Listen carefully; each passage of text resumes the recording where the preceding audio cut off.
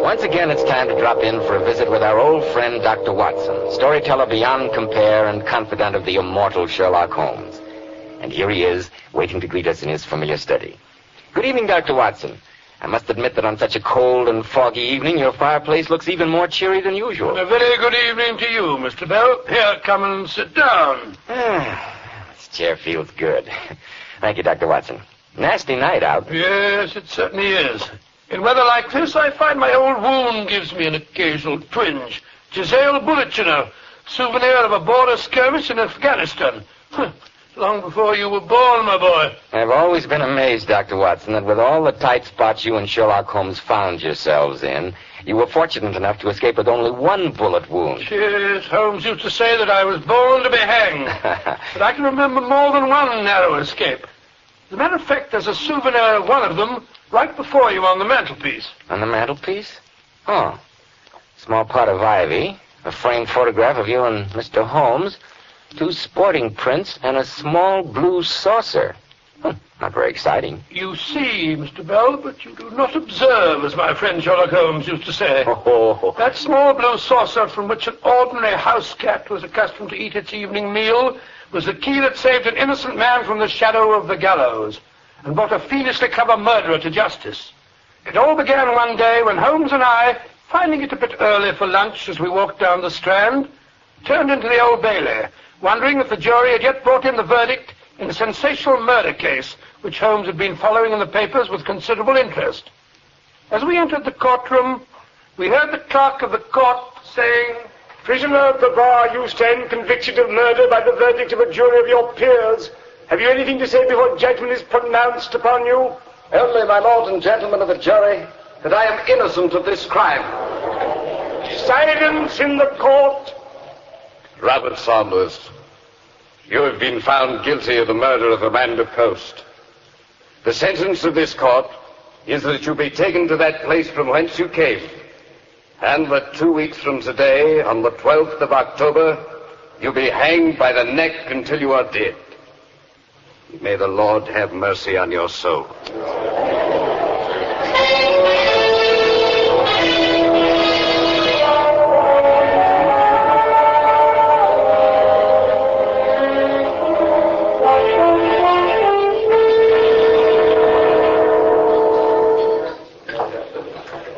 I must say that fellow Saunders had it coming to him, Holmes.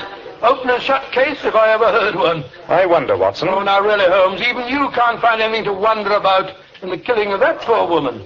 Her husband was away, that fellow Saunders saw his chance, broke into the house, robbed Mr. Post's cash box, and evidently woke up Mrs. Post.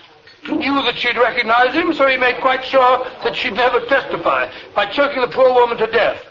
He then tried to burn the house down to conceal his crime. If you ask me, hanging's too good for him. The cash box is what intrigues me, Watson. And what, pray, is intriguing about the cash box? Why, that fellow Saunders admitted that he stole £8 out of it. Can you tell me, Watson, why any sane man, and I heard no testimony adduced to prove that Saunders was insane, should steal the sum of £8 out of a cash box that contained 65? Oh, let me see. Well, perhaps the fellow was suddenly frightened. Or the balance might have been in large notes that could have been traced. No way to the chops for me, the habits, Mr. Holmes. Oh, very good, sir. Sorry, Watson, but I can't accept your alternatives. Saunders' only defense, and I grant you that it was a feeble one, was that Mr. Post had owed him £8, and that was his reason for taking only that sum. Oh, delicious. They do chop here better than any place in London. I suppose you believe Saunders' story. Despite your evident amusement, I do. Well, all I can say, Holmes, is that... Look, that girl over there in the corner, the one who's crying into her handkerchief, didn't we see her in the court just now? Not only did we see her, but as you should know from the drawings which have been published in every newspaper these last few days, she's the fiancée of the convicted man. I said, Holmes, where are you going? Come along, Watson. My curiosity is aroused. Good heavens. The last time your curiosity was aroused, I found myself in the Sahara Desert in the middle of July. I beg your pardon, Miss Caldwell. Oh. I couldn't help noticing your evident distress. And although I don't wish to hold out any false hopes, let me assure you that I share your belief that your fiancé has been convicted of a crime of which he is innocent. You really... Oh, leave me alone. You're another of those newspaper reporters. I assure you, my dear, that I'm not. My name is Sherlock Holmes. Sherlock Holmes? Oh, Mr. Holmes, you really believe that Bob is innocent? Your fiancé, Miss Caldwell, is a young man of good education and very evident intelligence. I cannot bring myself to believe that he stupidly and brutally killed Mrs. Post to conceal a minor theft. Oh, Mr. Holmes, I can't tell you what it means to me just to hear you say that. Wait, even Mr. Briggs, when he was defending Bob in that horrible courtroom, didn't speak as though he believed Bob's own story. But it's true. I know it's true. I haven't much money, Mr. Holmes, but if It's you'll not only... a question of money, Miss Caldwell. I have an ingrained prejudice against seeing the innocent convicted. Suppose you come with Dr. Watson and myself while we pay a visit to the scene of the crime.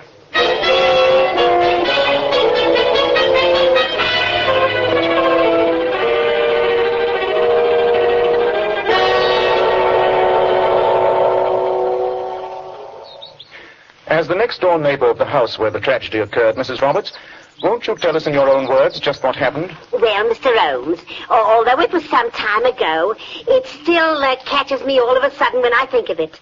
There takes me aback, it does. Sometimes I come all over dizzy like... Too much gin, if you ask me. Quiet, Watson. I can well believe it, Mrs. Roberts. But please, Mrs. Roberts, won't you tell Mr. Holmes what you remember? Well, that morning Mr. Post was going away on business to Brighton. Going to be gone a couple of days, he was. Now, around noontime, I happened to look out of my window. Not that I'm the type that's forever minding other people's business, you'll understand. And I seen him a-standing in the front door just as he was a-saying goodbye to her. Saying? But I understood from the evidence that Mrs. Post was stone deaf. When I say saying, I mean he was waving goodbye to her, like he always did when he went away. Did you see Mrs. Post wave back to him? Well, in a manner of speaking, yes. At least I seen the curtain move inside the front parlor window, so I guess she was a-waving to him from inside. It's fairly conclusive, Holmes. The poor woman was alive when her husband left, and she was dead after the fire. No one else could possibly have killed her. Bob didn't. I don't care what you say. And after Mr. Post left, Mrs. Roberts, what happened then? Nothing. I was busy with me housework, frying up a nice bit of fish for me old man's supper I was, and I didn't notice nothing next door until about 8 o'clock that evening. 8 o'clock? But the fire wasn't until midnight. But maybe it's silly of me to mention it. It wasn't anything important. When a murder has been committed, Mrs. Roberts, no fact is unimportant. Well, I never did. It was only at about 8 o'clock. A cat Minnie came scratching and yowling around me back door. Hungry she was. Most enlightening. No, really, Holmes. Was that the cat's usual habit, Mrs. Roberts? No. Amanda Post was loony about that cat. Gave it its supper every night at 6 regular. Liver she used to feed it at 6p a pound. Now, that's scandalous, if you ask me, with poor people starving. Yes, I see. Then what did you do? Well, I fed the cat, and then I went to bed. And the old man and I were as sound asleep as two blessed angels in paradise when we heard the fire engines.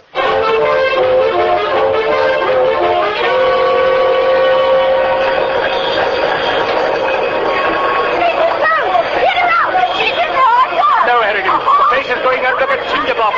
If there's anyone in there, there's nothing we can do for them now.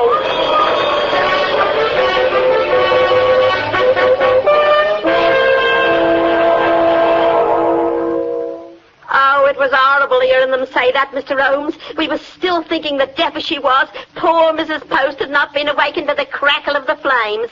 And it wasn't until the next day, when the men from Scotland Yard were looking around the wreckage, that they told us that she'd been strangled in her bed before the fire ever started. Strangled by that smooth-spoken, murdering young devil, that Robert Sands. No, it isn't true. That's a lie. Bob couldn't Control have... yourself, please, my dear Miss Caldwell. Thank you, Mrs. Roberts. I greatly appreciate the assistance you've given us. Good day. Oh, not at all, Mr. Holmes. It's been a pleasure, I'm sure. But, Mr. Holmes, all that woman's evidence came out in court. There's nothing there to help you set Robert free. Yes, I'm afraid you're right. I'm dashed if I can make head or tail out of that stream of nonsense that woman spouted at us. Don't be too hasty, Watson. I should like to call your attention to the curious incident of Minnie's supper. But that night the cat didn't get her supper. That was the curious incident. Oh,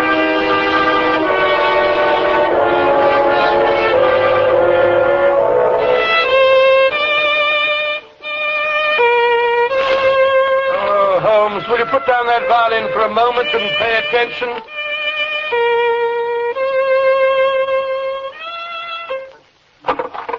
This is the third time since we got home that you've interrupted what I'm sure might prove a magnificent composition, my dear Watson. What's the matter now? Well, listen to this note. My dear Mr. Holmes, may I request your immediate presence at my home on a matter of the greatest possible importance. I enclose my cheque for 500 guineas as a retainer, signed Geoffrey Brookfield. In brackets, the Earl of Brookfield. 500 guinea retainer. You calmly sit here on Baker Street, playing the violin. If you like, you may write to Lord Brookfield and tell him that the paintings over which he's so worried have been sold by his son to provide jewels for the dancer with whom the young man is enamored. And send his cheque back to him with my compliments. Come in. Yes, Mrs. Hudson, what is it? A gentleman to see Mr. Holmes, sir. Mr. Post. Mr. Post? Oh, yes. Show him up, will you, please? Yes, sir. You act as though you expected this fellow Post. When I put a ferret down a hole, Watson, I usually do so in the expectation of starting a rabbit. You mean those questions of yours, Mrs. Roberts, this afternoon? Our garrulous friend, Mrs. Roberts, is not the type to keep a visit from Sherlock Holmes a secret from the neighborhood. Mr. Post, Mr. Holmes. Good evening, Mr. Post. Mr. Sherlock Holmes? Quite. And this is my friend and colleague, Dr. Watson. Good evening, sir. Doctor. Won't you sit down? Thank you, Mr. Holmes. I prefer to stand. I must confess I'm somewhat upset by what my former neighbor, Mrs. Roberts, told me this evening. Oh? What was that? That you and Dr. Watson and that young woman were asking questions this afternoon. There's nothing for you to be upset about, Mr. Post. But I confess that the unfortunate matter of your late wife's death had certain features which seemed to me odd, shall we say? But this morning, Saunders was found guilty and condemned to be hanged. I'm aware of that. But as long as you're here, Mr. Post, I'm sure you won't mind answering a question or two. Not at all. Though I fail to see... Oh, do sit down, Mr. Post. You're making me nervous, walking back and forth, back and forth. I'm awfully sorry, Doctor. Ever since this horrible thing happened, I can't seem to sit still. Yes, of course. I'm so sorry. This fellow Sanders, a former employee of yours, wasn't he, Mr. Post? He was. I sacked him. Fellow was always nosing about things that didn't concern him. And according to him, you still owed him £8 back wages. Oh, not a bit of truth to it. I'm sure there wasn't. After all, a matter of £8 could mean very little to you. You'll pardon my mentioning it, Mr. Post, but you must be a man of considerable wealth now. If you mean since my wife's death, yes, I am. When I came to England from Australia a couple of years ago, all I had was a few £100 and some business experience. I met and married my dear Amanda within the past year, Mr. Holmes, and a finer wife no man ever had. I can assure you that I'd give all the wealth she left me, and a dozen times over, to have her back with me. Of course. The sentiment does you credit, sir. Quite. And now that I've met you, Mr. Post, let me assure you that any doubts I may have had in the matter are entirely resolved. I'm glad to hear it, Mr. Holmes. You'll pardon my intrusion, but, well, you understand. Yes, indeed, sir, indeed. Good night, gentlemen. Good night, sir. Good night, Mr. Post. Pleasant fellow. Well, Holmes, I'm glad that your doubts have finally been set at rest. Yes. Any lingering doubts I may have had as to Sanders' innocence have now been completely removed. Huh? Sanders' innocence? Watson, does it occur to you that there's something about our friend Mr. Post that doesn't quite ring true? Oh, come, Holmes. Seemed to me a fine, upstanding fellow. But did you happen to notice his curious way of pacing up and down? Well, the poor man's overwrought. Probably can't keep still. It's natural enough, being a doctor. Our sitting room, Watson, is 23 feet in length, with no obstructions in the area where Mr. Post chose to do his pacing.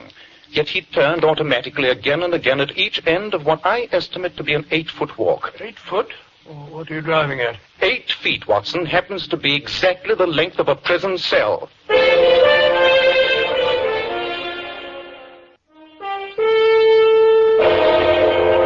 And now, Dr. Watson, what did Sherlock Holmes do after he called your attention to the odd behavior of Mr. Well, Post? it was too late that night for us to do anything. Although Holmes did send off a cable to Australia asking for all available information on the mysterious Mr. Post. But bright and early the next morning, Holmes and I set off in a hansom cab, almost before I'd finished my breakfast. Our destination being the fire brigade station nearest the late Mrs. Post's house. You're convinced the fire was incendiary, Captain? Oh, no question in my mind at all, Mr. Holmes. Blazing like a Guy Fawkes piece it was by the time we got there. After we finally had to wet it down, there was a smell of paraffin oil strong enough to choke you all over the place. So you very rightly sent for the police? Oh, I did that, sir, just as soon as I found that poor woman lying dead in her bed, or was left of it. Though I thought she died of suffocation. Well, the medical evidence that she'd been strangled before the fire started was clear enough. I know Dr. Richardson, a sound man, very sound. And it was you who found the cash box, Captain? Yes, Mr. Holmes.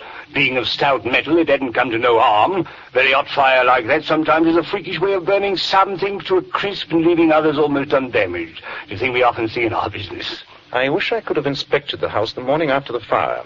Watson, this shows you the disadvantage of attempting to follow a cold trail. Well, I'm sure I don't know what you expect to find. I don't know myself, but there must be something. Perhaps it won't do you any good, Mr. Holmes, because it's a regular rag-bag collection of odds and ends. But most of the things from Mrs. Post's bedroom are right back there on that table in the corner. Those that weren't too badly burned. They would have been thrown out this morning. The police made us keep them until after the trial. Capital. Capital. Well, you're welcome to take a look at them, sir. Phew. Smells more like a salvage sale. Curious-looking collection. And what is that horrible-looking object? Some kind of a stuffed fish that was mounted on a plaque. It says, souvenir of Brighton. And over there is the poor woman's horsehair pillow. That's hot stuff to burn. What's this? A Bible with its covers burned off. And an alarm clock that had been on the bureau. It was still running when we picked it up, as a matter of fact. Set for noon, I see. And this strange-looking thing turned out to be the late Mrs. Post's corset, all that was left of it. Rather gruesome, I must say. Makes me think of the relics we'll all have to leave behind when we shuffle off this mortal coil, eh? Don't be morbid, Watson. Oh, sorry. And here's some silver that was on the dresser. And these pieces of the pitcher and basin and the soap dish. I'm afraid that's the whole collection. Well, not much to be learnt from that, eh, Holmes? As I've told you on previous occasions, Watson, you see, but you do not observe. And what, may I ask, is to be observed from this insanitary and odorous collection? Only enough, I trust, to remove Robert Sanders from the shadow of the gallows and to substitute the estimable Mr. Post in his place. Good gracious me.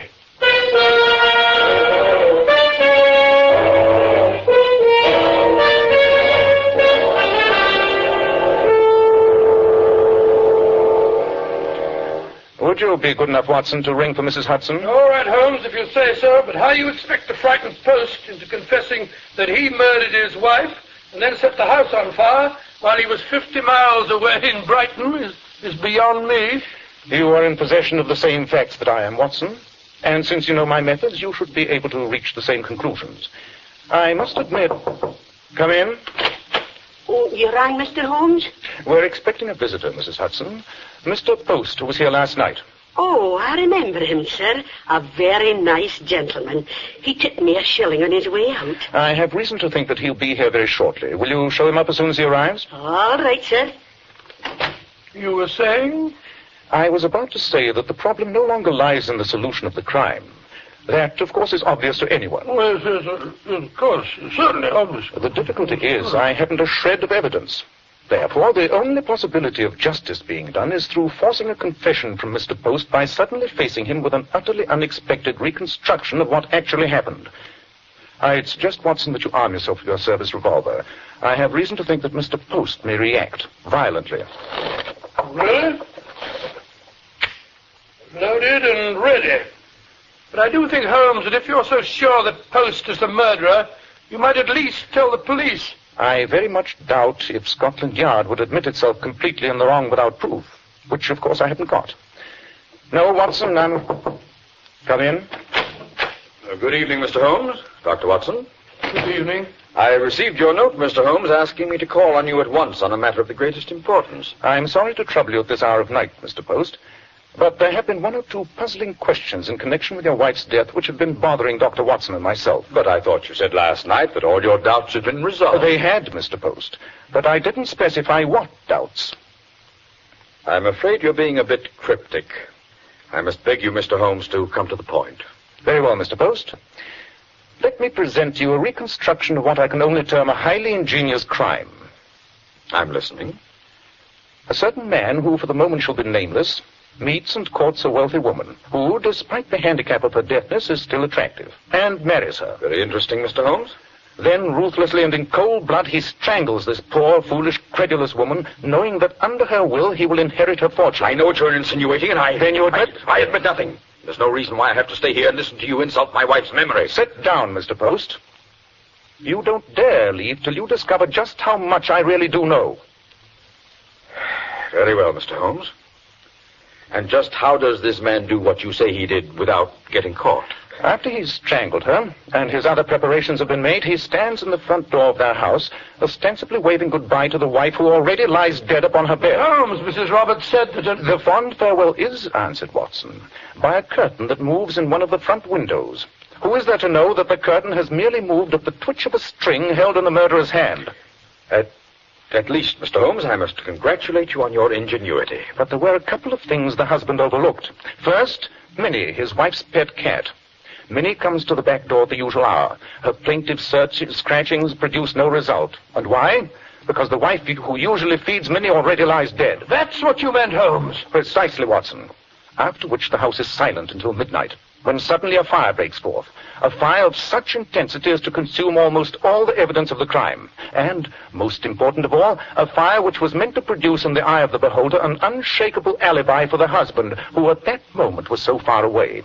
The fact that Sanders chose to break in that same night was sheer good luck for the murderer, for it gave the police a ready-made suspect. And now let me ask you one question, Mr. Holmes. Just how did the husband of whom you speak produce this conflagration while he was at least 50 miles away? Probably by means of some simple attachment connected to the alarm clock in his wife's room, which was set to go off at 12 midnight, Watson, not 12 noon, as you surmised. Good heavens, Holmes. An attachment which was later destroyed by the heat of the fire. Very pretty piece of fiction, Mr. Holmes. Of course, it would never stand up in a court of law. I'm not so sure, Mr. Post. Oh, I am. After all, it would just be your word against mine. Yes. The word of Sherlock Holmes against that of an ex-convict. Why, you... Two of whose previous wives died in Australia under suspicious circumstances. I won't listen to any more. What's been said is sufficient. He'll never get me for those other two, nor for this one. Then either. you'll do it, Nick. Yes, yes. I killed my wife, but you never see me... Nice work, Watson. Is he badly hurt? I don't think so. Just a flesh wound in his shoulder. Knocked him out for a few minutes, that's all. He'll live, I'm afraid. Watson, if you hadn't shot first... Oh, it's nothing, my dear fellow, nothing at all. Don't mention it, fellow. Tell me, how did you ever deduce that whole story just from the fact that the cat didn't get her supper? I didn't, Watson. Oh, you said that... The incident of the cat's supper served to make me suspicious.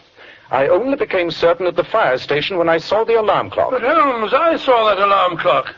Seemed like a perfectly ordinary clock to me. As I remarked before, Watson, you see, but you do not observe.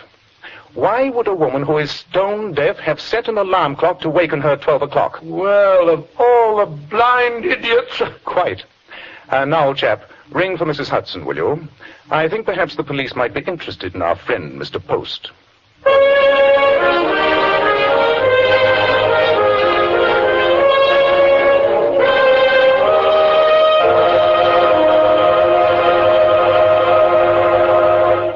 Was Mr. Post convicted, Dr. Watson? Oh, he was, Mr. Bell, when he was confronted with the evidence in court, plus the cablegram that Holmes had received from Australia, telling about Post's rather murky past.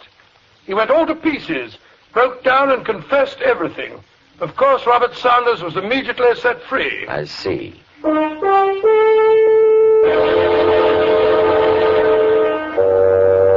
Tonight's new Sherlock Holmes adventure was suggested by an incident in Sir Arthur Conan Doyle's story, The Boscombe Valley Mystery. Nigel Bruce appeared by permission of California Pictures, and Tom Conway through the courtesy of Eagle Lion Pictures. This is Joseph Bell speaking for Kreml Hair Tonic and Kreml Shampoo.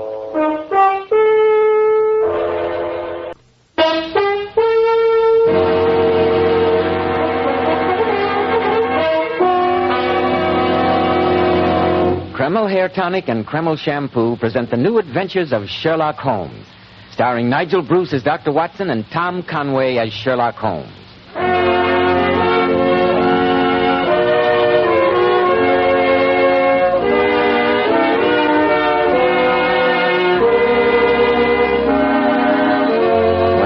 once again it's time to keep that weekly date with our good friend and host, Dr. Watson. Let's join him, shall we? Come in, Mr. Bell. Good evening, Dr. Watson. Good evening, my boy. How are you feeling after your Christmas holiday? Remarkably well, thank you, Mr. Bell, considering how extremely hospitable my friends have been.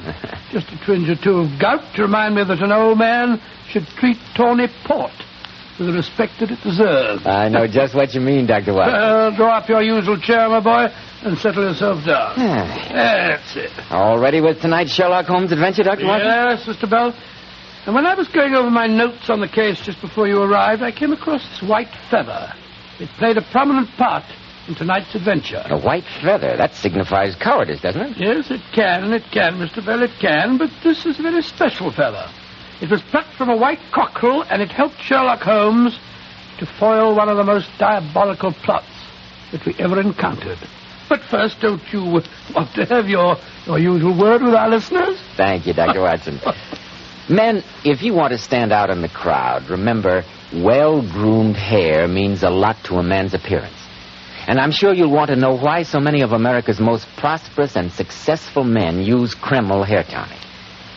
You see, Kreml contains a special combination of hair-grooming ingredients which is found in no other hair tonic. This is why Kreml gives a man's hair such a natural, well-groomed look. It keeps hair neatly in place longer, too. Yet Kreml never leaves the hair looking or feeling greasy, sticky, or dirty. Just make this test, men. After you apply Kreml, rub your hand over your hair. Notice how delightfully clean your hair feels. Notice how no greasy film comes off on your hand or on your hat band. Kreml always gives your hair such a handsome, clean-cut appearance. At the end of the day, your hair looks just as neatly groomed as when you combed it in the morning. Buy a bottle at any drug counter. Kreml, Kreml hair tonic. Now, Dr. Watson, how about the story of the white cockerel? Well, Mr. Bell, that adventure took place after Sherlock Holmes had given up his regular practice and retired to his bee farm on the Sussex Downs. I was staying with him there for a few weeks' holiday, and I remember coming down to breakfast one morning to find my old friend, his pipe clenched between his teeth, squatting on a stool, examining the contents of a large metal box at his feet. As he threw back the lid, I could see that the box was half full of papers. Papers tied up with red tape in separate packages. After sorting through them for a few moments, he turned to me and said, "A box of secrets, my dear Watson. A box of deep, dark secrets." Are they the records of your early cases, Holmes? Yes, my boy. These were all done before my biographer had come to glorify me. I've often wished that I had the notes on them. So that you might transmute my little adventures into those rather florid stories of yours? My stories aren't florid. They're factual accounts of what happened. Oh, don't be hurt, my dear fellow. It's much too early in the day. Well, Watson, perhaps someday the world will hear of these cases. They're not all successes, but there are some pretty little problems among them. I'm sure there are. For example, here's the record of the Tarleton murders. And here's the case of Banbury, the wine merchant. What happened to him? He died, Watson, under peculiarly horrible circumstances. Oh, really? That case was one of my failures, I'm afraid. Aha! This adventure was really a little recherche. It's a full account of Ricoletti of the clubfoot and his abominable wife. Yes, I vaguely remember her dreadful woman. Ghosts from the past, Watson. Ghosts to remind me that my heyday's long past. Rubbish. I'm quite sure that if a case were to present itself at this moment, you'd be totally unable to resist it. You're wrong, old chap. Look at this note. Arrived just before you came downstairs. Mr. Manderby, the local squire, apparently needs my help. And yet I assure you I'm not in the least tempted to give it to him. May I see it? Certainly. Yeah. Let's have a look. Dear Mr. Sherlock Holmes, I need your help desperately. Have the goodness to call on me as soon as convenience permits. Continued theft of chickens may appear to be a small matter. Chickens, good gracious me. But I assure you that there are sinister forces at work. Asking you to catch a chicken thief. Well, really, Holmes. Yes, Watson. Chickens. Something of a come-down, isn't it? Well, do you know this, Mr. Manderby? No. But surely his handwriting gives you a clue to his character. Well, it's legible and regular. A man of business habits, I should say, and of some force of character. No, Watson. Oh, sorry? Look at his long letters. They hardly rise above the common herd. That D might be an A, and the L an E. Men of character always differentiate their long letters, however illegibly they may write.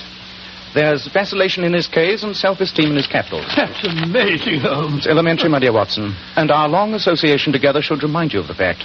I'm afraid you're getting rusty. Well, perhaps you're getting rusty too, Holmes. And since the sun is shining, and this letter comes from a neighbor of yours, it might be rather interesting to... Call on Mr. Manderby. Exactly.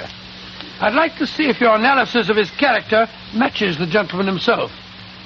In any case, Holmes, he may really be in trouble, you know. Watson, you're like an old war horse hearing a nearly forgotten bugle. Yeah, I dare say, Holmes.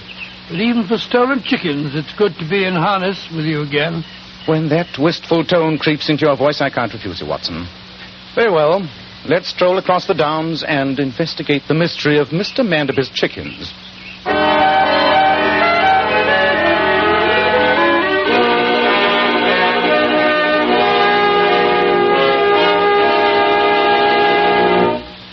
Mr. Holmes, I'm glad you and your friend came here so promptly. It would seem to me, Mr. Manderby, that your wisest course would have been to call in the local police. I did. And the idiot scoffed at me. Indeed, Mr. Manderby? Why? Well, they said if they had to track down all the chicken thieves in these parts, they'd have no time for their more important duties. I must admit that I can follow their reasoning, sir. Well, I can't, since they seem to spend most of their time playing skittles in the Star and Garter. The local sergeant appears to have been selected for his complete lack of grey matter. Hasn't one iota of imagination. He's unable to see in what respect this differs from an ordinary chicken theft. Well, in what way does it differ, Mr. Manderby? Well, the chicken coops were broken into with considerable ingenuity. The thief could have taken all he could carry. But he stole only one chicken, a white cockerel. A white cockerel? When did this take place? Early last evening. That was when I sent my note to you, Mr. Holmes. But in the early hours of this morning, a burglar broke into the house itself. And what was stolen this time? Again, the thief took only one object. My daughter's hairbrush. Does your daughter know of these thefts? No, I didn't tell her. The child's full enough of peculiar fancies as it is. A white cockerel and a hairbrush. Mr. Manderby, I came here against my better judgment, but thank heaven I did. Please let me talk to your daughter at once. Unless I'm very much mistaken, there's devil's work afoot.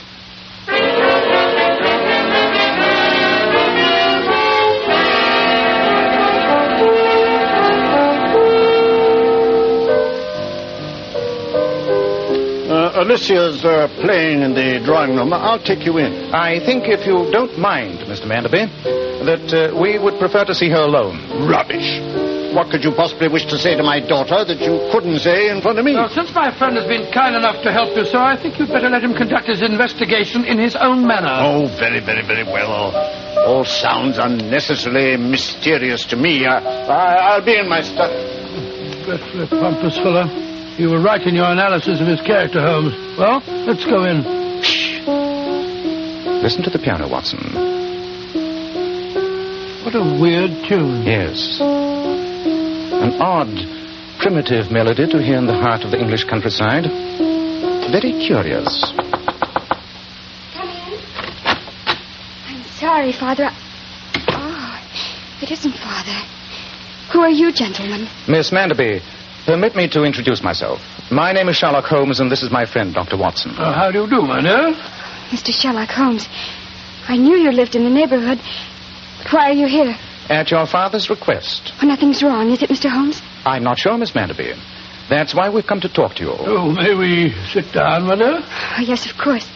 Please forgive me. Thank you, sir. You play the piano excellently, Miss Manderby. Have you ever thought of concert work? Concert work? Oh, no, sir. Papa'd never allow it.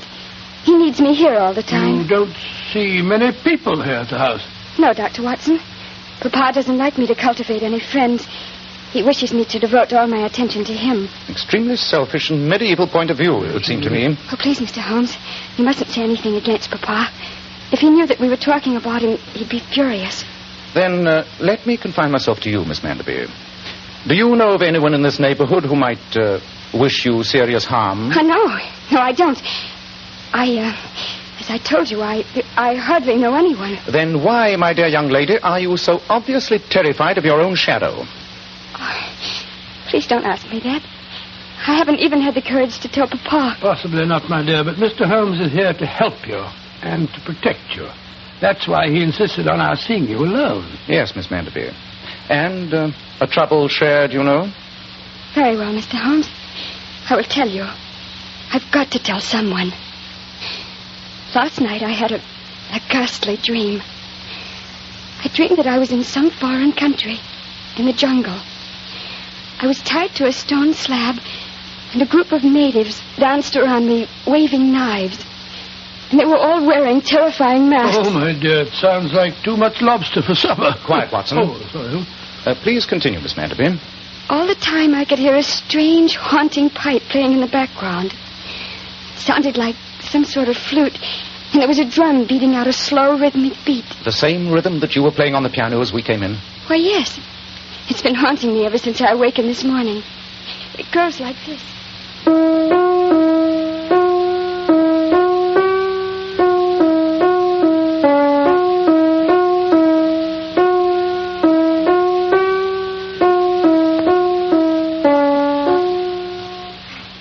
Suddenly, Mr. Holmes, I awakened from the nightmare, but I could still hear the melody continuing. I went to the window, and in the moonlight, I saw a tall man walking below. Could you recognize him? No, Mr. Holmes. He was disappearing through the shrubbery, and his back was turned. But his hands were raised to his mouth. And I could hear the same melody being played on some kind of flute.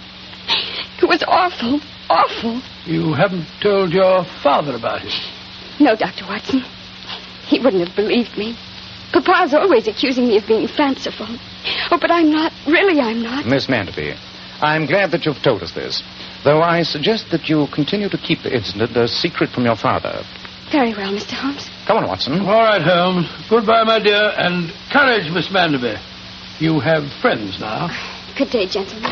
And thank you. Holmes, what the devil's all this about? When I can answer that question, Watson, the case was solved. As it is, there's work to be done. Ah, there you are, Holmes. Yes, Mr. Manderby. Here we are. Yeah, I hope you found out what's wrong with the lassie. She hasn't been herself today. A change from her normal self, where you are concerned, might be a benefit, sir. Yes, indeed. The poor girl seems completely terrified of you, sir. The problem of my daughter's relationship with her father is no possible concern of yours. I asked you here on a simple matter of detection. Detection, yes, but far from simple. I warn you, you're in serious danger of the loss of a great deal more than a white cockerel and a hairbrush. Be on your guard, Mr. Manderby. Dr. Watson and I must conduct a little investigation in the village. You may expect a call from us later in the day.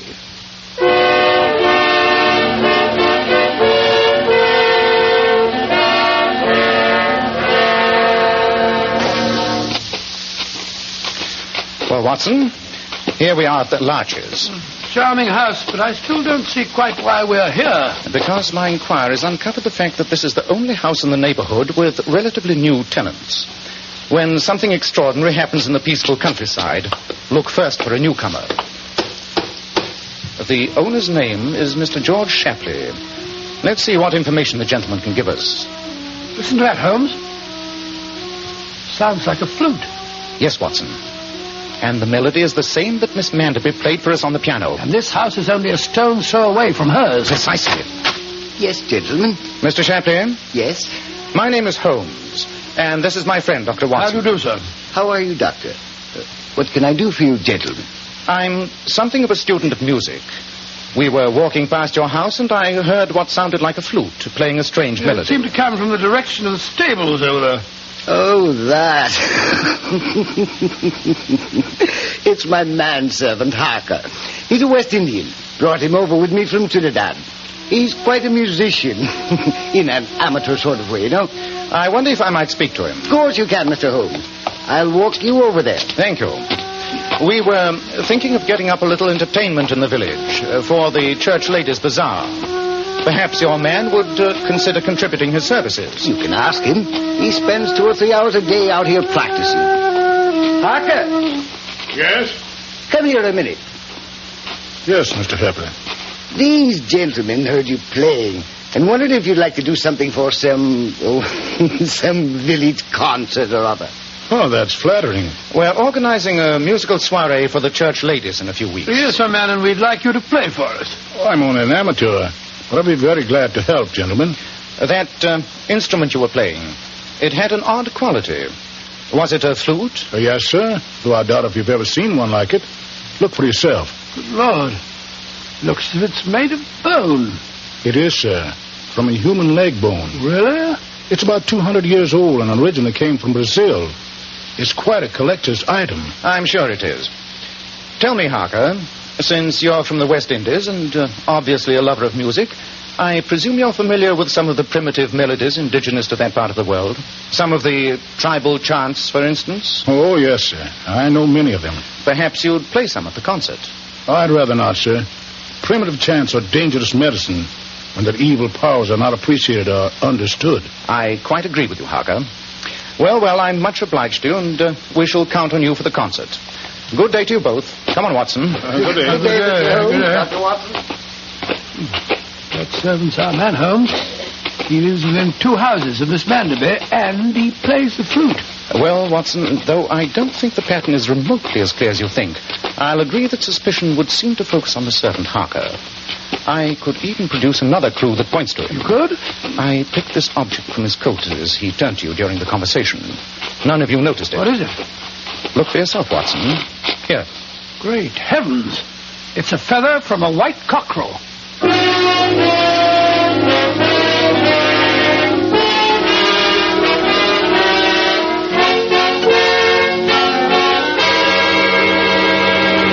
Holmes, I thought you said we were going back to Mr. Manderby's house before the day's over. We are, Watson. Why are we back here at your bee farm? It's 8:30 in the evening now. We shall call on Mr. Manderby before long. My investigations are complete. What luck did you have with I yours? did as you told me and made exhaustive inquiries in the village. With what results? I couldn't find out much about Mr. Shapley. Nobody knows anything about the man except that he has a foreign manservant and that he paid cash for his house and deposited a large sum of money in the local bank. What did you discover? I see that you've been up to your ears in reference books. Yes, Watson. Books concerning the peculiarly revolting ceremonies connected with voodooism. Voodooism? That's black magic. But flourishing in our English countryside, apparently.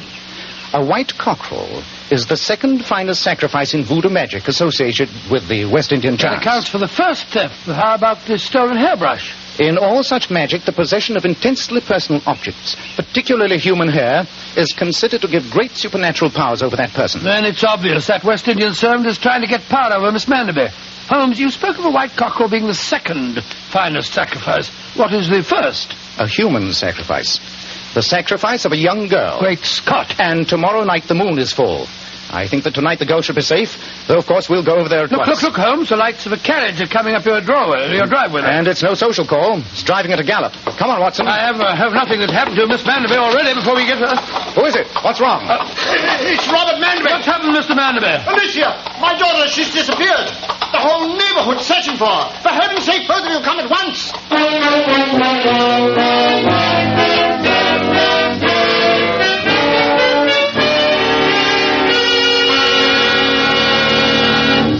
We'll find out in a moment what Sherlock Holmes decides to do now. But first, men, why not start today and take better care of the hair you've got? Remember, one of the first requisites of handsome, healthy-looking hair is a hygienic scalp.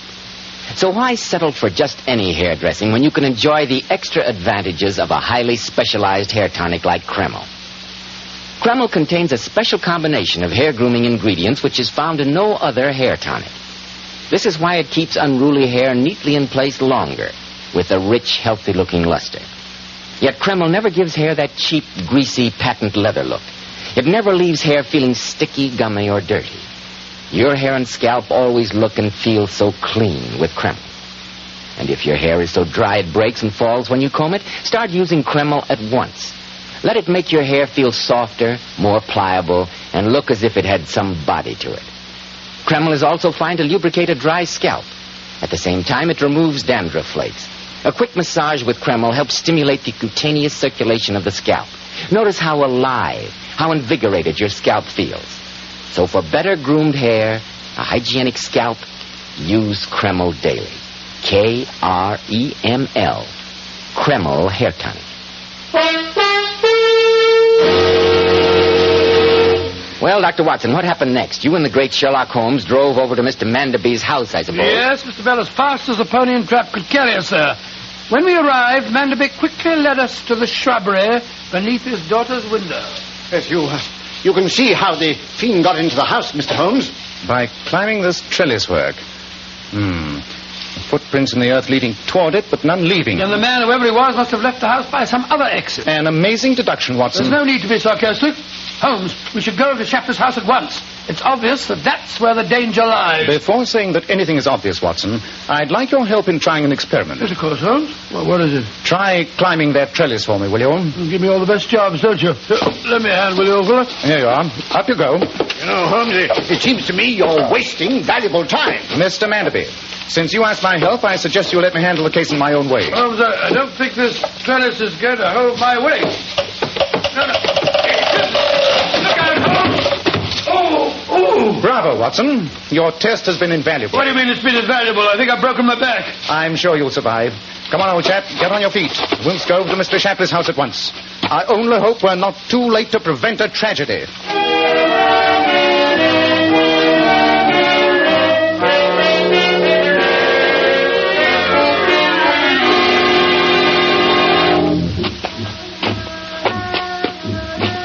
There's a light coming from the stables, Holmes.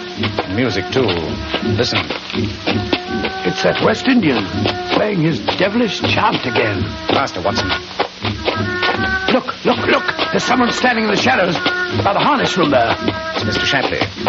Good evening, sir. Mr. Holmes, Dr. Watson, thank heavens you're here. What's wrong, Mr. Shapley? Look in that empty stall there. You can see through the broken plank in the wall. The one where the music's coming from. Good heavens. Look, Holmes.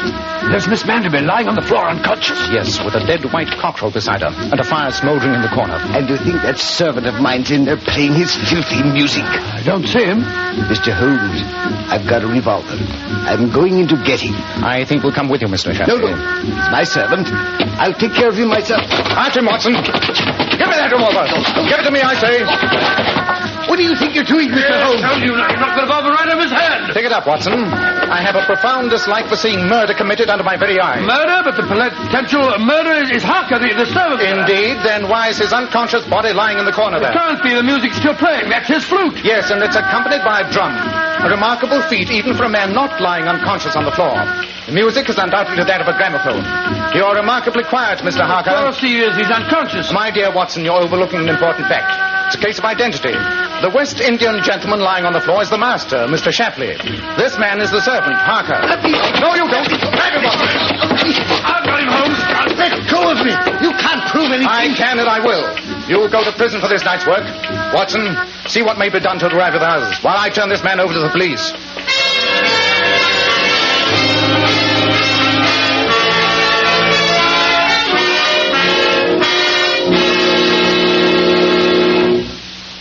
How is Miss Manderby, Watson?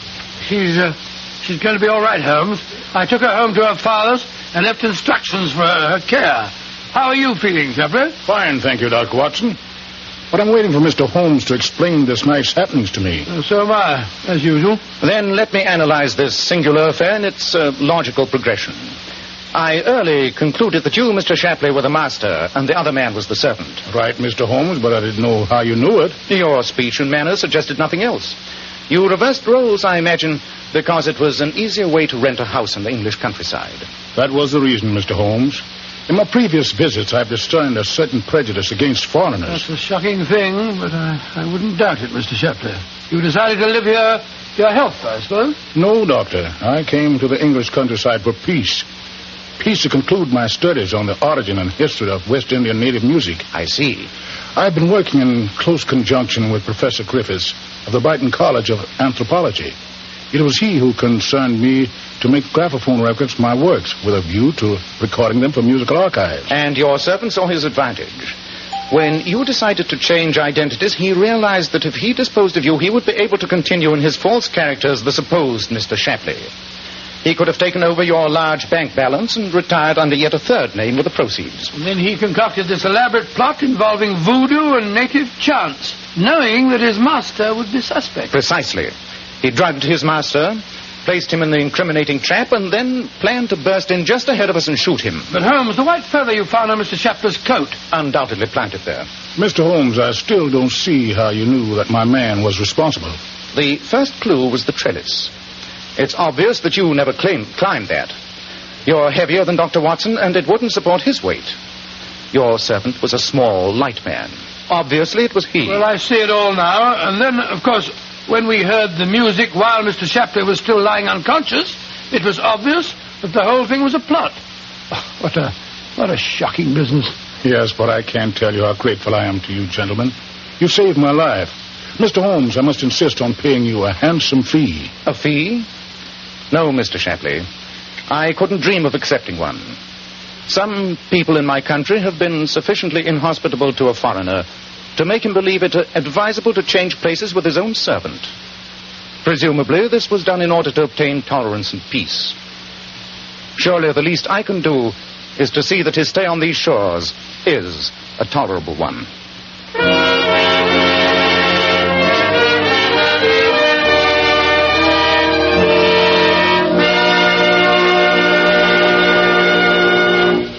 Girls, I imagine most of you are planning to go out to a party or a dance on New Year's Eve, or perhaps just spend a quiet evening with friends. Naturally, you want your hair to look its best. So why not follow this beauty tip from those divinely beautiful Powers models? We wash our hair with Kreml shampoo.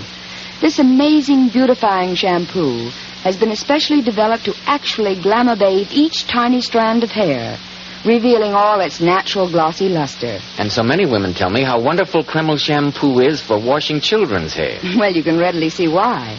Because Kreml shampoo is so mild and gentle on the hair. Its luxurious active foam removes all loose dandruff as well as the dirt. Girls, if only you could see how Powers model's hair fairly radiates natural glossy highlights, I'm sure you'd want to try Kreml shampoo right away. You can buy a bottle at any drug counter. Kreml, Kreml shampoo. Now, Dr. Watson, what about next week? Well, Mr. Bell, next week I think I'll tell you a story I call the Darlington Substitution Case. It's a strange story how Holmes saved a prominent British peer from scandal and disgrace by exercising the judgment of Solomon.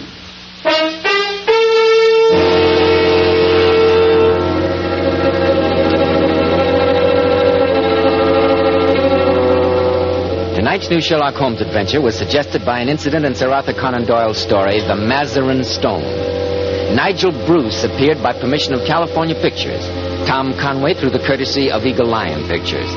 This is Joseph Bell speaking for Kreml Hair Tonic and Kreml Shampoo, and inviting you to be with us next week at this same time when Dr. Watson will tell us about the Darlington Substitution Case.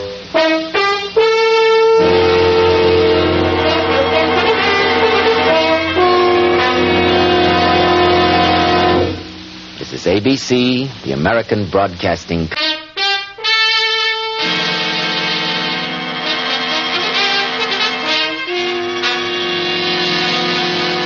Kreml Hair Tonic and Kreml Shampoo present the new adventures of Sherlock Holmes, starring Nigel Bruce as Dr. Watson and Tom Conway as Sherlock Holmes.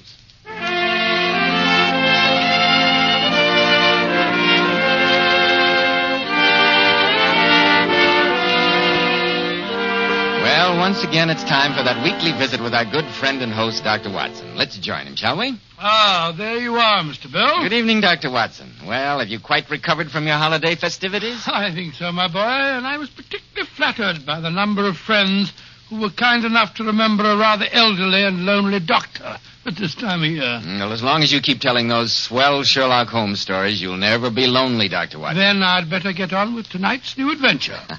It involved us in one of the most shocking scandals of the 19th century. A scandal that, had it ever emerged in the light of day, might easily have brought ruin and disgrace to one of the most famous men who ever came a member of the House of Lords. Well, this one I've got to hear. But first I have a message for our listeners. Today, more than ever before, I think men realize how important it is to keep their hair neatly groomed. And men, may I ask you this about the preparation you use? Does it give your hair that old-fashioned, greasy, patent leather look? When you run your hand back over your hair, does your hair feel greasy, sticky, or dirty? Does grease come off on your hand or hat band? If it does, then be smart, men. Change at once to Kreml Hair Tonic. This highly specialized hair tonic contains a special combination of hair grooming ingredients which is found in no other hair tonic. That's why Kreml keeps your hair in place longer with such a handsome, well-groomed look. When you use Kreml, you can run your hand back over your hair, and, men, it's really a pleasure. No grease comes off on your hand. And I'm sure you'll enjoy the way Kreml always looks and feels so clean on your hair and scalp. Let it keep your hair looking handsome at all times. Buy a bottle of Kreml at any drug counter. Ask for an application at your barber's. Kreml, Kreml Hair Tonic. Now, Dr. Watson, how about the 19th century scandal in which you and the great Sherlock Holmes became involved? Well, Mr. Bell, that adventure began in the very early days of the great man's career. World acclaim and handsome fees were some years ahead of him. And in those times we spent many long evenings discussing whether a decent living could be obtained by the practice of criminal detection. On the day that this particular story began, we just finished our breakfast. Holmes, a curved pipe clenched between his teeth, was scanning the personal columns of the morning paper. I can almost hear him now, as he said... Dear me, Watson, the agony column of the Times is more than usually barren this morning. Are you looking for a possible client, Holmes? Naturally. Since we already owe Mrs. Hudson for 2 months' rent here, and our doorbell has been frighteningly silent during that period, I must see what possible service I may render these unhappy correspondents. Well, I glanced over the column, but I couldn't see anything very promising. No, Watson, it's a rag bag of bizarre happenings. What a chorus of groans, cries, and bleatings. One skims through them, and what does one glean? Lady with a black boa at the Prince's Skating Club wishes to meet gentleman who was kind enough to... That we may ignore, I think. Yes, she doesn't sound as though she needs your services or here's mine. Madam. Surely Jimmy will not break his mother's heart. That appears to be irrelevant. If the lady who fainted on the top deck of the Brixton bus... She doesn't interest me either, Watson. No, probably anyone else who wasn't on that bus. Every day my heart longs for... bleat, Watson. All this twaddle is unmitigated bleat. Very disheartening, Holmes. You haven't had a case for over 2 weeks. Yes. Sometimes I think I chose the wrong profession. What do the public, the great unobservant public who can hardly tell a weaver by his tooth or a compositor by his left thumb, care about the finer shades of analysis and deduction? As to my own little practice, it seems to be degenerating into an agency for recovering lost lead pencils and giving advice to young ladies from boarding schools. Holmes, come over here to the window. What's wrong, Watson? Look at that man walking down the street. He's looking at the numbers of the houses. Let's hope 221B is the number he's searching for. What do you make of him, Watson? Let me see. What do I make of him? Well, I'd say that he is a foreigner. Yes, foreigner. Look at those flashy clothes and his pointed moustache. Oh, don't be misled by externals, old chap. Observe the steady, controlled gait. No trace of the light agility of the Latins or the military heaviness of the German. No, Watson. I think an English gait in foreign attire would suggest an expatriate Englishman, only just returned from a stay abroad. He is coming here, Holmes. Meet him on the stairs, Watson. It'll save Mrs. Hudson a trip. Yes, all right you are. It's all right, Mrs. Hudson. How do you do, sir? How do you do? Would you please come along up? That's right, sir. Straight up here. In here. Which of you fellows is Sherlock Holmes? I am, sir. And your name is... Tremaine. Reginald Tremaine. I'm Dr. Watson. Sit down, won't you, Mr. Tremaine? My business won't take long. Holmes, I need protection, and I'm prepared to pay for it. Protection from what? My life's been threatened. The police wouldn't do a thing for me, so I've come to you. I'm told you detective fellows will do anything for money. Oh, really? Then you've been misinformed, sir. My friend... Your friend is very interested in Mr. Tremaine's problem, Watson. Pray continue, sir. Holmes, I want you to warn my cousin. Tell him you'll get nowhere by threatening me. Frighten the wits out of him if you can. I'll give you £20, and another 20 if I need you again. And who is your threatening cousin? Lord Darlington. Oh, really? Charming fellow. He's a scoundrel. But his title impressed Scotland Yard. That's why they wouldn't help me. Well, even a title can be vulnerable. A public scandal would shake him. And that's what is going to happen if he threatens me any more. And you can tell him so from me, Holmes. I've always heard of Lord Darlington as the very model of an English aristocrat. Why should he threaten you, Mr. Tremaine? That's none of your business. Oh, my soul, Daniel. Your job is to see that he doesn't carry out his threat of thrashing me within an inch of my life. Very well. For £20, I shall warn Lord Darlington that I stand between you and a thrashing. The fee will be paid in advance, please. I have it in this envelope here. And I expect immediate action, Holmes. You shall have it, Mr. Tremaine. Holmes, the man's insufferable. Why'd you take on the case? He's a bounder. Let him get thrashed. These 4 crisp £5 notes persuade me otherwise, Watson. We owe money to Mrs. Hudson, and your medical practice shows little signs of picking up.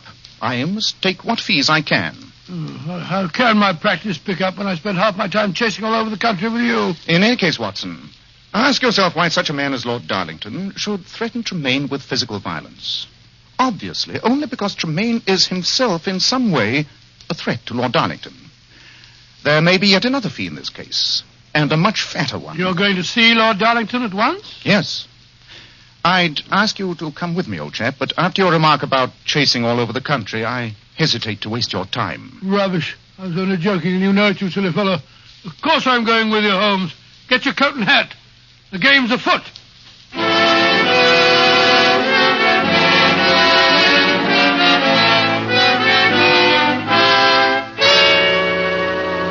£10,000, my dear cousin, or the scandal will be spread all over London. It's preposterous, Reginald. And I warn you that if you continue in this vein, you'll get that thrashing, I promise. Oh, no, I won't. I've engaged a detective fellow by the name of Sherlock Holmes. He's going to act as a bodyguard. So you'd better not try any tricks. He should be here any moment. How dare you bring a stranger into this mess? How dare you? That's right, my dear cousin. Bolster up your courage with the brandy bottle. Be quiet, Reginald. It'll cost you £10,000 to keep me quiet. I won't pay it. The scandal will make pretty readings in the newspapers. Before we go any further, Reginald, I insist on one thing. I shall bring Lady Darlington to here, and you must make this shocking accusation to her face. I shall be delighted to. Yes, Jenkins, what is it? Excuse me, Your Lordship, but there's a Mr. Sherlock Holmes and a Dr. Watson to see you. I told them that you were engaged, but they seem most insistent. Better have them come in, my dear cousin. We may need independent witnesses. Oh, very well. Show the gentleman in, Jenkins. Yes, Your Lordship. And then if you'll ask Lady Darlington to come here, I'll be very glad to make my accusation in public. It's blackmail, Reginald. That's what it is. You'll never get away with it. Won't I? I think you'll be surprised. Mr. Sherlock Holmes and Dr. Watson. Allow me to introduce my cousin, gentlemen, Lord Darlington. How do you do? Jenkins? Yes, Your Lordship. Ask Lady Darlington to step in here for a moment. Yes, Your Lordship. Lord Darlington, I greatly admired your speech in the House of Lords on tax reform. I only wish we had met under different circumstances. As it is my duty to... Oh, that's all right, Holmes. I've already told my dear cousin that I'd engaged your services. I want you both here as witnesses. Witnesses? To what? Reginald has made a shocking accusation. As soon as my wife comes here, I'm going to insist that he repeat the statement to her face. Now, there you are, Clara. I just put Gordon to sleep, dear. Hello, Reginald. How are you, Clara? My dear, I want to introduce Mr. Sherlock Holmes and Dr. Watson. How do you do? Well, do sit down, won't you? Albert, what's wrong? You all look so dreadfully serious. Clara, my dear, Reginald has made a shocking accusation. It concerns you, and I insisted that he repeat it in your presence. An accusation against me? Yes, Clara, my dear. You see, I'm requesting a paltry sum for concealing my knowledge of the Darlington substitution scandal. Substitution? What on earth do you mean? Well, who should understand me better than you? The baby asleep upstairs, the supposed heir to the Darlington title, is not your child. That's a lie. How dare you say that, Reginald? Lord Darlington, surely you were present at your son's birth? Well, as a matter of fact, I wasn't. I was abroad on government business at the time. My wife went to the country with a paid companion. My son was born there. Oh, no, my dear cousin. A son was born there, and then it was passed off as yours. That's a foul lie. Albert, make him leave this house. I'm afraid, Clara, my dear, that, well, he's threatened to go to the newspapers. We must hear him out. Lord Darlington, surely the matter is not hard to settle. You say your wife had a companion. Confront her with a story. She can establish the truth of the matter. Yes, of course she can, but where is she? I haven't seen Maud Harris since she left me a year ago. Then I have a surprise for you, Clara. She's waiting in my cab outside now. I'll tell Jenkins to send her in. Jenkins? Yes, sir? Ask Miss Harris to join us. She's waiting in my cab. Yes, sir. Albert, I don't know what devil's work Reginald's up to. But you don't believe him, do you? Of course not, Clara, darling. Mr. Tremaine, how did you get in touch with this Miss Harris? For an employee, you ask a lot of questions, Holmes. I met Maud Harris at Brighton last week. As soon as she knew I was the black sheep of the Darlington clan, she thought we might profitably put our heads together. And so you organized with the idea of blackmailing this poor lady. Such a valuable secret is surely worth a few £1,000s, Dr. Watson. Maud. Yes, Lady Darlington, it's me. You're just in time to settle a most important truth. I'll handle this, Reginald. Young lady, as I understand it, you claim to know that the boy lying upstairs is not my son. Who should know better, your lordship? He's mine. Maud, how can you tell such a lie? It's no lie, and you know it, Lady Darlington. Your child was born dead. Albert, make her stop saying such things. Clara, my dear, control yourself. Let's hear this shocking tale to the end. Well, go on, young woman. You were abroad, Lord Darlington. When her ladyship lost her child, she was terrified. She knew how much you longed for a son, and she made this plan. Oh. I was a widow, and I was going to have a child, too. We fooled the villagers, even the doctor, by giving each other's names. And so my son was born as the Darlington heir. Maud, that's the most shocking lie I've ever heard. I can't stay here and listen to any more of it. Mr. Holmes, I understand you're a man of discretion and ability in such matters. What am I to do? I would like to ask this young lady a few questions. Miss Harris, why have you chosen to reveal the supposed truth now? I thought that money could compensate me for the loss of my boy. But I was wrong. A mother's love can never be stifled. Indeed, then I suppose Mr. Tremaine's plans for blackmail are purely incidental. Oh, keep out of this, Watson. It's no affair of yours. Establishing truth and justice is anybody's business, my good man. Mr. Holmes, I'll pay you any fee you name to disprove this monstrous story. Oh, no, you don't, my dear cousin. Holmes is employed by me. Mr. Tremaine, I've undertaken to protect your physical safety. That pledge I will keep. Otherwise, I'm a free agent. Then you'll accept my commission? Yes, Lord Darlington, on one condition. And what's that? You have asked me to disprove this story. I would prefer that you ask me to establish the truth. Of course, Holmes, and spare no expense. Remember, the honor of the Darlingtons is at stake.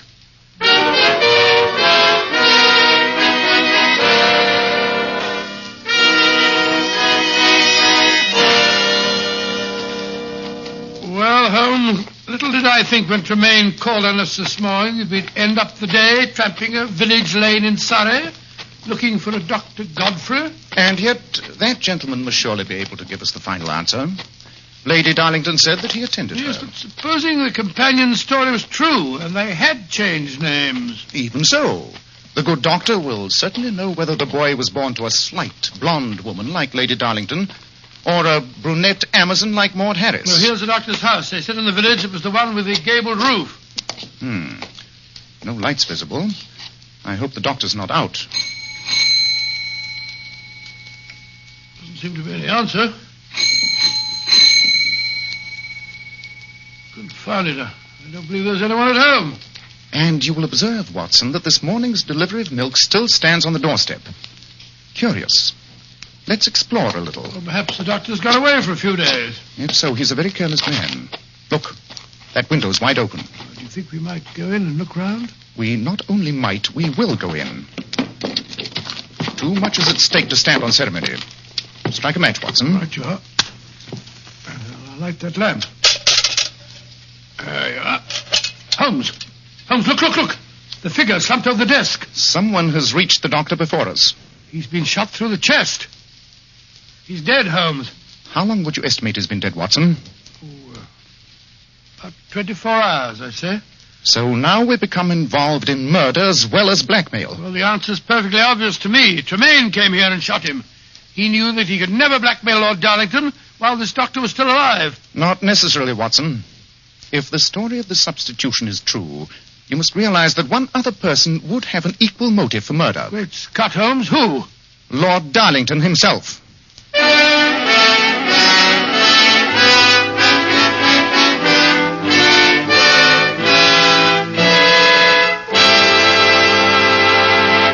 just a moment, we'll rejoin Dr. Watson and Sherlock Holmes as they endeavor to solve the mystery. But first, they say New Year's resolutions are made to be broken. But here's one which should pay you big dividends to keep. Resolve to take better care of your hair, to keep it better groomed, your scalp hygienic. Start using Kreml Hair Tonic at once. You see, Kreml is a highly specialized hair tonic. It contains a special combination of hair grooming ingredients which is found in no other hair tonic. That's why it keeps hair neatly in place longer and gives the hair such a natural, well-groomed appearance, never greasy or sticky. But men, Kreml does lots more than keep hair looking attractive. Its light oils have a fine lubricating effect on a dry scalp. At the same time, it removes loose dandruff. And a quick massage with Kreml stimulates the circulation of blood in the surface of the scalp. Notice how alive, how invigorated your scalp feels. And men, you like to rub Kreml on your scalp because it's such a clean hair tonic. Never feels greasy or sticky. And if your hair is so dry that it breaks and falls when you comb it, Kreml actually helps condition the hair, in that it makes it feel softer, more pliable, and looks as if it had some body to it. So men, for better groomed hair and a hygienic scalp, change to Kreml. Kreml. Kreml Hair Tonic.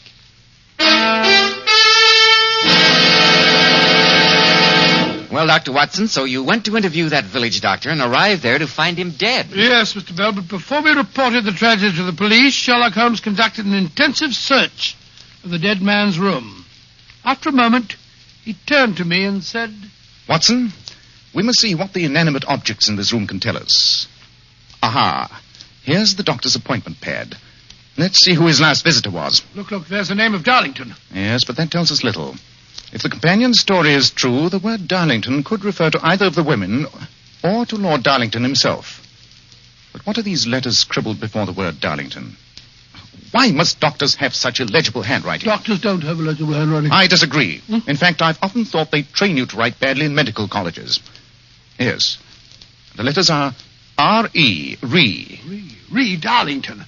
That means that someone was calling about the Darlington case. A fact we already knew. Yes, Let's see what else we can find. Hello. Look over here on the sideboard. Brandy decanter with a stopper left out. And one glass that has been drunk from. The killer must have had a drink after he shot the doctor. And in so doing, I think he gave us the clue to his identity. Oh, how? There's a speck on the rim of this glass. I think it's... the very thing, the doctor's microscope. Most convenient. What does it tell you, Holmes? Wait a minute. I was right. This speck on the glass is wax. Wax? Then that means the murderer used a candle. Oh, no, Watson. Oh, then... Come on. We must go back to the village and report his death, and then we'll catch the next train to London. Aren't you going to stay here and help the police? Why should I? Beyond telling them the name of the murderer. You mean you know who did it? Of course. And so should you. Well, I don't. But we don't know the answer to the Darlington substitution scandal. That answer, Watson, still lies in London.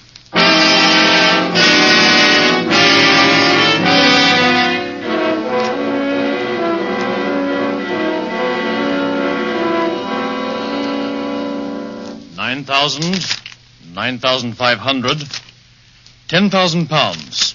Well, there you are, Reginald. Thank you, my dear cousin. I'll put the money in my bag, Reginald. Mr. Sherlock Holmes and Dr. Watson. Lord Darlington, that sheaf of banknotes in Miss Harris' hand. Surely you didn't pay the blackmail. I discussed the matter with my wife, Mr. Holmes. She's deeply upset. We both agreed that the scandal, once started, would cling to us for life, even if it was disproved later. That's why I paid the money. You engaged me as your representative in this case, Lord Darlington. Miss Harris, give that money back at once. It was a gift from Lord Darlington, in front of a witness. If you try to touch it, I shall send for a policeman. That won't be necessary. 2 of them are waiting in the anteroom now. Police? Oh, Holmes, you shouldn't have done it. I wanted no breath of this scandal to emerge from beyond these 4 walls. The fact that police are here has nothing to do with the problems of blackmail. I brought them here to apprehend a murderer. A murderer? What do you mean? Dr. Godfrey, your wife's physician, was shot dead during the past 24 hours. He was killed before he could tell us the true answer to the parentage of the child upstairs. Murdered? Oh, what a dreadful thing. Have you any idea who did it? Every idea, Lord Darlington. But before I expose the criminal, I'd be obliged if you'd bring Lady Darlington here. And also the child. Oh, very well, Holmes. This is going to be a terrible shock to her. You're suddenly very quiet, Mr. Tremaine. Am I? I was wondering who might have killed Dr. Godfrey. Fortunately, we don't have to wonder. The murderer left a clue. After he'd committed the crime, he made the mistake of taking a drink. Darlington's quite a drinking man, you know. And you have been known to take a drink on occasions, too, Mr. Tremaine. For instance, after you'd killed Dr. Godfrey. After I'd... What rubbish are you saying? You see, the murderer left a tiny blob of wax on the glass. Oh, what does that prove? Merely that someone had been carrying a candle. But this wasn't candle wax. It was cosmetic wax, such as you use to wax that pointed moustache of yours. Reginald. All right, all of you, I'm getting out of here. He snatched my bag. Reginald, come back here. I'll go after them. No, Watson. The police are prepared to arrest him, but not the young lady. We shall need her cooperation in the last act of this little tragedy. Surely the whole thing's clear by now. If Tremaine killed the doctor, obviously the whole story about the substitution is a lie. Not necessarily. Even if it were true, the doctor was still a menace to his plans. How could he and Miss Harris ask the highest price for their secret when the doctor also knew it? No, Watson. Tremaine had a motive for murder either way. In the meanwhile, I must set the stage before Lady Darlington gets here. Where'd I put that parcel? Oh, here it is. What the devil have you got in there, Holmes? A present from a plumber friend of mine. Though the object in this package is only a simple tool of his trade, I feel that it may give us the answer to a peer's inheritance. Upon my soul, you're being very mysterious. In a few moments, I propose to conduct a test. You must hide outside the windows. When I turn down the gaslight over the mantel here, Watson, I want you to strike a match, apply it to the object in this package, and toss it through the open window. At the same time, cry out the word fire at the top of your voice. I remember that. I think the results of the experiment may prove quite startling.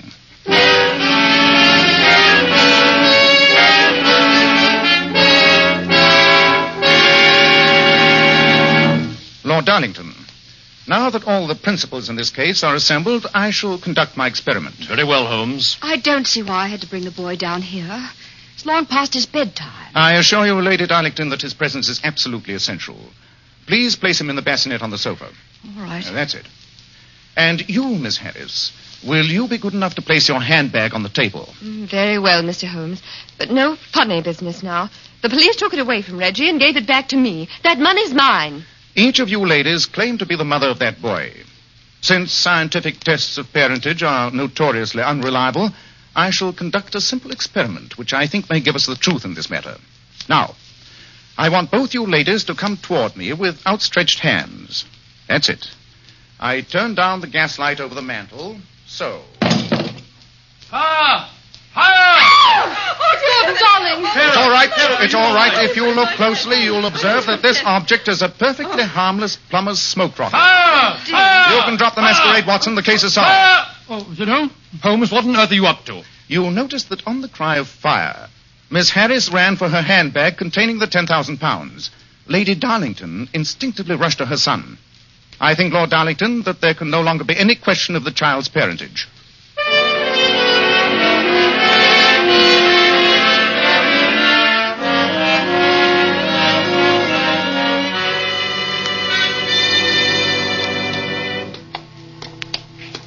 Midnight. It's been a long day, Holmes. Yes, but profitable, Watson. A very profitable day's work indeed. Here's 1,000 guineas from Lord Darlington. And don't overlook the 20 pounds that Mr. Tremaine I gave me. certainly shan't. He retained you for protection, and you end up by sending him to the gallows. A fate that he richly deserves. I only wish I could have persuaded Lord Darlington to prosecute Miss Harris. Blackmail is a devilish crime. It's funny to think that a simple plumber's rocket smoked out the truth. Yes. Though, you'll remember, I've had occasion to use the instrument before. When a woman thinks her house is on fire, her impulse is at once to rush to the thing she values most. It's a perfectly overpowering instinct. Well, you certainly took advantage of the fact. Ah, well, Watson, you may remember the old Persian saying, "There's danger for him who taketh the tiger cub, and danger for whoso snatches delusion from a woman." Oh, really, Holmes? Oh, yes, Watson. There's as much sense in Hafiz as in Horace, and as much knowledge of the world.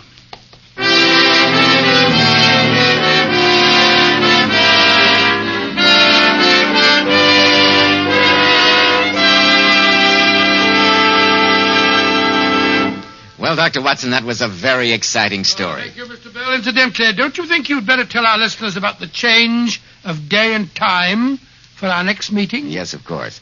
Ladies and gentlemen, our next broadcast will be on Monday, January 13th, over these same stations. And better consult your newspaper for the time. Girls, have you noticed how men can't help but admire the bright, shimmering highlights in a woman's hair? Then why not follow the advice of the famous $1 Million Powers models? Girls noted for their glossy, bright hair. Powers models wash their hair with Kreml shampoo. This amazingly beautifying Kreml shampoo actually glamour bathes each tiny strand of hair and uncovers all its natural radiant luster. Yes, and Kreml shampoo never dries the hair. In fact, it has a beneficial oil base which helps keep the hair from becoming dry or brittle. Its luxurious active foam thoroughly cleanses the hair and scalp and removes all loose dandruff as well as the dirt. So, ladies, buy a bottle of Kreml shampoo at any drug counter. See how easy it is to glamour bathe your hair to a vision of tantalizing loveliness.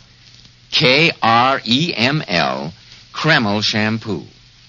Now, Dr. Watson, how about next week? It's not next week, Mr. Bell. It's a week from next Monday. Yes, of course. Well, what story are you going to tell us a week from next Monday? I think I'll tell you about the Devil's Foot. The Devil's Foot? What was that? I won't tell you now, Mr. Bell, but I will say that Sherlock Holmes and I never encountered a more gruesome or a more horrible mystery.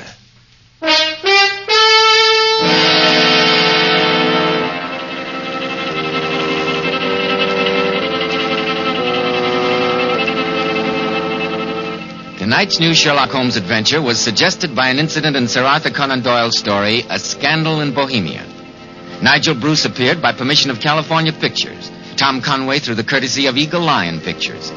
This is Joseph Bell speaking for Kreml Hair Tonic and Kreml Shampoo and inviting you to be with us 1 week from Monday.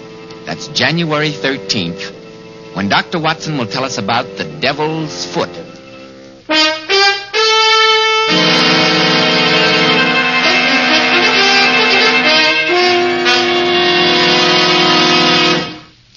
This is ABC, the American Broadcast.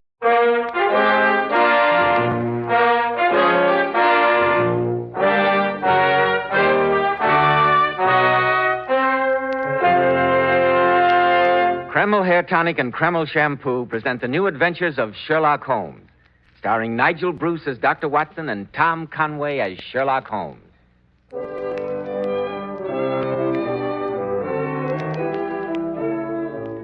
Now suppose we begin by calling on Mr. Holmes' biographer and friend, the genial Dr. Watson. We find him in his comfortable firelit study, leaning back in his easy chair, ready to begin his story. The fire feels good tonight, doesn't it, Dr. Watson? Indeed it does, but sit down, Mr. Bell, sit down and let's get on with the story. You are in a hurry, aren't you? Well, I suppose I am. As a matter of fact, the adventure I'm going to relate was one of the most gruesome experiences I ever hoped to encounter. Perhaps I'd better not tell it after all. It brings up memories Oh, that... come now, Dr. Watson. You're not going back on us now. You promised last week to tell us, what was the name of the story? The Adventure of the Devil's Foot, or the Cornish Horror. The very thought of it makes my blood run cold. I can hardly wait, Dr. Watson. But first, men, I'd like to remind you about this famous modern trend in hair grooming, which is preferred among top-flight executives and America's most successful men. It's called Kreml Hair Tonic. One of the many reasons Kreml has become such a nationwide favorite is that it never plasters the hair down with sticky goo, which makes your hair and scalp feel so dirty. It never gives hair that old-fashioned, greasy, patent leather look. You see, Kreml is a very highly specialized hair tonic. It contains a unique and utterly different combination of hair grooming ingredients, which is found in no other hair tonic. That's why Kreml keeps unruly hair so neatly in place longer, with such a handsome, healthy-looking luster. What I especially like about Kreml is that after you use it, you can run your hand back over your hair and your hair never feels sticky or dirty. No greasy film comes off on your hand. Yet Kreml hair keeps hair in perfect order throughout the busiest day, always looking so handsome and well-groomed. Kreml, Kreml Hair Tonic.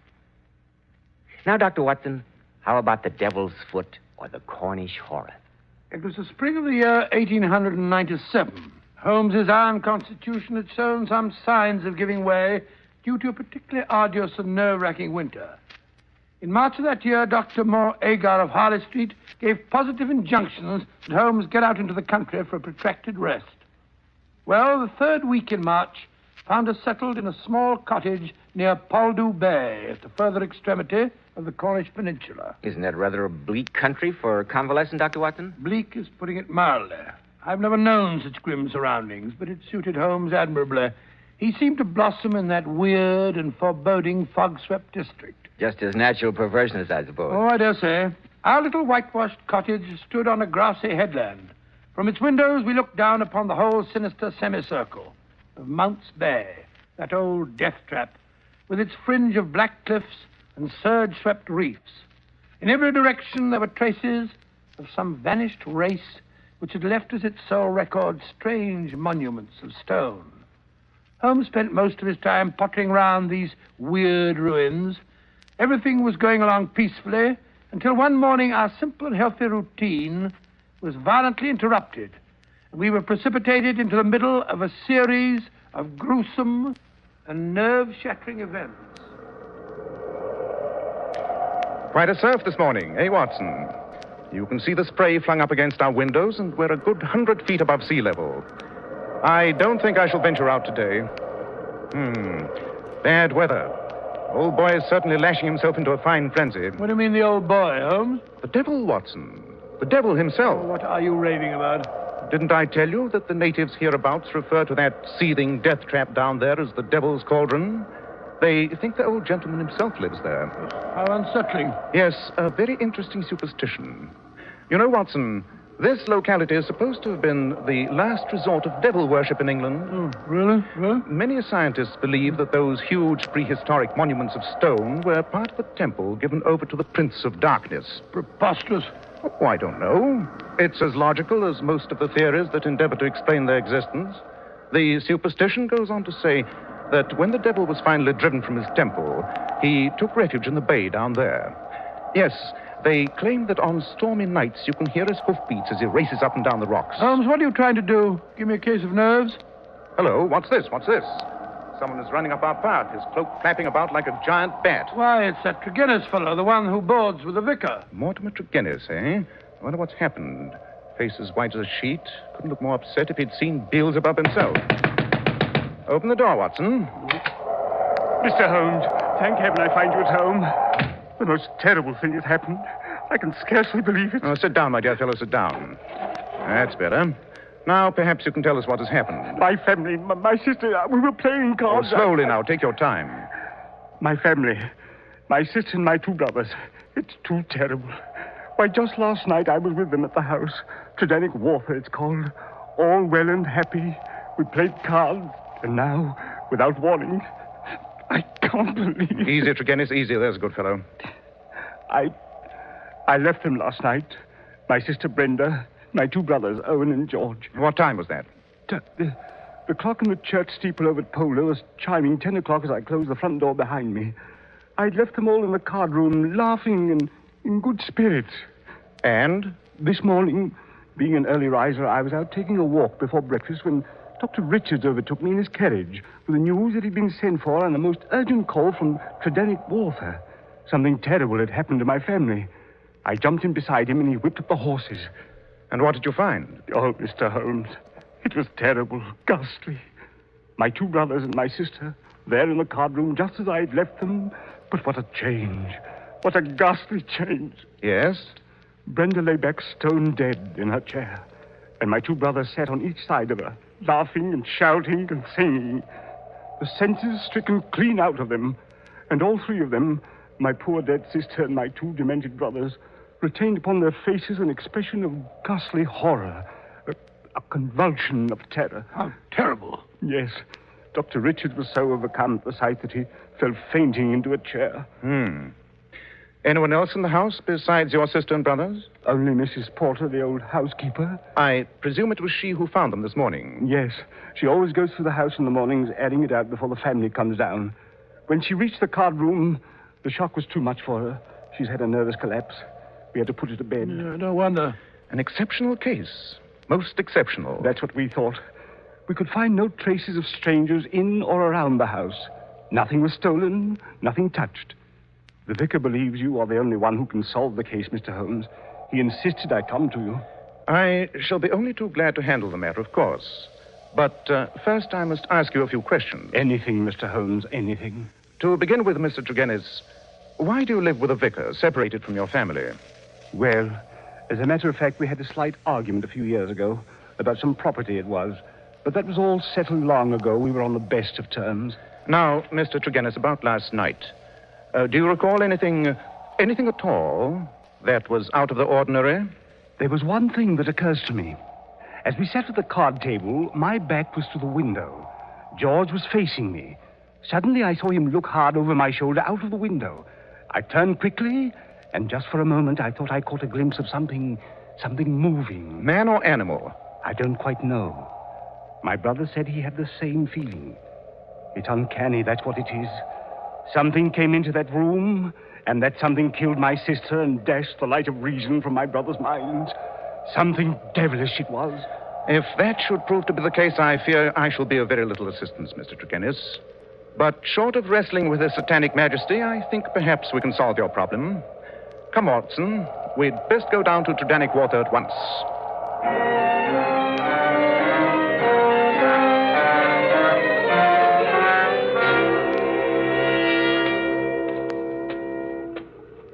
This is the house, Mr. Holmes. Whose carriage is this coming down the drive with the blinds down? There's somebody in it. Listen.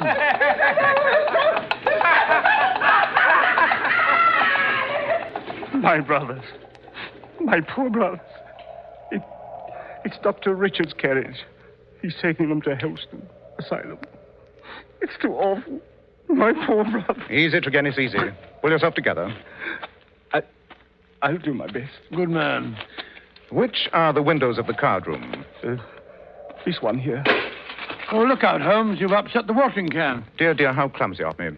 Sorry, Tregennis. I'm afraid I've drenched your boots. No matter, Mr. Holmes, no matter. Shall we go in? Yes. I have seen all I need to see out here. This way. The card room is over here. Do you notice anything, Watson? No, I can't say that I do. This is the card room. I see the window's still open. The housekeeper left it that way, I presume? Yes, she says it was locked on the inside when she came in. Quite so. I think we may close it now. Well, I'll do it, Holmes. No, let me. Candles quite gutted out. Yes, cards still on the table. They had not risen from their chairs, I take it, and you left at 10. That sets the hour of death at some time before 11. Fire burned out. Why a fire? Had they always a fire in this small room on a spring evening? It was cold and damp last night, Mr. Holmes. The fire was lit shortly after my arrival. I see. Well, that seems to be about all. No disturbance of any kind. Strange. Oh, come along, Holmes. Come along. The room gives me the jumps. There's something about the atmosphere, as though death was still hovering in the air. I wonder. Come, Watson. We will return to our cottage. Should anything occur to me, Mr. Tregennis, I shall communicate with you.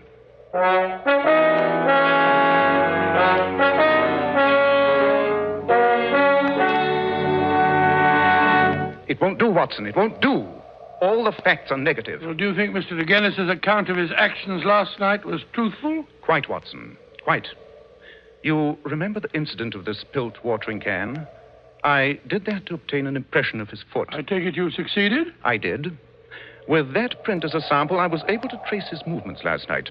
His story is correct. He left the house at about 10, went straight back to the vicarage and did not return. Nor did anyone else enter or leave that house. Then it must have been the man or animal they thought they saw in the bushes.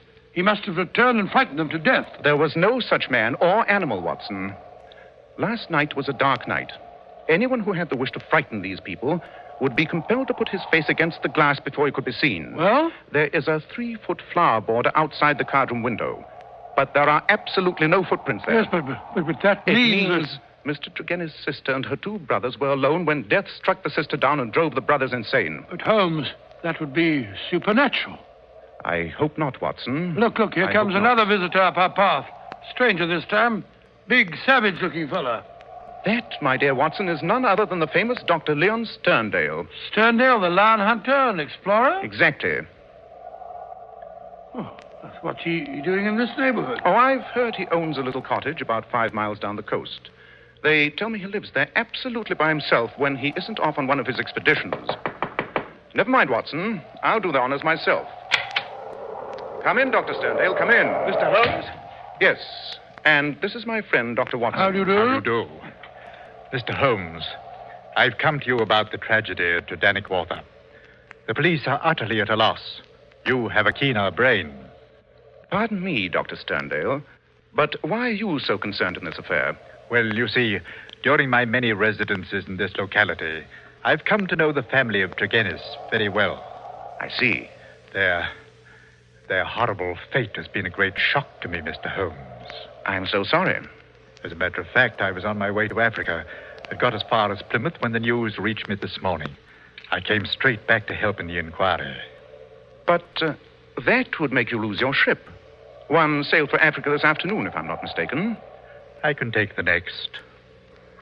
When did you last see the Tregennis family, Dr. Sterndale? I saw Brenda, Miss Tregennis, 3 days ago, just as I was leaving for Plymouth. Oh. So you have been in Plymouth for the last 3 days? Yes, in Plymouth. But how did you get the news so quickly? Surely the Plymouth papers didn't carry an account of the matter in this morning's edition? I received a telegram. Telegram? Might I ask from whom? You're very inquisitive, Mr. Holmes. It is my business, Dr. Sterndale. Very well. The telegram was sent by the vicar, Mr. Roundcay. I see. And now, Mr. Holmes, have you reached any conclusions? Conclusions? No. That would be a trifle premature. But I have every hope of bringing this matter to a satisfactory termination. Satisfactory to me, that is. Would you mind telling me if your suspicions point in any particular direction? I do not feel that this is the moment to answer that question, Dr. Sterndale. Oh, and I see that I've been wasting my time. I need not prolong this visit. Good afternoon, gentlemen. Close-mouthed fellow, Dr. Sterndale, isn't he, Holmes? He told me more than he realized, Watson. But he knows even more. How could he if he was in Plymouth? But was he, Watson? That statement is something for us to look into.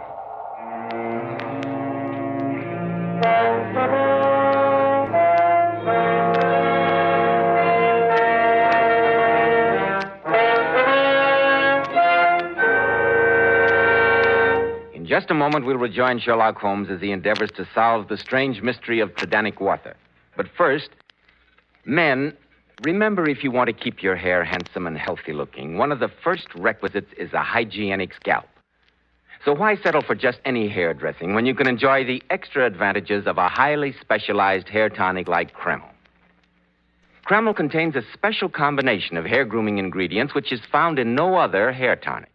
This is why it keeps unruly hair neatly in place longer with a rich, healthy-looking luster. Yet Kreml never gives hair that cheap, greasy patent leather look. It never leaves hair feeling sticky, gummy, or dirty. Your hair and scalp always look and feel so clean with Kreml. And if your hair is so dry it breaks and falls when you comb it, start using Kreml at once. Let it make your hair feel softer, more pliable, and look as if it had some body to it. Kreml is also fine to lubricate a dry scalp. At the same time, it removes dandruff flakes. A quick massage with Kreml helps stimulate the cutaneous circulation of the scalp. Notice how alive, how invigorated your scalp feels. So for better groomed hair, a more hygienic scalp, change to Kreml at once. Buy a bottle of Kreml at any drug counter. Ask for an application at your barber shop. Kreml, Kreml Hair Tonic.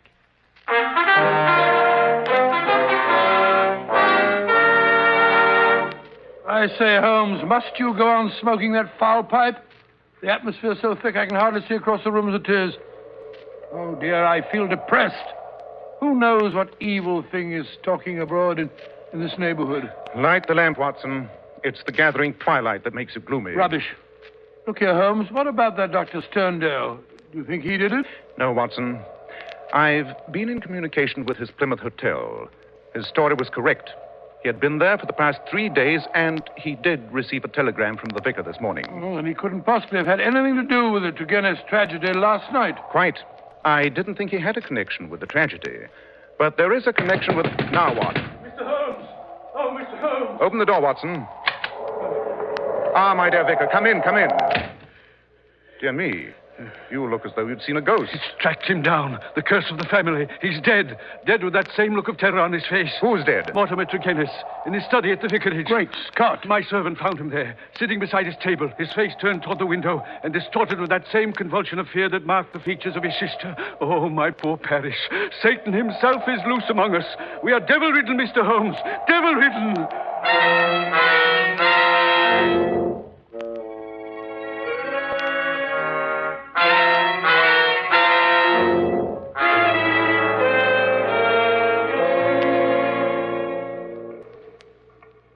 This was his study, Mr. Holmes.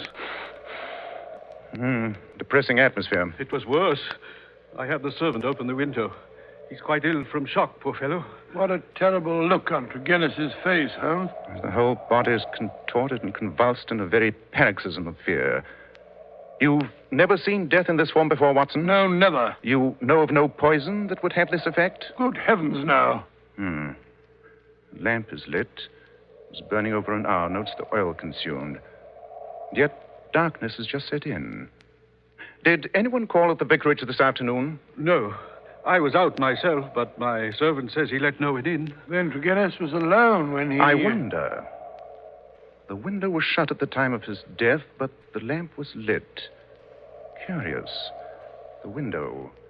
Let's see. The window. Yes, by Jove, I think I found something. What's that you're putting in your pocket, Holmes? And the lamp. Of course, the lamp. Notice this powder which has been spilled on the base of the lamp? Red-brown powder. Give me an envelope, Watson. I must have these specks of powder. Why are you so excited about the powder, Holmes? Because it contains the solution of our mystery, Watson. It is the source and the solution.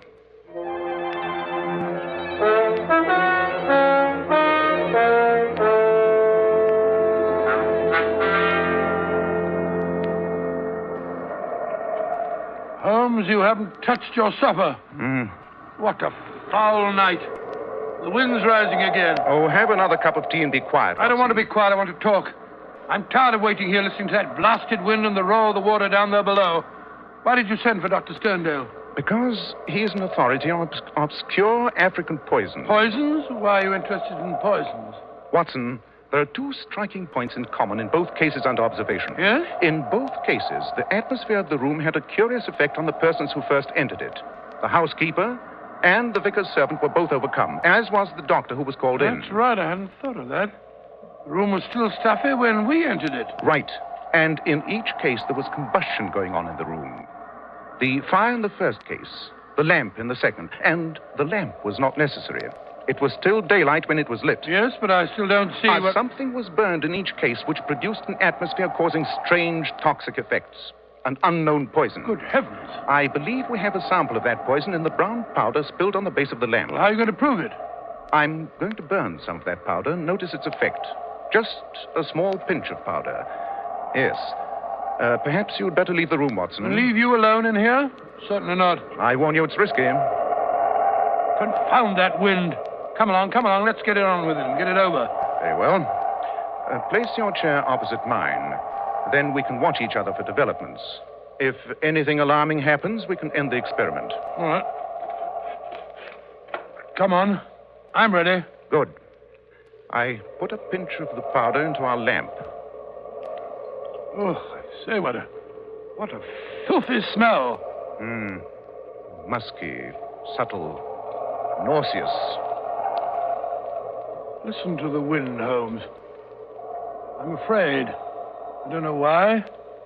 That wind. I can feel my hair rising. Holmes, do you see it? That cloud bank, whirling, black and sinister. It's monstrous. It's concealing something too wicked to imagine. Holmes, it's coming nearer and nearer. Can't you smell it? Sulfur and brimstone. You hear that, Holmes? It's hoofbeats. Hoofbeats. I know what it is. I can see it. I can't stand this. It's too terrible. Holmes! Watson, for the love of heaven, don't give in. Don't breathe. I'll smash the window. I'll smash... That's better. Breathe in, Watson. Breathe it in. It's good, clean air. Whew. By Jove, what a narrow escape. I had no idea it was so powerful. I know. It's a poison that affects the nerve centers of the imagination. The strain is enough to kill a man or drive him crazy. Hello, there's someone knocking at the door. So that's what I heard. Yeah, seems cleared out. Good thing there was a high wind. I'll close the shutters and draw the curtains. Watson, can you open the door now? Yes, I think so. Phew, my knees are still shaking. Good evening, Mr. Holmes. You sent for me? Yes. Come in, Dr. Sterndale. Come in. You look rather pale, both of you. Yes. We've just been conducting a little experiment with the poison that killed Tregennis. You? Yes, Dr. Sterndale. Perhaps you'd like to tell us why you killed Mortimer Tregennis. I? Preposterous. You can't prove it? No. Let me tell you how you did it. You came over to the vicarage late this afternoon. You didn't want anyone to know you'd visited Tregennis. He was to let you in himself. But how could you attract his attention? You brought some pebbles with you, pink pebbles from a heap beside your house. You threw these at the study window, where you knew Tregennis was working. I found some of these pebbles on the windowsill. Tregennis came downstairs, let you in himself. You had a talk with him, made him light his lamp, placed a pinch of the poison powder in the flame, and left. You're right, Mr. Holmes. I did kill Mortimer Tregennis. But I'm not guilty of the other atrocity. I swear I'm not. I believe you, Dr. Sterndale. But you know who did it. Perhaps you'd better tell us about it. Very well. It was Mortimer Tregennis. What? He admitted it before he died. Mr. Holmes, I've been in love with Brenda Tregennis for many years. We were to have been married when my work in Africa was finished. I've lived so long in places where man is a law unto himself. He killed Brenda in cold blood. He killed her. I have nothing else to live for. By heaven, I'd do it again. How did Mortimer Tregennis get hold of the poison? It was something unusual, almost unknown. Yes, it was powdered pes diable. Pes diable? Devil's foot, eh? Yes, a root found in Africa. Shaped like a foot, half human, half goat-like. I have the only specimen in England. And you showed it to Tregennis? Yes. He came over the other afternoon when I was packing. He was interested in my African curiosities, particularly this powder. How he took it, I can't say. I thought no more of the matter until I had received the vicar's telegram and learned how they died. I returned at once. Looking into the tragedy, I was convinced Mortimer Tregennis was the murderer, that he'd done it to gain control of the family fortune. There was the crime, but what was to be his punishment? What jury would believe such a fantastic story? No, I decided to take the law into my own hands. Perhaps if you ever loved anyone, you'll know how I felt. Dr. Sterndale, what were your plans when you set out for Plymouth? I had intended to bury myself in Central Africa. My work is only half finished.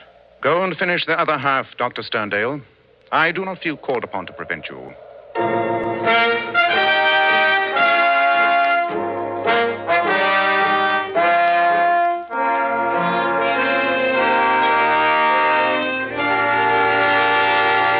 What a gruesome story, Dr. Watson. Yes, next to the famous Hound of the Baskerville adventure, that was the most gruesome experience that we ever had. There's just one thing I'd like to know. What did you think you saw in that cloud of smoke? Mr. Bell, you will have to believe me when I tell you it was too horrible to mention. Just to think of it is enough to make my blood run cold. Ladies and gentlemen, in a moment, Dr. Watson will be back to tell us about next week's story. Girls, Powers models are famous for their beauty and charm. And one of their most outstanding characteristics is their glorious, shining, bright hair. Now, here's how they keep it so shining. Powers models use Kreml shampoo. This amazing, beautifying shampoo has been especially developed to actually glamour bathe each tiny strand of hair, revealing all its natural glossy luster. Yes, and don't forget Kreml shampoo is wonderful for washing children's hair, too. Of course it is, because there are no harsh caustics or chemicals in Kreml shampoo. And its luxurious active foam thoroughly cleanses scalp and hair of all loose dandruff as well as the dirt. Girls, if you could only see how Powers Model's hair fairly radiates natural glossy highlights, I'm sure you'd want to try Kreml shampoo right away. You can get a bottle at any drug counter. Kreml, Kreml shampoo. Now, Dr. Watson, what about next week? Well, now, let me see. Next week, I think I'll tell you about the adventure of the unfortunate brides. Well, sounds intriguing, Dr. Watson. It was, Mr. Bell. It was indeed. Intriguing. It concerned a honeymoon in Scotland and a bridegroom who turned out to be a cold-blooded and ruthless killer.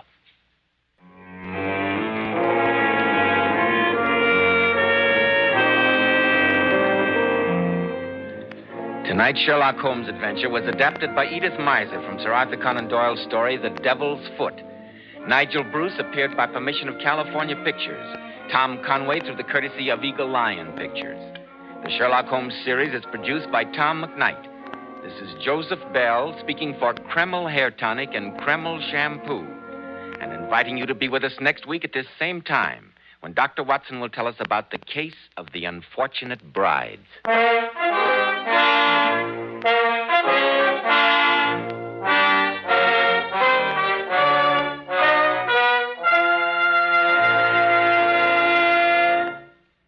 This is ABC, the American Broadcasting Company.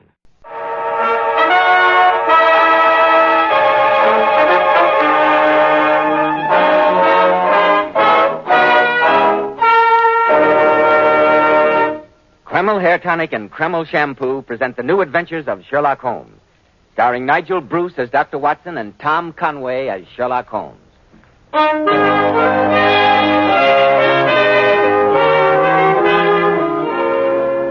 Now let's drop in for our weekly visit to Sherlock Holmes' friend and ours, Dr. Watson. Well, Dr. Watson, how are you this evening? Never better, Mr. Bell, thank you. And you? Fine, thanks.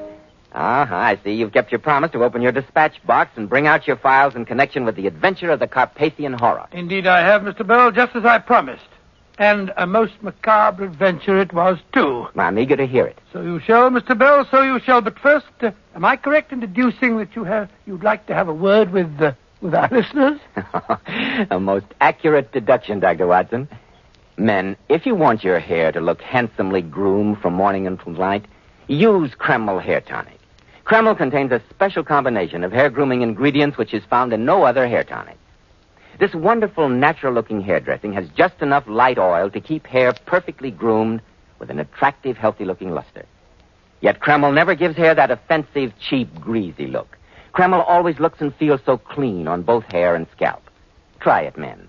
Kreml, Kreml Hair Tonic. Now, Dr. Watson, what about the adventure of the Carpathian Horror? It all began with this very letter which I have here in my hand, Mr. Bell. A letter from a most prosaic firm of solicitors. Holmes and I were at breakfast one spring morning in June 902, shortly after the end of the South African War. Holmes had been bored and restless since the conclusion of our last case, and this was the first time that I'd heard him laugh for days. I must say, Watson, that the Morning Post has brought at least one unusual communication. For a mixture of the modern and the medieval, of the practical and the wildly fanciful, this letter is really the limit. Oh? Why, Holmes? Listen. 24 Gray's Inn, London, June the 4th. Re-vampires. Re-what? Re-vampires. The legal mind is always precise, no matter how odd the subject. The letter goes on as follows. Mr. Sherlock Holmes, sir, our client, Count Paul Romany of Grozny in Carpathia, whose trustees we are, has made inquiry from us in a communication of even date concerning vampires and demoniac possession. As our firm specializes entirely in trusteeships and chancery work, the matter hardly comes within our purview, and we trust that you will be able to take the matter in hand. We hope you will call upon us at your earliest convenience with a view toward undertaking the case. Please ask for our Mr. Atterbury. We remain, sir, faithfully yours, Wilkinson, Entwistle, and Dodd. God, Holmes, that's the weirdest farrago of legal jargon and sheer nonsense that I've ever heard. I wonder, Watson. The mention of Carpathia is most significant. Significant of what? For one thing, that remote and mountainous section of southeastern Europe has been the stronghold for centuries of all the legends of vampirism. Oh, rubbish. Oh, come, Watson. Where's your spirit of adventure? After weeks of lying in the doldrums, here's a fresh breeze from the unexpected environs of Gray's Inn. Come on, it's a beautiful morning for a walk. Well, where to? Wilkinson, Entwistle, and Dodd. And then, I hope, Carpathia.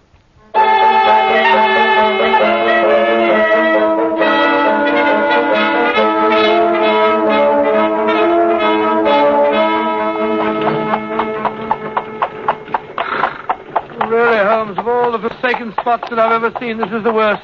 Not a light in sight, not a sign of human habitation.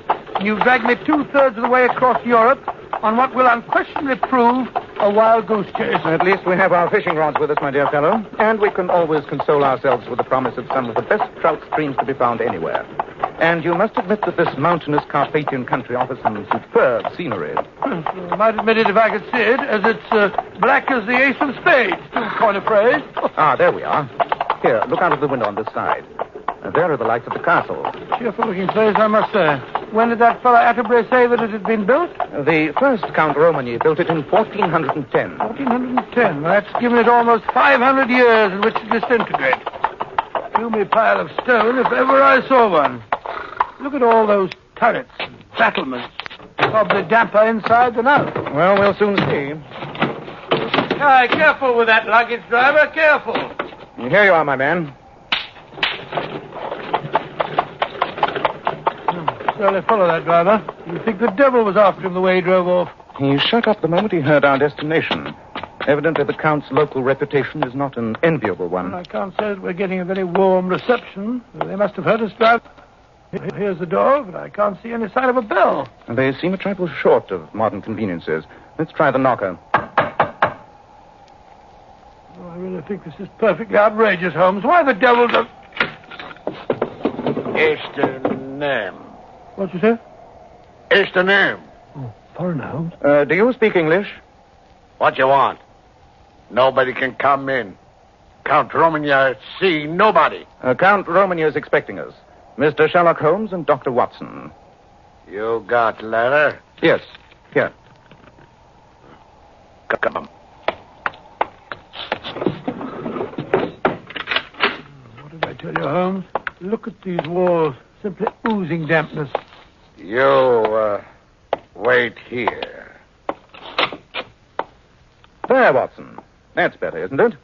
That fire will take the chill out of your bones. I need something to counteract the effect of all those family portraits. Rum-looking lot, aren't they? A remarkably interesting collection.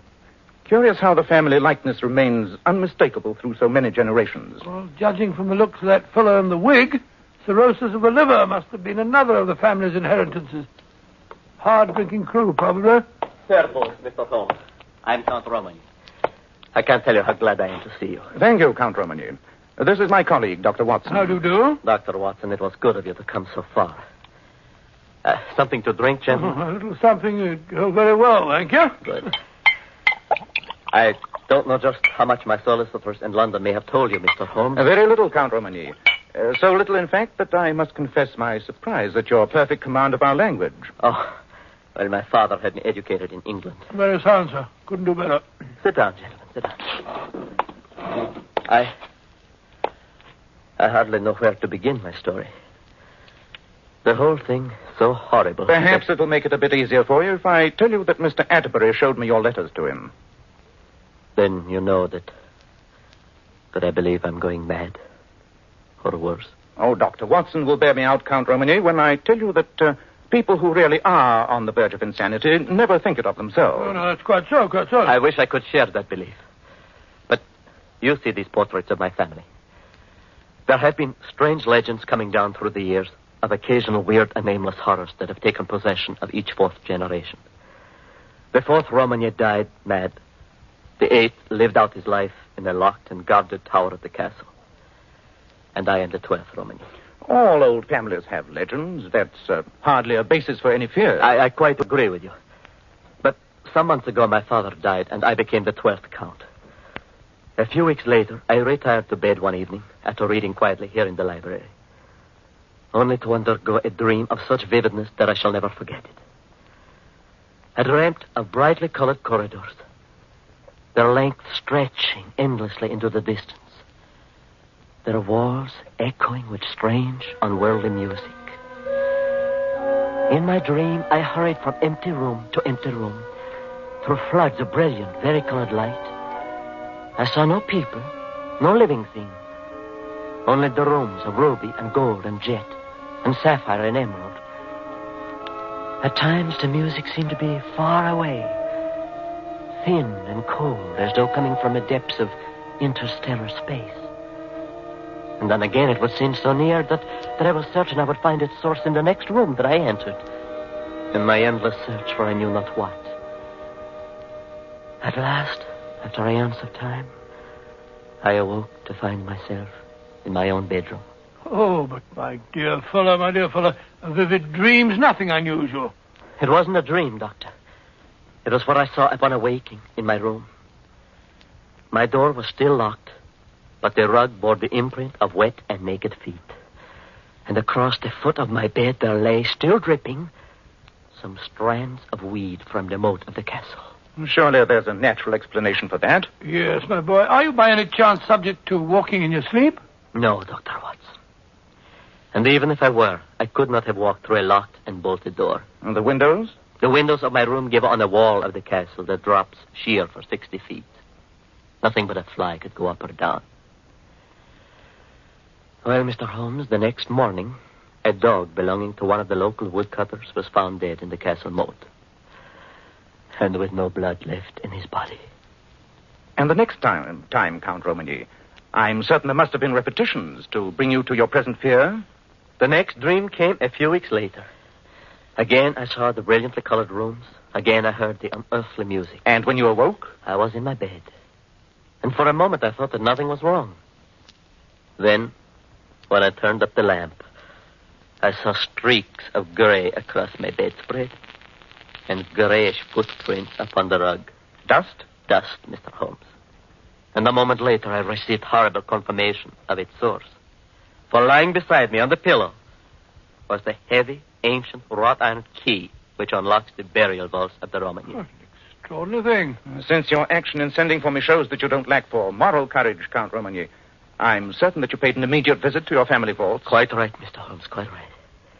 In the company of my cousin Peter and several of the servants, and with torches to light our way, we visited the subterranean vault which is cut into the mountainside under the castle. And you found? We found that the coffins of the 4th and 8th Count Romany had been opened, their lids shoved aside, and the bones of my ancestors tumbled out upon the stone floor. Here, my boy. Here. Drink this. You'll feel better. Thank you, Doctor. Well, now you understand, Mr. Holmes, why I sent for you. I do indeed. I consulted doctors. They gave me pills to make me sleep when sleep was the one thing I dreaded. The local priest spoke learnedly of exorcism and possession by the devils, but he could not put an end to my dreams. The servants have run away in superstitious fear, all except old Anton, who admitted you. The peasants flee at the sight of me. Only my cousin Peter Hallish, who has stayed bravely and loyally at my side, still remains with me.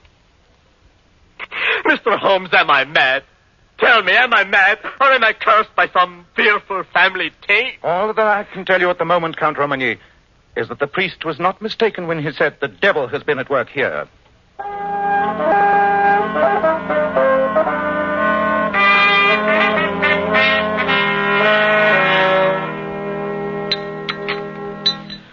I must apologize, gentlemen, for our limited cuisine. But with all of the staff gone except old Anton, our meals are rather scratch affairs. Oh, my dear Count Romani, your wine cellar more than makes up for it. You know, if you would take my prescription, Paul, and get out on a horse every day for a few hours of hunting, you would have a better appetite. My cousin Peter is quite a materialist, gentleman. He believes that all the evils of the flesh and the spirit can be cured by enough exercise. And I will wager that Dr. Watson agrees with me, eh? Doctor? Well, there's a good deal to be said for your theory, Mr. Hallish.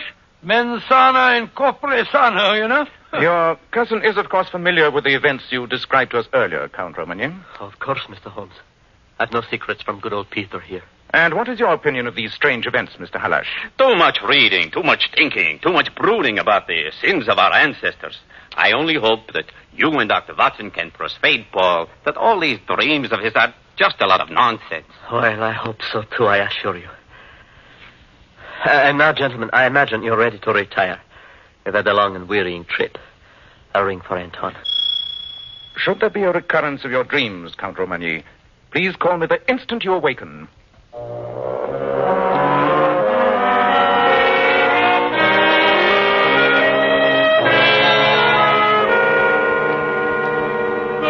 Well, damp walls or no damp walls, I shall have no trouble sleeping tonight. I'm afraid you will, Watson. Huh? I intend that one of us shall keep the Count's door under observation all night. Well, mistake why? There's no doubt in your mind the poor chap is definitely unbalanced, is there? Is that your opinion? Well, certainly. Careless cake of delusions I overheard. Poor chap's absolutely certifiable. Nevertheless, Watson, we shall keep watch. I'll take the first, and I shall call you at midnight.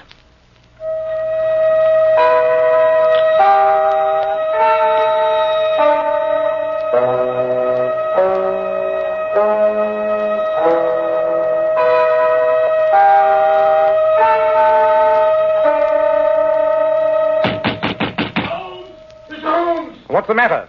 Watson, wake up. What's up? I thought you were on watch. Oh, I must have dropped off. I can't understand. That can wait. What is it? The Count. Come quick. Look, Mr. Holmes, my cousin. There in his bed. Good heavens, Holmes. There's blood smeared all over his hands and on the bedclothes. But no sign of a wound. Just a minute. I can feel his pulse. He's only fainted. Now, what happened? I heard him cry out. Ran down to his room. The door was half open and Paul was lying across the bed. Just as you see him now. It is the curse of the Romans. Anton, stop that nonsense. No nonsense. Priests say my master possessed by evil spirit. What's that? Sounds like someone riding hard. Coming this way. I will go to the door. You were right, Holmes. I can't find any sign of a wound on his body. I can't imagine where the blood came from. I very much fear that I can. What do you mean? Holmes. Count Romagny. My dream, Holmes. My dream. I had it again tonight. Holmes. Mr. Holmes. That's the police inspector from Grozny. A young girl was murdered tonight. Oh, no. And the prints of a man's naked feet led directly here to the castle.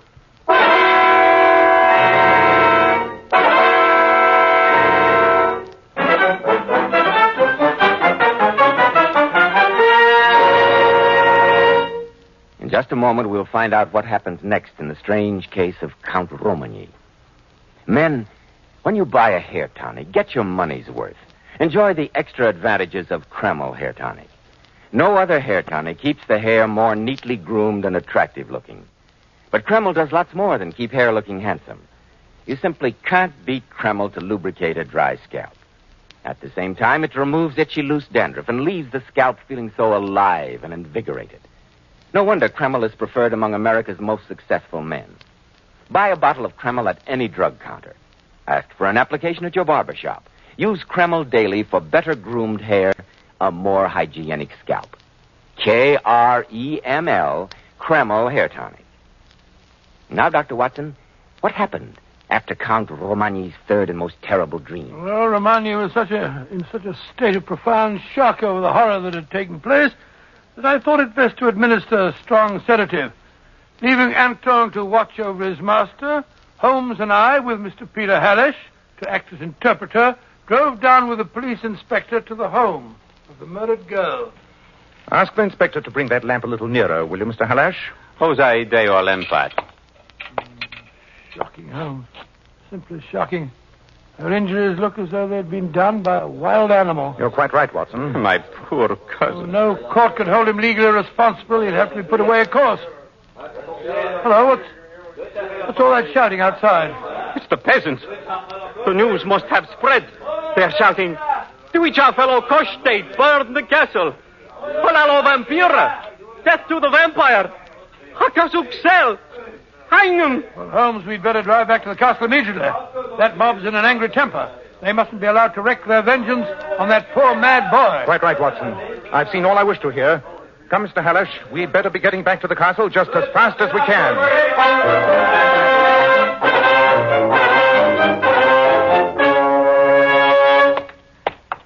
As a medical man, Dr. Watson, do you think that there's any chance that my cousin, under proper treatment and care, might eventually be brought back to normality? Well, I'm afraid not, Mr. Hallish. In fact, these cases generally grow progressively worse. Well, here's the poor fellow's room.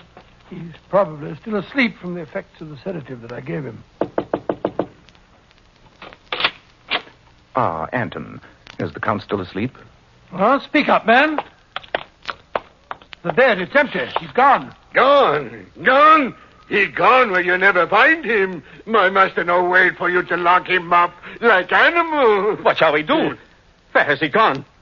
Those peasants will be here in an hour. Holmes, what are you looking for? For something that should be here on the desk. Something the Count showed us last night. The key to the Romany burial vault. But why should he take that, Mr. Holmes? Gone right enough.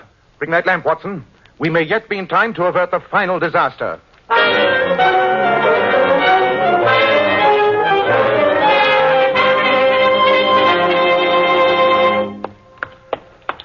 Careful, Doctor. Steps ahead here. The floor is very slippery. This passageway must have been cut out of the very heart of the mountain. It was. Very deep in the rock itself. If all these twistings and turnings haven't confused my sense of direction, we must be almost under the castle. That's right, Mr. Holmes. The burial vault is directly... Oh, boy! You heard, Watson? Yes, my feet simply went right out from under me. Just broke the lamp, I'm afraid. I know the passageway. It's not much farther to the burial chamber. We will have to go slowly, though. Make what speed you can. I'll keep my hand on your shoulder. Watson, do the same with me. I only hope it hasn't occurred to him to lock the door of the vault after he entered it. If it did, we're beaten. Careful now. The passage bends sharp to the right. Just a bit farther along. Well, wouldn't it be more merciful, Holmes, to let the poor fellow take his own way out? After all, the best we can save him for is a living death in a madhouse. Ah, there's a glimmer of light just ahead. The door to the vault. It's ajar. He must have a lamp inside. Let me go first. The light's so faint, I can't see much. What are all those big, bulky shapes? The stone coffins of our ancestors. There's something moving over there in the shadow behind that stone pillar. It's the Count. He's got a knife. Don't go, Robin! Be careful, Holmes. He's mad. Let me go. Let me finish it. I don't want to stop. Drop that knife. No. Give me a hand here, Watson. I've got it. Oh, you're wounded. Oh, it's nothing. Just a scratch on my hand. Why did you have to interfere? I'd be better off dead. Come, Paul. You mustn't talk like that. Take the lamp, Mr. Hallish, and lead the way. I want to get your cousin back up to the castle at once.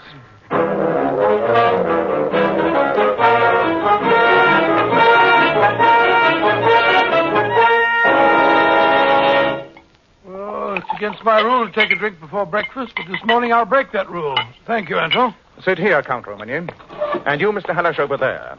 Anton, lock that door and remain in case I should need you. Oh, what is the use of prolonging the agony, Mr. Holmes? If you'd let me finish things down there... We haven't much time left, Count Romany. The peasants from the village may be here at any moment. Well, then turn me over to them and let them do what they want. You know we would never do that, Paul. We will protect you no matter what happens, and no matter what you may have done. After all, you weren't responsible for your actions. I'm afraid I must correct you there, Mr. Hallish. Count Romany is and has been fully as responsible for everything he has done as any other sane person. What sort of riddle are you asking us, Holmes? Are you attempting to deny Count Romany's dreams, the episode of the dog, the burial vault, and the horrible death of that girl? I'm not offering a riddle, Watson, but its solution. Your dreams, Count Romany, had one feature which immediately led me to suspect their unnatural origin. You spoke of brilliant colors, of unearthly music, of a distorted sense of space and time. All characteristics of the dreams, or more properly, visions induced by the drug cannabis indica, more commonly known as hashish. Good heavens. And since you showed none of the signs of the habitual drug taker, it was at once obvious to me that your dreams were being induced by someone else. Someone who administered the drug to you in your food or wine on those occasions when they desired you to have one of your hallucinations. But last night, that girl, the blood... The blood stains were the final confirmation, if I needed any, that you had not committed the crime. The real killer slipped badly there. It did not occur to him when smearing the blood upon you and the bedclothes that during a 4-mile walk from where that poor girl was killed, the blood would have dried upon you and not come off upon the bedclothes. Peter Halash, have you ever seen an execution in this country? Why do you address me? What have I to do with all this? Who but you would inherit the Romany title and estates? No, no! In the early hours of dawn, the prisoner is led out, his hands tied behind him, the priest walking in front and the jailers on each side. Mr. Holmes! He's led to the stained wooden block in the center of the prison courtyard, where there stands a giant figure in full evening dress, his hands covered by white gloves, his face masked. It is the executioner. Stop it! Then, as the wretched man is bent forward on the block, the executioner raises his gleaming axe high into the air for the final blow. I've had enough. Have you ever seen that, Peter Halash? No. I am innocent. I swear it. Do you think a judge will believe you? No, he did not do it. He speaks true. It was I. You shall do nothing to harm him. Anton, you... This is impossible. I do it for my master and for revenge, but you never take me alive. Open what's in the window. No need to look out of the window. It's a drop of 100 feet to the courtyard below. Perhaps it was best it ended that way. But, Holmes, I still don't understand. It's not difficult if you study the facts. Poor Anton. But why did you accuse me, Holmes? Anton's fanatic plot to drive the Count to madness or suicide and to see you in his place almost succeeded, Mr. Halash. When his sleeve slipped upward and I saw the cut he'd made on his arm to supply the blood, I knew that he was the girl's murderer. But there was only one way by which I could force the truth from him. And I suspected that his devotion to you was so strong that only an accusation against you would unseal his lips. A hatred that Anton must have nursed since childhood. I knew that my father had wronged his family, but, well, I thought that was all dead and buried history. Not to a fanatical Carpathian peasant, Count Romany. Mr. Holmes, you've given me back my life, my sanity. There was never any question of your sanity, Count Romany. I saw that from the moment you first told me about the story of your dreams. Nevertheless, I don't know how I can ever thank you properly. If you and your cousin will introduce Watson and myself to some of your famous local fishing, I'll consider it thanks enough. And that reminds me, Watson, would you mind taking down a telegram for me? This little cut momentarily precludes the use of my right hand. Telegram? Of course, Oh, you'll find pen and ink on the table there. All ready. Who's it to? Messrs. Wilkinson, Entwistle and Dodd, Gray's Inn, London, England. How do you spell Dodd? 2 Ds, Watson. Re-vampires.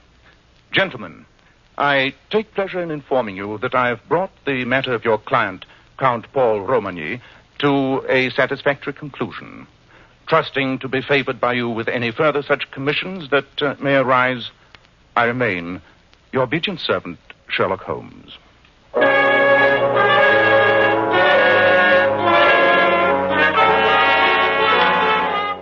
And now, friends, here is specially transcribed for you as a famous celebrity, that great authority on feminine beauty, the king of glamour, John Robert Powers himself. Mr. Powers. Thank you, Joe. Well, that was quite a send-off. I thought it might be of interest to our audience tonight if I brought along one of my Powers girls. As you know, these lovely Powers girls appear on magazine covers. They star in exclusive fashion shows and very appropriately are called long-stemmed American beauties. So tonight I'd like you to meet Miss Maria Morton. Good evening, ladies and gentlemen. That's a very attractive spring hat you're wearing, Maria. Like it? Yes, very much. But how about removing it so we can see those lovely shining locks? Why, of course. I'd love to. Maria, your hair certainly looks like $1 million. Thanks to you, Mr. Powers. To me? Yes. The first advice you gave me when I became a Powers model was to always wash my hair with Kreml shampoo. And I must say, never in my life have I used any shampoo that left my hair more radiant. Yes, I'm completely sold on Kreml shampoo. You see, Kreml shampoo has been especially developed to glamour bathe each tiny strand of hair to reveal all its natural brilliant luster. And don't forget to mention the built-in oil base. And that's what helps keep the hair from becoming dry and brittle. The Powers girls tell me that after Kreml shampoo, their hair holds a wave and curl much better. In fact, I certainly recommend Kreml shampoo, not only to the Powers girls, but to every woman who wants to bring out the radiant, shining beauty in her hair. Thank you very much, Mr. Powers, for this beauty tip. And many thanks to your beautiful model. Now, Dr. Watson, what about next week? Well, now, next week I think I shall tell you about the strange death of a young Sussex schoolmaster, and how Holmes solved one of the most bizarre and most terrifying mysteries that we ever encountered. I call it The Adventure of the Lion's Mane.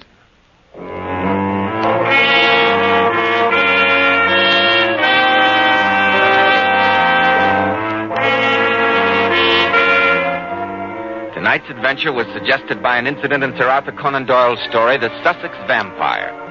Nigel Bruce appeared by permission of California Pictures. Tom Conway through the courtesy of Eagle Lion Pictures. The Sherlock Holmes series is produced by Tom McKnight, with original music composed and conducted by Alex Steinert. This is Joseph Bell, speaking for Kreml Hair Tonic and Kreml Shampoo, and inviting you to be with us next week at this same time, when Dr. Watson will tell us about the adventure of the lion's mane.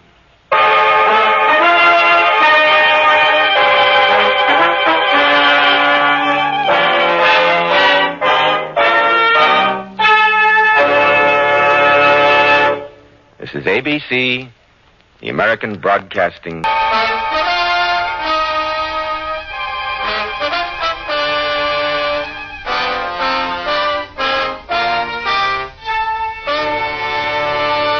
Kreml Hair Tonic and Kreml Shampoo present the new adventures of Sherlock Holmes, starring Nigel Bruce as Dr. Watson and Tom Conway as Sherlock Holmes.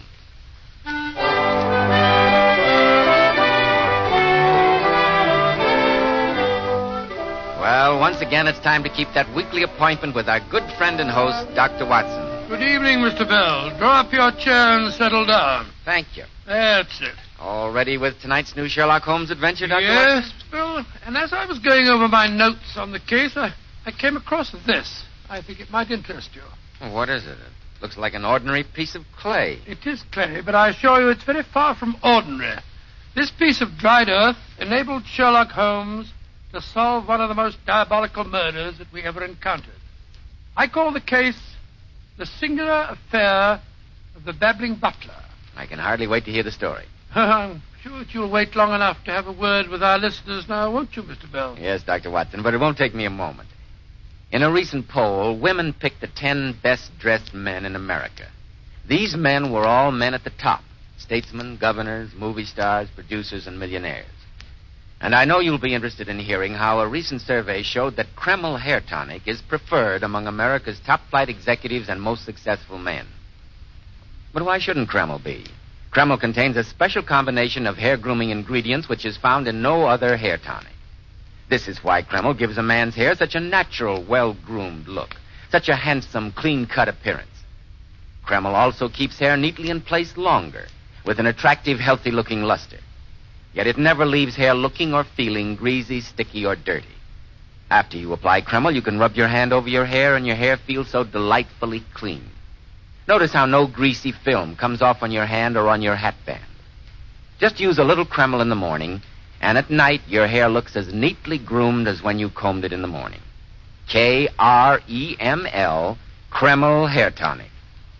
Now, Dr. Watson, how about the singular affair of the Babbling Butler? Well, that adventure began on a November evening many years ago. For 4 days, a dense yellow fog had virtually marooned Holmes and me in our Baker Street lodgings. The first day, the great man had spent in cross-indexing his huge book of references. The second and third had been patiently occupied upon a subject which he had recently made his hobby, the music of the Middle Ages.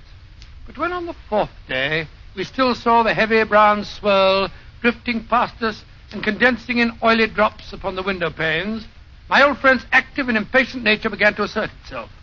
He started to pace restlessly about our room in a fever of suppressed energy. Confound this fog. Oh, do stop pacing up and down, Holmes. No good getting angry with the weather. That's one problem even you can't do anything about. It isn't the weather, Watson. It's the infernal dullness of the London criminal these days. Come over here to the window. Oh? What is it, Holmes? Look out there. See how the figures loom up, are dimly seen, and then blend once more into the fog. What a night for a thief or a murderer, Watson. He could roam London as a tiger does the jungle, unseen until he pounces. It's fortunate for this community that I'm not a criminal. Yes, it is indeed. Suppose that I were Brooks, or Woodhouse, or any of the 50 men who have good reason for taking my life. How long could I survive against my own pursuit? A summons, a bogus appointment, and all would be over. What a depressing thought. The only thing that depresses me is inactivity. Why doesn't something happen? Why doesn't someone come to me with a problem? It sounds as if your prayer's been answered. I hope so. See who it is, Watson, will you? It'll save Mrs. Hudson a trip. Yes, of course.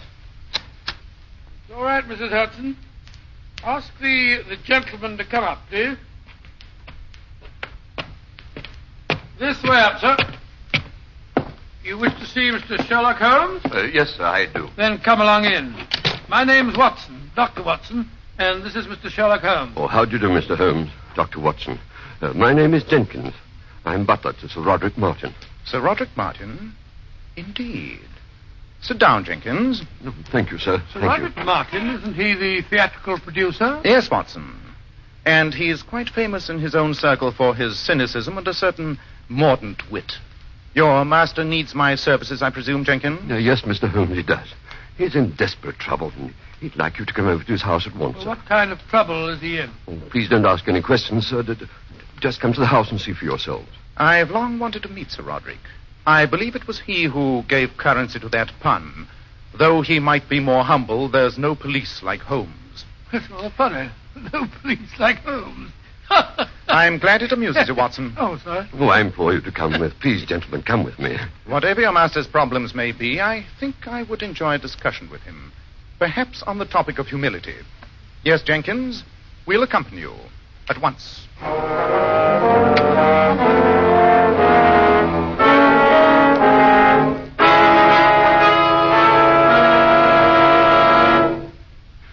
This is Mr. Sherlock Holmes and Dr. Watson, sir. How do you do, Sir Roderick? How do you do? Jenkins. Oh, how very odd. Now, why should Jenkins make such a meteoric exit? I presume, Sir Roderick, he wished to leave us alone. Indeed, what a singularly depressing thought. Well, sir, now that he's gone, you can talk quite freely. My dear Dr. Watson, I've been in the habit of talking freely ever since I had the pleasure of insulting my nurse at the age of 4. She was a peculiarly revolting female by the name of Pearl. After 44 years, I still can't think of a more inappropriate name for her.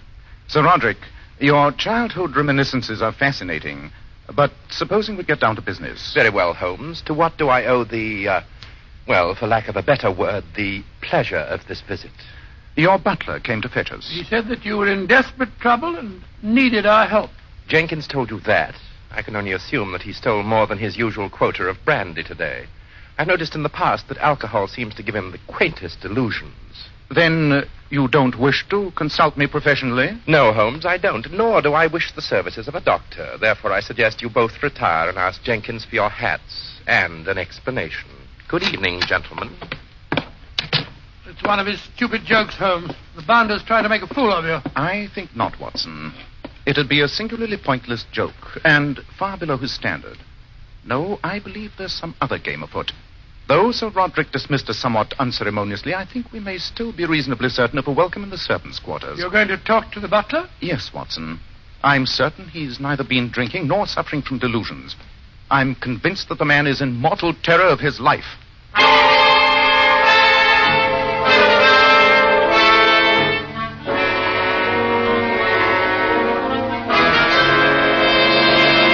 Oh, thank heavens you came to see me, Mr. Holmes. Well, how could we resist it when Sir Roderick told us that your entire story was a lie? Oh, you must forgive me, gentlemen. I was desperate with fear, and I had to attract your attention. But why? You've accomplished your purpose now. You've thoroughly roused my curiosity. But I repeat, why? Because I'm in terror of my life, sir. Someone's trying to murder me, Well, what reason have you for saying that, Jenkins? Last night an attempt was made to kill me. Oh? Please describe the circumstances. Well, sir, I was carrying a keg of wine down into the cellar.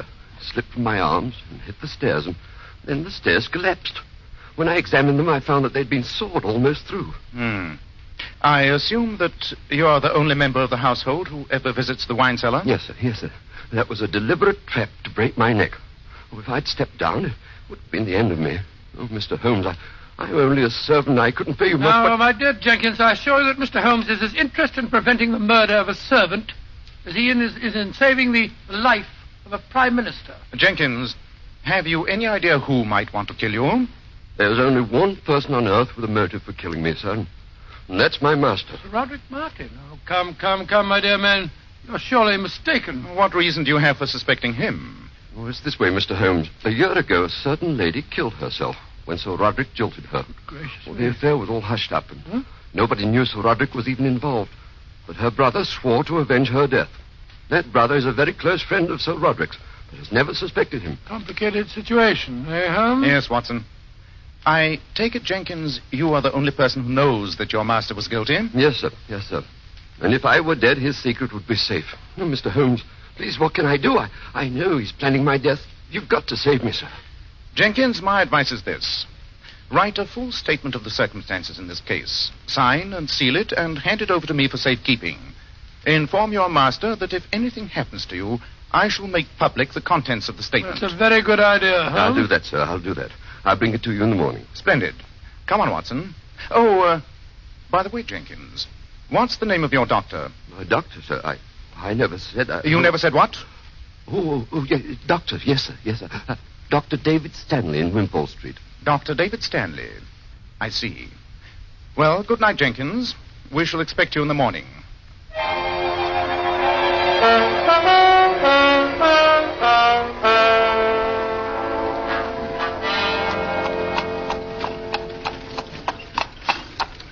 But why are we going to see Dr. Stanley? Firstly, because I want his physician's opinion as to whether Jenkins might be suffering from hysterical delusions. Well, as a doctor myself, I say that's more likely. I must say his actions tonight hardly seem the behavior of a sane man. When a man is badly frightened, Watson, it's sometimes hard to judge his actions by more rational standards. Incidentally, did you notice the way he started when I asked him the name of his doctor? Almost certainly Dr. David Stanley is the vengeful killer. By George, now that you mention it, I do remember hearing some gossip in Harley Street about Stanley's sister killing herself. But nobody seemed to know the motive. Here's the house, Watson. Well, let's hope the doctor's at home. If he isn't, we haven't come very far out of our way. Want me to wait for you, Governor? No, thank you, cabby. Here you are. Ah, thank you, Governor. Giddy up. I can hear a piano playing. Someone is at home. That seems an eminently logical deduction. There's no need to be funny, Holmes. Good evening. My name is Sherlock Holmes, and this is my colleague, Dr. Watson. How do you do? I'm Mrs. Stanley. We wondered if we might have a few words with your husband. With David? Well, come in, won't you, gentlemen? Mr. Holmes, you're a detective, aren't you? Yes, Mrs. Stanley. I hope you haven't come here to talk to David about his sister's death. Not directly, madam. Though my mission is not unconnected with that tragedy. Then I can't let you see. Well, really, Mrs. Stanley, my friend only wishes No, gentlemen. For the sake of his sanity, I daren't let you talk to him. Ever since his sister died, he's been like a soul tormented. Spends most of his time in there playing those frightening compositions of his on the piano. I can't let him be subjected to any more questioning about his sister. Even I daren't mention her. Sylvia, I heard voices. Who are these gentlemen? It's Mr. Sherlock Holmes and Dr. Watson, dear. How do you do, Dr. Stanley? I hope we're not intruding, sir. The great Sherlock Holmes and his friend Dr. Watson intruding? Well, of course not. I'm flattered. Come in, gentlemen. Please don't say anything about his sister's death. Don't worry, Mrs. Stanley. We won't. No, of course not. Holmes, I believe you're something of a musician. I'd like your opinion of this. David, dear, they haven't come here to listen to I music. don't care what they came here for. This is what they're going to hear.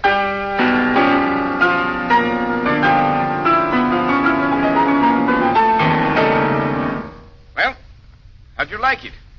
A strange, savage melody, Dr. Stanley. Yes, indeed, sir. Rather depressing, if you don't mind me saying so. No, why shouldn't it be? When it's finished, I call it Threnody for a Dead Sister. That's what you've come to see me about, isn't it, Mr. Sherlock Holmes? No, David, dear, you mustn't... Sylvia, I should prefer that you leave us alone. But, David... I said alone, Sylvia. Very well. Sylvia's a girl who can't face up to facts. But I can.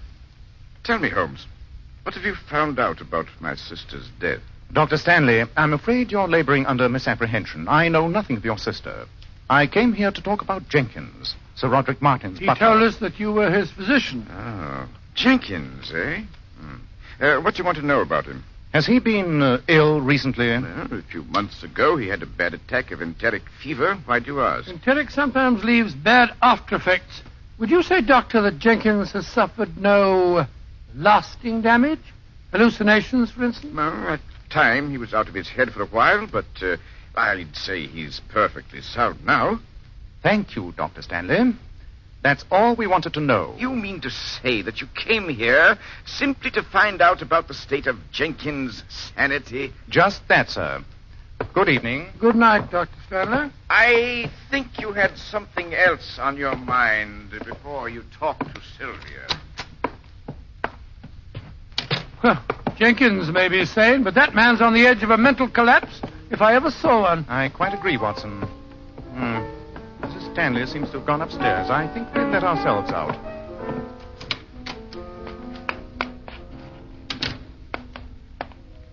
Well, Holmes, that was rather a fruitless trip.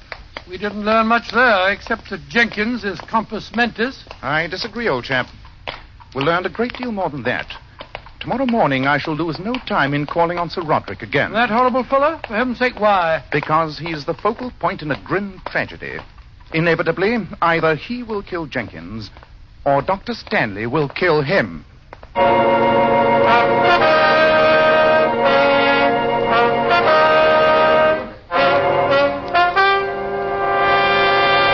My dear Holmes, I'm accustomed to facing 2 brown eggs at breakfast. 2 brown eggs lightly boiled, followed by a leisurely perusal of the Times. I see no reason why this day should commence any differently. Sir Roderick, I've explained to you You've that... explained nothing, including your own presumption, Holmes. I can see no cause for your meddling, even if I understood precisely what you were driving at, which I don't. Well, surely, Sir Roderick, you must see that my friend is trying to protect you. Dr. Watson, I once had the acute misfortune to read one of your shockingly florid stories. What? I can only assume that your gross imagination has infected your daily life. Since your own safety seems to be a matter of indifference to you, Sir Roderick, I may point out that I know too much if you plan on being a danger yourself. Holmes, you're impertinent, a quality which is attractive only in a younger person, and of a different sex. What is even more unpardonable, you're boring. Please leave and take this bumbling veterinary surgeon with you. It's extremely offensive. Before I leave, I insist on knowing one thing. Where is your butler, Jenkins? A new man opened the door just now. Jenkins? Oh, yes. I omitted to tell you. Jenkins has left my service. You discharged him, I suppose. Not exactly, though it is my invariable rule to discharge any servant found guilty of a crime. A crime? And what was Jenkins' crime? He committed suicide.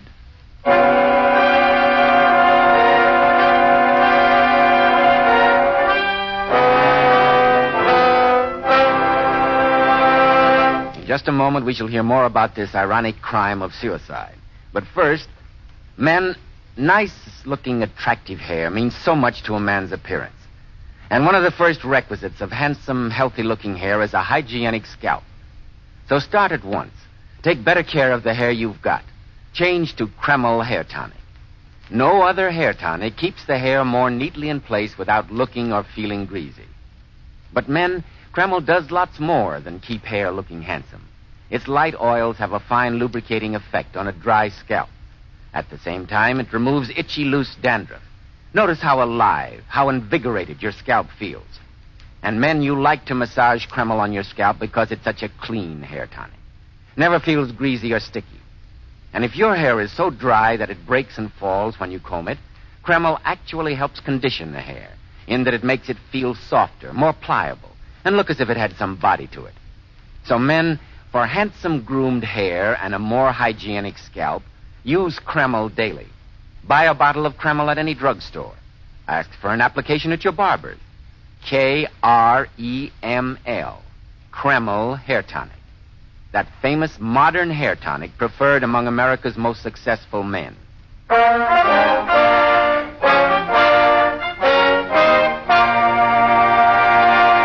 Well, Dr. Watson, this story really has me on the edge of my chair. So the butler Jenkins had committed suicide? Well, that's what Sir Roderick told us, Mr. Bell, although we had great difficulty in persuading him to let us examine the dead man's room. Finally, after Sherlock Holmes had pointed out that if we couldn't handle the case, then Scotland Yard certainly would, we were allowed to visit that room of death. The evidence of suicide was apparent. After a brief examination, Holmes turned to me and said, What do you make of it, Watson? obvious signs of strychnine poisoning, Holmes. Quite clearly, a suicide. Yes. The other servants told us that they had to break the door down to get in. It was locked and bolted from the inside. And your examination proved that there was no sign of the lock having been tampered with. Precisely. And he drank the poison from this glass here by the bed. Yes, I'd say that there's been nothing in this glass but strychnine and water. Hello. What's this on the carpet? Looks like a piece of clay. It is. And it bears the imprint of a heel. From a man's boot. Look at the size. And observe the color of the clay, Watson. This particular specimen is quite rare. I shall take it back to Baker Street and examine it. I can't see any logic in this case, Holmes. After all, people terrified of murder don't go committing suicide. Patience, old fellow. I'm convinced that this is one case where an hour in the laboratory may aid the solution more than all the logic in the world.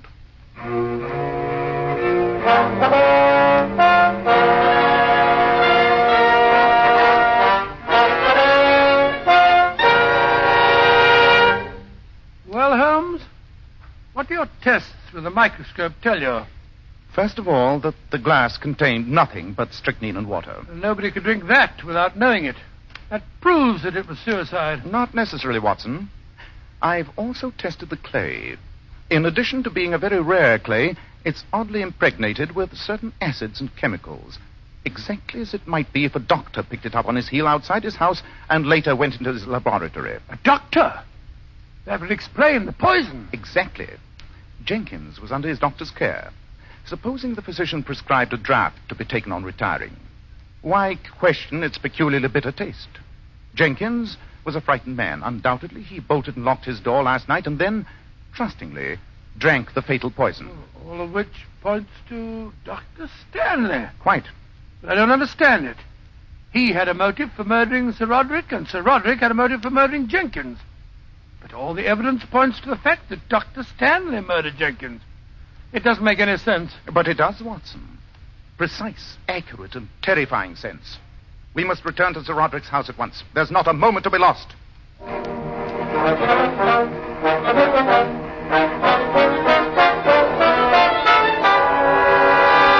Holmes, you and your friend here are positively pachydermatous. Twice I've told you to mind your own business, and yet you come back for more insults. Am I to assume that you find my personal charm so utterly irresistible? On the contrary, sir, you can assume that your personal charm utterly escapes us. Sir Roderick, the only reason we've returned is because I'm convinced you're in grave danger. As I told you before, Holmes, I'm eminently capable of taking care of myself. In any case, I'm expecting Dr. Stanley, my physician, here in a few minutes. Sir Roderick, by all you hold sacred... I hold nothing sacred, Holmes, save human life. By which, of course, I mean my own. Then, for the sake of your own life, sir, allow us to slip behind that tapestry while your doctor visits you. Behind the arras, eh? The proper place for rats, if I remember my Hamlet correctly. Oh, that's undoubtedly the doctor now. Then please let us hide. You won't regret it, I promise you. Very well, you may hide. Scurry away. Come on, Watson. Right, you are, Holmes. Come in. Roderick, I had to see you. Yes, so it would appear. Sylvia, if you have to come making dramatic entrances in my house at an hour that virtually represents the crack of dawn, I do wish you'd take a little more pains with your ensemble. Roderick, Your dress is only suitable for tea and crumpets with the vicar's wife at Tooting Bec. Oh, Roderick, stop trying to be facetious. I came here because I had to talk to you before David got here. Well, I'm expecting him at any moment. Yes, I know that. You're his closest friend, Roderick. You've got to do something for him. He's ill. He's mentally unbalanced.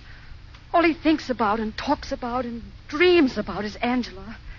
He's even composed a horrible piece of music that he calls... Sylvia! David! What are you doing here? Everyone's being extraordinarily melodramatic this morning. It's a pity, David, but you have not caught your wife and me in a compromising situation.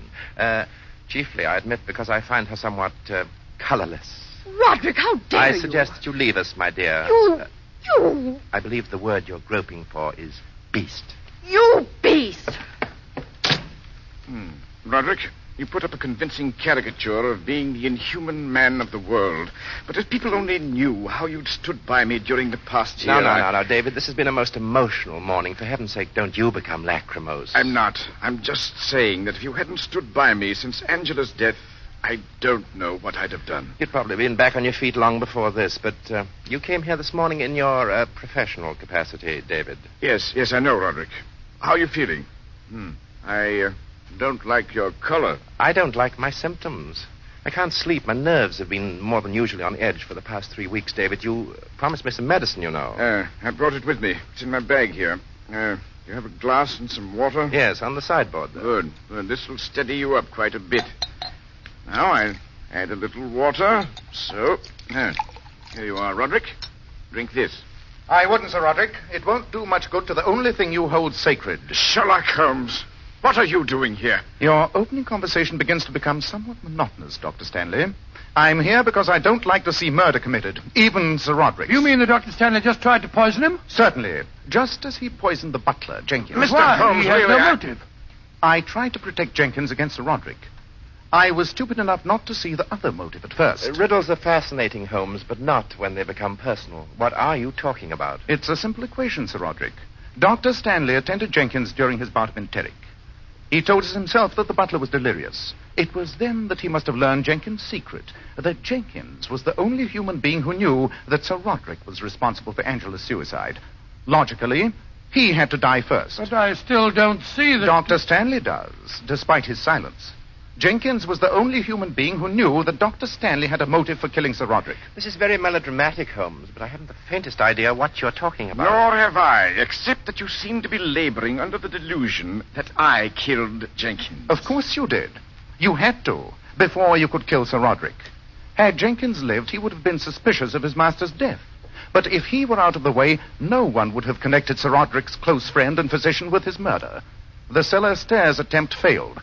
But last night's poison did not. And now he's trying to repeat the pattern. The glass over there contains strychnine and water. Of course it does. I assure you, this medicine is perfectly harmless. To prove it, I shall drink it myself. Stop him, Watson. Put that down. Put it down, I say. It's too late. That was meant for you, Roderick. It was too good for you. Considering the way you treated my sister Angela.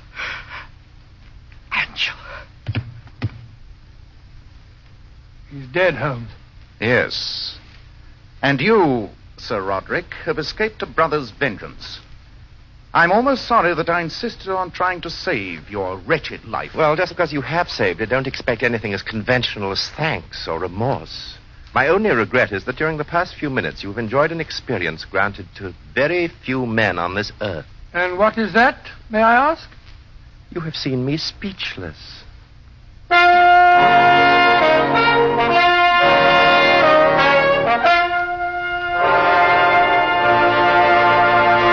In just a moment, Dr. Watson will be back to tell us about next week's story.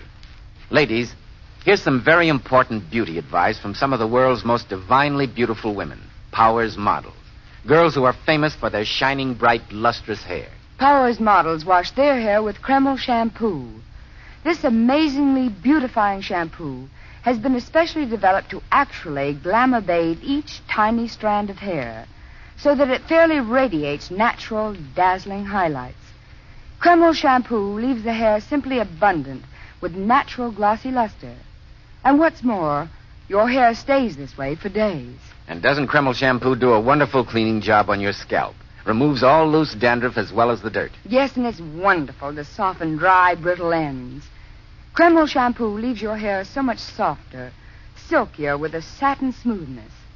Your hair holds a wave better, too. So, ladies, buy a bottle of glamorizing Kreml shampoo at any drug counter and see how easy it is to glamour bathe your hair to a vision of beauty. How easy it is now to have naturally lustrous, glossy hair. Kreml, Kreml shampoo.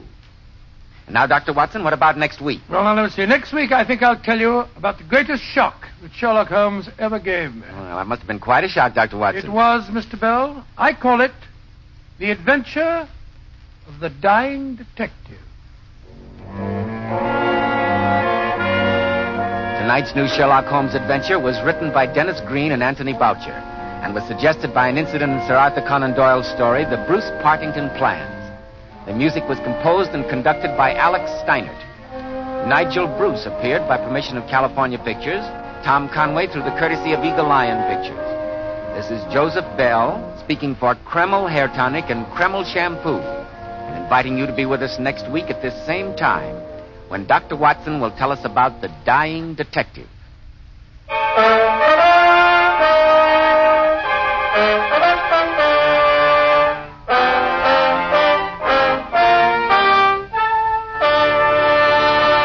This is ABC, the American...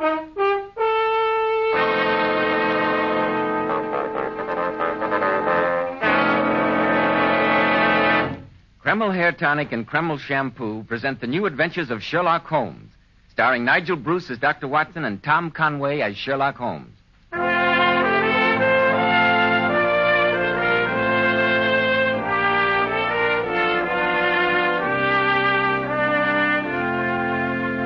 Now, once again, let's drop in on the famous colleague of Sherlock Holmes, our good friend, Dr. Watson. Good evening, Dr. Watson. And a very good evening to you, Mr. Bell. I'd almost given up hope of your coming tonight. Well, I know it's pretty late, Dr. Watson, but I saw that your light was still on, so I thought I'd drop in. I'm glad that you did, Mr. Bell. Applying the methods of my friend Sherlock Holmes, I would venture a guess that you're on your way home from the theater. Amazing deduction, Dr. Watson. Elementary, Mr. Bell. Isn't that a theater program I see sticking out of your pocket? Of course. Oh, what was the play? Hamlet. Very fine production, too. Have you seen it? No, not lately, but I think I can claim to be one of the very few men in this world to have seen a far older Hamlet than any that you saw performed tonight. An older Hamlet? I don't quite understand. Some 400 years older. You've heard me speak of Professor Moriarty? The arch-villain whom Sherlock Holmes considered his most worthy opponent? Precisely. I think that Professor Moriarty would cheerfully have given his right arm to possess the Hamlet to which I'm referring. At least, he was quite willing to commit murder for it. I remember... Oh, but here I am monopolizing the conversation when I know that you've got something quite important to tell our listeners. Yes, Dr. Watson, I'd like to tell our listeners about a modern trend in hair grooming that's in such great demand today by men who value their appearance. It's called Kreml Hair Tonic. Frankly, men, Kreml is the only hairdressing I've ever found that really makes my hair stay in place. An outstanding feature of Kreml is that it always keeps hair so neatly groomed, yet never gives it that cheap, greasy look. Kreml never leaves hair full of sticky goo. Your hair feels so soft and looks so natural. And men, don't tell me that you won't be mightily pleased when your wife or sweetheart remarks how attractive your hair always looks. How it feels so nice to touch, never greasy or sticky. It's spelled Kreml. Kreml Hair Tonic. Now, Dr. Watson, what about Professor Moriarty and the original Hamlet? I'm all ears. It all began in the most commonplace manner imaginable. I was walking down the street with Holmes in answer to a completely routine call from Scotland Yard. Hurry up, Watson. Don't lag. I must say, Holmes, that as a medical man, I heartily endorse this recent passion of yours for long, brisk walks. My dear Watson, the constant succession of dull cases with which we've recently been favored leaves me with so much surplus energy that I can only sleep by exercising myself into a state of utter and stuporous exhaustion. Look out!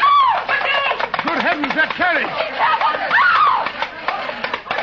Fetch it, doctor! Fetch it, doctor! Did you see that? That carriage ran right over that old man. Poor devil. I better see what I'm going to do for him, Holmes. Well, that's your métier, Watson. Look after the poor chap. I must be getting on to the yard. The poor man. Move to one side, please. Move to one side, please. I'm a doctor. Let the doctor through. I'm all right, sir. I'm all right, thank you. Well, there are no bones broken, I'm glad to say. Here, let me help you to stand up. Thank you, sir. Yes, I'm all right. Quite all right. Very kind of you to come to my assistance. Oh, not at all. I'm a doctor. At least I picked a good spot for my accident. I see there's a pub right across the way. I hope you'll at least let me have the pleasure of standing you a drink. That's the quickest fee I ever received. Lead the way, sir.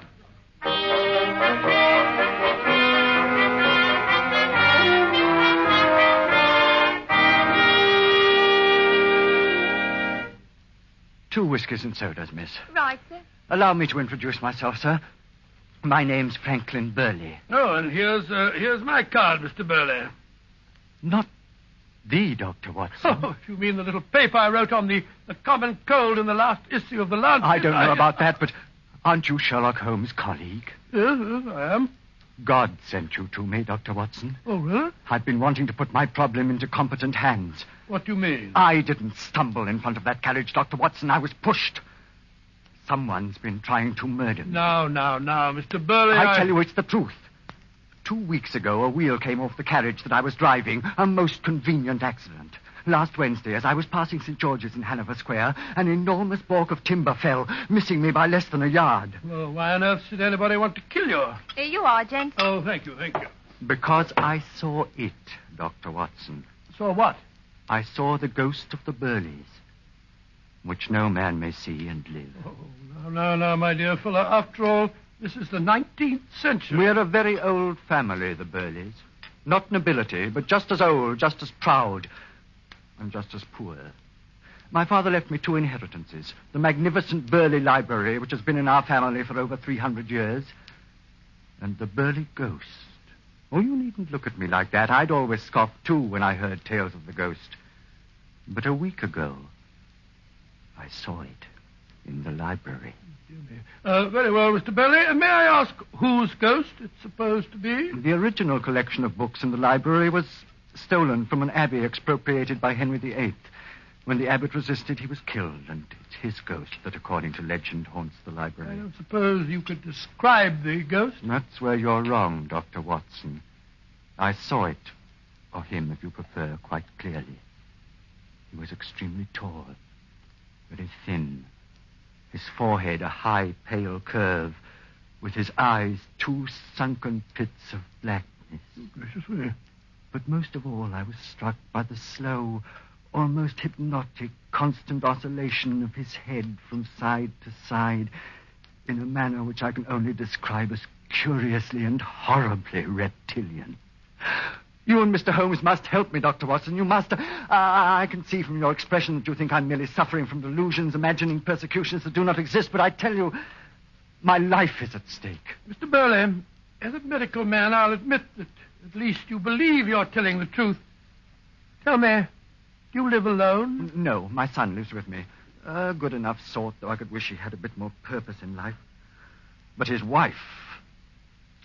What about his wife? When my son was in Ceylon running a tea plantation, he married a half-caste woman. She's utterly strange, a terrible creature. I more than half suspect she's behind everything that's happened. Rather a weird alliance, isn't it, between your ghost and your son's wife? All right, Mr. Burley, I'll speak to Holmes, if that's the only thing that'll set your mind at rest. It won't be the first time that he's driven a ghost back to its lair.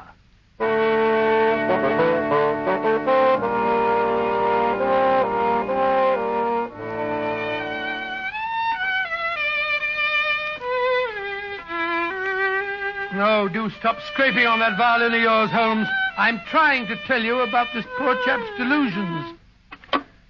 I assure you, Watson, you've been receiving my closest attention. So your friend Mr. Burley suspects his son's half-caste wife. Go on. Well, that's all there is to it. I promised him that I'd tell you his story, although obviously the poor man is the victim of a persecution phobia. I wonder, Watson. I wonder. Oh, now, really, Holmes. There are certain definite points of interest. That description of the ghost, for instance. Tall, very thin, high forehead, with a constant oscillation of his head in a reptilian manner. Who does that remind you of, Watson? Remind me of? I don't know. Could it be anyone but our friend Moriarty? Good heavens, you're right. And a library of the nature that you describe might well contain treasures worthy of the professor's highly selective interests. I tell you, Watson, it sounds precisely like Moriarty. The inspection of the library in his ghostly guise, followed by the realization that if he's to secure without suspicion the treasures he covets, their owner's death is necessary. Come, Watson. Stop lounging in your chair. Oh, but where are we off to? Mr. Burley said he was returning to an ancestral home at the seaside in Cornwall. Yes? We shall join him there.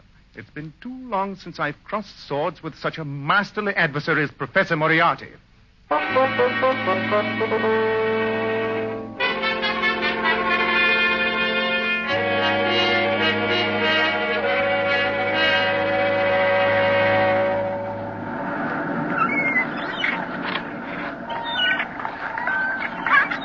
I tell you, Holmes, sea breezes, the salt air, and the sun shining on the water make a man realize that life is worth living. If you don't stop admiring the surf instead of watching where you're putting your feet along the singularly aimless meanderings of this path, you won't have any life left to live. It's a good 200-foot drop to those extremely unpleasant-looking rocks below. Yes, I see what you mean. Say, Holmes, look down there. I never realized that those Cornish cliffs are simply riddled with caves. Which no doubt accounts for their popularity with spuntlers in bygone days. That and their inaccessibility, except from the sea. The path seems to divide just up there ahead of us. Of course, that fool of an innkeeper didn't tell us which fork to take. A problem, Watson, but not one incapable of solution. May I ask how you propose to solve it? Deductive reasoning, I suppose? Not at all. I shall merely inquire the proper direction from that boy who seems to be bird's nesting behind those bushes. Oh. Here, young fellow. Hi, my lad.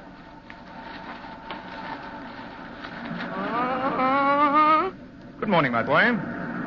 I'm not doing nothing I shouldn't. Of course not. There's nothing to be frightened of. We simply want to know the way to Burley Manor. Eh? Burley Manor, my boy.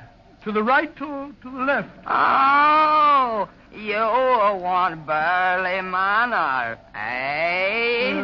That is the impression we are trying to convey.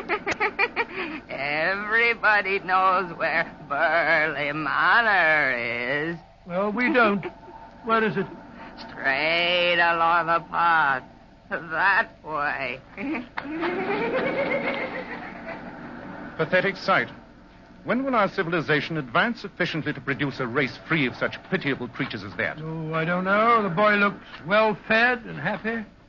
Why shouldn't he? Nothing to do but walk round barefoot and climb about the cliffs all day. Seems rather a pleasant life. I wouldn't mind being an idiot myself. Jackie, where are you?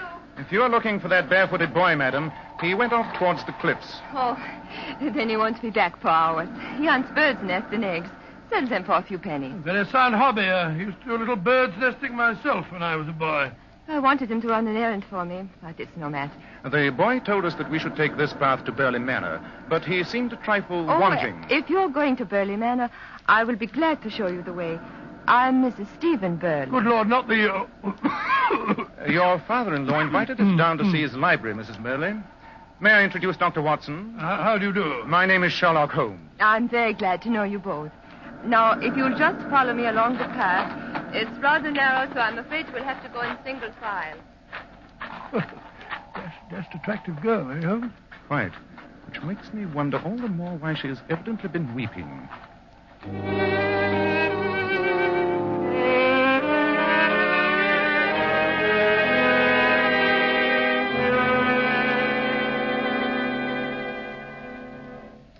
So that's Burley Manor. Impressive-looking old place, I must say. They built them to last in those days. I suppose it is impressive. But is it a house which conveys to you an aura of happiness, Dr. Watson? Well, I can't say that I've ever... Oh, there's Stephen now on the terrace. Lila, where the devil have you been? This is Mr. Sherlock Holmes and Dr. Watson. How do you do? How do you do? Glad to know you. Your father asked them down to see the library. The library? Oh, stacks of weird old books in there. Stuff's never been catalogued. Can't make any sense out of it myself. No, it's not my dish of tea either. Felt like reading Hamlet one night. Found some old black letter thing I could barely spell my way through. And from the little I made out, it wasn't even the right form of the play. Really, Mr. Burley? How was that? Oh, it started out with some sort of a prologue. All about ghosts and revenge. Never saw that in Hamlet. Stephen, where is your father? I haven't seen him since I packed his lunch. Has he gone off to the cliffs already? You must have just missed him, Mr. Holmes. He often spends the day browsing about out there. Takes lunch along with him. And he's gone off alone? Which path did he take? The one toward the cliffs. But I don't... Come, Watson. There's not a moment to lose.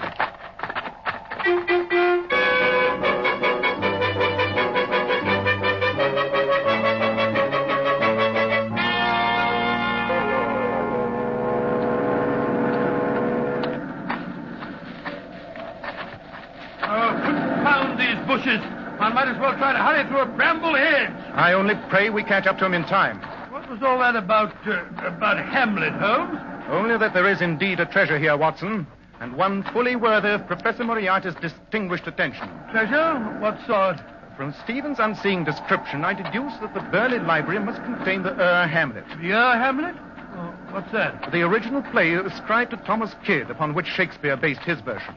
Not a single copy is known to exist in the entire world, Watson. It would be absolutely priceless. Gracious me. I say, Holmes, look. Up there ahead. We just caught a glimpse of a man's back beyond those trees. It must be Burley. Good. Mr. Burley! Mr. Burley! The wind's blowing towards us. He can't hear you. Hurry up, Watson. We catch him beyond that bend in the path. He's just... Great heavens! How appalling. Why, the man's literally blown to bits. As I feared, Watson, we were just too late.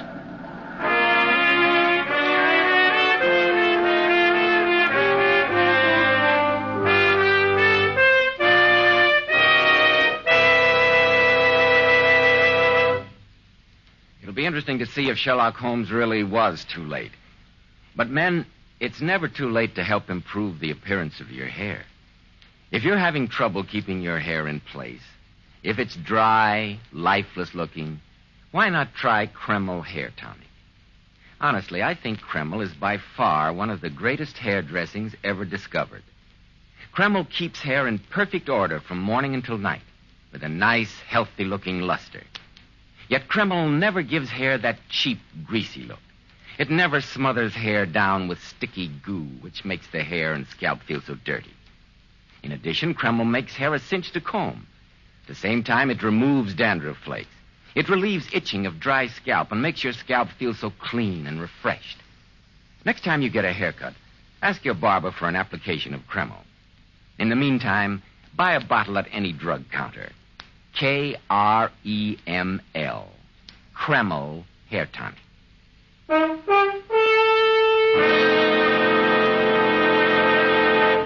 And now, Dr. Watson, what happened when you and Sherlock Holmes found that Mr. Burley had been the victim of an explosion on those Cornish cliffs?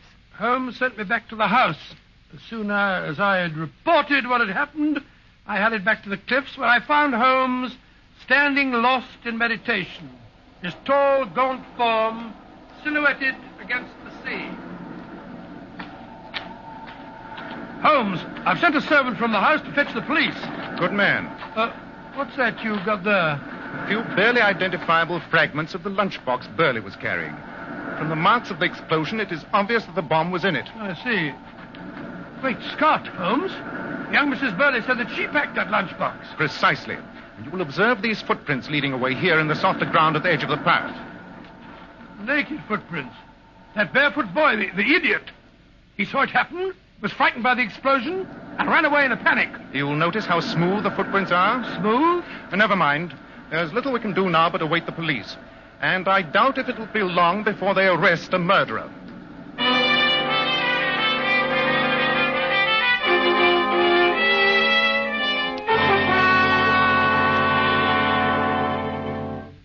I should like to suggest, Superintendent Maddox, that you broaden the course of your inquiry. If you don't mind, Mr. Holmes, I'll conduct my questioning in my own way. Not at all, Superintendent. A rude fellow. Now, Mrs. Burley, it'll be a lot better for you if you help me instead of hindering me. I've been trying to answer your question, Superintendent. Although only a fool could fail to see where they're leading. Now, Lila, the superintendent's only trying to find out the truth. Very well. I'm innocent.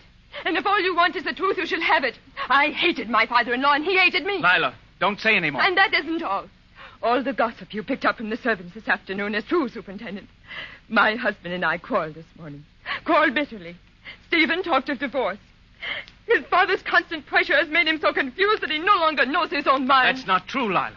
I still love you. So if that's what you wanted to know, Superintendent. Yes. I'm glad he's dead. I hated him. I hated him. I think that'll be quite enough, Mrs. Burley. I shall have to take you with me to the chief constable. The charge is murder. Oh, you're crazy, Maddox. My wife didn't kill my father.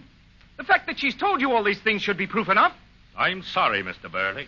I've got to do my duty as I see it. Come along, Mrs. Burley. Very well. I'm ready. I'll come along with you, my dear. No, darling. Stay here and help Mr. Holmes in any way you can. That's the best way for you to help me. She's quite right, my boy. Now, come along, Mrs. Burley. Mr. Holmes, I'll offer you any sum you wish to clear my wife. Your father was my client. I already have a duty to find his murderer. And you think that Lila... I think the superintendent would have arrested her twice as quickly if he had known of the other possible motive. that in revenge she had conspired with Professor Moriarty against your father. Then you're leaving? You won't help me? There are loose ends to clear up, Mr. Burley. I must send Dr. Watson on an errand. As for myself, my first objective is to inspect the famous Burley Library.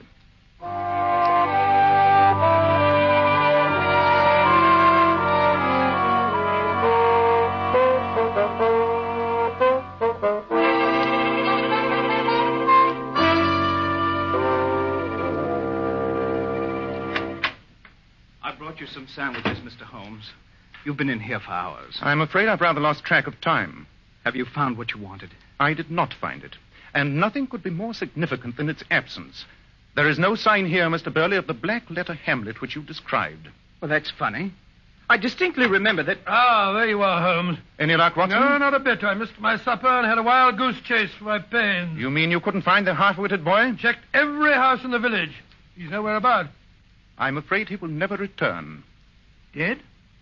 You mean you think that he saw too much? I mean, Watson, that the person who planted that bomb also murdered that poor boy. If we could have some lanterns at once, please, Mr. Burley. Of course. I think we'd better follow the tracks of those bare feet to their final destination.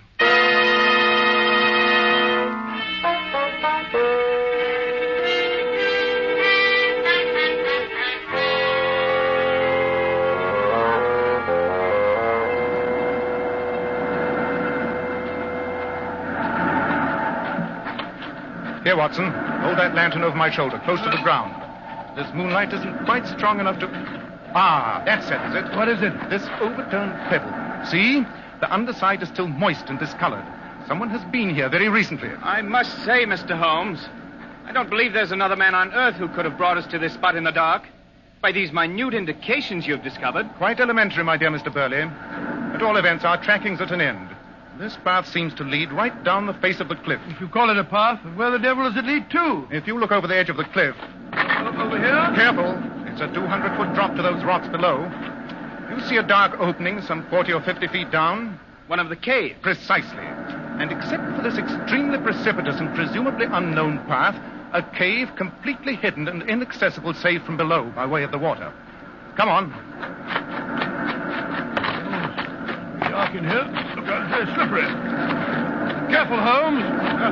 Look out for loose rocks. Oh, blasted. I nearly ripped my ankle. Look out, that boat is loose. Good heavens. That just missed me.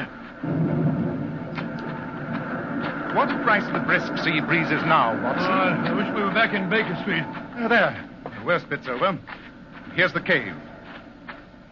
It's larger than it seemed from above. Hold that lantern high above your head, Mr. Burley.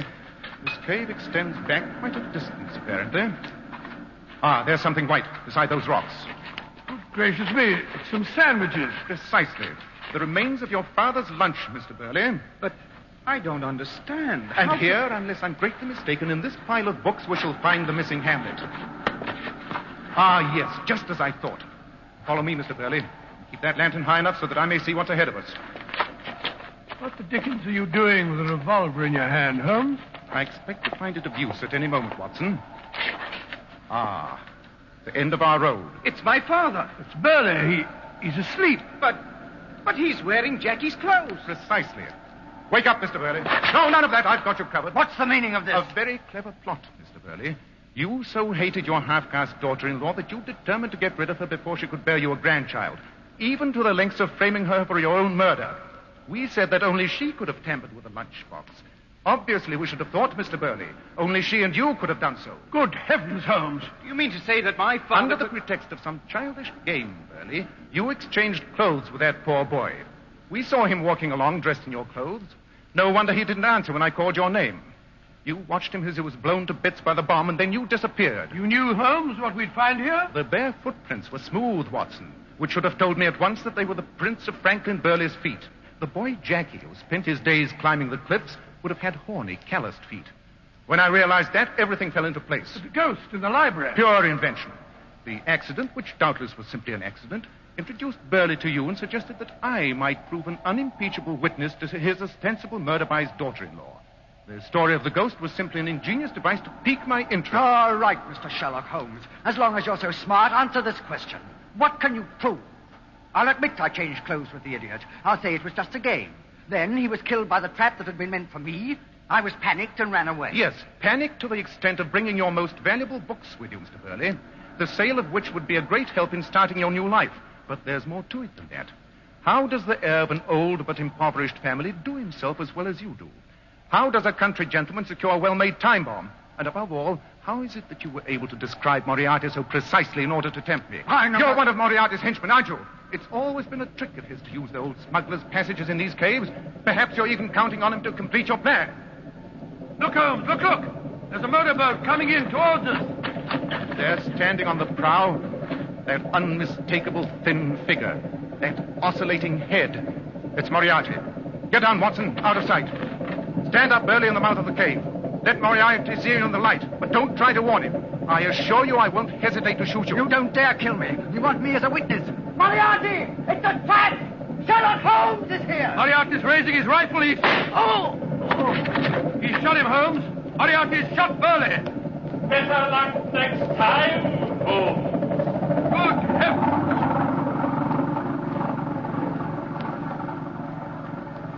Moriarty has made certain that no one shall turn King's evidence against him. No. Don't try to stand up, man. You're badly hurt. I'm dying. But there'll be no dying words from me for you to use in court. I see where you're looking. You want that Hamlet, don't you, Mr. Holmes? Every scholar, every museum in the world would... Well, it's mine. I'll never let it be seen.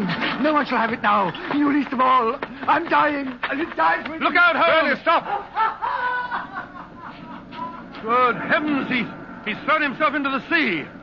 He hasn't a chance on those jagged rocks. Yes, and his body will be washed out to sea before we can get down there. Watson, an irreparable loss. Loss? A confounded murderer like that? I was referring to the copy of Hamlet. I'm afraid it's the most shocking loss to English literature since half of Milton's papers were burned by his cook.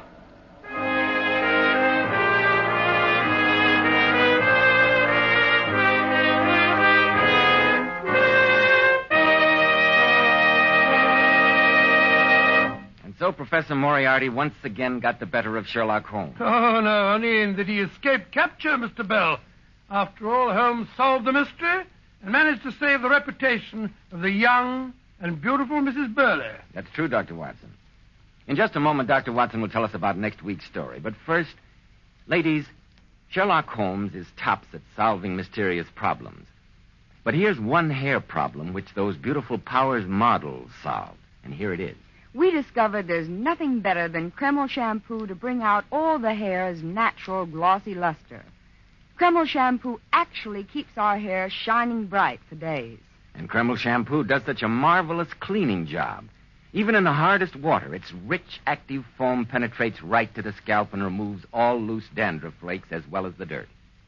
Kreml shampoo has been especially developed to glamour bathe each tiny strand of hair, to reveal all its glorious natural brilliance. Even after the first shampoo, your hair looks a vision of loveliness. And don't forget to mention how its beneficial oil base helps keep hair from becoming dry or brittle. Yes, I know. That's why my wife always uses Kreml shampoo for our youngsters' hair. In fact, everyone at our house uses Kreml shampoo because it's so mild and gentle on the hair. You can buy a bottle at any drug counter. Just ask for Kreml shampoo. Now, Dr. Watson, how about next week? Well, now let me see. Next week, I think I'll tell you how Holmes unmasked the sinister Dr. Ponsonby, head of a boys' school, and thus saved the life of one of the pupils. I've always referred to this particularly bizarre adventure as the singular affair of the dying schoolboys.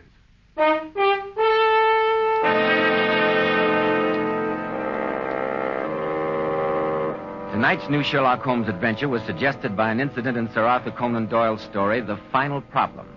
Nigel Bruce appeared by permission of California Pictures. Tom Conway through the courtesy of Eagle Lion Pictures.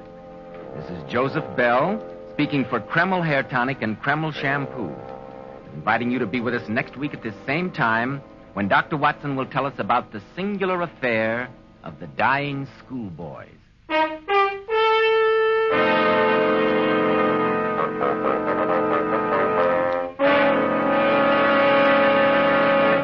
This is ABC, the American Broadcasting.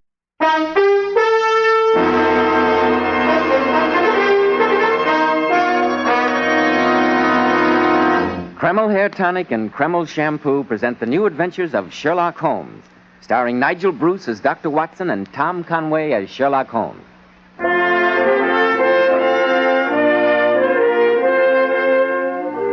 Well, once again, it's time to join our good friend and host, Dr. Watson, as he waits for us in his familiar study. Good evening, Dr. Watson. Good evening, Mr. Bell. Well, are you all set for tonight's new Sherlock Holmes adventure? Yes, my boy, I'm all set, as you put it. I was looking over my notes on the case before you arrived, and I came across this. It played an extremely prominent part in tonight's story. Well, what is it, Dr. Watson? It looks like a dried leaf of some kind. In its younger days, Mr. Bell, it was a sprightly sprig of parsley. Dr. Watson, I know you have the habit of collecting odd mementos from your cases, but a sprig of parsley. And yet, my boy, this withered piece of greenery enabled Sherlock Holmes to solve one of the most diabolical murders that we ever encountered. The strange death of Mrs. Abernethy. Well, this I've got to hear, but first of all... Oh, I know, Mr. Bell, I know. You have a message for our listeners. Every man who wants to get to the top should realize how much neatly groomed hair adds to a man's appearance. And I'm sure you'll be interested in hearing how so many of America's most prosperous and successful men keep their hair looking so attractive. They use Kreml Hair Tonic.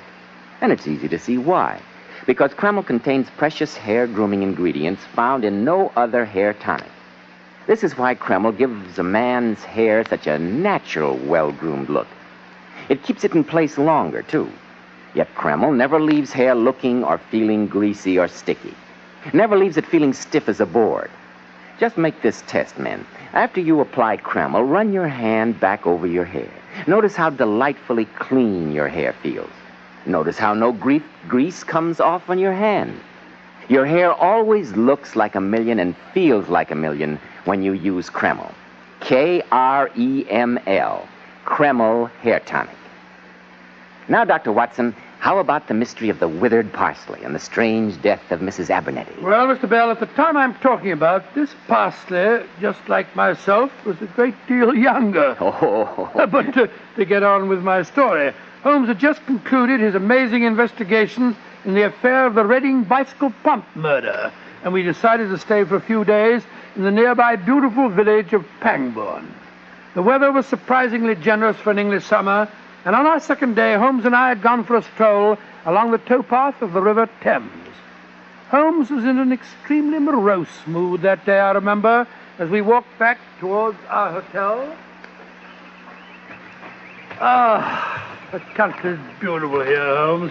Yes, I suppose it is. Oh, come. Look at the red and grey roofs of the cottages, and the farms peeping out through the trees over there. So peaceful and soothing. I'm afraid it has the reverse effect on me, Watson. That's the curse of having a mind like mine. Oh, how do you mean, Holmes? I observe everything with reference to my own special subject. You look at those scattered houses and are impressed by their peace and beauty. I look at them and think how easily crime may be committed there. Good Lord, who'd associate crime with a spot like that? It's my opinion, Watson, based on experience, that the lowest and vilest alleys in London do not present a more dreadful record of sin than does the smiling countryside. What a morbid thought. The reason is obvious. The pressure of public opinion can do in the city what the law cannot accomplish. There's no lane so dark that the scream of a tortured child or the thud of a drunkard's blow does not obtain sympathy and help from some neighbor. But look at these lonely houses. Think of the deeds of hellish cruelty, the hidden wickedness, which may go on year in, year out in such places and no one the wiser. Upon my soul, Holmes, you're in a particularly depressing mood. Hello. Look at this fellow running towards us. Must be crazy. Imagine galloping along a towpath on a hot day like this. From his expression, I think we may reasonably assume that he's not doing it for the exercise.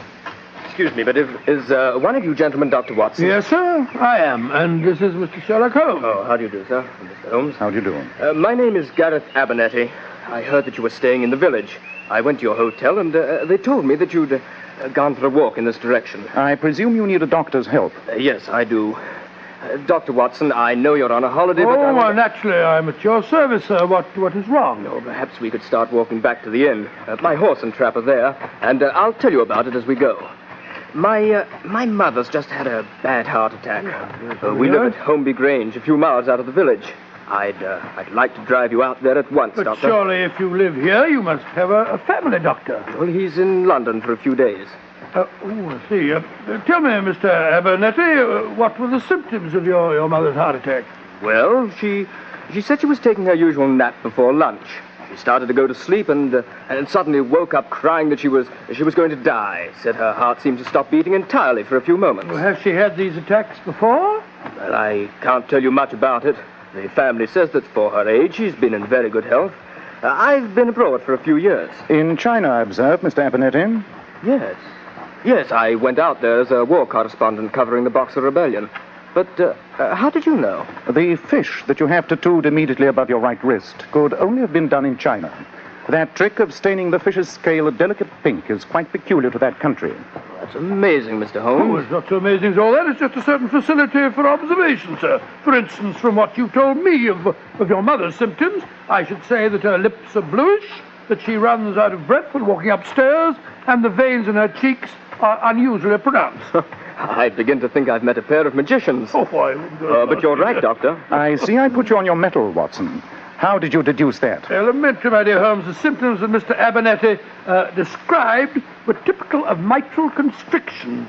I shall be delighted to examine your mother and do whatever I can for her. I'm very grateful, Doctor. You're in good hands, Mr. Abernethy. Well, Watson, I shall see you later, no doubt. This is one case in which I'm sure you need no help from me.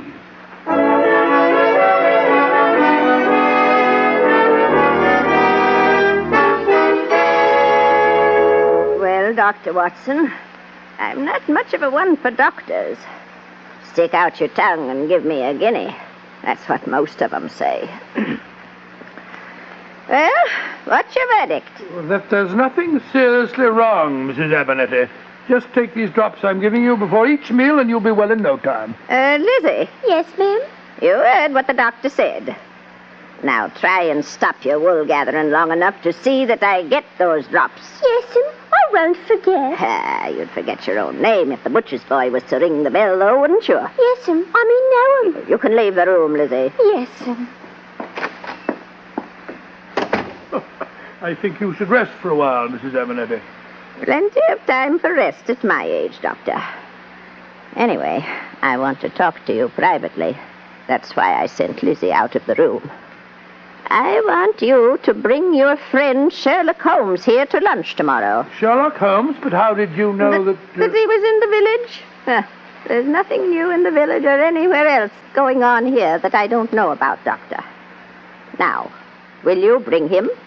I've got something very important to discuss with him. Really, ma'am, I don't think it's the state of your heart that you... Oh, what was that filthy medicine you gave me? Oh. It's made me sleepy. Well, that was its purpose, madam. My family think I'm going to die. They're waiting for it. Hoping for it. Oh, rubbish, rubbish, rubbish. You're not going to die, madam. We'll fool them, Doctor, won't we? We'll fool them. Who is it? Now, Mrs. Abernethy. I'll go to the door. Oh, Doctor, I came to see how Granny was getting along. I'm Rose Abernethy. I'm Dr. Watson. How do you do, my dear? Who is it, Doctor? It's me, Granny. I came to see how you are. Take the doctor downstairs, Rose. Give him some tea and introduce him to the rest of the family.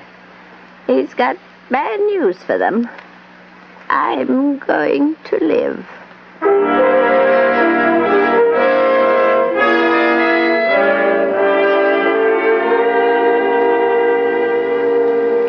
Uncle Gareth, will you introduce Dr. Watson, please? Of course, my dear Rose. And I appreciate your motive in giving me the privilege. A shy, retiring girl like yourself would hardly dare make such a descriptive introduction as I will. Uncle Gareth, you've been drinking again. Well, since I was the only member of this heartless Abernethy clan that had the initiative to go and get a doctor, I think I was entitled to a brandy or two. Come on, Watson.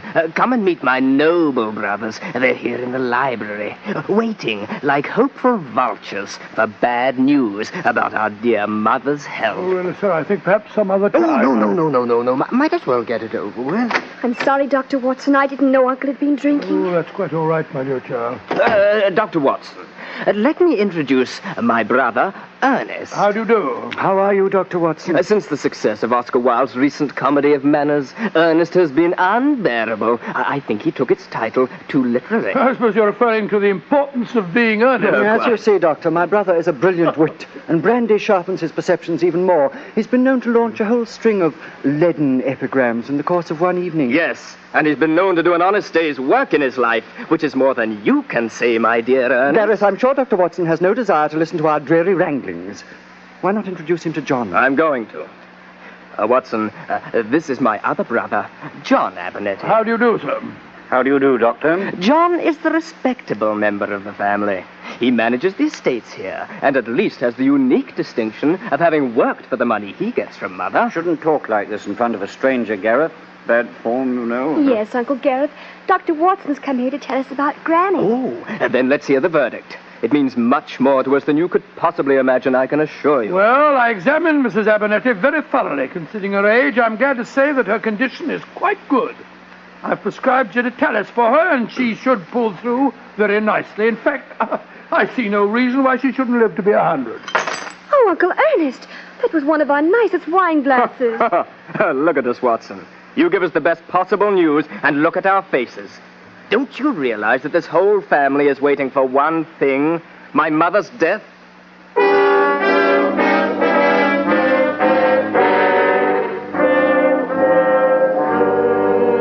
I tell you, Holmes, it was perfectly nauseating. I must say they sound like a peculiarly unattractive family. All except the granddaughter Rose. She's a sweet little thing, but the others are a bunch of good-for-nothings. Undoubtedly. And yet my reaction to what you've told me is one of intense curiosity. As I remarked earlier today, the quiet countryside, beneath its external beauty, cloaks some of the vilest happenings. Well, I admit the atmosphere in that household is vile, all right. And think of the potential tragedy smoldering there. A wealthy matriarch who controls the purse strings. 4 relations living there and praying for one thing, her death. No, Watson. With such a setting, my curiosity is overpowering. Then you will call on her? If you think she's in good enough condition to see me. Attempts may have already been made on her life. Normally I'd suggest postponing it for a day or two, but if you think that she's in danger, Right. I feel... Watson, tomorrow we shall call upon the lady and see what can be done to help her.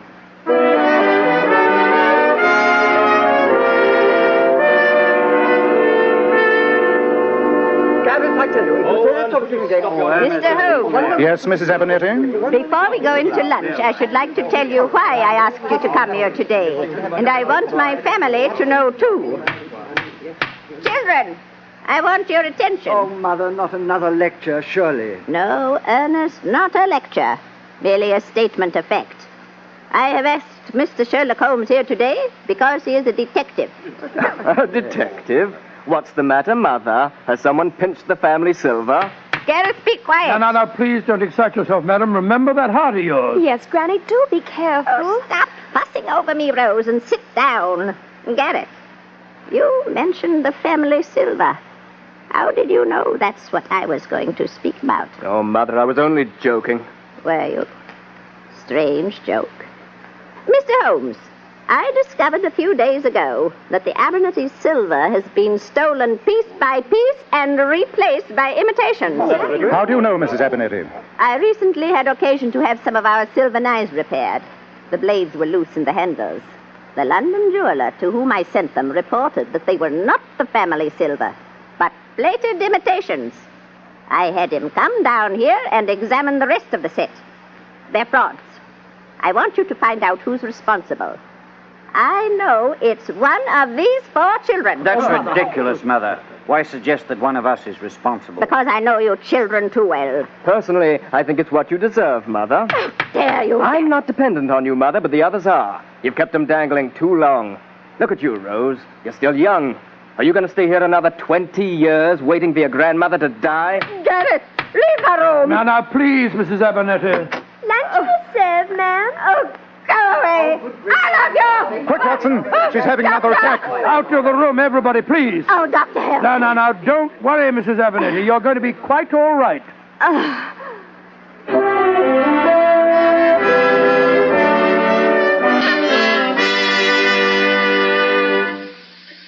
Are you feeling better, Mrs. Abernethy? Yes, Mr. Holmes, I am. That digitalis soon fooled you round, didn't it?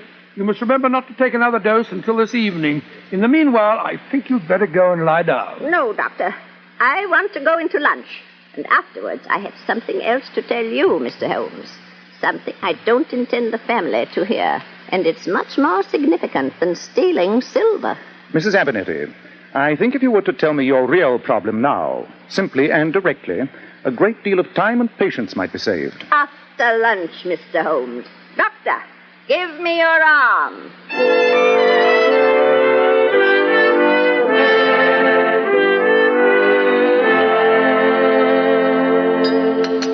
Excellent lunch, I must say. And the conversation has had all the sparkle and gaiety of a funeral oration. Well, since you've entirely monopolized the conversation, Gareth, that's not very surprising. Stop wrangling, you two. Got guests.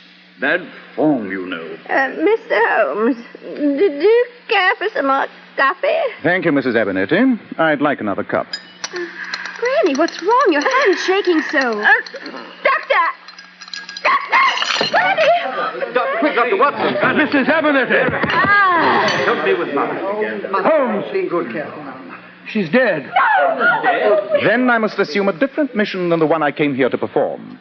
I suggest that you all leave this room, and that one of you sends a servant for the police. Murder has just been committed before our eyes. Murder? But Holmes, she died of a heart attack. When death is so intensely desired by 4 persons present? No, Watson. I'm afraid I can't assume a verdict of natural death. In proof, I suggest you notice the depth to which that parsley has sunk in the butter. I repeat, send for the police. Oh, now...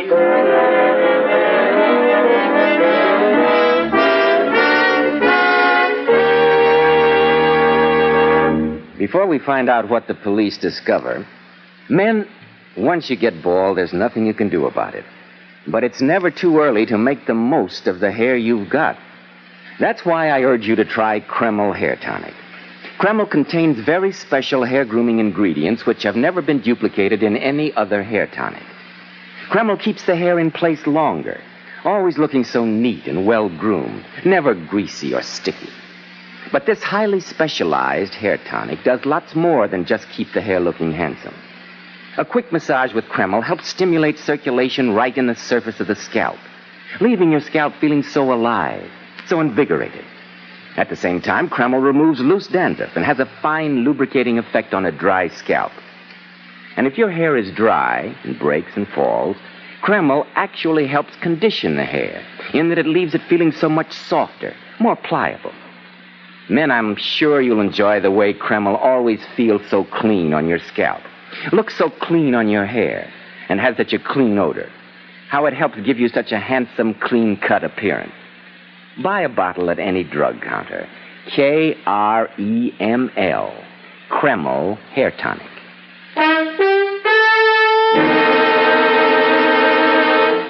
Well, Dr. Watson, I begin to see what you mean about that withered sprig of parsley.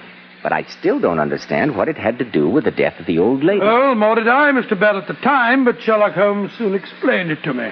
As soon as the family had left the dining room and the police had been sent for, Holmes and I stood together in that room of death, examining the dining room table. Yes, Watson. I'm certain that she was poisoned before our eyes. But how, Holmes? You'll admit that in her condition a double dose of digitalis would have been fatal? Possibly, yes, but she didn't have an overdose. I gave her some before we came into lunch and told her not to take her usual dose at the table. And she didn't take it. Not consciously, Watson, but I'm convinced that she received another dose in her food. How? She didn't eat the roast lamb that the rest of us had. She simply had 2 lightly boiled eggs. She cracked them open herself. They couldn't have been poisoned. But she put butter in her eggs, large quantities of butter. We all ate butter from the same dish, Holmes. True. But once again, I ask you to observe the significant fact. The depth to which the parsley has sunk in the butter. But the parsley hasn't sunk perceptibly at all. That, my dear Watson, is the significant fact. Oh, beg your pardon, sir. Lizzie said as how you thought something was wrong with the lunch. I'm the cook. Something was very wrong with the lunch, my good woman. Oh, I'm sorry. And I hear as how Mrs. Abernethy has been took with another of her spells. Yes, she has. Tell me, was this table laid for lunch at 1 o'clock? Yes, sir, it was. But you didn't come in till half an hour later. While Mrs. Abernethy's attack delayed us in the drawing room, did anyone come through the kitchen into this room? No, sir. Lizzie and me would have seen him if they had. And when you set the table, you placed this butter here? Yes, sir. As you see, it's garnished with parsley. Did you do that? No, sir, I didn't. That's funny. Who could have put that on there? Joe Holmes, you're right. But the roast of lamb was garnished with parsley, wasn't it? Yes, sir, it was. Splendid. I'm much obliged to you. I hope the mistress finds better soon, sir. Watson, I'm going to take that butter to the village, chemist shop, and have it analyzed. While I'm doing that, I want you to conduct an experiment of your own. What do you want me to do? Obtain a fresh quantity of butter from the kitchen. Place a sprig of parsley on top of it, and see how far in half an hour it sinks in. Ridiculous way of spending my time, I must say. Nevertheless, Watson, I think the experiment may give us the vital clue to the murder.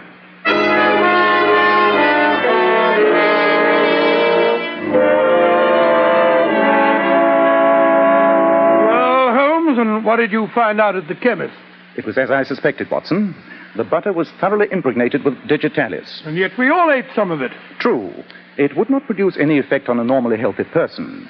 In the case of Mrs. Abernethy, however, 2 doses in quick succession were fatal. Great Scott. What was the result of your experiment, old chap? Well, in half an hour on a blazing hot day like this, parsley sinks quite noticeably into the butter. Therefore, it was placed there shortly before we came in late to lunch, not when the table was set. But what was the motive? The butter had been shaped by a mold. It was patterned on the top. The murderer used a hypodermic needle to inject the digitalis, and he had to hide the holes made by the needle. So he took the parsley from the roast and placed it on the butter. Who had the opportunity? That's what we have to find out. Have the police arrived? Yes, there's a Sergeant Jenkins in charge. He's out there in the kitchen questioning the servants. Then let's join forces. A murderer's in this house, Watson. Between us, we've got to catch him.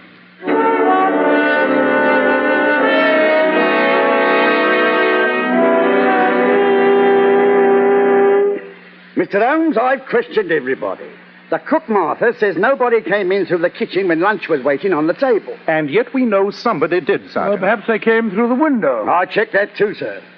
The gardener was working in the rhododendron bed outside. He said no one went in that way. And the only other entrance to the dining room was the door leading into the library. Oh, I checked on that one too, Mr. Holmes. Mr. John Abernethy and his brother Ernest were playing a game of chess there. They swore that no one went through that door. Well, it looks as if no one could have tampered with the butter. Whereas we know they did. Sergeant Jenkins, you've been very thorough in your examinations. But one of these witnesses is lying. We must talk to them again.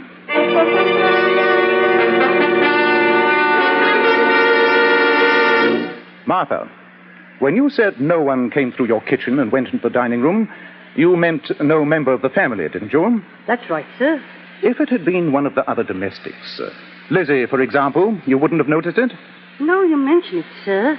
Lizzie did go in just before they came into lunch. Lizzie did, but... Quite, Watson. Sergeant, please ask Mr. Ernest Abernethy to step in here for a moment. Yes, Mr. Holmes, Lizzie did go through the library door, but I can't see that fact as of much importance. Possibly you can't. And yet I assure you my question was not an idle one. Was Lizzie carrying anything, do you recall? I really didn't notice. I'm afraid I find the problems of chess, even with Brother John as an opponent, more interesting than the perambulations of the worthy Lizzie. Lizzie. Yes, sir? You did go into the room just before lunch? Yes, sir. I remember that I'd forgot to put the claret out, so it would be room temperature. Mr. Ernest is most particular about that. Thank you, Lizzie. You may go. Yes, sir. Thank you, sir. Holmes, do you think she did it? Surely there's no doubt of it in your mind now, is there? Well, there is in mine, Mr. Holmes, and no mistake. And yet the case is solved, Sergeant. Let's go into the drawing room and I'll introduce you to our murderer.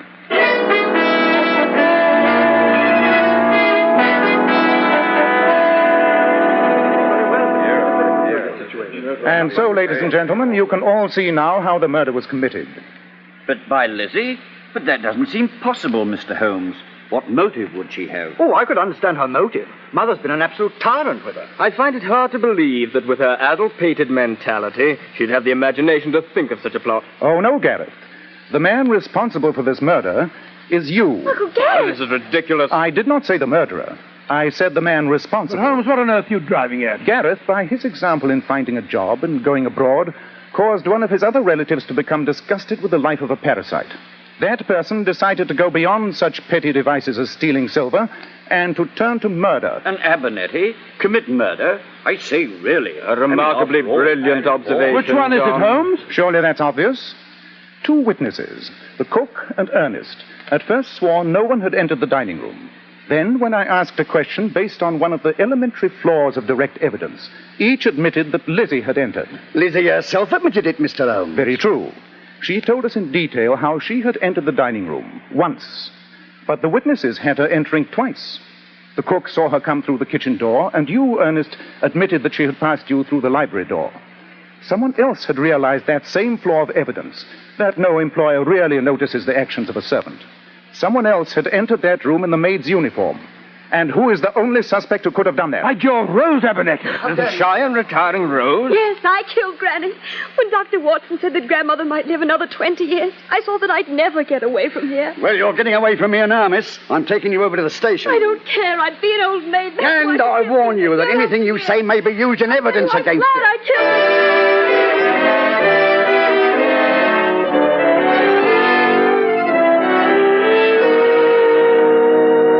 What a shocking case. I'm glad we're headed back to our hotel and never have to see that Abernethy family again. We'll have to make a brief appearance at the trial of the girl, I'm afraid. I still find it hard to believe that quiet, shy little thing was capable of conceiving such a devilish murder. Solitude, unhappiness, and the companionship of an evil, maladjusted family and a tyrannical grandmother breed dark fancies, Watson. She dressed up in a maid's uniform, convinced that no one would give her a second glance, and then, having poisoned the butter, returned, changed her dress, and sat down at the luncheon table. Precisely. Well, Watson, this has been an unsavory case, but it points a moral. A moral that I hope you, as my self-appointed biographer, will profit by. And what moral is that? The extreme importance of observing details. Miss Abernethy would not now be on her way to a prison cell if I hadn't noticed one vital clue.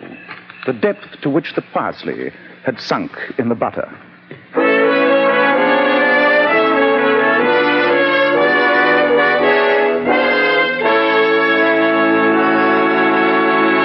Just a moment, Dr. Watson will be back to tell us something about next week's story. Girls, have you noticed how men can't help but admire the bright, shimmering highlights in a woman's hair? Then why not follow the advice of the famous $1 Million Powers models? Girls noted for their glossy, bright hair. Powers models wash their hair with Kreml shampoo. This amazingly beautifying Kreml shampoo actually glamour bathes each tiny strand of hair and uncovers all its natural, radiant luster. Yes, and Kreml shampoo never dries the hair. In fact, it has a beneficial oil base which helps keep the hair from becoming dry or brittle. Its luxurious active foam penetrates right to the scalp and removes all loose dandruff as well as the dirt. So, ladies, buy a bottle of Kreml shampoo at any drug counter. See how easy it is to glamour bathe your hair to a vision of tantalizing loveliness. Kreml. Kreml shampoo. Now, Dr. Watson, what about next week? Well, next week I think I'll tell you about the singular affair of the Coptic compass. The Coptic compass? Sounds intriguing, Dr. Watson. Sherlock Holmes found it so, Mr. Bell. The adventure started one afternoon when Holmes and I, returning to our Baker Street rooms, found, lying in the middle of our floor, an unclothed corpse.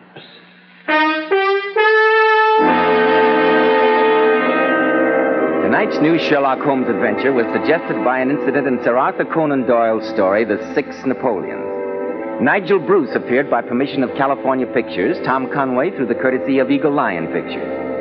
This is Joseph Bell speaking for Kreml Hair Tonic and Kreml Shampoo, and inviting you to be with us next week at this same time when Dr. Watson will tell us about the singular affair of the Coptic compass.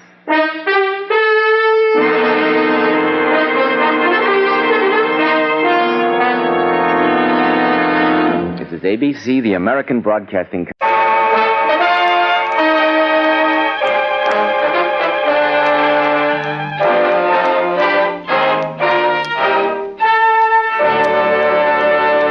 Kreml Hair Tonic and Kreml Shampoo present the new adventures of Sherlock Holmes, starring Nigel Bruce as Dr. Watson and Tom Conway as Sherlock Holmes.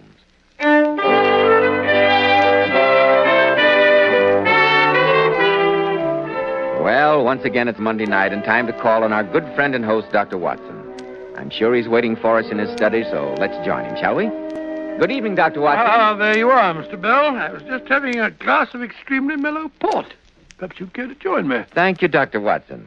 You're always the perfect host, just as you are the perfect storyteller. Ah, you flatter me, my boy, though I must confess that the ingredients which make up tonight's new Sherlock Holmes adventure are so strangely assorted that even an old gentleman like myself can hardly fail to make it an exciting yarn. And just what are the ingredients in tonight's story, Dr. Watson? Well, let me see.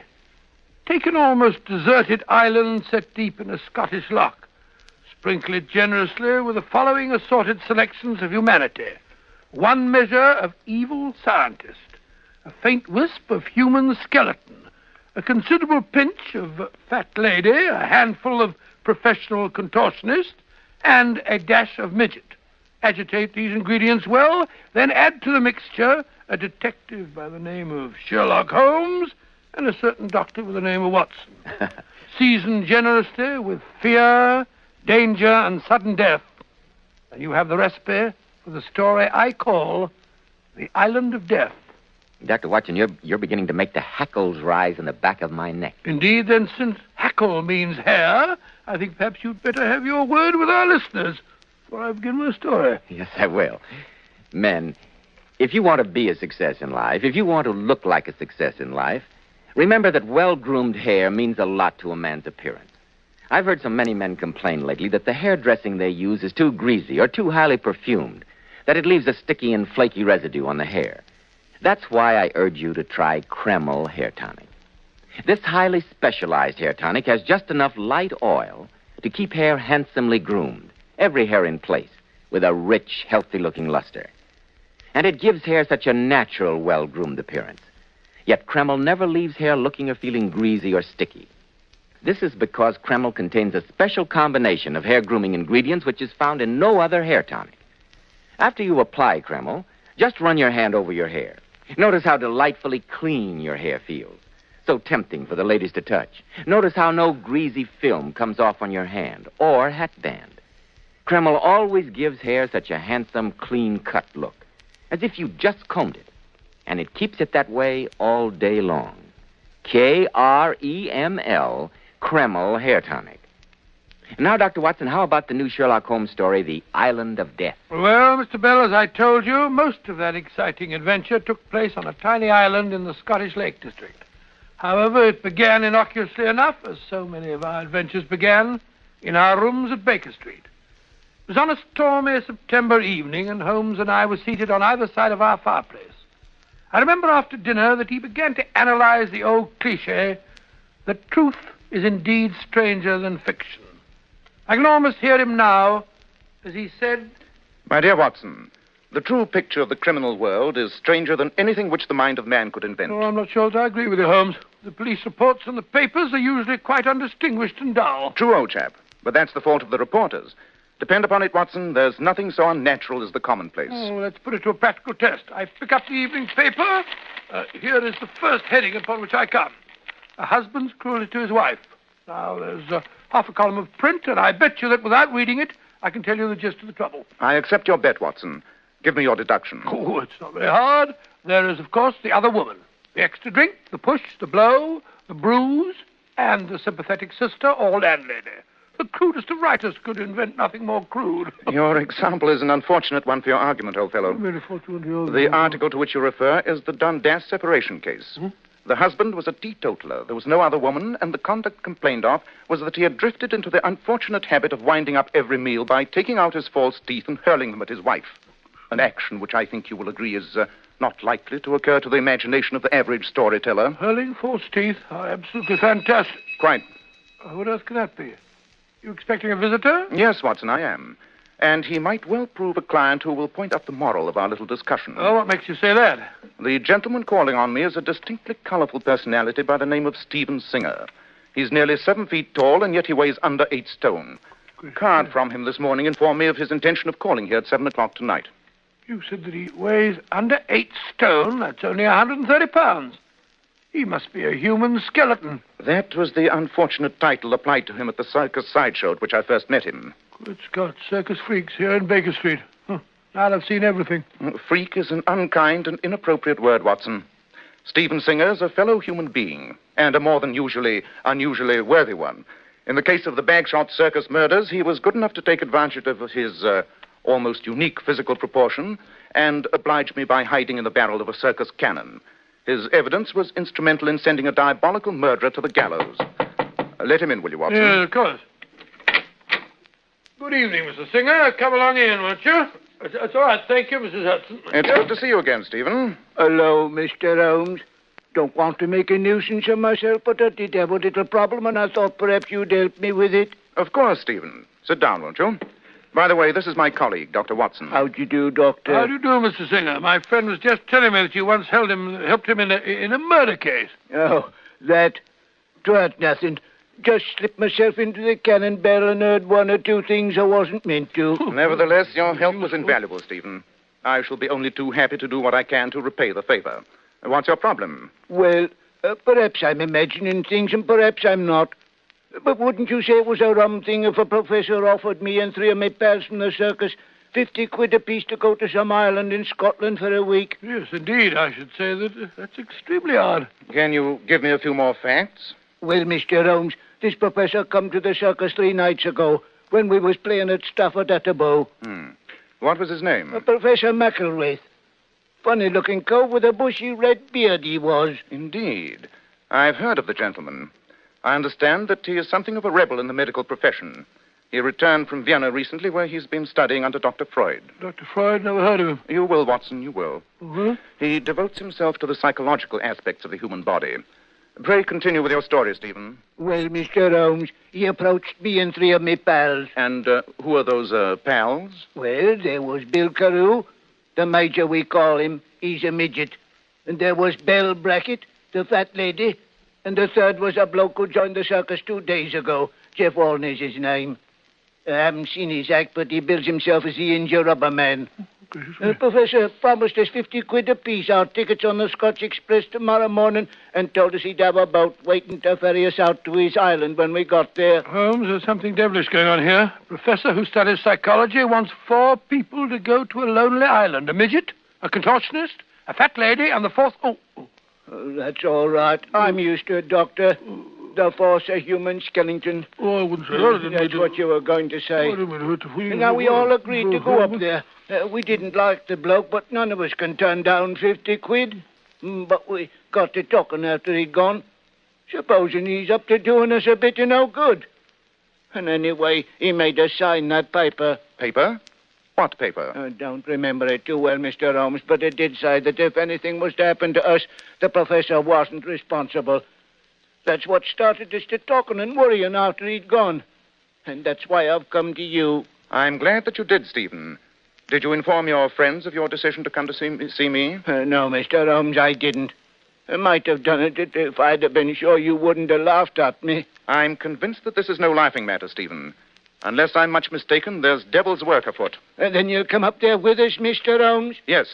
Tomorrow morning, Dr. Watson and I will meet you in Scotland.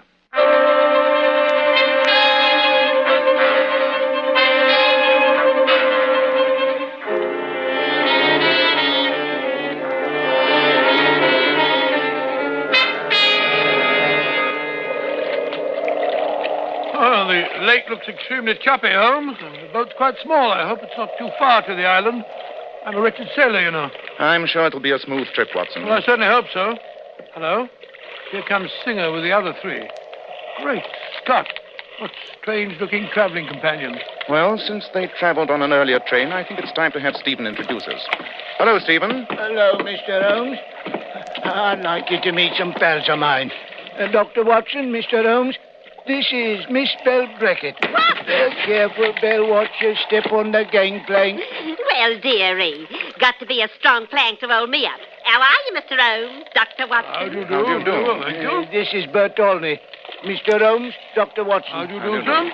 Don't know what you do on the bill, governors, but I can kick the back of my head with both feet at once. Oh, really? Very useful, I should imagine.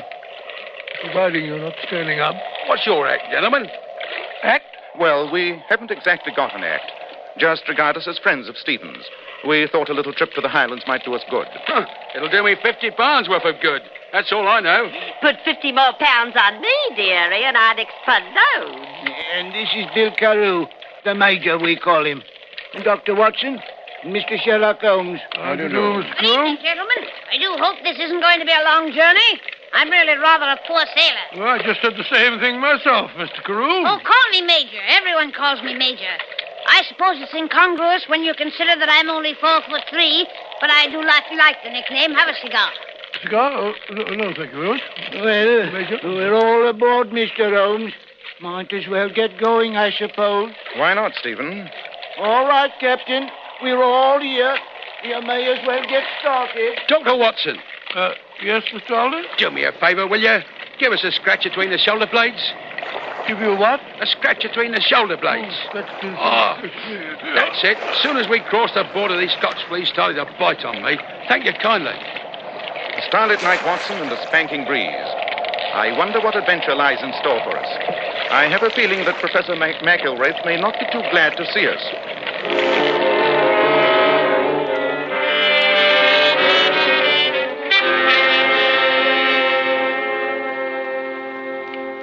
Why did you come here, Holmes? I know who you are and what you do. Why are you so interested in my obscure experiments? For two reasons, Professor McElwraith. First, Stephen Singer's a friend of mine, and second, I have an insatiable curiosity, particularly for experiments that require obscurity. I want to know why a student of psychology wishes to isolate 4 malformed humans on a lonely island. All right, stay. Stay into the devil with you both. You can't leave this island until I give the word. My inquisitive friends. Quiet! Quiet! The 4 of you and my employees for the next few days. 2 of you, Sherlock Holmes and Dr. Watson, are uninvited guests. Professional meddlers, as they assured me. And I've no reason to doubt that assurance. Holmes, the man's as mad as a hatter. Quiet, Watson. Since you're all to be on my island during my experiments, I should like you to study this map and acquaint yourself with the place. Here you'll see are the guest houses, all interconnected by telephones. And I've installed the very latest form of that admirable new device. Now, down this path lies the snake house. Snakes? I can't bear snakes. It may not be necessary for you to meet them, Miss Brackett. Of course, I do use them in my experiments. Ow! Now, this path over here leads to the haunted watchtower. An interesting edifice, as you will discover. 7 enemies of James VI met a most peculiar death there. You'll find that they continue to meet that death quite regularly. Look here, Professor. I don't like the sound of this. Nor do I. You tell us what these experiments are that you keep talking about. With pleasure. I've long known that the malformation of the body of freaks, if you'll forgive the expression, is caused by glandular deficiencies and imbalances. My studies have convinced me that these same glandular defects produce psychological alterations. For instance, you, Miss Brackett, weigh 4 times as much as you, Mr. Singer. It'll be interesting to see how differently each of you reacts to the same stimuli. What do you think we are? Guinea pigs? You talk of applying different stimuli to these people, Professor McElwraith. What kind of stimuli do you intend to apply, may I ask? Every stimulus that the men and resources of this island will enable me to apply. Fear, hunger, desire, envy, hatred. This should prove most illuminating. Most illuminating. I won't stand for it. We're human beings, not a bunch of animals. That's right. Let's go out. No, you're right, Belle. Of course he is. The bloke's balmy. Let's get on the boat and go back. I quite agree with you, sir. You're absolutely inhuman, Professor. Mind your own business, you meddling fool. I paid these people to come here, and they're going to stay. You and your friend are more than welcome to leave, however. No, Professor. I shall make myself personally responsible for seeing that these good people return to the mainland tonight. That's right. Indeed. Then you must be an extremely strong swimmer, Mr. Holmes. What do you mean? The boat left this island an hour ago. It will not return for 5 days. You fools! You grotesque idiots! You're trapped! So go to your quarters, all of you. Go on! And don't be surprised if I begin my experiments before the night is over.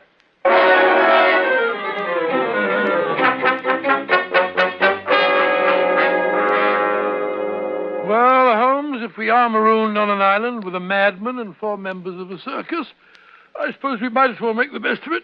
Oh, dear. I think I'll turn in. What the devil's that? The telephone. Wretched instruments. They're just a passing fad. They'll never catch on. You mark my words. Yes, what is it? Mr. Holmes, are you in your cottage? Since I'm obviously at the other end of this wire, yes. Dr. Watson, is he with you? Yes, why? I'm worried, Holmes. A few moments ago, I caught a glimpse of a figure standing near my library window. I'm speaking from there now. I thought it might be you or Dr. Watson. But if it isn't, I'm afraid... And, well, you might be, if only of your own conscience. I'm afraid of them, the freaks. They're so angry. They might will... I'd hardly blame them. If you're frightened for your safety, the best thing to do is to let us all leave here at once. Are you sure it's impossible to summon the boat before 5 days are gone? Well, no, I did lie about that.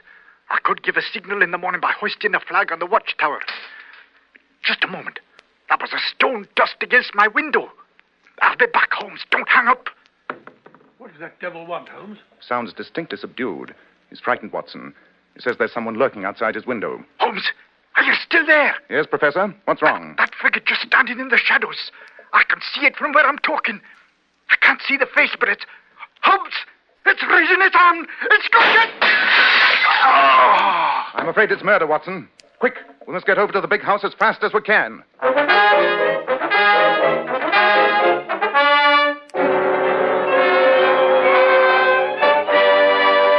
In just a moment, we'll find out just what happened to Professor McElwraith. Every man who takes pride in his appearance should know that handsome, healthy-looking hair needs a hygienic scalp. And when you buy a hair tonic, be sure to get your money's worth. Be sure that you enjoy the extra advantages of Kreml Hair Tonic. This highly specialized hair tonic contains an amazing combination of hair grooming ingredients which is found in no other hair tonic. Kreml keeps dry, stubborn hair neatly in place all day. And it always gives hair such a natural, well-groomed appearance, never sticky or greasy. But men, Kreml does lots more than keep hair looking handsome. Kreml leaves your scalp feeling so alive. At the same time, it removes dandruff flakes, and it's simply great to lubricate a dry scalp. And if you, like so many men, have hair so dry it breaks off and falls when you comb it, Kreml actually helps condition the hair in that it makes it feel softer and more pliable. So men, buy a bottle of Kreml at any drug counter. Ask for an application at your barber shop. Let Kreml help keep your scalp hygienic, your hair always looking its very best. Kreml, Kreml Hair Tonic. Well, Dr. Watson, when you got over to the big house, did you find Professor McElwraith was dead? Yes, Mr. Bell. A quick examination of his crumpled body told me that he was beyond mortal aid. Holmes lost no time in examining that room of death. This crime isn't very hard to reconstruct, Watson. The dead man was standing here as he spoke his last words to me on this telephone. Yes, and the window is beside the instrument. The glass in one pane is shattered. Yes, at a height of approximately 5 feet. The professor was shot in the temple. He was about 6 feet tall. The line from his wound through the broken pane would indicate that the killer stood out there in the rose garden.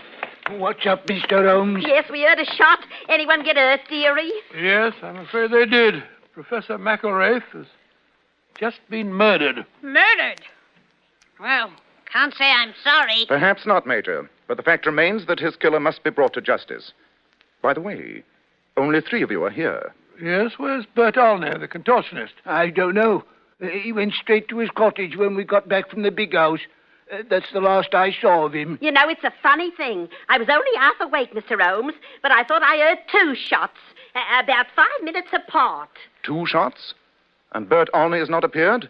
We must go over to his cottage at once.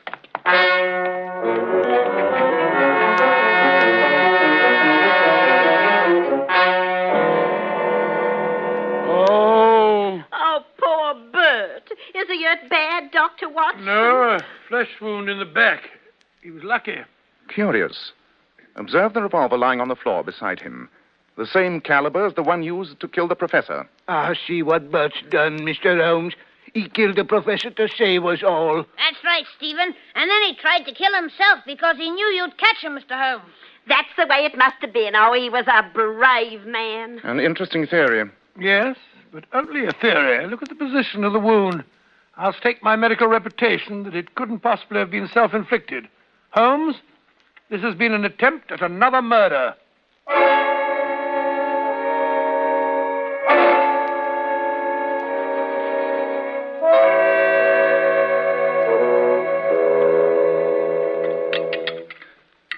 More coffee, Watson? No, thank you, Holmes. I've drunk a blasted gallon and I'm still sleepy. And I've smoked almost the entire supply of tobacco I brought on this trip, and I'm still very wide awake. I asked questions until well after midnight. And what did I learn? The servants all alibi each other. Precisely. And that of our party of 4, no one is able to provide an alibi for the other. So that it must be one of them. As ill-assorted a group of suspects as we ever met. Yes. It's a strange business. Why the attack on Olney? The professor, yes, that's quite understandable. But why Olney? What singled him out from the others? Well, I don't know. He's a contortionist, but he's perfectly normal-looking. He doesn't seem like a freak. Of course. That's it. Thank you, Watson. You've given me the other end of the thread. Oh, have I? Round up the others and bring them to the haunted tower. Dawn is beginning to break, but before we hang that signal for rescue, I shall find the answer to this bizarre problem.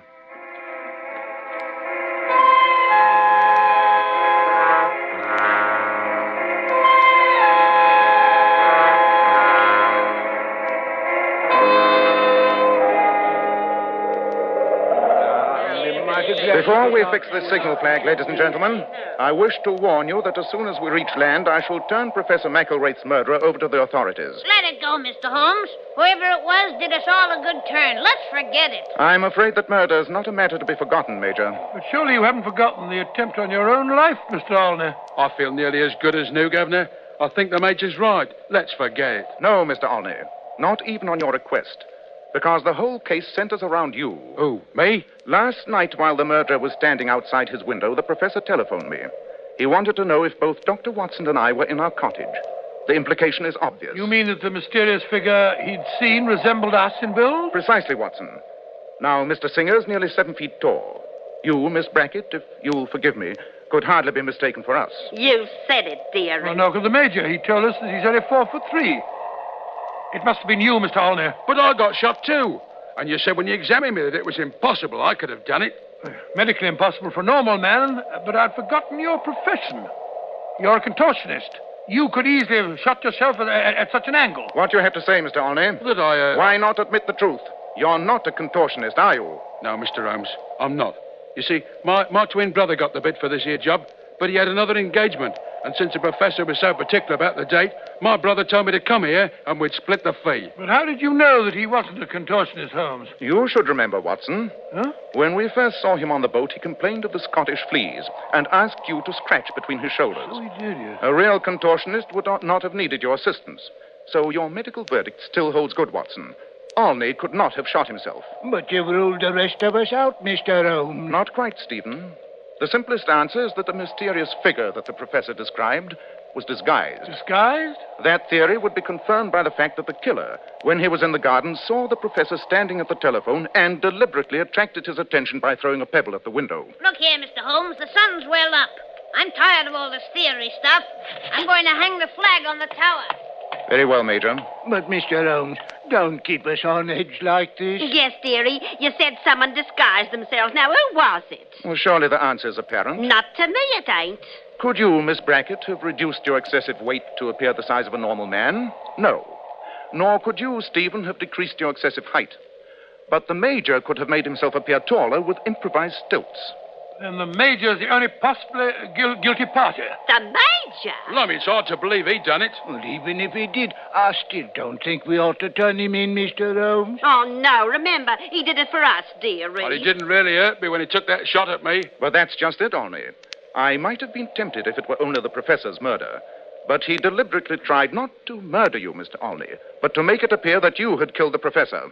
But if he's arrested, there'll be a trial, dearie. And if there's a trial, you know how it'll be. They'll make out it was all because he's a freak. It'll be harder than ever for people to accept us just as people.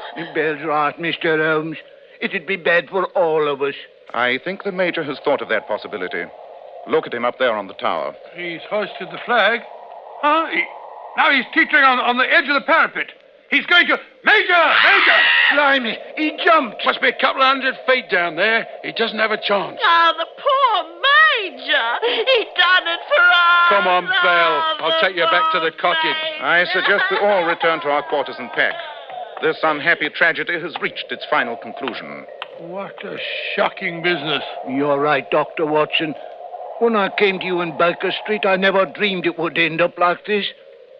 One thing I'd like to say, Mr. Holmes. Yes, Stephen? I want to thank you, not just for solving the case, but because you treated all of us not as freaks, but as ordinary human beings. Makes a big difference, you know.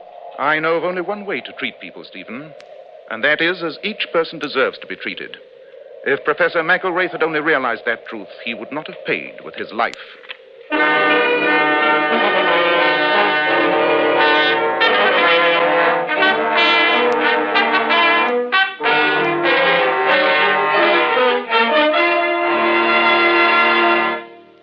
When you girls go out on an important date, you naturally want your hair to appear just as beautiful and lustrous as it can be.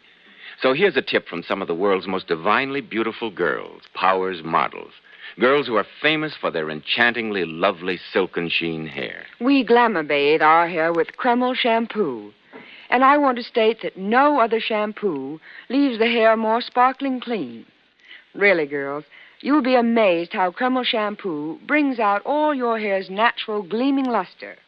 It leaves hair shimmering with brilliant highlights that last for days. Kreml shampoo is not a cream shampoo, not a soapless shampoo, not a drying detergent. After a Kreml shampoo, the hair fairly radiates natural glossy highlights. Kreml shampoo even has a built-in oil base, which actually helps keep the hair from becoming dry or brittle. How right you are, Mr. Bell. Kreml shampoo leaves the hair so much softer, silkier, with satin smoothness. The hair holds a wave better, too. So, ladies, buy a bottle of Kreml shampoo at any drug counter. See how easy it is to have naturally lustrous hair and a vision of shining beauty. Kreml, Kreml shampoo. Now, Dr. Watson, what about next week? Well, I'll never see it next week.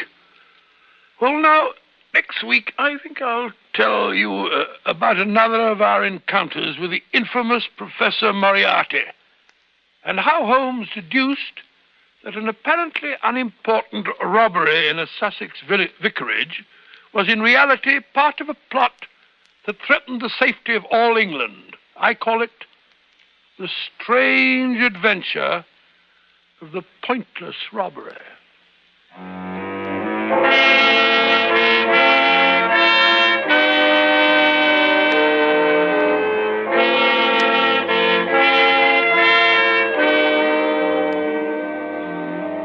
Tonight's new Sherlock Holmes adventure was suggested by an incident in Sir Arthur Conan Doyle's story, A Case of Identity. Nigel Bruce appeared through the courtesy of California Pictures, Tom Conway through the permission of Eagle Lion Pictures. The Sherlock Holmes series is produced by Tom McKnight, with original music composed and conducted by Alex Steinert. This is Joseph Bell speaking for Kreml Hair Tonic and Kreml Shampoo, and inviting you to be with us next week at this same time, when Dr. Watson will tell us about the strange adventure of the pointless robbery.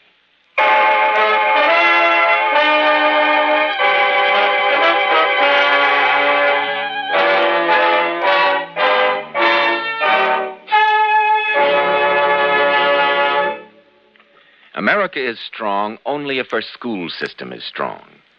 Today, it's overcrowded and inadequate. So support your Parent-Teachers Association. Do all you can to improve conditions in America's schools. This is ABC, the American Broadcasting Company.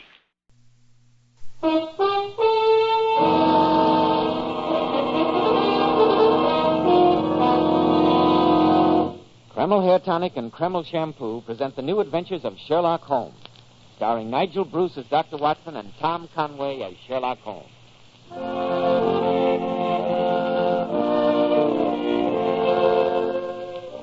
Now, once again, it's time to keep that weekly appointment with our good friend and host, Dr. Watson. I'm sure he's waiting for us in his study, so let's join him there, shall we? Ah, there you are, Mr. Bell. And how are you this evening, my boy? Just fine, thanks, Dr. Watson. And yourself? Well, 22 of gout, but otherwise I'm doing pretty well for an old gentleman of... We won't go into the question of my age. Draw up a chair and I'll get on with tonight's new Sherlock Holmes adventure. From the hint you gave us last week, it sounded like quite a story. It was one that I shall never forget at any rate. For once, I played a rather dashing role in the case. Oh? And I have this small gold key on my watch chain to remind me of the fact. A gold key. Given to you perhaps by a lady, Dr. Watson? It was given me, my boy, by Her Grace, the Dowager Duchess of Penfield. In gratitude for services rendered, I suppose. Oh, no, Mr. Bell. Not by the wildest stretch of the imagination could you say that. Let's say that it's a memento of one of the most unusual experiences that the great Sherlock Holmes and I ever had. I call it The Adventure of the Elusive Emerald. Sounds intriguing, Dr. Watson. But first of all, do you mind if you have a word with our listeners? No, of course not, Mr. Bell. Most every man today who takes pride in his appearance uses something to keep his hair neatly groomed. And how does the preparation you use measure up to this test? Look in the mirror. Has your hair that old-fashioned, greasy, patent leather look? Now run your hand back over your hair. Does your hair feel greasy, sticky, or dirty? If it does, then be smart, men. Change to Kreml hair tonic. This highly specialized hair tonic contains a combination of hair grooming ingredients found in no other hair tonic. That's why Kreml keeps your hair in place longer, with such a handsome, well-groomed look. When you use Kreml, you can run your hand back over your hair, and, men, it's really a pleasure. No grease comes off on your hand. And I'm sure you'll enjoy the way Kreml always looks and feels so clean on your hair and scalp. Buy a bottle of Kreml at any drug counter. Let it keep your hair looking handsome at all times. Kreml, Kreml Hair Tonic. Now, Dr. Watson, how's about the adventure of the elusive emerald? Well, Mr. Bell, the story began on a cold winter evening. Well, no, it wasn't actually. It was in the morning, more years ago than I care to remember. Holmes and I, our breakfast just concluded, sat on either side of a cheery fire in our Baker Street lodgings. A thick fog rolled down between the houses, and the windows opposite looked like dark, shapeless blurs through the heavy yellow murk. A London pea super, eh, Dr. Watson? Yes, it was, Mr. Bell. Our gas was lit and shone its flickering light on the white cloth and glimmer of china, for the breakfast table had not yet been cleared. Shortly before 11, we heard the old familiar jangle at our front doorbell, and a few minutes later, Mrs. Hudson ushered into our room Lord Morris Danby, a middle-aged man who seemed to be in a state of great excitement. Mr. Holmes, you must help me. I'll do my best, Lord Danby. What's your problem? Well, and this is hard to say, gentlemen, it's connected with my mother, the Duchess of Penfield. Oh, so you're the Duchess of Penfield, son. That's a charming woman. I met her at a house party at the Smythe Parkinsons in Shropshire a few years ago. At the time, she was kind enough to tell me Watson, that don't you think your reminiscences might be more appropriate at some other time? Well, I was only pointing out, Holmes, Quite. that she was... Pray continue, Lord Danby. Well, here's the problem in a nutshell. My brother, the present Duke, is with his regiment in India. During his absence, all the responsibilities of the Penfield family have fallen on my unhappy shoulders. For a year now, I've been driven nearly insane by my nephew, Hilary. The boy's 18, and his madcap escapades have caused me many a sleepless night. But now comes the crowning blow. My mother, my own mother, has turned thief. The Dowager Duchess of Penfield, a thief? Oh, come, sir, you must be mistaken. Would I make such a shocking statement, Doctor, unless I was sure? I repeat, she's a shoplifter, a pickpocket, a disgrace to our family. Since monetary considerations are surely not involved, I can only assume that Her Grace is a victim of that unfortunate affliction known as kleptomania. She is, Mr. Holmes. But how can I explain that to shopkeepers, to friends of the family, when Mother decides to pocket some valuable memento of a weekend house party? And though it's petty thefts today, tomorrow it may develop into more serious criminality. Mr. Holmes, you must help me find some way out of this intolerable situation. I'll pay you any fee you name if you can find... My good woman, don't argue with me. What on earth's the commotion downstairs? Well, I see what's wrong, Holmes. Go back to your kitchen. Mind your own business, you stupid woman. It's Mother. She must have followed me Oh, here. Grace, how delightful to see you again. Again? Who are you? Oh, don't you remember? We met at the Smythe Parkinsons a few years ago. Never saw you before in all my life. Oh, it was in Shropshire. Fancied us ball, you know. Rubbish. Get out of my way. Morris. Yes, Mama? Get out of here at once. This is a matter for your elders. Do you hear me? Mama, Get out, you oaf. Yes, Mama. And when you get home, wait in the blue room for me. I shall attend to you later. Yes, Mama. Your Grace, I suggest that Keep your suggestions to yourself, young man. Well, really, I do feel... And you that... be quiet, too. Well, I beg your pardon, Duchess. I was only good... Can't understand a word you say. Oh, really? No. Now then, which one of you is Sherlock Holmes? I am, and Why I did that idiot son of mine come to see you? I fear that professional ethics prevent me from... Professional fiddlesticks. You don't need to hem and haw with me.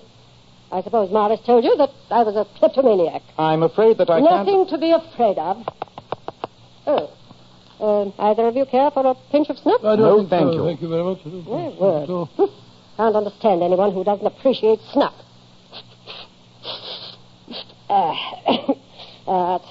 That's much better now. Now then, listen to me, both of you. This story that my son undoubtedly told you about my being a kleptomaniac is an unadulterated lie. It's all part of my children's plot to get hold of my money. They're always after me for that, especially that grandson of mine.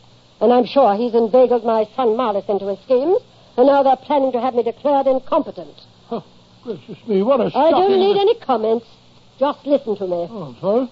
Now, how much did Morris offer you as a retainer, Mr. Holmes? I'm afraid I'm not at liberty to say I'll anything... double the fee and trouble you both to hear no more of this. That's all. Good day to you. I'll see you downstairs, Your Grace. You needn't bother. I may be your grandmother, but I can still walk up and downstairs by myself, thank you.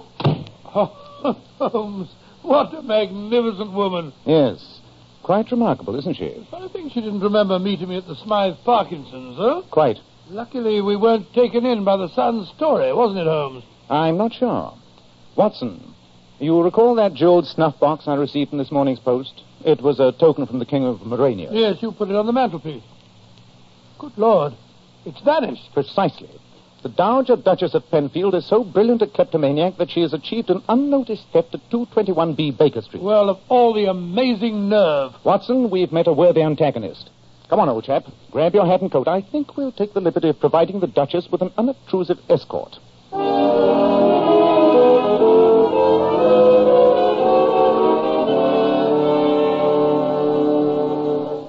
Oh, Lord. Holmes, this is the 12th shop that we've been in. My feet are tired. We've been following the Duchess all day. I was anxious to observe her technique. Well, she's obviously had plenty of practice. Yes. She's spent about £100 in this shopping tour so far, and yet she's succeeded in obtaining some £500 worth of goods. Brilliant work. Look, Holmes. That small man in the bowler hat stopping her. The shop detective, no doubt. Come on, Watson. I'm sorry, ma'am, but there it is. What utter balderdash are you talking? I must ask you to come and see the manager. Can I be of any assistance, Your Grace? Huh? Oh, it's Holmes and his friend. Yes, you can tell this idiot to stop bothering Well, me. what seems to be the matter? I saw this here lady pick up a silver matchbox and slip it into her handbag. Fiddlesticks. I examined it, yes. But if it's missing, this man was standing near me. Search him. Search Holmes, but that's ridiculous. Of course it is. Ma'am, I must ask I you am the Dowager Duchess of Penfield. Now search this man. Yes, Your Grace. Insufferable insolence. Your Grace, I must ask you... No. You stand here. I'm going to search you. This is ridiculous, my good man. Because it is. If you didn't take it, you got nothing to be frightened about then. Hello. What's this in your coat pocket? Great Scott, Holmes. It's a silver matchbox. Quite. Come on, mister. You've got to explain this to the manager.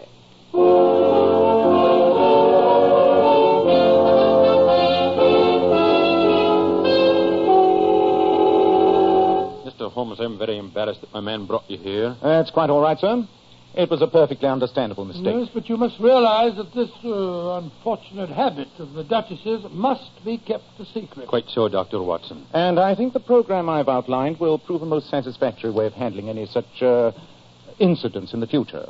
You follow my plan quite clearly? Oh, yes, Mr. Holmes. We'll have our shop detectives watching her whenever she comes in. Anything she doesn't pay for, we're to charge to her account as though they were purchases. Precisely.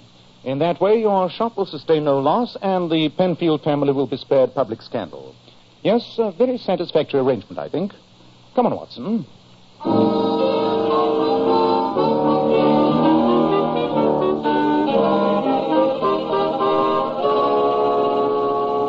Yes, Mr. Holmes, a very satisfactory arrangement.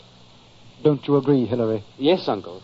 I suppose if we can't stop Granny pinching this stuff, at least this will keep it quiet. Hilary. All that remains to be done, Lord Danby, is to make similar arrangements at the other shops your mother patronizes. And in that way, sir, all scandal can be avoided. Yes, it's an excellent plan, excellent. I only wish that since Granny's so free and easy with other people's stuff, she'd loosen up the money bags for me a little. I'm stony broke. We won't go into that now, Hilary. Come along, my boy. I know Mr. Holmes is a busy man. Good day, gentlemen. Good day. I'll be communicating with you, Mr. Holmes. Very well, Lord Danby. Well, I suppose that's the last we'll hear of the Duchess's problem. I think not, Watson. Huh? Just before Lord Danby arrived, I was studying the social section of today's Times. Look at the item I ringed in blue pencil.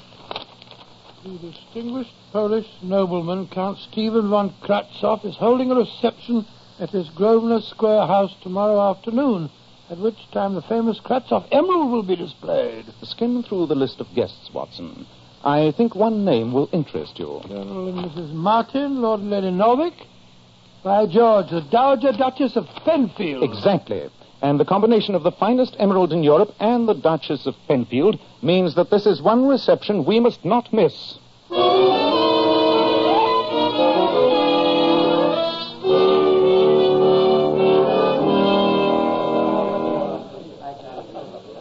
Where's your friend, Sherlock Holmes? He's over there talking to Count Kratzoff, Your Grace. You and your friend have been following me since yesterday, haven't you, young man? No, of course not. We wouldn't dream of such a thing. Oh, fiddlesticks. I know you have. By the way, you said we'd met before somewhere. Where was it? At the Smythe Parkinson's in Shropshire. At a fancy dress dance. No, the Parkinsons. Don't remember you. I was wearing a Pierrot's costume. Oh, really? How very original. What was I wearing? Something in blue. Blue velvet, I think it was. You had a white wig, I remember. You looked enchanting. It wasn't a wig. It was my own hair. My own hairspike. And it wasn't velvet, it was tulle. And the dress was red, not blue.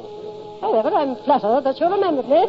Good night, young man. Good night, Duchess. Oh, good night, Count von Kratzoff. Had a very pleasant evening. Good night, my dear Duchess. I'm so happy that you honored me with your presence. How long, Hilda? Oh, yes, Good night, Granny. Mr. Holmes. Good night, Your Grace. Oh, thank you so much, Count. Good night, young man. Good night. A most successful evening, Count von Kratzoff. I am flattered that so many distinguished guests were present, Dr. Watson. You were very quiet this evening, Mr. Holmes. I was watching, Count. My eyes hardly left the emerald during the entire evening. I imagined that you had some professional reason for attending. James, he was most insistent that I invite you. But nothing seems to have happened. Is the gem still lying in its case on the table there? I saw nothing happen. I hope nothing did. Well, what could have happened? There's the stone safe and sound. Now, please examine it, Mr. Holmes. I know you have quite a reputation as an expert on jewels. What a beautiful gem. It is considered one of the finest in Europe, my dear doctor. Mr. Holmes, what is your opinion?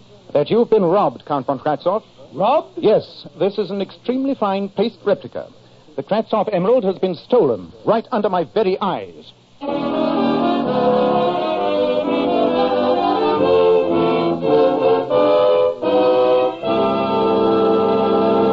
In just a moment, we will join Sherlock Holmes and Dr. Watson as they try to solve the mystery of the elusive emerald. Men, it's smart to take care of the hair you've got. And I want to tell you about Kreml Hair Tonic. You see, Kreml is a highly specialized hair tonic. It contains a combination of hair grooming ingredients found in no other hair tonic. That's why it keeps hair neatly in place longer and gives the hair such a natural, well-groomed appearance. Never greasy or sticky. But men, Kreml does lots more than keep hair looking attractive. A quick massage with Kreml stimulates the circulation of blood right in the surface of the scalp. Notice how alive, how invigorated your scalp feels. And men, you like to rub Kreml on your scalp because it's such a clean hair tonic. Never feels greasy or sticky. Its light oils have a fine lubricating effect on a dry scalp, too. At the same time, it removes loose dandruff. And if your hair is so dry that it breaks and falls, Kreml actually helps condition the hair, in that it makes it feel softer, more pliable. So men, for a cleaner scalp, for better groomed hair, change to Kreml. Kreml. Kreml Hair Tonic.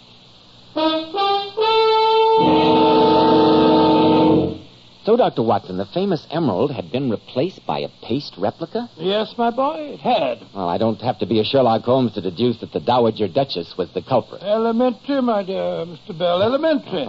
But when the police arrived on the scene, Holmes gave no indication of our obvious suspicion. Later on, when we returned to Baker Street, I don't think either of us were in the least bit surprised to find that Lord Danby was waiting for us, in a state of great agitation. Mr. Holmes, you've helped me so far. You've got to find some way out of this mess. You've spoken to Count von Kratzoff since the loss was discovered? Yes. He came over to see me while you and the police were still searching the house. We're neighbors, you know. What did he say, sir? That For the sum of £20,000, he'd agreed to keep the whole matter quiet. Indeed. And why should Count von Kratzoff assume that your mother was responsible for the theft? I'm afraid he must have heard rumors of her unfortunate habits. Do you propose to make the settlement, Lord Danby? The estate can't afford it, Doctor. Oh, dear me, what will my brother the Duke say when he returns from India? What am I to do, Mr. Holmes? Your problem has many more ramifications than I imagined when you first called on me, Lord Danby. I think if you'll allow me a few hours' grace, I can give you a surprisingly satisfactory solution to your dilemma. I'll be eternally grateful if you can. Well, how do you propose to do it, Holmes? The first step is obvious. To find the jeweler who made the paste replica. Unless I'm much mistaken, there's only one jeweler in London capable of such an exquisite piece of craftsmanship. We shall call on him, Watson. We shall call on him at once.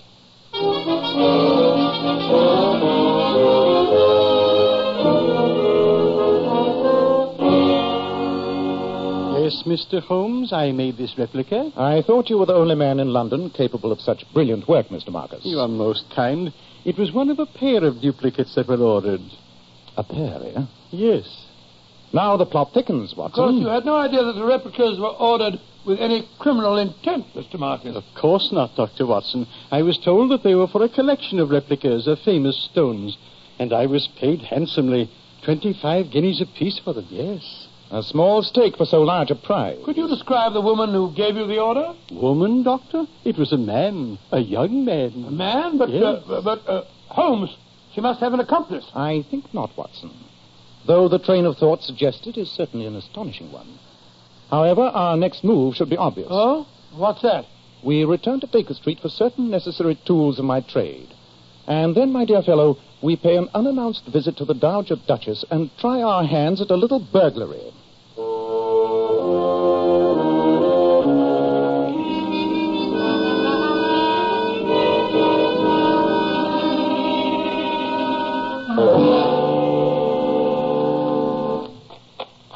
Holmes, is that you?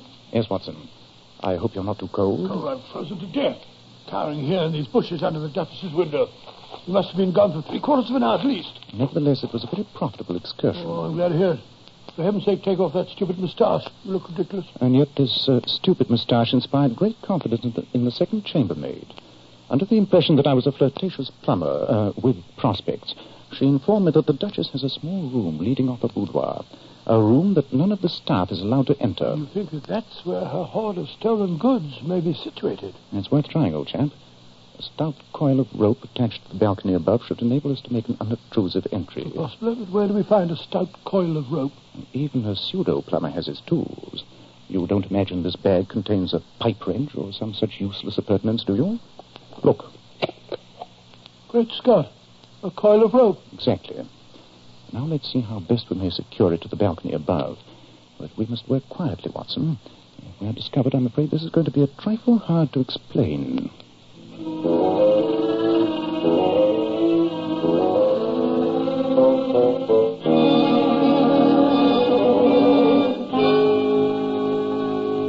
Oh, when I climb up ropes, Holmes, I realize I'm not as young as I used to be. I thought you were surprisingly nimble, my dear Watson. Oh, I don't like this. Supposing somebody discovers us burgling the Duchess's house and calls the police. Then what? We shall probably go to prison. Strike a match, will you? Right. But I still don't like it. I like this lamp. There we are. So this is the room where the servants are not allowed, eh? Now, I wonder where the Duchess would... Aha.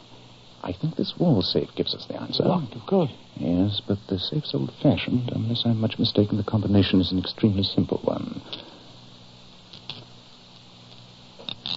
It is. There we are.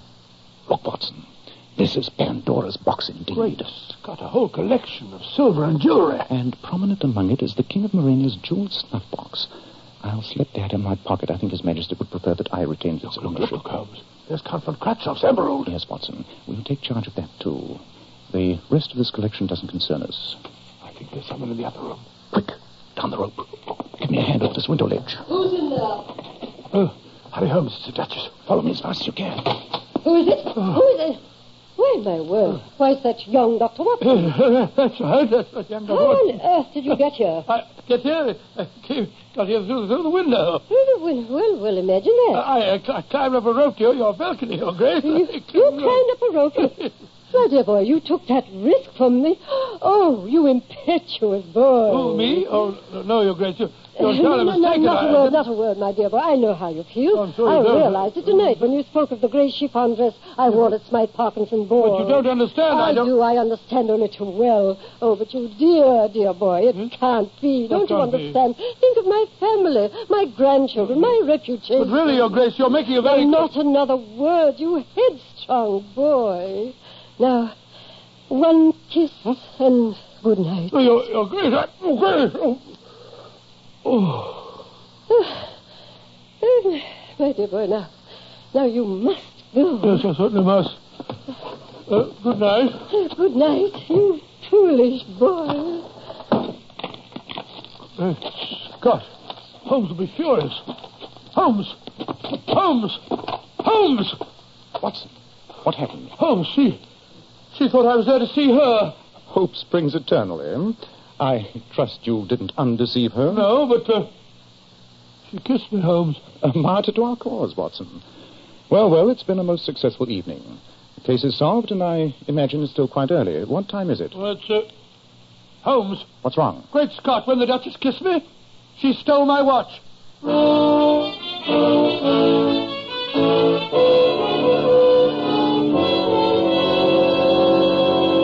You say the case is solved, Mr. Holmes? Yes, Lord Danby. That's why I asked you and Count von Kratzoff and your nephew to join me here in Baker Street. Then where's my emerald? Here it is, Count von Kratzoff. How did you make the old girl give it back? I bet it made her furious. Supposing you let my friend explain in his own good time, young man. Here is the replica, Count, and here's the real emerald. You will, of course, identify the stone. Why, yes, of course. Splendid. Then I'm sure you have no objection to signing this document I prepared. It relieves the Duchess's family of all responsibility. Please sign it here. Very well, Mr. Holmes. There. Thank you, Count. And now, Lord Danby, I shall present this paper to you. Well, I'm tremendously grateful, Mr. Holmes, but I'm utterly confused. Then let me clarify the situation for you. I have another visitor here tonight. Please come in, won't you? Very well, Mr. Holmes. Lord, it's that jeweler fellow. Now, Mr. Marcus, please point out the person who ordered the two paste replicas from you. It was that young man there. Me? But I've never seen you before in my life. He was the man, Mr. Holmes. You mean that I mean, Lord Danby, that the whole theft was part of an extremely cunning plot. Count von Kratzoff, you joined forces with young Hilary here. You displayed a paste replica at your reception and tempted the Duchess to seal it. Which she did, and then the Count substituted the second replica in place of the one that she'd taken. Precisely, and insisted that I examine the stone, knowing that I'd spot it was a fake. And then Count von Kratzoff attempted to persuade the family to settle for £20,000. For the theft of a paste imitation. Well, Count, it looks as though Sherlock Holmes was too smart for us. Be a fool, Hilary. Admit nothing. A confession is not needed since the guilt is proven. But where's the real emerald? I'm quite certain it's still safe in Poland. The whole plot was perfectly clear to me when Mr. Marcus told me of the pair of duplicates. Yes, a kleptomaniac could hardly indulge in such an elaborate plan. Nor would one work with an accomplice. Well, Lord Danby, what do you say? But I'm shocked. Deeply shocked. My nephew I shall deal with separately, of course. Don't look so grumpy, Uncle. I was only trying to get a little money. Granny wouldn't give me any. Count von Kratzoff, you can be prosecuted for fraud and extortion, you know. Only by involving the Penfield family in a great deal of scandal, I assure you, Mr. Holmes. What do you say, Lord Danby? Do you intend to prosecute? The Count's right. The scandal would be unbearable. Then I'd suggest we merely request Count von Kratzoff's immediate departure for Poland. Now, don't try and stop me, my good woman. I'm going upstairs. It's Mother. It's Granny. It's the Duchess, oh, Lord. My word. How very depressing. I came here to talk to Dr. Watson, and I find his room knee-deep with my relatives. Now, get out of this room, all of you. But, Mama... Now, no arguments, Morris. Leave the room. All of you, and wait for me downstairs. Very well. Come along, Hilary. I need to speak to you privately. Mr. Holmes, I want to speak to Dr. Watson alone. Very well, Your Grace. Holmes, don't leave me. Well, that's extremely ungallant of you, Doctor. Your Grace, you can speak freely, perfectly freely, in front of Mr. Holmes here. My word. How extremely disappointing. Well, young man, I realize that I was cruel and heartless to you last night. Here's your watch. Thank you, Your Grace. What's this gold key on the chain? That's a key to my private conservatory in the garden. Oh, dear me. Yes, a man of your weight has no business climbing ropes. Good day, Mr. Holmes. Goodbye, Your Grace. Dr. Watson. Yes, Your Grace? I looked through my wardrobe after you left last night. I found that dress I wore at the Smythe Parkinson's. It was green. Bottle green net. Watson, my dear fellow, you've made a conquest. A distinct conquest. I felt so more embarrassed in my life. A gold key, indeed. You know, Holmes, though the case is over, I think Count von Kratzov should be taught a lesson. Undoubtedly, he led that young fellow astray, even though Lord Danby doesn't want to prosecute. I'm not sure that we shouldn't. What evidence would we use? The replica emerald, of course. You seem to forget that the Dowager Duchess of Penfield has just left the room. What? You mean she stole it again? Yes, Watson. I'm sure that our evidence will shortly be reposing in that small room off her boudoir. And I have a strong feeling that not even your love for British justice will get you there again.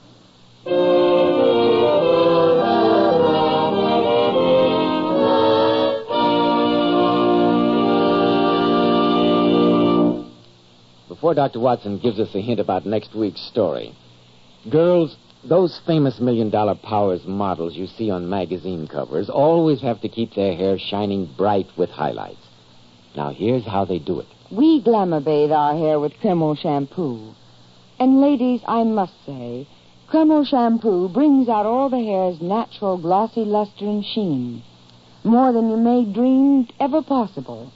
It leaves the hair simply radiant. And Kreml shampoo is one shampoo you can buy today that doesn't dry the hair. In fact, it has a beneficial oil base which actually helps keep the hair from becoming dry. Yes. And Kreml shampoo leaves the hair so much softer, silkier, and holds a wave better. Ladies, buy a bottle of Kreml shampoo at any drug counter. See how easy it is to glamour bathe your hair to a vision of beauty. Kreml, Kreml shampoo. And remember, a bottle of Kreml hair tonic makes a fine addition to that Christmas stocking. Now, Dr. Watson, what about next week? Well, now, next week, Mr. Bell, I shall tell you a strange adventure in which Sherlock Holmes and I fought a losing battle to prevent the murder of a man who, curiously enough, was already on his deathbed.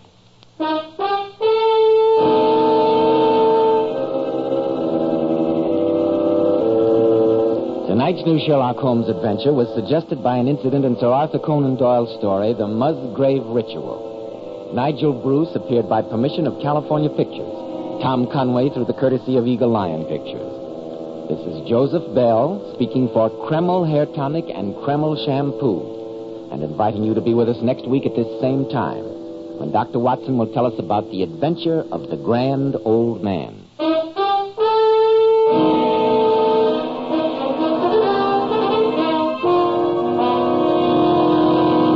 This is ABC, the American Broadcasting Company.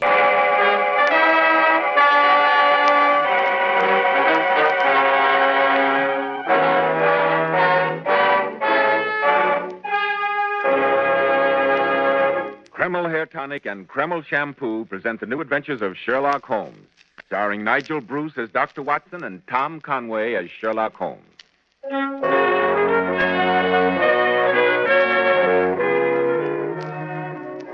Now, once again, here we are in Dr. Watson's comfortable study. Good evening, Dr. Watson. Good evening, Mr. Bell. Sit down, my boy, and make yourself comfortable. Thank you.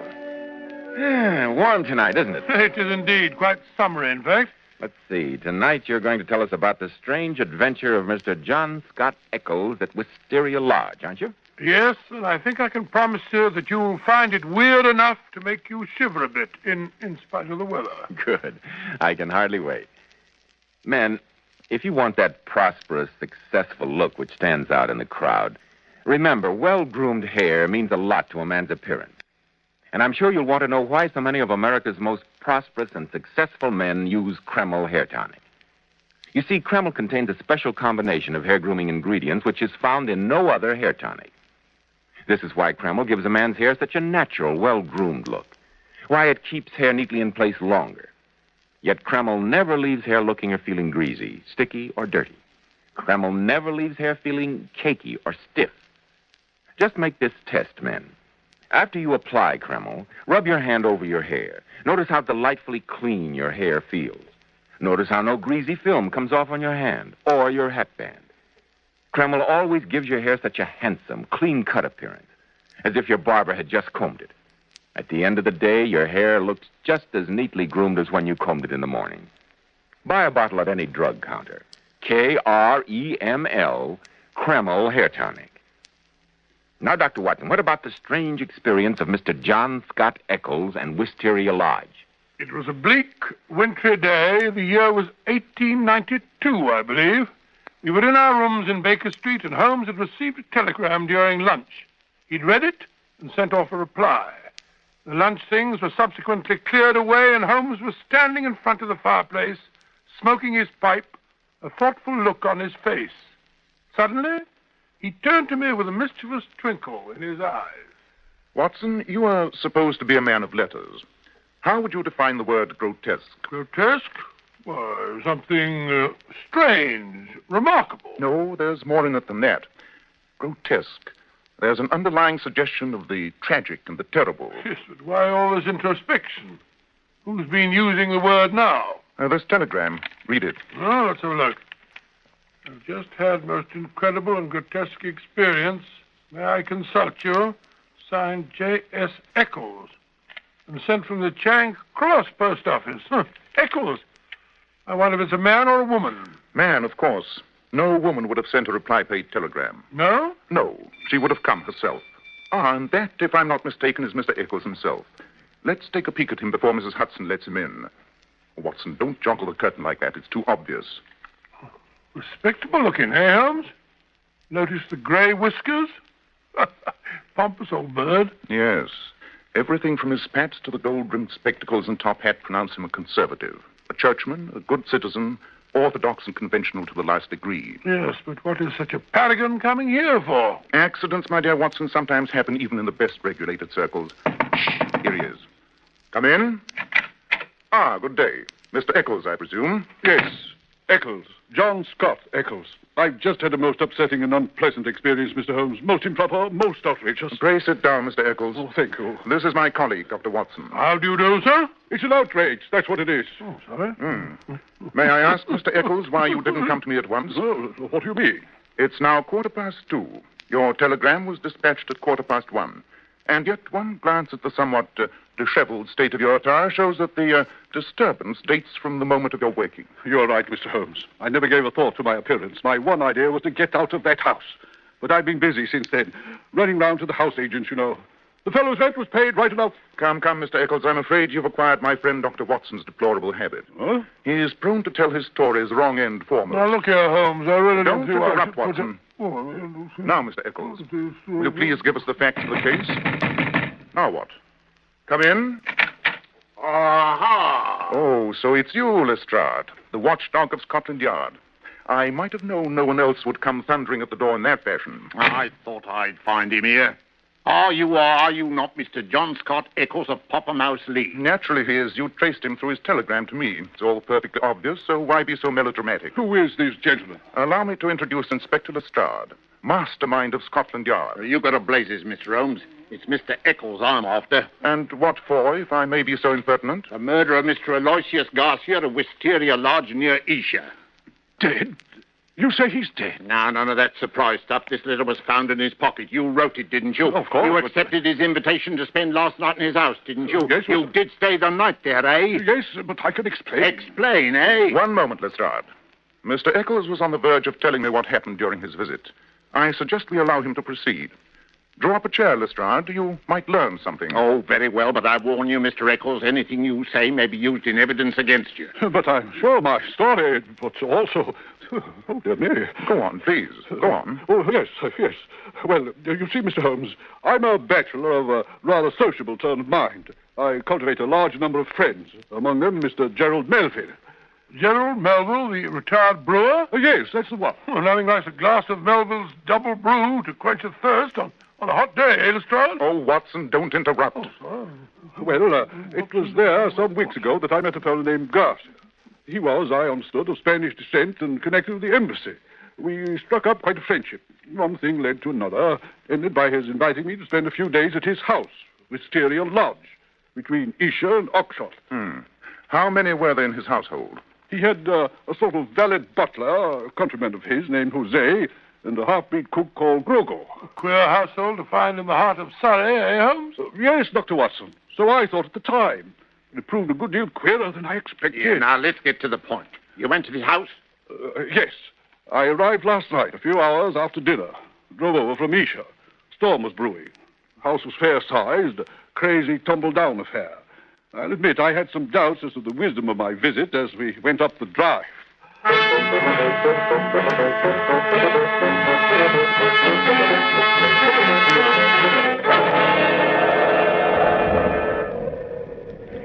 Delighted to see you, my dear friend. Delighted. I was afraid you might not reach this place before the storm arrived. Jose, you will take the Senor Eccles' things to his room. The one in front, across the hall from my own. Si, senor. Ah, that is he, my priceless Jose. A bidding-looking fellow, I must say, Garcia. Looks more like a brigand than a servant. Yes, that is what makes him so truly remarkable. Ah, but come in here into my study. There is a fire and some good red wine and a sandwich for you which my good Groco has made especially. In here. Come. Oh, yes, oh, thank you. Well, this is better. I'll admit I was chilled from that drive, and your hall is a trifle draughty, my dear Garza. But here we are what you call cozy, eh? Here, come, sit by the fire. Oh, I feel good. A glass of wine, no? Not a bad idea. Good. I will have one, too. So, and here is your sandwich. Thank you. Well, by Jove, I say, this sandwich is hot. Yes, a Spanish specialty. It is full of onion. So I noticed. Dios, what was that? Sounds like someone at the front door. There it is again. I say, Garcia, you're white as a sheet. Is anything the better? No, nothing at all. Only that it is so late for someone to be calling. Look here, I'll go to the door if you're afraid. No, senora. It is not necessary. Jose will go. Ah, listen, he is going now. I wonder who it is on a night like this. Come in. What is it, Jose? What has happened? Message for you, senor. A letter. Good. Give it to me. So, that is it.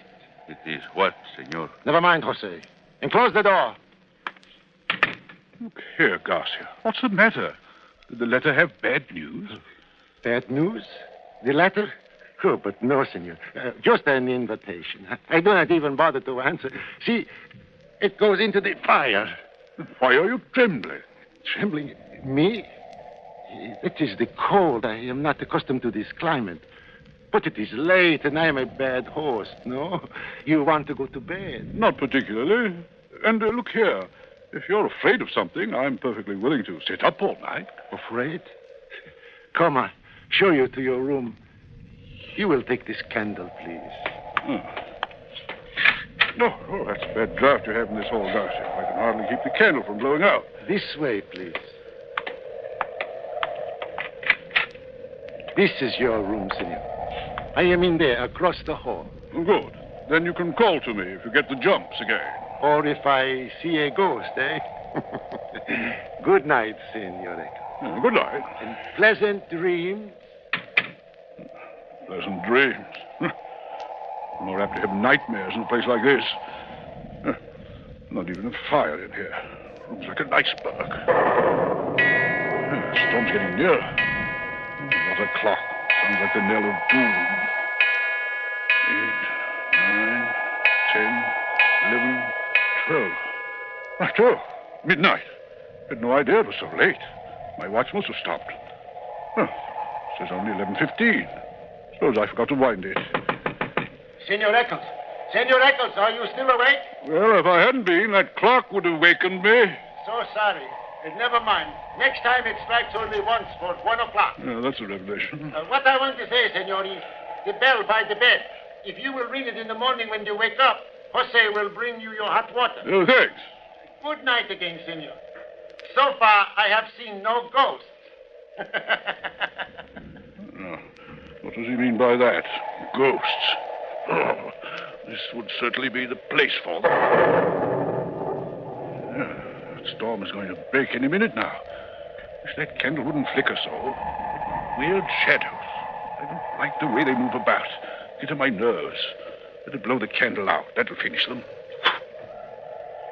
Now, if I can get a little sleep. Oh, what a bed.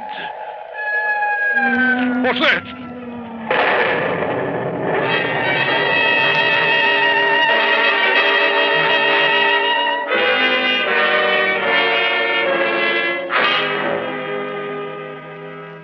So you think you heard a scream, Mr. Eccles? Well, I wasn't sure. The storm broke at about that time. It may have been the wind. What a curious evening. The most curious thing about it was the clock. Do you often let your watch run down, Mr. Eccles? No, I can't say that I do. Well, next morning the storm had cleared. I woke about dawn and tossed about half an hour. When I found that I couldn't go back to sleep, I rang for my hot water.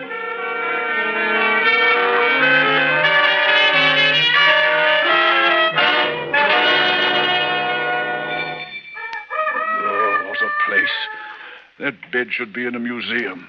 Oh, it's even colder than last night. Confound that, Jose. Where's my hot water? Never did like the country. That fellow's probably still asleep. Maybe if I shout. Jose! I say, Jose! I don't like it. This place is too quiet. Jose! Grogo, where are you? What the deuce? Why doesn't all this bellowing wake Garcia? Must be a sound sleeper. Garcia! Garcia, are you up? Confound the man. Oh, you don't suppose? Oh, nonsense. I'm getting as jumpy as he was last night. Garcia, wake up! I say, I better go in and see if the man's all right. I say, Garcia, are you... Garcia! What? Oh, look here. He's gone. The bed hasn't been slept in. Garcia! Jose! Garcia!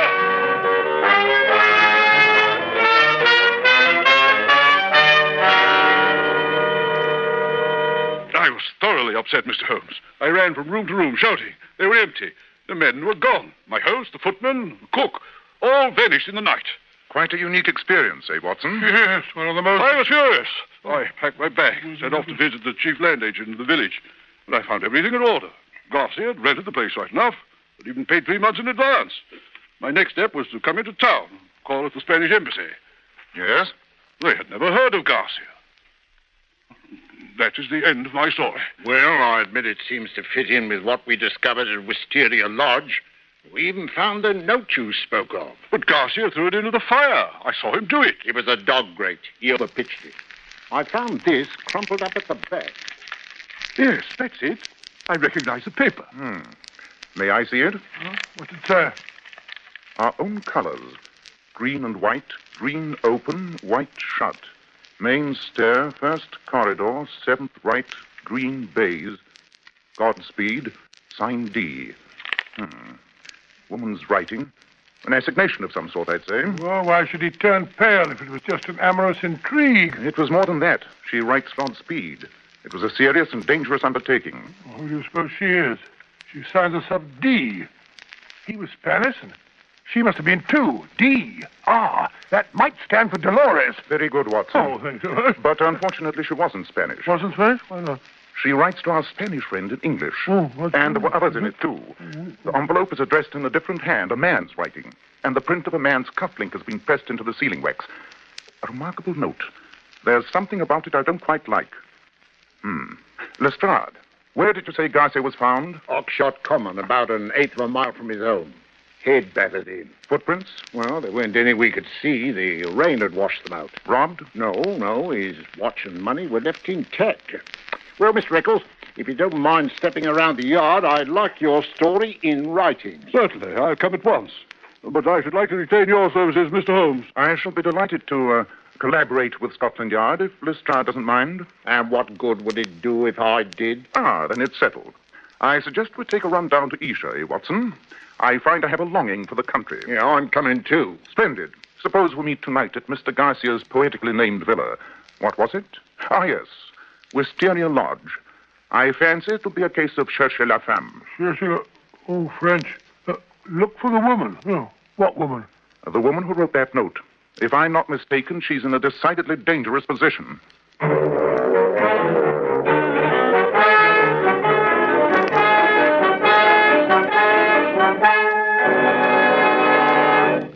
In just a moment, we'll find out what Sherlock Holmes discovers on the visit to Wisteria Lodge.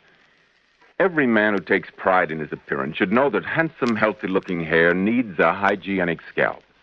That's why, when you buy a hair tonic, be sure to get your money's worth. Don't settle for just any hairdressing when you can enjoy the extra advantages of Kreml hair tonic. This highly specialized hair tonic contains a special combination of hair grooming ingredients, the like of which has never been duplicated in any other hair tonic. Kreml keeps dry, stubborn hair neatly in place all day and always gives hair such a natural, well-groomed appearance, never sticky or greasy. But men, Kreml does lots more than keep hair looking handsome. Kreml leaves your scalp feeling so alive and tingling. At the same time, it removes itchy, loose dandruff. It's simply great to lubricate a dry scalp. And if your hair is so dry it breaks off and falls when you comb it, Kreml actually helps condition the hair, in that it makes it feel softer, more pliable. So men, buy a bottle of Kreml at any drug counter. Ask for an application at your barber shop. Let Kreml help keep your scalp hygienic. Your hair always looking handsome, always looking its very best. Kreml, Kreml Hair Tonic. Now, Dr. Watson, you and Sherlock Holmes went down to Wisteria Lodge. Yes, Mr. Bell. That night found us walking in the neighborhood of Isha. It was pitch black, and there was a wind blowing. Look here, Holmes. Why go plodding about on a night like this? There's another storm brewing up. Why not wait until daylight? It's too dark to see anything now anywhere. Even the road. Oh, stop grumbling, Watson. We promised Lestrade we'd pick him up at the villa. Yes, but Besides, we've got to rescue that woman. That note was written under pressure. The writing was shaky. Someone else addressed the envelope, sent it off, and lured Garcia to his death. She's probably being kept prisoner at this moment, unless they've killed her, too. How are we going to find her? The note ran, main stair, first corridor, 7th right, green baize. That indicates a large house. Yes, but there aren't many large houses in the neighborhood. Quite. Moreover, it had to be a house Garcia could get to, do what he intended to do, and be back by 12 o'clock. Less than an hour's time. What do you mean? I mean that Garcia invited our friend Mr. Eccles to visit him with one purpose in mind. Oh, what was that? He wanted an alibi. That is why the clock struck 12 when Mr. Eccles' watch indicated it was only 11:15, which was the correct time, by the way. Garcia intended to be somewhere else at 12 o'clock. Yes, but where? Somewhere within the radius of a mile. There are only 2 large houses within this radius. One belongs to Lord Weaverly, a conservative old fellow. He's out of the question. The other, High Gables, was rented just last month by a man who calls himself Henderson, but who looks like a foreigner. The whole house is run by foreign servants, with the exception of an English governess for his little girl. You think that she may be the woman in question? I only know she has not been seen for the last 3 days. It looks bad.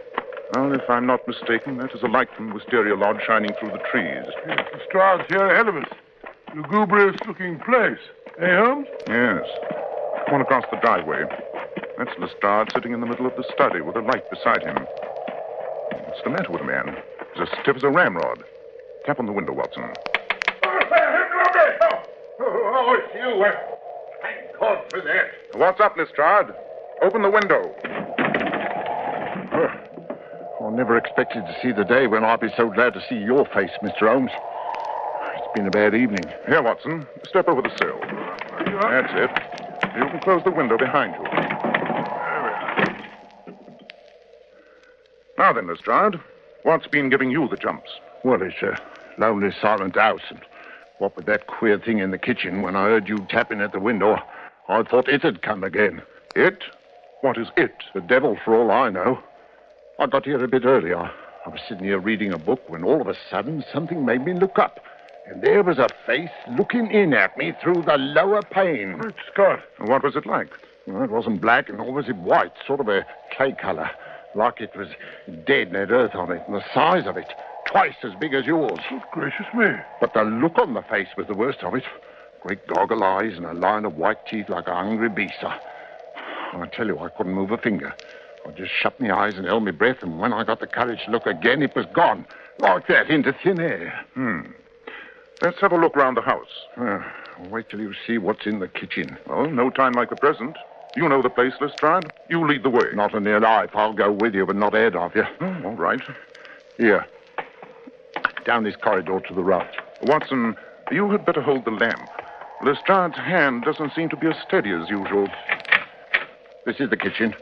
Untidy-looking place. Look, what an extraordinary thing. Chicken feathers all over the room. Yes. A white cock torn savagely to pieces. And over in that corner is a goat with its throat slit and blood all over the place. How perfectly beastly. Yeah, but that's not the worst of it. Look here, by the sink. Here's something to make your flesh creep. What a sinister, shriveled-up thing. Looks like a barbaric doll or a mummified monkey. That is no doll, Watson. Nor yet a monkey. That was once a human being. A South American native, to be exact. What? Down there, some of the wilder tribes have a secret process by which they can dry and dwarf the bodies of their dead enemies until they look like this. It's a voodoo fetish. And all this mess of blood and slain animals indicates a South American voodoo sacrifice. South American. Green and white, of course. What is it, Holmes? Never mind, Watson. No time for discussion. Hurry. We must go to High Gables and find the governess. She must be made to talk while she's still able.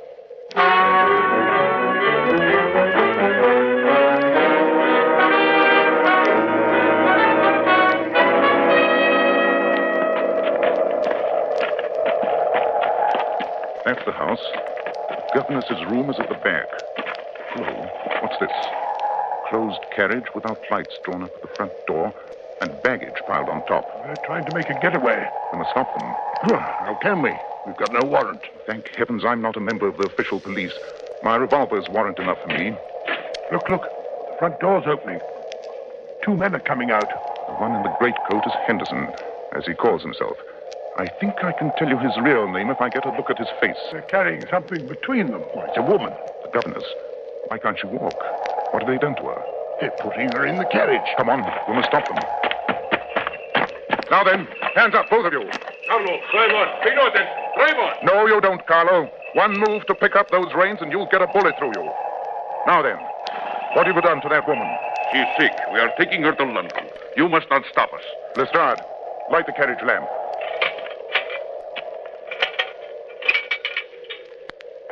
Watson, take a look at that woman. What seems to be the matter with her? Pulse? Pupils of eyes? Yes, she's been drugged. Opium. She's half conscious. You will kill her. She is sick. We must get her to a doctor. Every moment is vital. No. Don't let him. He's a devil. He killed Garcia. Don't listen to her. She's delirious. We must go to a doctor. I am a doctor, my good man. Don't worry. She's in good hands. Dr. Watson will take care of her. Now, Lestrade, if you will remove the gentleman's hat so we can have a good look at his face. Aha! As I expected. Lestrade, arrest this man. He is the murderer of Garcia, and heaven knows how many other poor souls. Yeah, but who is he? Don Murillo, the tiger of San Pedro, the most bloodthirsty tyrant that ever ruled a helpless people.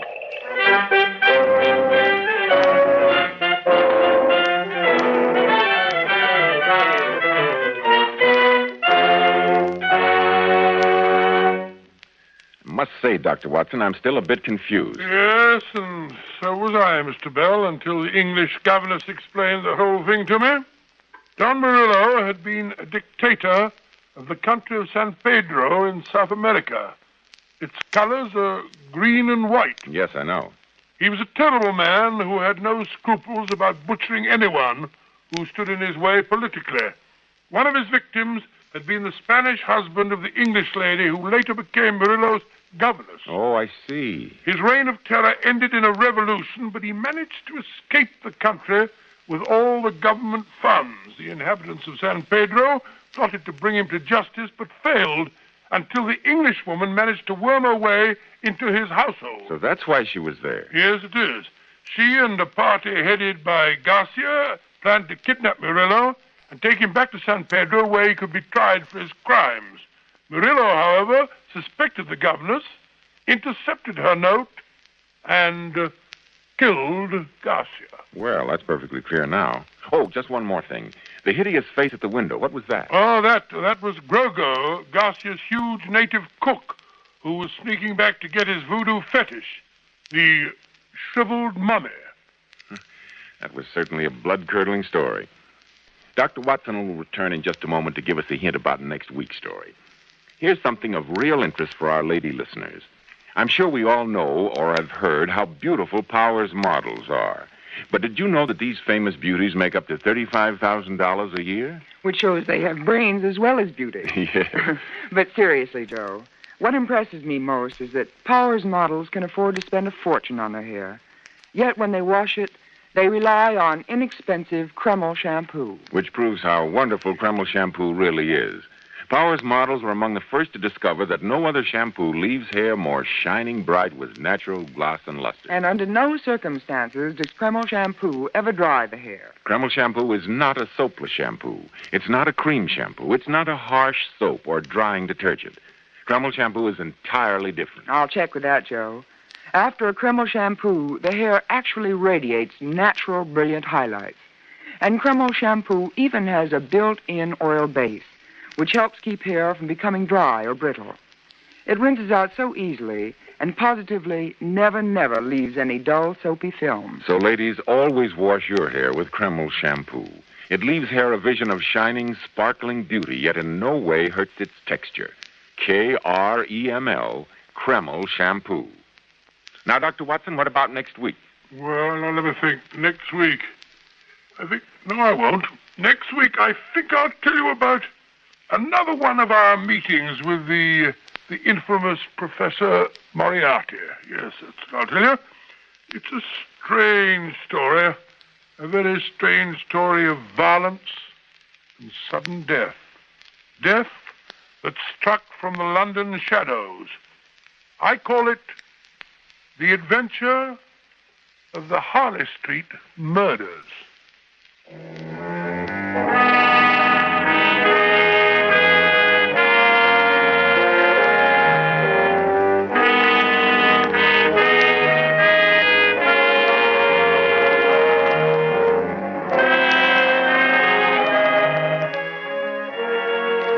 Tonight's Sherlock Holmes mystery was adapted from Sir Arthur Conan Doyle's story, The Adventure of Wisteria Lodge. Nigel Bruce appeared through the courtesy of California Pictures. Tom Conway by permission of Eagle Lion Pictures. The Sherlock Holmes series is produced by Tom McKnight, with original music composed and conducted by Alex Steinert. This is Joseph Bell speaking for Kreml Hair Tonic and Kreml Shampoo, and inviting you to be with us next week at this same time when Dr. Watson will tell us about the adventure of the Harley Street Murders.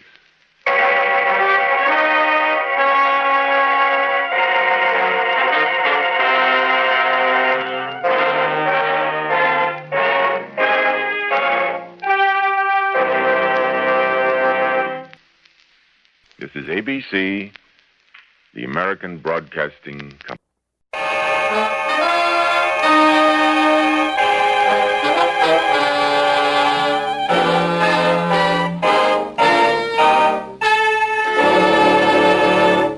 Kreml Hair Tonic and Kreml Shampoo present the new adventures of Sherlock Holmes, starring Nigel Bruce as Dr. Watson and Tom Conway as Sherlock Holmes.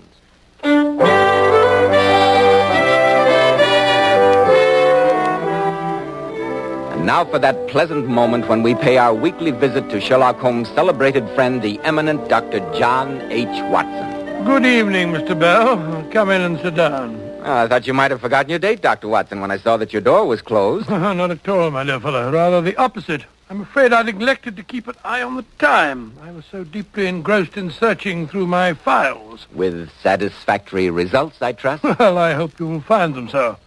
You may remember after I told you the story of the lion's mane the week before last, that you asked if Holmes had any other adventures in his beekeeping days. I do indeed, Dr. Watson. Well, I've been running through my notes concerning the remarkable affair of the pointless robbery, and I think you will find it thrilling enough to keep you on the edge of your chair. I'm sure we all will, Dr. Watson. But first, men, I'm sure you'll be interested to hear why Kreml Hair Tonic is preferred among America's most prosperous and successful men. Kreml keeps hair handsomely groomed from morning until night, just the way you combed it in the morning. Kreml contains a special combination of hair grooming ingredients which is found in no other hair tonic. This wonderful, natural-looking hair dressing has just enough light oil to keep hair perfectly groomed with an attractive, healthy-looking luster. Yet Kreml never leaves the hair looking or feeling greasy or sticky. Kreml always looks and feels so clean on both hair and scalp. Be sure to try it, men. Kreml, Kreml Hair Tonic.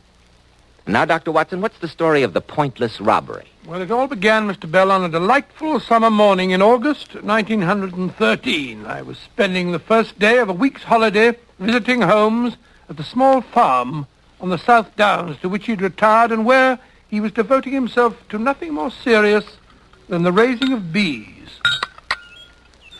I must say, Holmes, that the quality of breakfast here convinces me that I've discovered the real reason for your devotion to rustic life. A very sound deduction, Watson. And there's much to be said for the peaceful atmosphere of the countryside after the noisy hubbub of London. A peace which I fear may be only too transient, Watson. I suggest that you omit reading the morning paper during your stay. All that talk of war in Europe, you mean? Nonsense, Holmes. In this year of our Lord, 1913, no civilized nation would dream of resorting to the outmoded fallacies of armed force. I trust you're right, Watson. I trust you're right. But, I say, Holmes, you've got a visitor. Somebody's coming up the path. It's Mr. Kenmore, the rector of our local church. Another donation is indicated, no doubt. It would take the national budget to keep the church's ancient organ in good repair. Be a good fellow, Watson, and open the door while I refill the teapot. That you are, Holmes. Good morning, Mr. Holmes. Good morning, Mr. Kenmore. This is my good friend, Dr. Watson. How do you do, sir? A cup of tea? No, thank you. No tea. And I must apologize for this unwarranted intrusion at such an early hour. Some pressing matter in connection with the church? No, Mr. Holmes. The cause of my visit is a most mysterious and disturbing occurrence which took place at my residence last night. Oh, really? Suppose you give me the facts. No doubt it will seem a minor matter to you, but I feel considerable agitation over it. Briefly, at some time last night, the rectory was broken into by thieves who ransacked the entire house, with the exception of the rooms in which my daughter Alice and I were sleeping. Gracious me. And what was stolen? Nothing. Nothing whatever. Was the thief frightened off? No, Mr. Holmes. We knew nothing of it until Alice came downstairs this morning to prepare my breakfast.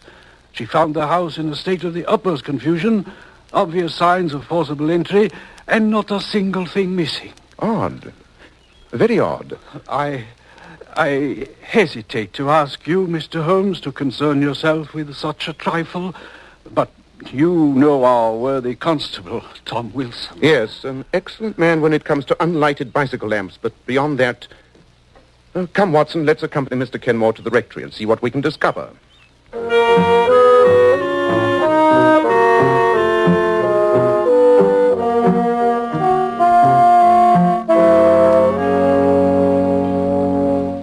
So you see, Mr. Holmes, as Father told you, absolutely nothing seems to be missing.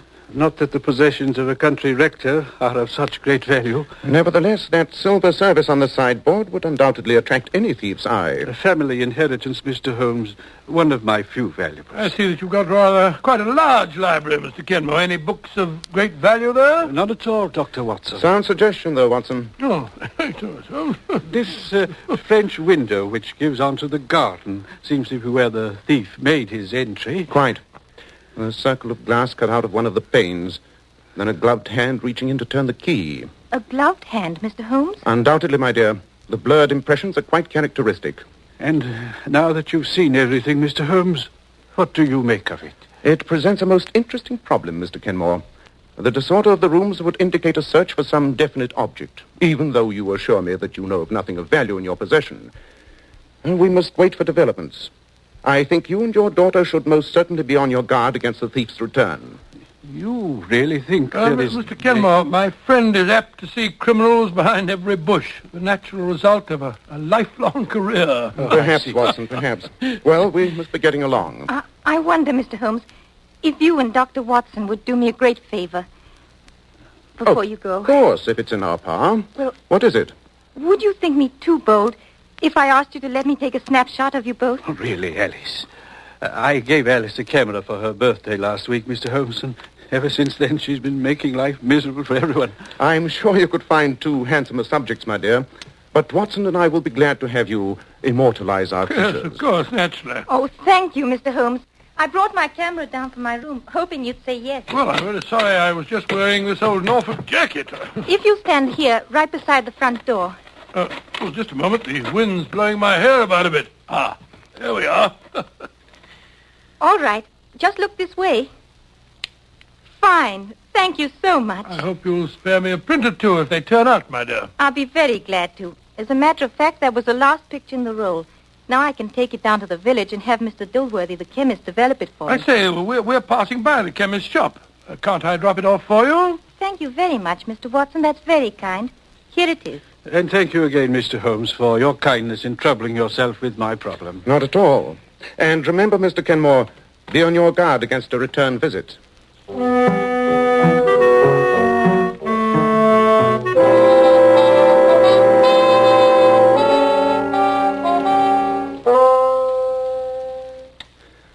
Looks to me as though you're falling asleep over your book, Watson. What's it? Well, I must admit, Holmes, that the combination of country air and that excellent dinner had a very soporific effect on me. Oh, don't apologize. We country dwellers keep early hours. Certainly different from the old days in Baker Street. I'm surprised that you don't miss the excitement of the chase, Holmes. Professor Moriarty was the spice who kept the daily routine from becoming monotonous.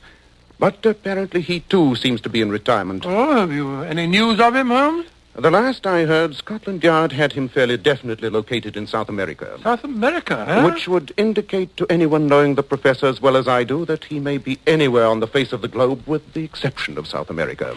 Well, old fella, I'm going upstairs to sleep. What the devil's that? The church bell. Come on, Watson. There must be something wrong at the rectory.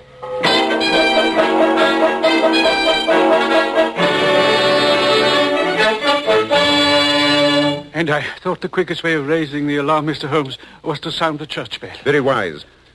Tell me, Mr. Kenmore, what was the first thing you heard? A sharp cry from my daughter awakened me, followed by a thud.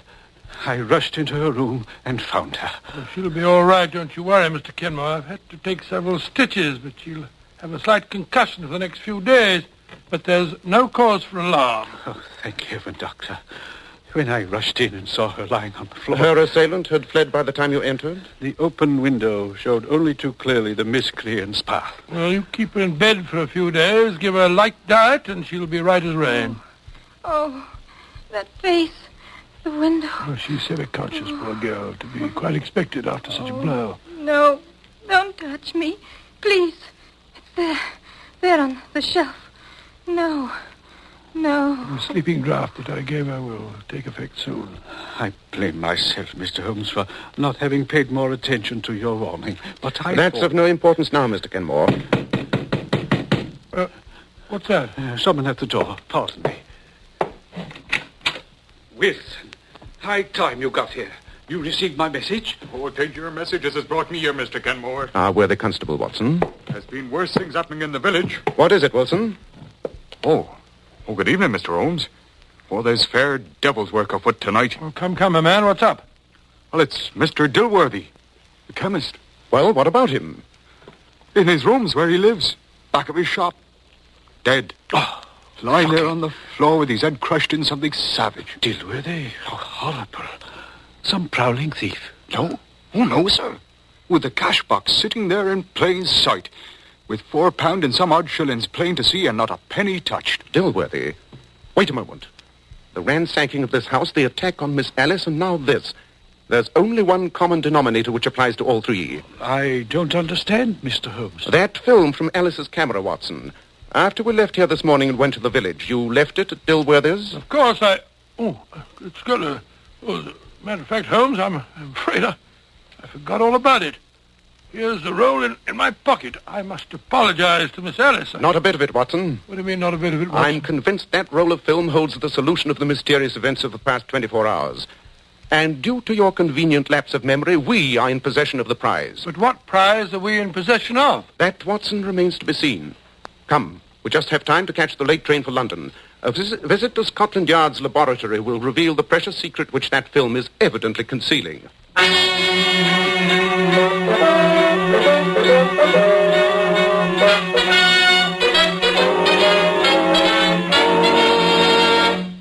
In just a moment, we'll find out what that precious secret is. Men, when you buy a hair tonic, why not buy one that does lots more than just keep hair looking handsome? Why not get your money's worth and buy Kreml hair tonic? No other hair tonic keeps the hair more neatly groomed and attractive looking. In addition, Kreml is simply great to lubricate a dry scalp. At the same time, it removes itchy, loose dandruff and leaves the scalp feeling so clean, refreshed, and alive. No wonder Kreml is preferred among America's most successful men. Buy a bottle of Kreml at any drug counter. Ask for an application at your barber shop. Use this highly specialized hair tonic daily for better groomed hair, a more hygienic scalp. Kreml. Kreml hair tonic. And now, Dr. Watson, what did you discover on that precious roll of film which had already caused the death of one person and a murderous assault upon another? Well, as soon as we reached Scotland Yard's laboratory, Holmes wasted no time in getting permission to develop the photographs. Just hand me that second tray, will you, Watson? The one this side of the red lamp. There you are. There. That does it. Look, Watson. The images are starting to appear. Oh, I'll take your word for it. That red lamp gives about as much light as a glowworm. Sorry, but that's all we can use until we finish the development. Look, Watson. They're coming much more strongly now. Yes, I see. That seems to be a picture of the rector. Doesn't look to me as though that were worth committing murder for. There are 12 pictures on the roll, Watson.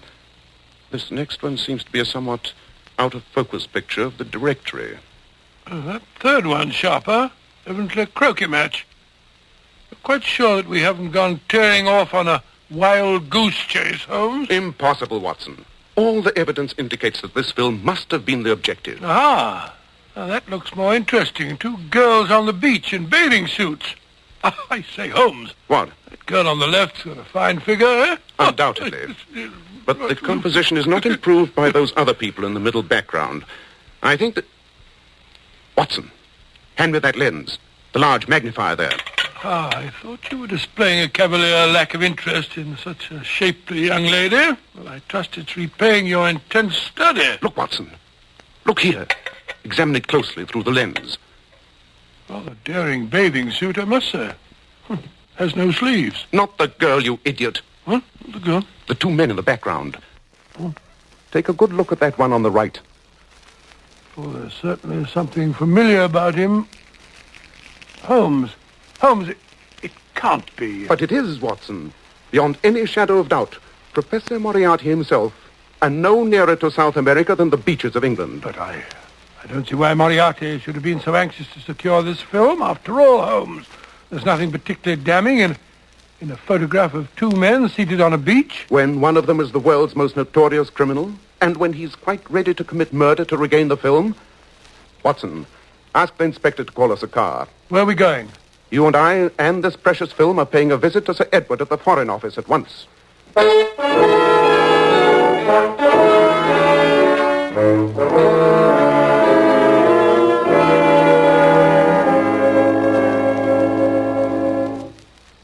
Your deduction was absolutely sound, Holmes. You recognize Moriarty's companion, then, Sir Edward? Beyond any question. He goes by many names, but our files would indicate that the real one is von Schäling, probably the cleverest among the senior members of the Imperial German Secret Service. Good heavens, a spy. Yes, precisely, Dr. Watson. I should imagine, Sir Edward, that his dealings with Moriarty must be of great importance, since they required him to come to England in person. I'm quite sure of it. But the peaceful surroundings of the South Downs and the quiet beaches, what would a spy be doing there? With Portsmouth, England's greatest naval base only a few miles away, and the present situation in Europe, Professor Moriarty does not concern himself with trifles. Under the circumstances, I have no hesitation in telling you two gentlemen that the first trials of our new battle cruisers have been taking place off Portsmouth these last few days. Great Scott. Yes, Doctor. In what we thought was the utmost secrecy. There's still a ray of hope, Sir Edward. Moriarty would not have gone to such lengths to suppress this photograph Had his transactions with von Schäling been completed? Do you mean, Holmes, that there may still be time to forestall him? Dr. Watson and I will do whatever is in our power, Sir Edward.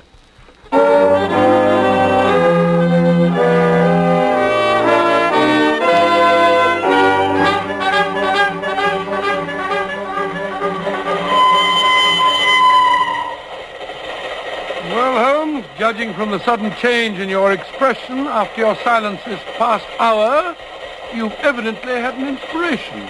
We must bait a trap, Watson. And that film must be our bait. Professor Moriarty must be in a fury at his bungling subordinates, who've twice failed to recover it. If I know the professor, he'll make the next attempt himself. Well, you can't take an advertisement in the newspaper, Holmes, to lure Moriarty into a trap. If Alice and her father will cooperate, I have a method that is better than any advertisement. Oh? What's that? Evidently, Watson, you're not acquainted with the post office and the postmistress of the average village, to which Falworth is no exception. She fills the function of a town crier with the utmost efficiency. She will be our advertisement.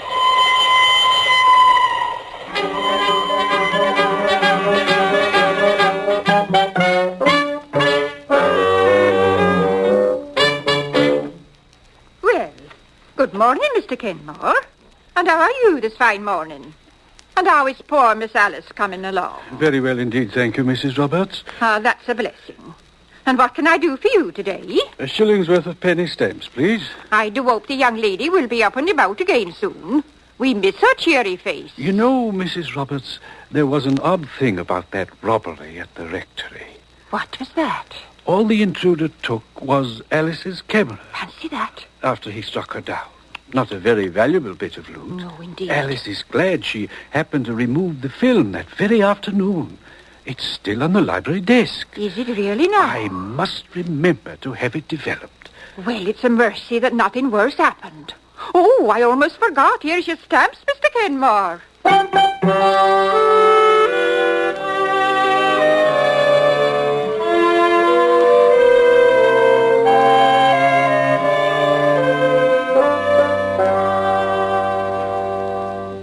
And I think I can assure you, Mr. Holmes, knowing our worthy postmistress as I do, that the misinformation I gave her has by now been widely disseminated. Excellent, Mr. Kenmore. And I appreciate what you and Alice have been willing to risk on behalf of your country. At least the falsehood I told was in a worthy cause. I only wish Dr. Watson would let me get out of bed and come downstairs into the library with you when you take up your vigil tonight. I'd like to see that those horrible men get their just deserts. Really, my dear? You sound almost bloodthirsty. Well, I can't say that I blame Miss Alice for that. If someone had given me a crack on the head, I'd look forward to their downfall. Mr. Kenmore, I would have felt happier if you and Alice were not in the house. But with my knowledge of Moriarty, I fear that he may have the place under observation, and the departure of you and your daughter might make him suspicious. Is that why you and Dr. Watson are wearing those filthy farmer's clothes, Mr. Holmes? Precisely, my dear. 8 o'clock. Time we were beginning our vigil. Mr. Kenmore, you will remain on guard with Alice here in her room. No matter what happens in the library, this is your post of duty. Very well, Mr. Holmes. You have your service revolver, Watson? Certainly. Come then. We must be concealed and in readiness for our visitor at whatever hour he may arrive.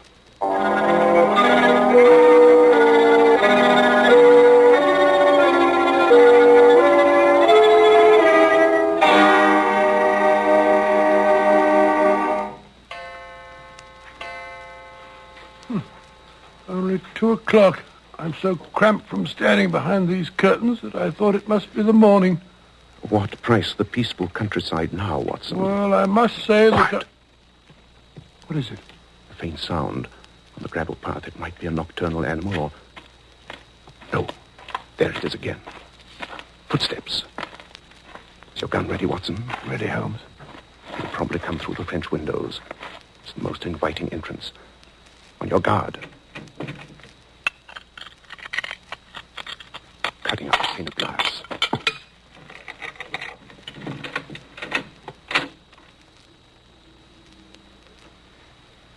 Don't move. We've got you covered. The light switch, Watson, with your left hand. There. Well, Professor Moriarty, we meet again. If it isn't Mr. Sherlock Holmes. And Dr. Watson. Keep that gun on him, Watson, while I see if he's carrying a weapon. And render myself liable to a long prison sentence. My dear Holmes, your retirement to pastoral pursuits must have impaired your reasoning powers. It's all right, Watson. He's unarmed. You can lower your hands now, Professor. But I'd strongly advise against making any sudden move. I wish he would, the dirty traitor. I'm inclined to agree with your sentiments, Watson. Moriarty, for once I intend to take the law into my own hands. I can forgive a criminal, or a forger, or a thief, or even a murderer. But a traitor is something else. I don't understand what you're driving at. Certain backward Balkan countries, Moriarty, have an extremely convenient system of disposing of unwanted prisoners. They are invariably shot while attempting to escape. You wouldn't dare. You who have always stood on the side of the law. Have you ever known me to break my word? I assure you, Moriarty, that unless you consent to turn over Von Schailing to us, together with any information you have for him, you will be dead by the time I count 10. And I promise you that Watson won't hesitate either. Yeah, you bet I won't, Holmes. Take your choice, Moriarty. 1, 2, 3, 4. All right, Holmes. You win. This time. A wise decision. Where were you to meet Von Schailing? And what were you to deliver to him? At midnight tomorrow, on a beach 6 miles south of here. He has a rendezvous there with a submarine that is to take him back to Germany.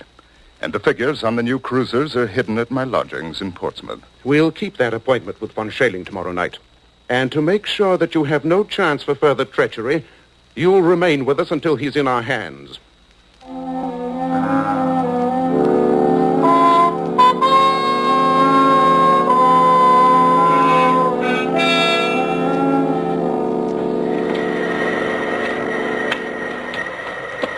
This is the spot, Professor Moriarty? 500 yards south of the abandoned dock, yes. Very well. Watson and I will remain here behind these bushes. You, Professor, will walk out alone onto the sands. I intend to take no chances of scaring off our quarry. I haven't much choice in the matter. Just a moment. Yes? Remember that we have you in plain sight, that the moonlight is strong, and that the slightest sign of treachery will be the signal for your well-deserved execution. I won't forget, Mr. Holmes. I hate to think of his going scot-free, Holmes. You cannot hate it more than I do, Watson. But letting him go free is a cheap price to pay for the scotching of his plans and the capture of Von Schailing. Here comes a car. This must be Von Schailing. No one else would be on this deserted road at this hour of night. Oh, the car's stopping. There's only one man in it. He's getting out. It is Von Schailing. Ah, Herr Professor. I knew I could depend on you. Right, Watson. Put up your hands, you. The devil... Look out, Watson! Quick work, Watson. Oh, curse you, Moriarty. You have betrayed me. Precisely, Herr Von Schailing. But why should the fact that a traitor will engage in a double betrayal surprise you? He'll be all right, Holmes. Barring a nasty flesh wound in his leg. Well, Mr. Holmes, you have the papers and the spy.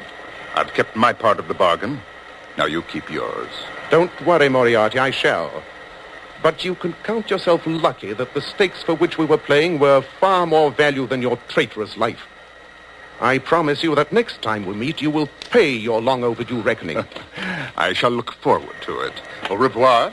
Till our next meeting. What infernal cheek. I hate to see him go free. No more than I do, Watson. Well, at least we've had the best of the bargain. Now let's load our prisoner into the car. And who are you, anyway? The devil? Oh, hardly so eminent a personage, Von Schailing. My name is Sherlock Holmes. So, I might have guessed. Oh, he's fainted. Oh, just as well, perhaps. Here, Holmes, we'll put him in the back seat of the car.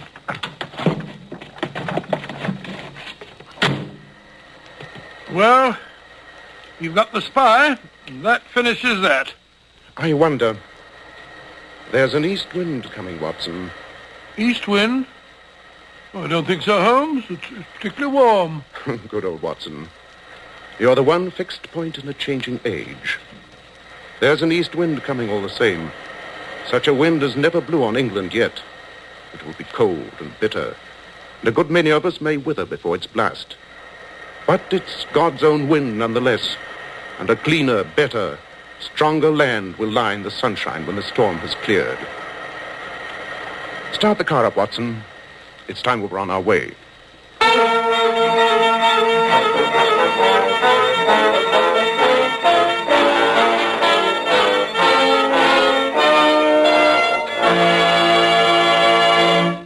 And now may I introduce one of the outstanding authorities on feminine beauty. He is John Robert Powers, who has received hundreds of thousands of requests from girls all over the country, girls wishing to join his exclusive Powers Girls. And now, especially transcribed, Mr. John Robert Powers. Good evening, friends. I'm very happy tonight to bring along one of my very attractive Powers Girls, Miss Pat Fordyce.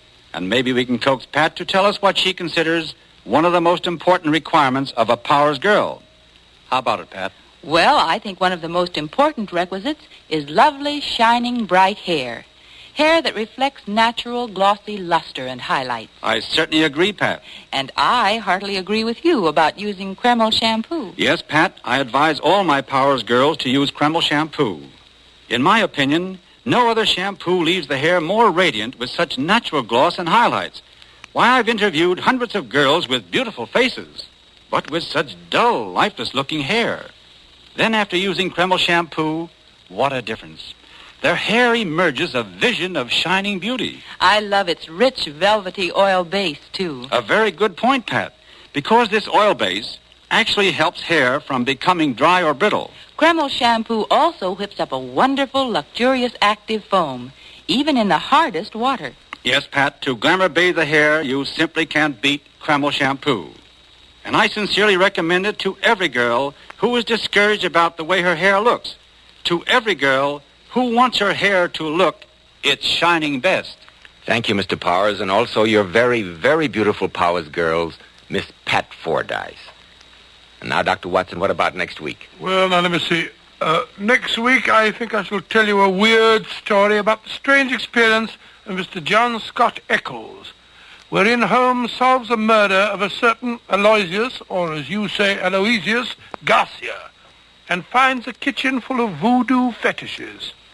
I call the story The Adventure of Wisteria Lodge.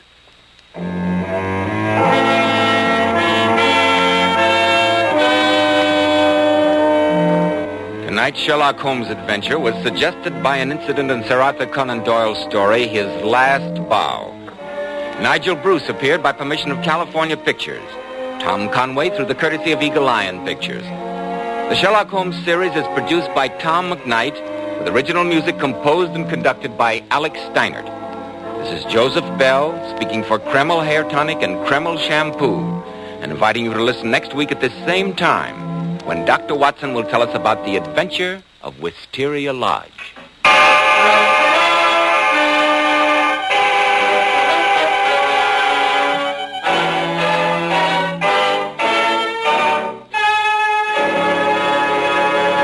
This is ABC, the American Broadcasting Company.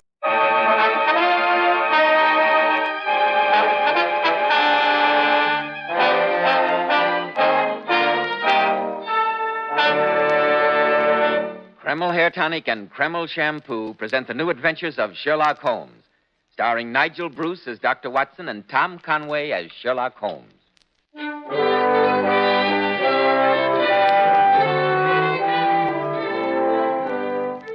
Here we are once more in Dr. Watson's firelit study. The wind is howling outside, but inside the heavy red curtains have been drawn across the windows, and the only sound we can hear is the cheerful crackling of the logs in the fireplace. Good evening, Dr. Watson. Good evening, Mr. Bell. You don't know how lucky you are that you don't have to go out on a night like this. Yes, it's one of the advantages of having retired from active medical practice. You know the old adage, man works from sun to sun, but woman's work's never done. It's a base libel as far as doctors are concerned. You never know when Mr. Smith is going to acquire a black eye, or Mrs. McTavish may decide to present her an addition to the clan. Never a dull moment, eh, Dr. Watson? Oh, dear me, no. That's one thing I've never complained of. If it wasn't a patient who disturbed what little routine I had, it was Sherlock Holmes. I remember one bitter February evening. It was the second winter after my marriage. I just settled down to my after-dinner pipe when the doorbell rang. It was a note from Holmes. It said, come at once if convenient. If inconvenient, come all the same. And you went, of course. Now, Mr. Bell, you'll hear all about that in good time, but haven't you something to tell our listeners? Yes, Dr. Watson, I have. Men, attractive, well-groomed hair does a great deal to give a man self-assurance, to say nothing of helping his appearance. And I'm sure you'll be interested in hearing more about this modern trend in hair grooming, which has become such a nationwide favorite among America's most successful men. It's called Kreml Hair Tonic. This highly specialized hair tonic contains a combination of hair grooming ingredients which has never been duplicated in any other hair tonic. Yes, that's exactly why Kreml gives a man's hair such a natural, well-groomed look and keeps it in place longer. Keeps every hair in perfect order from morning till night. Yet Kreml never gives hair that greasy, patent leather look. Kreml keeps hair looking mighty handsome with a rich, healthy-looking luster. Yet it always feels and looks clean on your hair and scalp. No other hair tonic keeps hair more handsomely groomed, yet it never looks greasy. So men, for better groomed hair, change to Kreml. Kreml. Kreml Hair Tonic. Now, Dr. Watson, when you received the mysterious message from Sherlock Holmes, you at once went round to Baker Street, I suppose. Yes, curiosity has always been my Achilles' heel. Well, when I arrived at Baker Street, I found Holmes huddled in his armchair, his knees drawn up and his pipe in his mouth. He was sunk in a profound reverie, and I'd been in the room several moments before he became aware of my existence. Oh, so there you are, Watson, there you are. Obviously. I've been here for 7 minutes, as a matter of fact. Unimportant, completely unimportant and uninteresting. Watson, have you ever speculated on the importance of a knowledge of dogs in detective work? Dogs? Well, naturally. Bloodhounds, sleuthhounds... No, I'm not interested in that phase of the subject. It's too obvious. There is another side, far more subtle. I suppose there is, but I'm dashed do I know... You recollect in the case you so sensationally wrote up as The Adventure of the Copper Beeches? Yes, but the case was sensational. In that instance, it wasn't the dog. It was the fact that the master of the house was willing to pay a sizable sum to... Don't prattle, Watson, don't prattle. Prattle? I was about to point a moral. In the case of the Copper Beeches, I was able, by noting the actions of a rather vicious child, to draw some startling deductions as to the criminal instincts of its father, who was considered a thoroughly respectable citizen. Oh, of course, yes, I remember, but what's that got to do with... My line of thought about dogs is analogous. Whoever saw a frisky dog in a gloomy family, or a sad dog in a happy one? Snarling people have snarling dogs. Dangerous people have dangerous dogs. Surely, Holmes, you didn't rout me out on a night like this to discuss the temperaments of dogs? Not in general, no. What interests me is why Professor Presbury's faithful wolfhound Roy endeavors to bite him.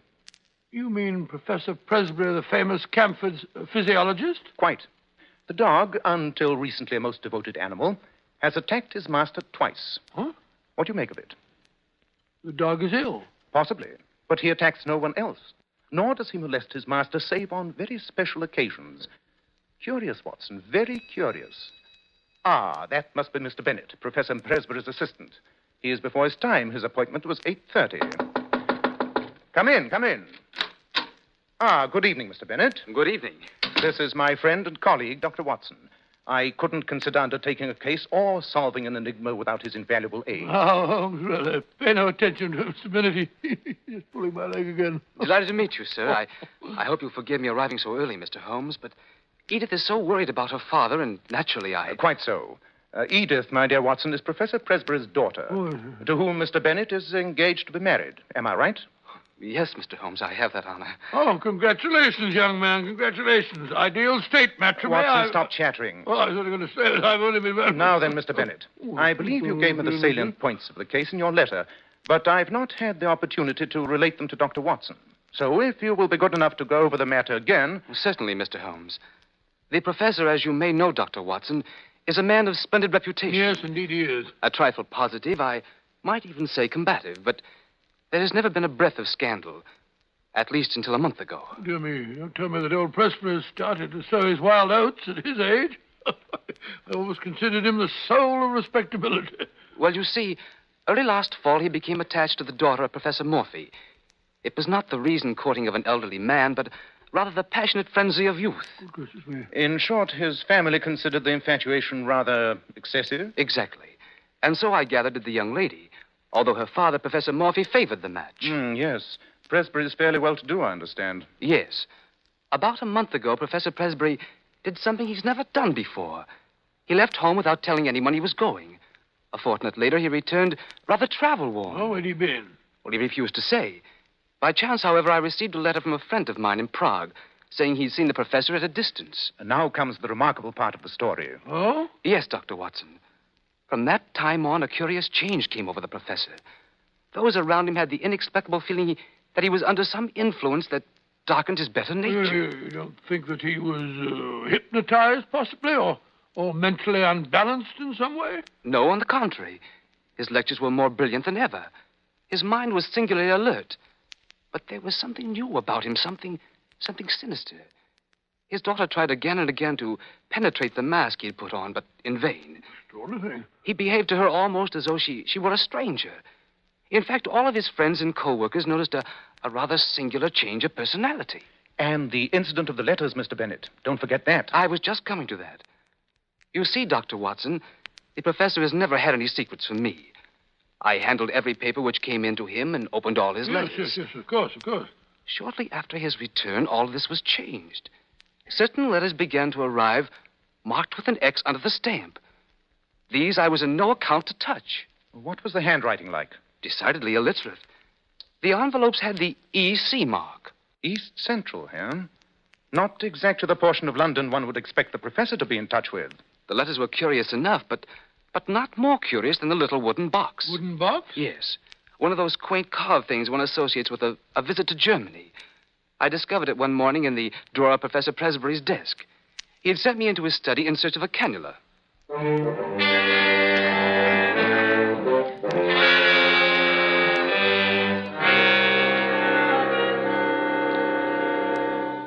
I put it on my desk, Bennett, in front of the inkwell. It's not here, Professor Presbury. I'll try the drawers. It's usually in the upper right. No, not here. Perhaps the left one. No. I say, Professor, what a curious box. I've never seen that in here before. What box? This one with the carving. You must have got it on your trip to Germany. What trip to Germany? Who said I was in Germany? Professor Presbury, I didn't mean to... You sniveling little cad. You contemptible snooper. I didn't... What do you mean by poking about among my things? Put that box down. Let me explain. Put that box down, I say. Go. Now get out of here. Get out before I break every bone in your body.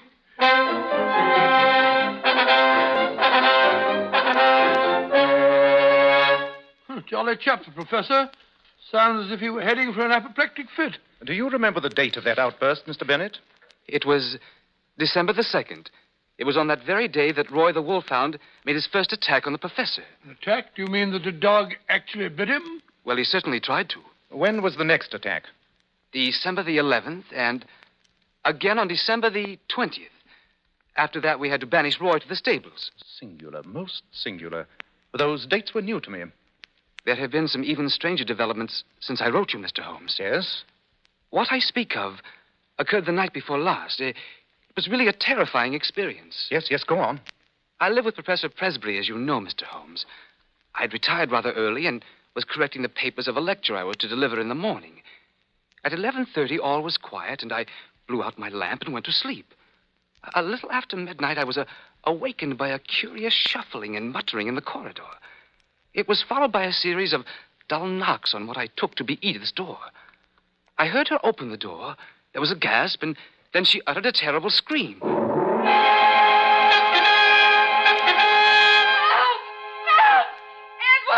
help! It's all right, darling. I'm coming. What's the matter? Don't look so terrified. Oh, Edward. Edward, it was horrible. Like a nightmare. What was? Oh, darling, don't tremble so. I'm here now. Tell me what frightened you. I thought I heard someone knocking at my door. I heard it, too. I got up and opened the door, and there it was, leering up at me. It? What do you mean?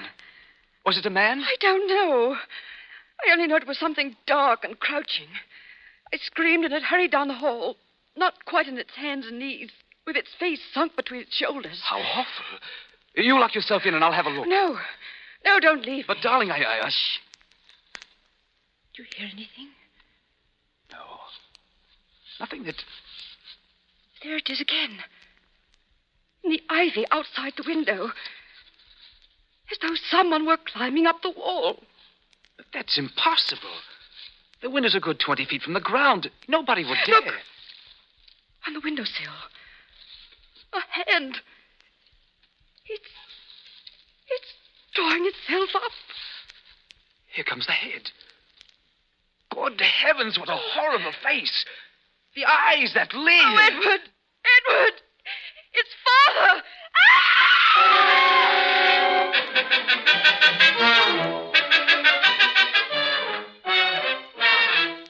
Well, Watson, what do you make of that?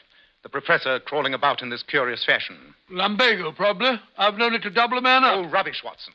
Did you ever hear of a man with lumbago scaling a 20-foot wall? Well, now that you mention it, no. Mr. Bennett, how did Professor Presbury explain his actions the next morning? He seemed to have no recollection of them. No recollection of them at all. When did you say this happened, Mr. Bennett? The night before last. The 4th of February, huh? That rather complicates matters. And last night, did anything further happen? The only unusual thing I heard was Roy, barking furiously a little after midnight. Poor fellow, he's been chained down to the stable. I must confess, if anything else happened, neither Edith nor I would have known it. You see, we both had a feeling of impending danger and slept with our doors locked and the shutters barricaded. Very sensible procedure. I would suggest that you get Miss Presbury out of the house for a few days. Send her away until we can clear this matter up. I've already persuaded her to pay a visit to her aunt in Cambridge. Splendid. Now, as to the dates of these seizures, you will say the first was December the 2nd, the next December the 11th, and the third... Here's a list of the dates. When I first observed abnormality in the professor's behavior, I felt it my duty to obtain all possible data about the case. Excellent. Let me see. Yes, as I thought, the intervals are regular. Putting 2 and 2 together, let us say that every 9 days the professor takes some strong drug, which has a passing but highly poisonous effect. He learned to take this drug while in Prague, and is now supplied by an intermediary who resides in the East Central District of London. Yes, but the dog and the creeping man in the passage. Holmes, the thing's too fantastic to be explained by simple addiction to drugs. It's not simple, not in the least. But patience, Watson, patience. We've at least made a beginning. Our next step is to obtain an interview with the professor himself. What is the best time to catch him in, Mr. Bennett? When would he be free to see us? About 11 in the morning, Mr. Holmes. Good. You may expect us at that time tomorrow.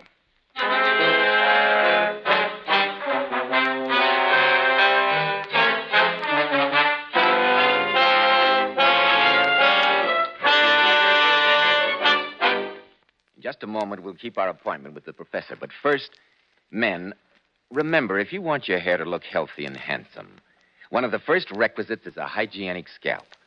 And when you buy a hair tonic, be smart.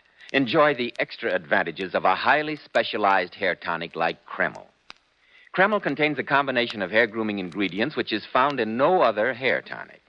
This is why it keeps unruly hair neatly in place longer, with a rich, healthy-looking luster. Yet Kreml never gives hair that old-fashioned, greasy, patent leather look. It never leaves hair feeling sticky or dirty. But men, Kreml does lots more than keep hair looking handsome.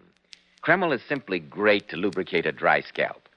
At the same time, it removes itchy, loose dandruff. A quick massage with Kreml helps stimulate the cutaneous circulation of the scalp. Notice how alive your scalp feels, how it tingles. And if your hair is so dry it breaks off and falls, start using Kreml at once. Because Kreml actually helps condition the hair, in that it leaves it feeling softer, more pliable, makes it look as if it had some body to it. Buy a bottle of Kreml at any drug counter. Ask for an application at your barber shop. Use Kreml daily for better groomed hair, a more hygienic scalp. Kreml, Kreml Hair Tonic. Dr. Watson, what happened next in the strange case of Professor Presbury? Well, early the next morning found us near the town of Camford, approaching a large, rather gloomy house. This must be the house, Watson. Notice the ivy vines reaching up to the bedroom windows. See? Some of the leaves have been torn away. The vines look decidedly the worse for wear. Oh, but surely no man could possibly climb up that way. No normal man, Watson. No normal man. But look, I fancy that is the professor peering at us from behind the curtains in that second window. Doesn't seem to be too well pleased at our presence. Fierce-looking chap. Tremendously vigorous for his age. I say, Holmes, do you think we ought? Ought what? Well, I mean, what excuse are you going to give for our call? Assuming that Professor Presbury's memory is a trifle defective during his bad spells, how is he to know that he didn't send for us himself? Well, isn't that rather skating on thin ice? Possibly, my dear Watson, possibly. I must say, I don't relish this interview at all. Shh. Someone's coming. It's Presbury himself. For heaven's sake, Watson, pull yourself together. You look as though you'd been caught stealing sheep. Good morning. Professor Presbury, I believe? Yes. I'm Holmes, Sherlock Holmes, the detective. Oh, yes, I believe I've heard of you. Won't you come in? This is my friend, Dr. Watson. How do you do? Oh, sorry. Come this way, gentlemen. Into my study. Thank you, sir. Thank you. What a charming room. Delightful, eh, Holmes? Pray sit down, gentlemen. Now, what can I do for you? Why, that was the question I was about to put to you. To me, sir? Yes. Apropos of the communication you sent me. A letter? I sent you a letter? No, not exactly a letter. A telegram, then? Have you got it with you? No, I can't say I have. No, I dare say not. Because I sent you no telegram. Impossible. Why, then, someone's been playing a practical joke on us both. That statement, Mr. Holmes, is highly questioned. Really, Professor Presbury, I can only apologize for this needless intrusion and hope that you will forgive me. But that is hardly enough, Mr. Holmes. What kind of fool do you take me for? Why, You know I didn't send for you. You can't get out of this so easily. I say, steady, sir, I'll steady. show you, you scoundrel. Put down that I paperweight, shall- Professor. I shall- Consider your position. You can't afford a scandal. After all, I'm rather well known. You cannot possibly afford to treat me with such I discourtesy. should think not. Come on, Watson. The interview's closed. Good day, Professor. Phew. What a narrow escape. The professor was certainly in a dangerous mood. Yes, our learned friend's nerves are somewhat out of order. Highly inflammable temper. Maniacal, I should say. And yet his mind seemed perfectly clear. Too clear. That was my miscalculation. His memory is quite reliable, unfortunately. Strange. Very strange. I must say, Holmes, I'm a bit disappointed in you. All that trouble for nothing. Not quite for nothing. We have seen the gentleman and have gained a personal contact. We have also discovered the address of the intermediary in London. Have we? Well, how in thunder... The professor wrote to him this morning. I deciphered the name from the blotting pad on the professor's desk. I say. The gentleman's name is Dorak, and he lives in the Commercial Road. And now, Watson, I'm a busy man. We will drop this case until next Tuesday evening. Tuesday? But why Tuesday? On that date, if my calculations are correct, the professor should have another of his curious spells. We must be on hand to notice the developments and to prevent a catastrophe.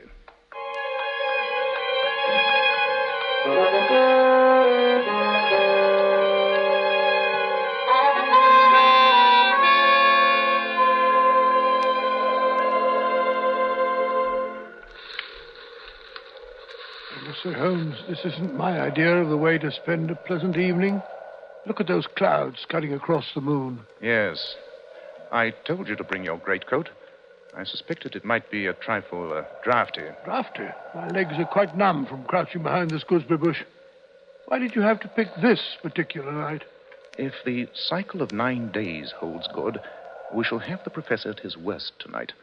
Moreover, I ascertained that he received a packet from the man Dorak this morning. Yes, we shall see. We shall see. Look. Someone has lit a light in the corner bedroom. That must be the professor. So I was right in my calculations. Things are beginning to happen. I warned Bennett not to try to interfere with him, but to follow him at a safe distance. Safe? You don't think that he's as dangerous as that, do you? I don't think so. I know it. What? Have you your revolver handy? Yes, but you don't think I should be obliged to use it? Huh? Oh, control your nerves, Watson. I can hear your teeth chattering. It's not nerves, it's a cold. The professor's symptoms are particularly interesting. Apart from these fits, he has more energy and vitality than ever. And then his knuckles. Did you notice his knuckles? No, I can't say that I did. Thick and horny. Quite unusual for a man. Very curious knuckles that can only be explained by the mode of progression observed in... The knuckles. But of course. And the dog. And the ivy. Why didn't I think of that before? Holmes. Look. He's opened the side door. There he is. Standing in the doorway, leaning forward with his arms dangling. Of course. Now he's coming down the drive. Why, He's not walking, he's crouching, running and skipping along on his hands and feet. Holmes, it's uncanny. It's almost as if he were possessed by some strange, unnatural force. There he goes, round the corner of the house. Quick, Watson, we must follow him. Here comes Bennett. Oh, Mr. Holmes, have you seen him? Yes, he went this way. Come along. He's worse than usual tonight. I could hear him through my door, chattering and jabbering to himself. There he is. He's crouching at the foot of the ivy. Now he's climbing, actually springing from vine to vine, his dressing gown flapping in the wind. How horrible. He looks like some huge bat glued against the side of the house. It's uncanny. Now he's swinging himself over to that tree. He's coming down again. He's heading for the stables. Come along. We mustn't lose sight of him. We can't let him get away from us. The dog has caught sight of him. Oh, you'll kill him if you can get at him. No, the professor's staying out of reach. Look at him crouched on the ground like that. He's teasing the dog. He's throwing stones at it. Oh, this isn't human. Quite, Watson, quite. Professor Presbury isn't human. Great heavens, Holmes, what do you mean? Look out! Roy's leash is broken. He's after the professor. He'll kill him. Come on. He's got him by the throat. Drag them apart. Come on, drag them apart. Down, I say. I've got him by the collar. Watson, help me carry the professor into the house. His throat is badly mangled.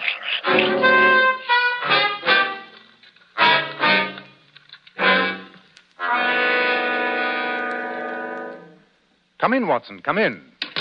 I've been looking over the professor's laboratory while you were treating his injuries. How's he coming along? As well as can be expected. He pulled through, I fancy. The wound was dangerously near the carotid artery. The hemorrhage was rather serious, but, I say, what's that you got in your hand? The professor's little German box. Curious, isn't it? Yes, but it's open. You've broken the lock. Really, Holmes, you think that you ought to go... Probably not. But not being deterred by your scruples, I've gone ahead. The contents are quite enlightening, if your conscience will permit you to look. 2 files, 1 empty and 1 nearly full. And a letter with a cross under the stamp. Yes, that's from our Mr. Dorek, the London intermediary. It contains another note that completely solves the mystery. Here it is. It's signed H. Lowenstein. H. Lowenstein? But I say, that's the Lowenstein. Obviously, Watson, obviously. I mean, it's Dr. Lowenstein, the famous Prague physician, who claims to have discovered a serum that will rejuvenate people. It's been tabooed, of course, by the medical profession because he refuses to reveal its source. And for a good reason. Here, read the letter. Let's have a look. Honored colleague, since your visit, I have thought much of your case. I beg you report fully to me on the results of my treatments. It is possible that the serum of anthropoid would have been better. I have, as I have explained, used black-faced langur because a specimen was accessible. The langur is, of course, a crawler and a climber, while anthropoid walks erect and is in every way nearer to man. But I say, Holmes, this is beastly. The langur is an ape. Quite. It is found on the slopes of the Himalayas and is the biggest and most human of the climbing monkeys. Then that serum explains the professor's recent peculiarities. He used it in an attempt to regain his youth. Yes, giving himself a dose at 9-day intervals, with the curious results we've witnessed. It's dangerous to trick nature, Watson. When man tries to rise above it, he is liable to fall below it. Even the highest type of man may revert to the animal if he leaves the straight road of destiny.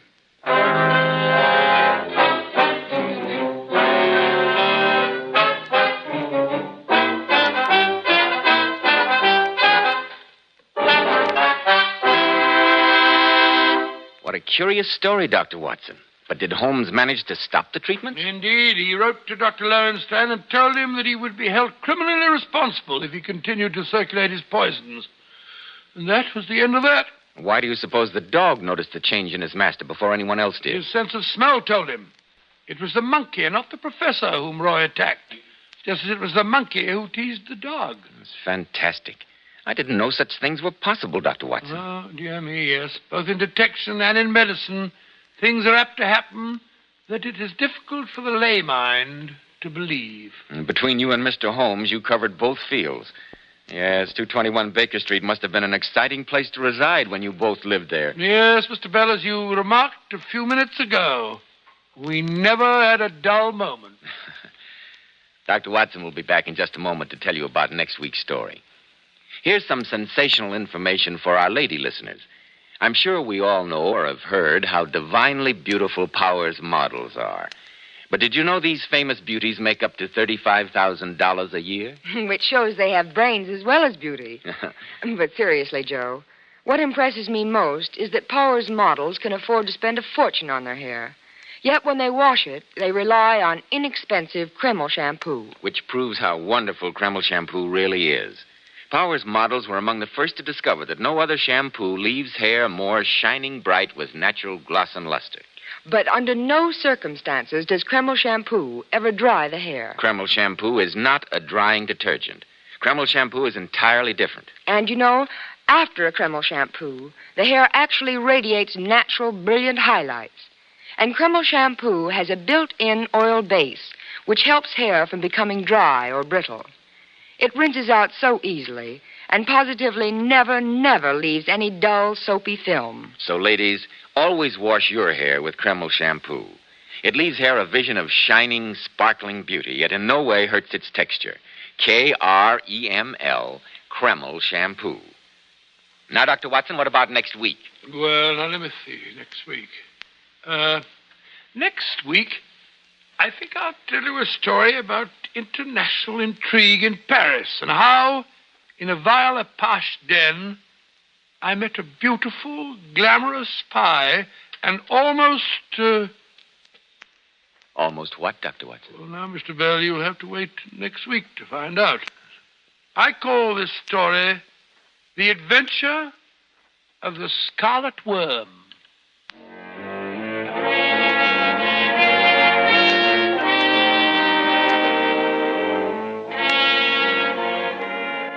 Tonight's Sherlock Holmes adventure was adapted from Sir Arthur Conan Doyle's story, The Creeping Man.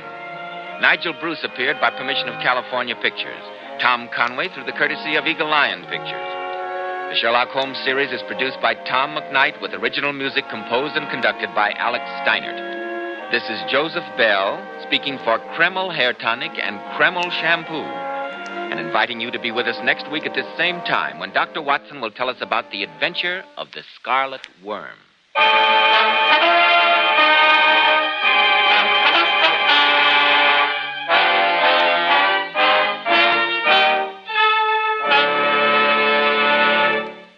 There are 80,000 patients in our veterans' hospitals.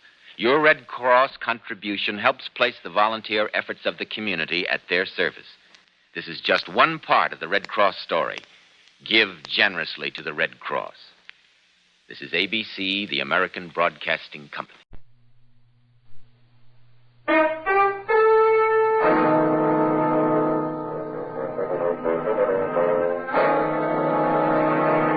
Kreml Hair Tonic and Kreml Shampoo present the new adventures of Sherlock Holmes, starring Nigel Bruce as Dr. Watson and Tom Conway as Sherlock Holmes.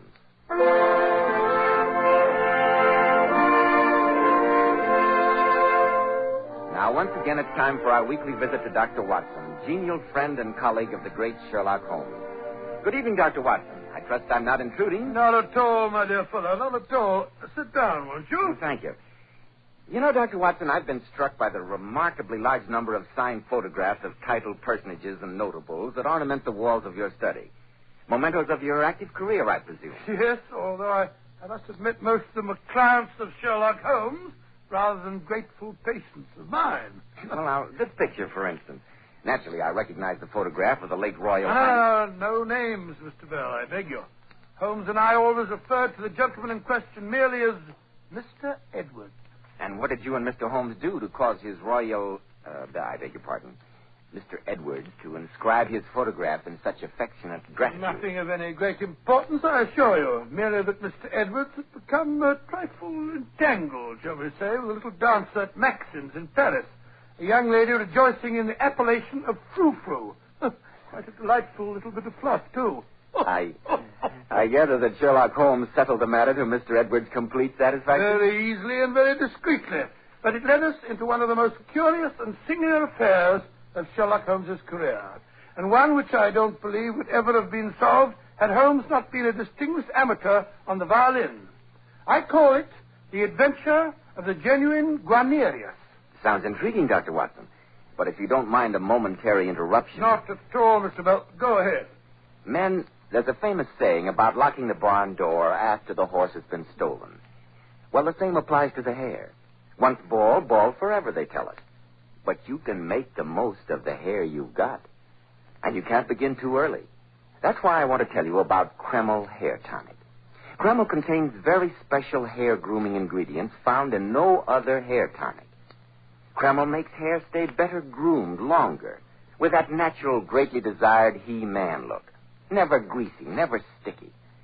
But Kreml does lots more than just keep hair looking handsome. A massage with Kreml actually helps stimulate circulation in the surface of the scalp. Your scalp always feels so alive, so invigorated after applying Kreml.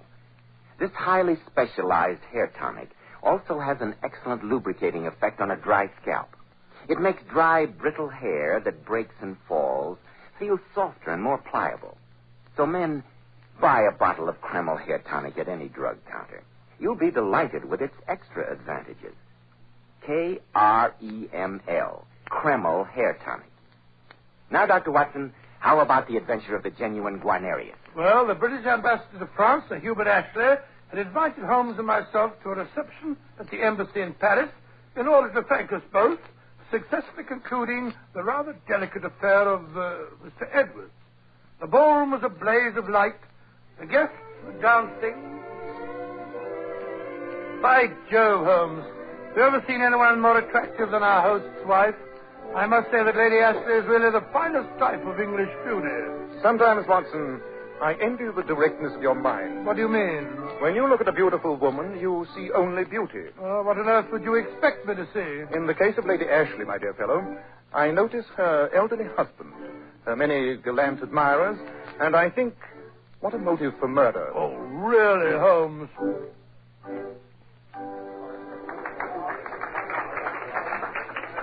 Ah, Mr. Holmes. I trust our guest of honor is enjoying himself. Very much indeed, Lady Ashley.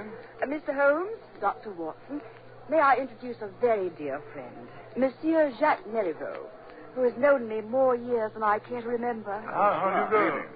Yes, I think I can claim to be Lady Ashley's most devoted cavalier, having first made her acquaintance when she was just over 2 hours old.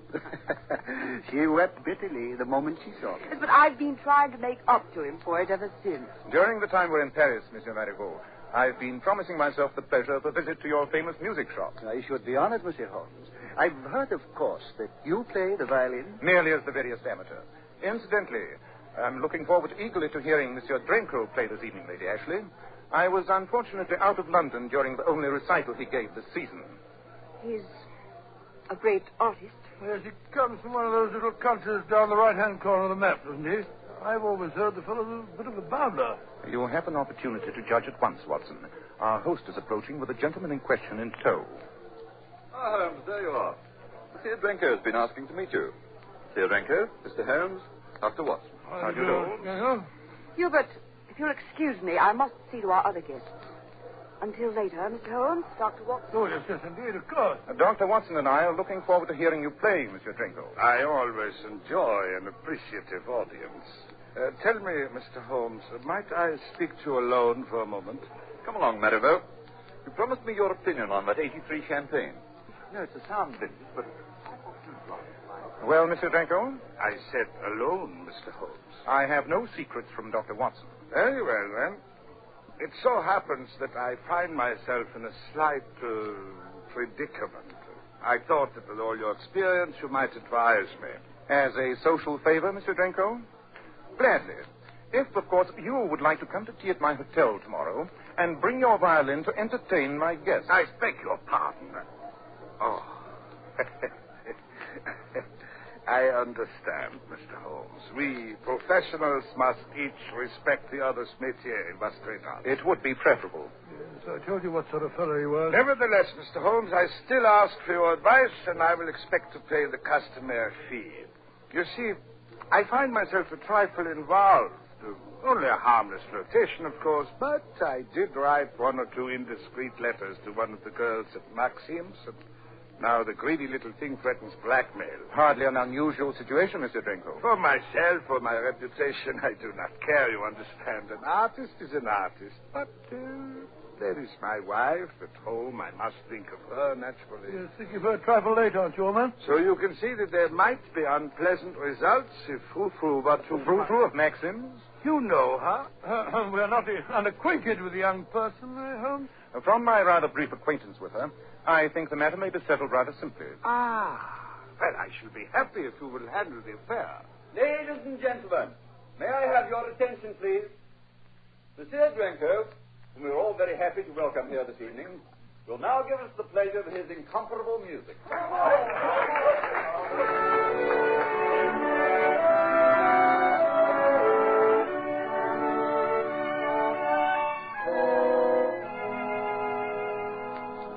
Here you are, gentlemen. Mademoiselle Frou-Frou's dressing room, right here. Oh, Papa. I say, Holmes, did you notice that girl we just passed? The one wearing just those little thingamajigs? Quite. I also noticed, Watson, that backstage at Maxim seems to be one place where you not only see, but also observe very closely. Oh, hello, Monsieur Holmes. Good evening. I have not expected to see you and that cute little Dr. Watson again so soon. But perhaps this time it is pleasure, huh? Not business? I'm afraid not, Mademoiselle Frou-Frou. Mademoiselle Frou-Frou, it was only because I thought the gentleman we have agreed to refer to as Mr. Edwards was at least as culpable as you that I persuaded the French police not to prosecute you in that matter of his mother's jewels. No, but Monsieur Holmes, that didn't matter. We have settled it, have we not? The charge is still pending, mademoiselle, and that a word from me could be followed up. But why should you? I also happen to know that the Marsovian embassy is most curious regarding the attraction which brings Prince Danilo so frequently to Paris. That also does not concern me at the moment, assuming, of course, that you will return at once all the letters that were written to you by Monsieur Drenko, and that you cease from molesting him any more. Oh, je comprends très bien, I see. Well, Monsieur Holmes, since you have put it so convincingly, I am rather tired of listening to a sorrowfully played violin. Monsieur Drenko may have his letters back. Here they are. Thank you, mademoiselle. I knew you were a sensible girl. Good night. Bonsoir, merci. Si jamais je vous reviens tôt, ce sera trop tôt, je vous laisse. And now what? And now for a good night's rest. And in the morning we can report to Mr. Drenko the satisfactory solution of what was perhaps our simplest problem. I hope you charge him a stiff fee, Holmes. I still say that fellow's a bounder.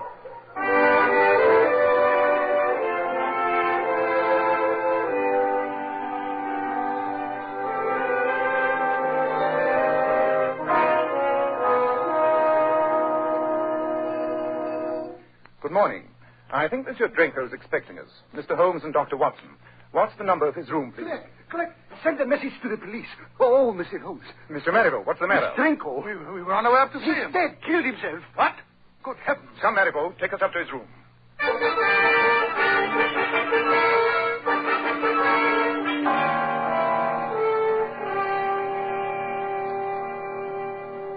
man's been dead for more than half an hour, Holmes.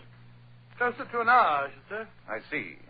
Marivaux, would you please ask that chap we passed, the one who was painting the hall, to step in here for a moment? But of course. Curious. I wonder what could have been Drenko's motive in committing suicide. Here is the painter, Monsieur Holmes. Ah, yes. Tell me, have you been working there all morning? Oh, oui, monsieur, ever since 8 o'clock. For over 2 hours, in other words. And were you working constantly in sight of this door? Absolutely, monsieur. I heard the gentleman in here practicing the violin for a while, but he stopped almost an hour That ago. puts the time of death to just about what I thought, Holmes. And you saw no one enter or leave this room during the entire time? No one? Oh, except 5 minutes ago, this gentleman went into the room. A few seconds later, came running out, calling for the police. Thank you. Your statement has been very clear. You may go now, but better not leave the hotel. No doubt the police will want to question you. Très bien, monsieur. I have never had such a shock in my life, Monsieur Holmes. I came up to deliver a new violin that Drenko had ordered. And when I opened the floor and saw him lying there with his face all twisted up in agony... Yes, the common appearance of cyanide poisoning. Not very pretty, I'll admit. You'll note the characteristic odor of bitter almonds, Watson? Yes, indeed, and here's the empty bottle. Quite. The poison label on it removes any possibility of accident. Nobody could possibly have got in or out through the window. It's a sheer drop of 4 stories to the street. Look, Mr. Holmes, this torn piece of paper. I found it here on the desk. It's a suicide note. Evidently written under the stress of considerable emotion, to judge from the writing. It is intolerable. I utterly refuse to endure it any longer. Signed, Mikhail Drenko. It's his handwriting, Mr. Holmes. I swear to it. Yes. Unquestionably the perfect setting for suicide. No doubt about it. Well, Monsieur Holmes, a pleasure to meet you again, even under such unfortunate circumstances. How are you, Inspector Bernard? Nice to see you again, my dear fellow. Oh, thank you. Dr. Watson and I have been carrying on for you until your arrival. Oh, thank you. And may I pick your brains to ask what you have learned? Marivaux here discovered the body only a few minutes ago, when he arrived to deliver a violin Drenko had ordered. The painter you'll find out in the hall has had the room under observation all morning, and will assure you that no one else entered or left it. Yes, the fellow stopped practicing about an hour before. Sets the time of death pretty accurately. Here's his suicide note, Inspector. I'm afraid we're presenting you with rather an open and shut case. Oh, well, Dr. Watson, a hard-working officer like myself welcomes the absence of any mystery. And here's the violin that Drenko was practicing on. Let me see it, Watson. Odd. Very odd indeed. You mean odd that Drenko should be practicing the violin until just before he killed himself? No, Inspector. That fact by itself would merely be singular. But listen to the violin on which he was practicing. Sounds all right to me. I confess, Monsieur Holmes, that I find no mystery in a man playing the violin just before he kills himself. Perhaps, Inspector, you may then be able to explain why a world-famous violinist like Drenko should do his practicing on a violin that is most unmistakably out of tune. How should I know what a man would do just before he commits suicide? Suicide? This isn't suicide, Inspector. This is murder.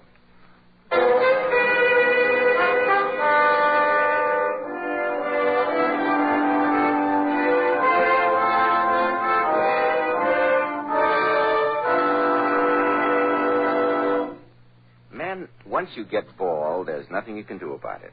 Science tells us it's impossible to grow hair on bald heads. But you can make the most of the hair you've got. And let me tell you, there's nothing better than Kreml hair tonic to do it. In the first place, Kreml does a marvelous job of hair grooming. It keeps every lock neatly in place, yet never looks greasy or sticky. Kreml contains very special hair grooming ingredients, the like of which have never been duplicated in any other hair tonic. But Kreml does lots more than just keep hair in place. A massage with Kreml helps stimulate circulation of the blood in the surface of the scalp. Your scalp feels so clean, so alive, so invigorated. Remember, Kreml actually helps condition the hair, in that it leaves it feeling so much softer and more pliable. It also has a grand lubricating effect on a dry scalp. So remember, men, make the most of the hair you've got. Use Kreml Hair Tonic daily. Kreml. Kreml Hair Tonic.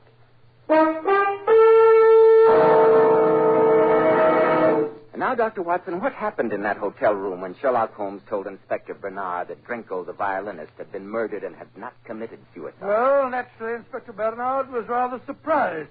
As a matter of fact, it seemed to me that he was a bit hussy about it. But, Monsieur Holmes, you cannot fly in the face of all the evidence we see before us.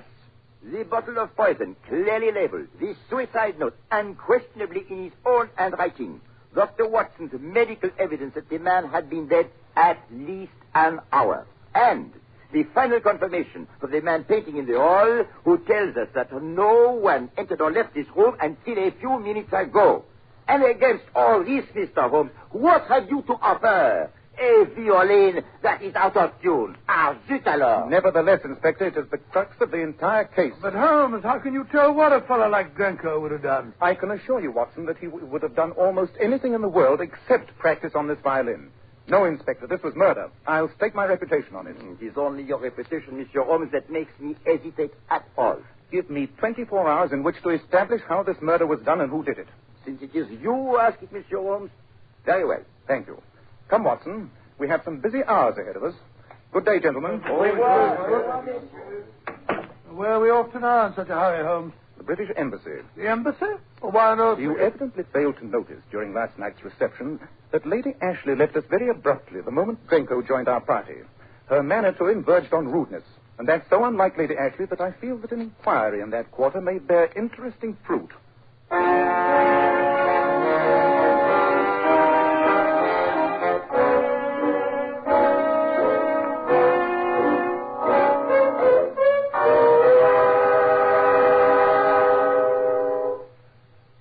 Mr. Holmes, the purpose behind this unexpected visit? In just a moment, Sir Hubert. I'd like to have Lady Ashley present Yes, when I... Hubert? My maid said you wanted to see... Why, Mr. Holmes, Dr. Watson. I didn't know you were here. I'm afraid our visit concerns a professional matter, Lady Ashley.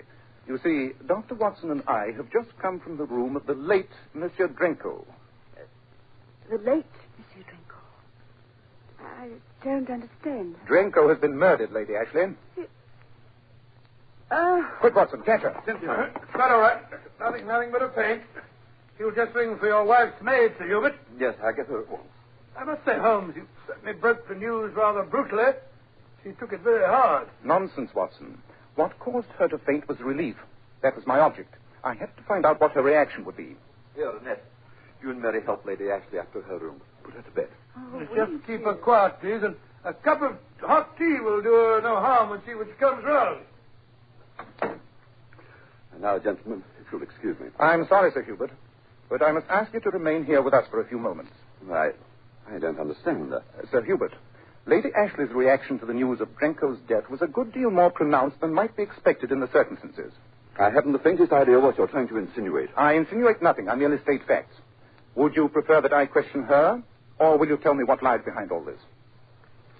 Very well, Mr. Holmes. But I should like to spare my wife as much as possible. My only interest is in any light that she might be able to shed on the matter. Miss Cynthia is a very young and very beautiful woman. Before we were married, she had, well, how shall I put it, fallen under the spell of this man, Drenko. Well, I've asked her no questions, but I know that he continued to have some strange hold over her. I had the impression that she hated seeing him and that he was forcing his presence on her on those occasions when he came as a guest in my house. So I still don't believe anyone killed the fellow, but if someone did, it sounds like a good riddance. Unfortunately, Watson, we are not concerned with the equities of the murder, but with its solution. Thank you, Sir Hubert. You've been extremely helpful. Well, justice must be done, Mr. Holmes. But if ever I wished that your great powers might fail, it is now. I have no hesitation whatsoever in saying that I'm infinitely grateful for the murder of that swine Drenko.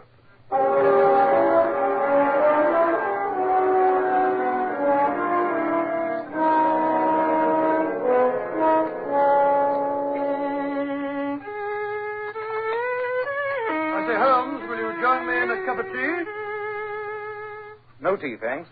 I'm rather trusting to the inspiration of music to assist me in resolving some of the more puzzling features of this case. Well, at least you can't complain of a scarcity of suspects. First of all, Sir Hubert, for obvious reasons. Possibly Lady Ashley. Great Scott, Holmes. What's the matter? Tea too hot? No, but have you thought of the possibility that Frou might have killed Drenko? After all, she might have been madly in love with him. The possibility had occurred to me, but I discarded it. Oh, discarded it.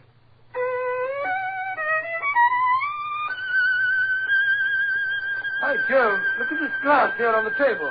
It's positively vibrating from that high note. A not uncommon phenomenon. As you must know, certain objects vibrate in harmony with certain notes. Watson, get your coat.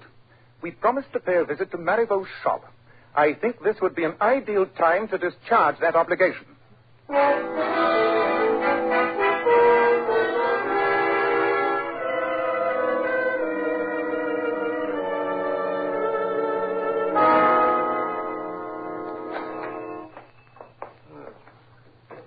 Dingy little place, I must say. Founded 1821, eh?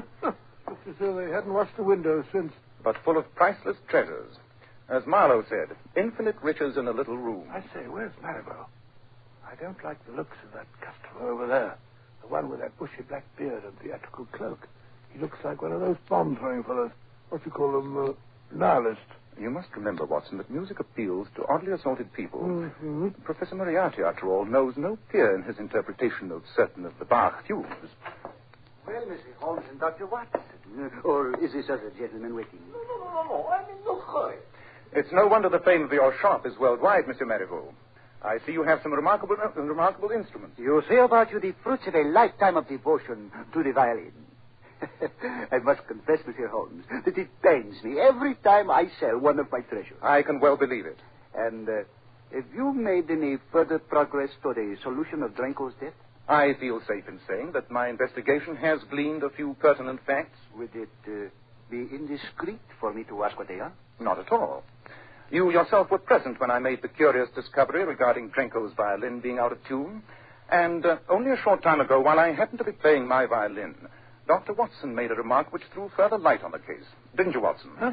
Oh, yes, of course, yes. I don't know what kind of a violin you possess, Monsieur Holmes, but I'm sure you'll appreciate one magnificent example that I'd like you to try.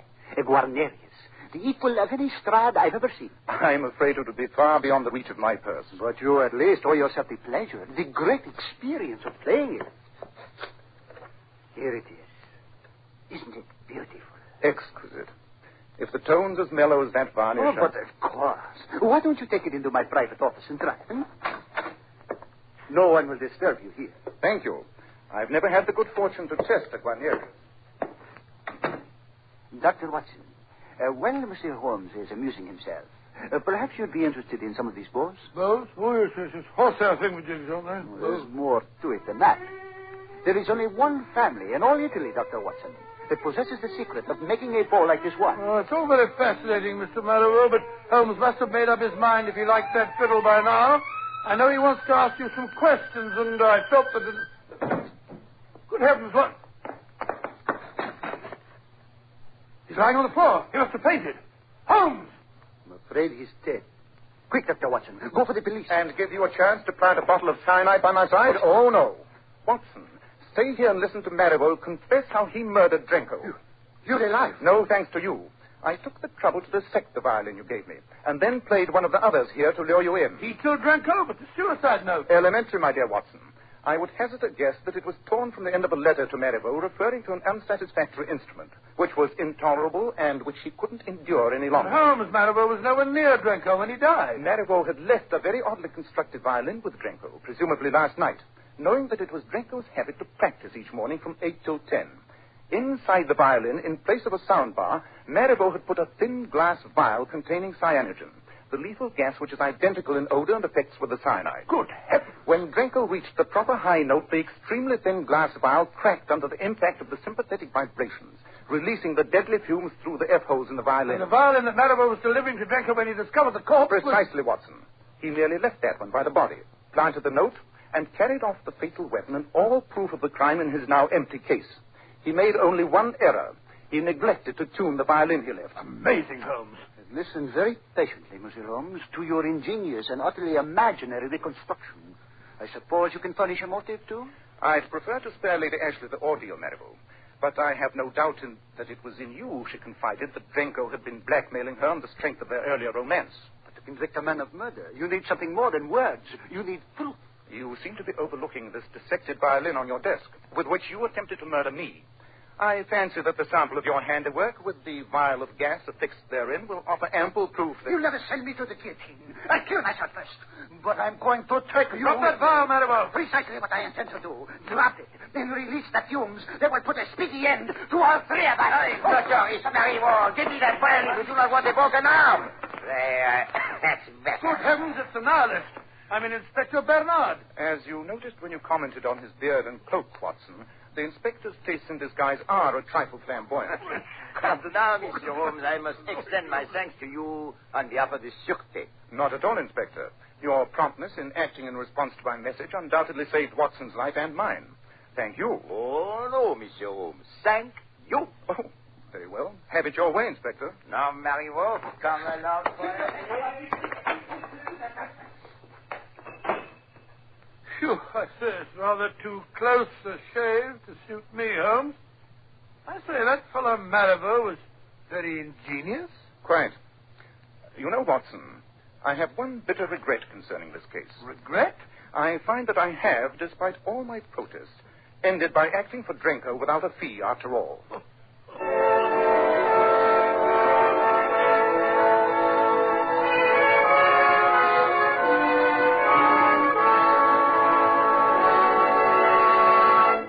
In just a moment, Dr. Watson will tell us something about next week's story. But first, girls, some of the most beautiful women in the world are Powers models. And one of their outstanding characteristics is their shining bright hair. Now, here's how they keep it shining. Powers models use Kreml shampoo. This amazing beautifying shampoo has been especially developed to actually glamour bathe each tiny strand of hair, revealing all its natural glossy luster. My wife says Kreml shampoo is wonderful for washing children's hair. How about that? Yes, it would be, because there are no harsh caustics or chemicals in Kreml shampoo, and its luxurious active foam penetrates right to the scalp and removes all loose dandruff as well as the dirt. Girls, if you could only see how Powers model's hair fairly radiates glossy highlights, I'm sure you'd want to try Kreml shampoo right away.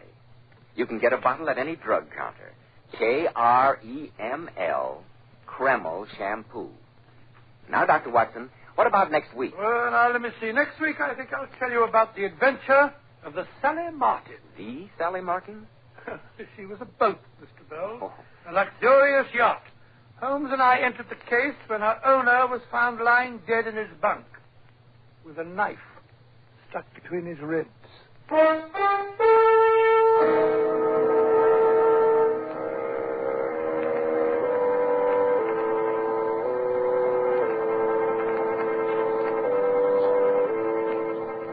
Tonight's new Sherlock Holmes adventure was suggested by an incident in Sir Arthur Conan Doyle's story, The Illustrious Client.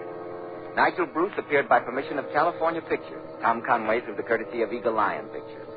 This is Joseph Bell, speaking for Kreml Hair Tonic and Kreml Shampoo, and inviting you to be with us next week at this same time, when Dr. Watson will tell us about the adventure of the Sally Martin.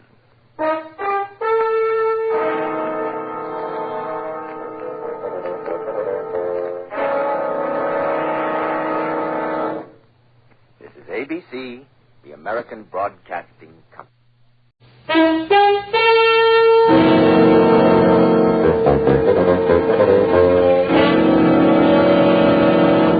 Kreml Hair Tonic and Kreml Shampoo present the new adventures of Sherlock Holmes, starring Nigel Bruce as Dr. Watson and Tom Conway as Sherlock Holmes.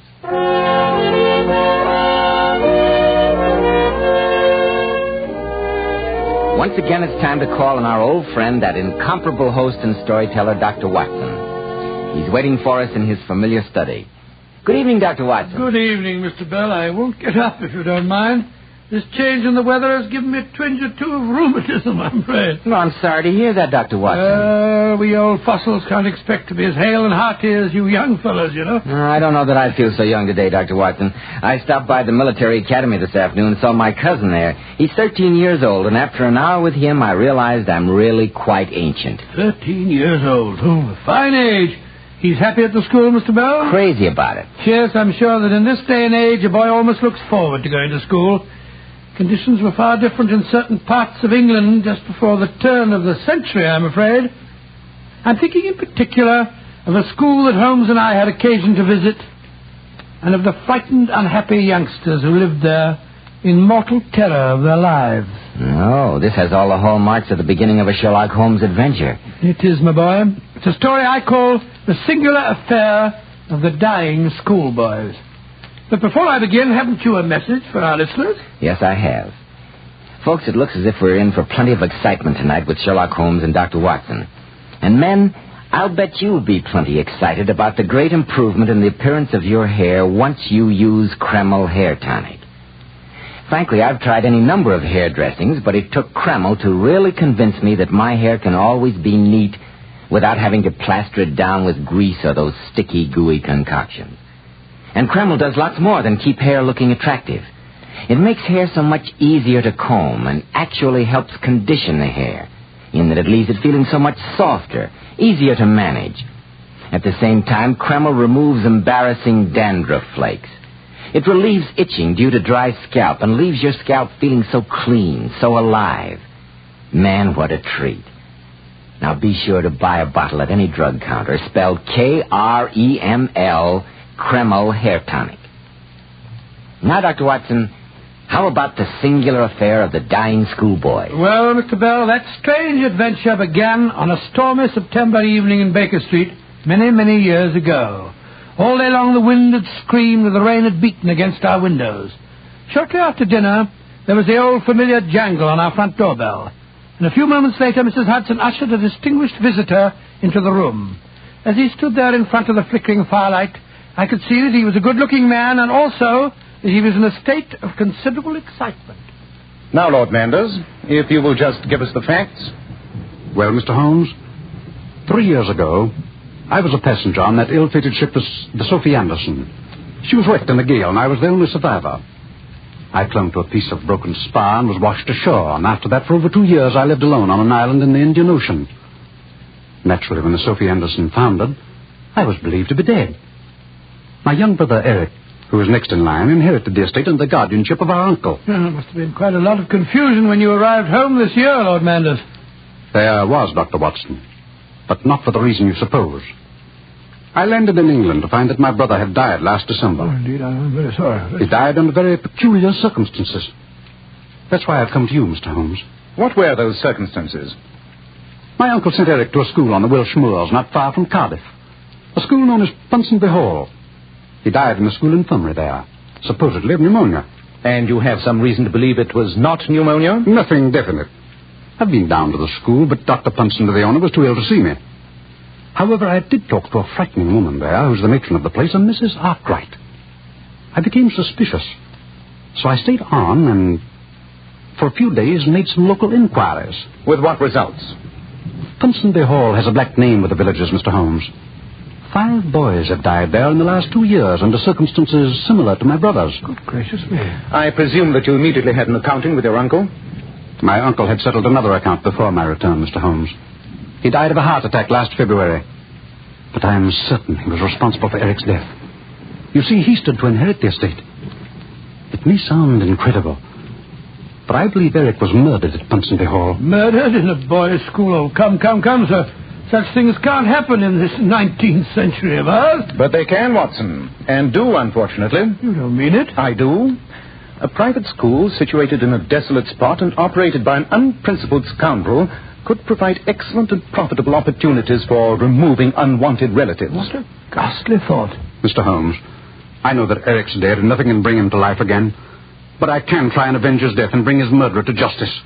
You will help me, won't you? Yes, Lord Manders, I will. If these shocking occurrences have been taking place, we may be able at least to prevent further tragedies. Watson, suppose we join Lord Manders on the West of England Express tonight, and tomorrow see what can be done to penetrate the black clouds that surround Ponsonby Hall.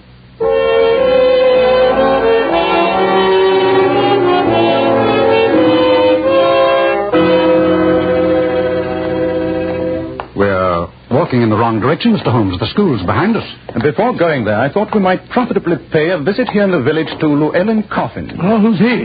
The local undertaker. An undertaker named Coffin? That's very funny, isn't it? Coffin, undertaker. Quite. But try and control your amusement, will you, Watson? Oh, sorry, Albert. Here's his establishment now. Good day, gentlemen. Mr. Coffin? Yes, sir. That's my name, Coffin. We're strangers in these parts, and we're in search of information. I'm hoping, Mr. Coffin, that you'll be able to help us. What I can do, sir, I will, and do it gladly. I understand that you've had an unusually large proportion of business from Ponsonby Hall in the past 2 years. 5 boys died, didn't they? 5 boys it was. Mr. Coffin, we've heard some strange stories in the village. Yes, stories that make us wonder if those deaths were from natural causes. Gentlemen, I'm a simple man, look you. A man who plies his trade but cannot afford to ask questions. What goes on at Ponsonby Hall, and I'll not say strange things haven't happened there, is none of my business. Then let me appeal to your sympathies. My young brother died at Ponsonby Hall last December. You must have buried him. Your brother? Well, now look you, that makes it different. But you'll not say anything up at the hall, sir. Dr. Ponsonby's a savage man. Don't worry on that score, Mr. Coffin. What do you have to know him, sir? All the 5 boys were supposed to have had pneumonia, I understand. That's what the medical report said. Who signed those reports? Dr. Ponsonby himself. He's a regular medical doctor, look you. How very convenient. No questions had to be asked. Mr. Coffin, when you prepared those bodies for burial, did you notice anything unusual about them? Anything to make you think their deaths were possibly not caused by pneumonia? No, sir. Think now. Well, now that you mention it, there was one thing I was after noticing. Oh, what was that, my good man? The boys had a strange look on their faces as they lay there, as if something had frightened the wits out of them just before they died. That's very odd. The face of anyone dying from pneumonia would be in repose. Did you notice anything else, Mr. Coffin? Any other peculiarity? Well, there was one thing, sir, that gave me to thinking. All the boys had marks on them. Stretch marks they were on their necks or shoulders. Perhaps they were bites. Remember Dr. Rylott of Stoke Moran, Holmes? Did these marks look like the bites of a snake, Mr. Coffin? No, that they weren't. Look, you, I know a snake bite when I see one. Didn't these marks make you suspicious? That they did, sir. And when I saw them on the boys, I took my courage in my hands and asked Dr. Ponsonby. And what did he say? Inoculation marks. He said that he had tried to save them with some newfangled medicine. No autopsy was held on the boys? No, sir. Dr. Ponsonby is the only doctor in these parts, look you. He gave the certificates. Who was to ask any questions? Exactly. Come on, Watson, Lord Manders. This has been a very promising start. Thank you, Mr. Coffin. You've been most helpful. It was a pleasure to talk to you, gentlemen. But please don't be after repeating what I said. Well, Mr. Holmes, I think you'll agree my suspicions were well grounded. Yes. And we'll lose no time investigating this matter. I think we may work faster if we divide our forces. I shall return to the inn and compose a telegram that I shall ask you to send for me, Lord Manders. Of course, Mr. Holmes. Aren't you going to Ponsonby Hall, Holmes? Not immediately. However, you, my dear Watson, can be my advance guard. Me? Yes. I think that your open countenance, combined with that delightful Scottish accent you sometimes assume, plus an appropriate name, should lull Dr. Ponsonby into believing that he has another wealthy customer who needs his very specialized services. Well, Holmes, I'll do my best. Just the same, I'll be very relieved when you get on the scene.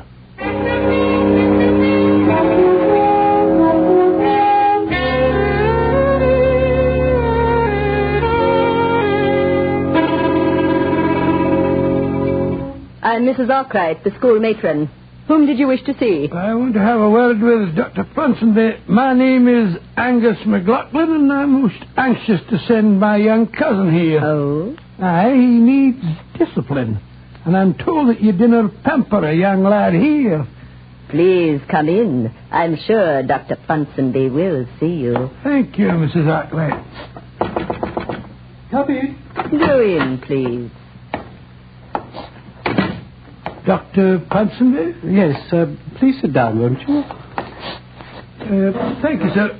My name is Angus McLaughlin. I've travelled all the way from Aberdeen to see you. I was told that at your school you at least know how to discipline a lad. Well, Mr. McLaughlin, in our modest way, we endeavour to inculcate our students with a sense of responsibility. Aye. I was about to have a glass of wine. Perhaps you'd care to join me? That's very kind of you, Dr. Ponsonby. I'd like to. You wish to send a relative here, Mr. McLaughlin? Aye, sir, a young cousin of mine, if you'll take him. Well, here's your wine, Mr. McLaughlin. Thank you, sir. And to your very good health. That's very good. Tell me more about your cousin, sir.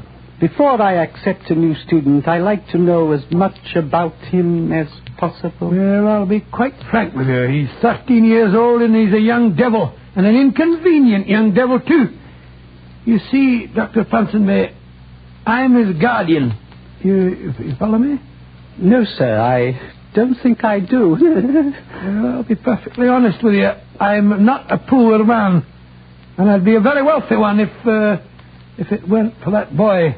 The whippersnapper is the only person who stands between me and my dead brother's fortune. I wouldn't be sorry if anything were to happen to him. Am I making myself quite clear, Doctor? Much clearer, Mr. McLaughlin.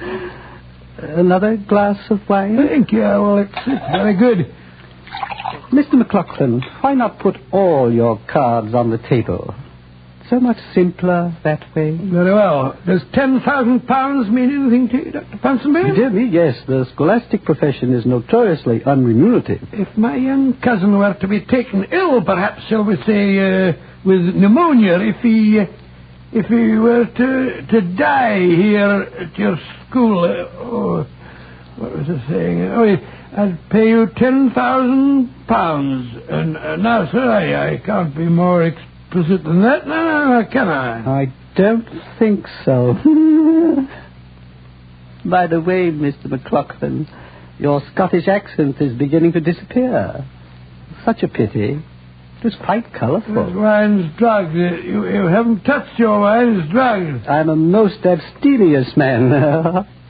Particularly on occasions like this, Dr. Watson. Watson, how did you know my name? Even in this remote spot, I've seen photographs of you and your friend, the famous Sherlock Holmes. I'm just a little hurt that you both thought I was stupid enough to be fooled so easily. You seem dreadfully sleepy, Dr. Watson. Sleep, yes, I've got to go to sleep. And sleep well, my friend. I only hope that you don't have too much trouble waking up.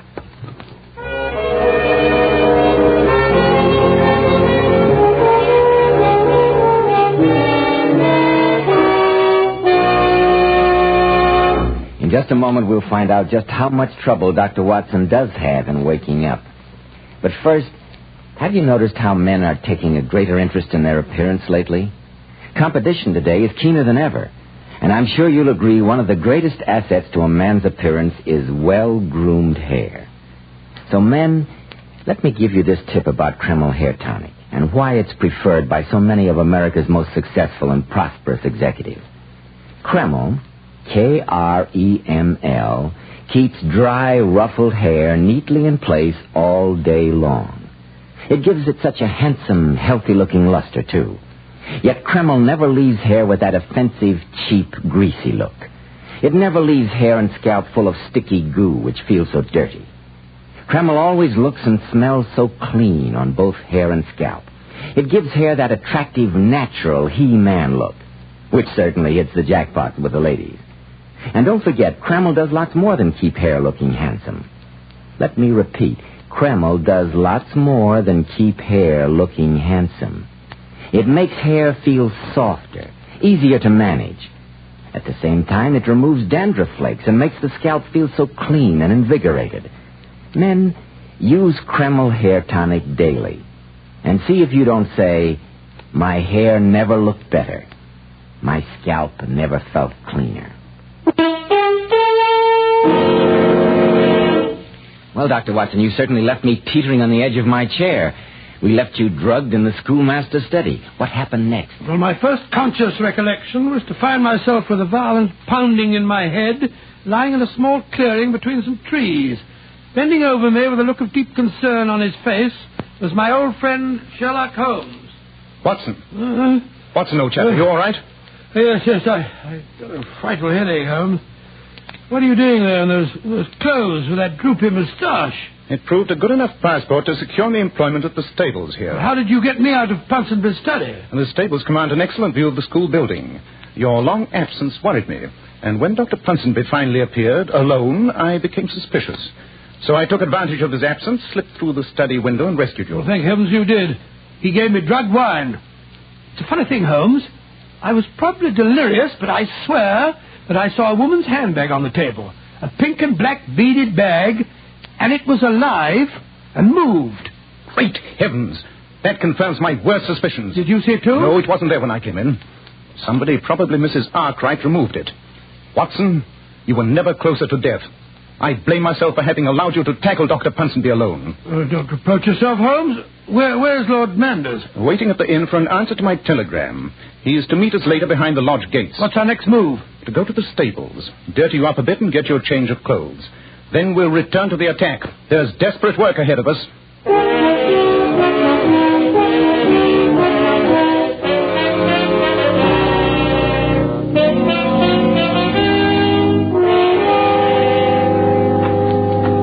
Here, this way, sir. What, my man? don't look so alarmed, Lord Manders. Dr. Watson, I wouldn't have recognized you. What's happened? Trouble. I had to assume a disguise, too. You brought an answer to Holmes's telegram? Yes, in my pocket. Where is he? He went over to the main school building and asked me to keep watch for you here at the gates. Oh, here he is now. Is there an answer to my telegram, Lord Manders? Yes, Mr. Holmes. Yeah, splendid. I was right. What is it, Holmes? I haven't time to explain now. At the moment, we have to work, and work fast, before Mr. Coffin has another client from Ponsonby Hall. What have you discovered? Among other things, that the second cook, an acidulated woman of dubious charms, is most susceptible to flattery. Over a glass of stout, she quite inadvertently gave me 3 vital clues. What were they? Firstly, that all 5 of the unfortunate boys died in the same small room. Secondly, that fatal room is directly under the room of Mrs. Arkwright. And she's capable of anything, if you ask me. The third clue makes our next step an urgent one. A boy by the name of Carruthers Minor was moved into that room yesterday. He's supposed to have an extremely bad cold. Dr. Ponsonby is afraid it might turn into pneumonia. Good heavens. Exactly, Watson. I suggest we lose no time in visiting Carruthers Minor. Though I'm sure Dr. Ponsonby would consider it unethical, this is one occasion when another doctor's opinion is absolutely vital.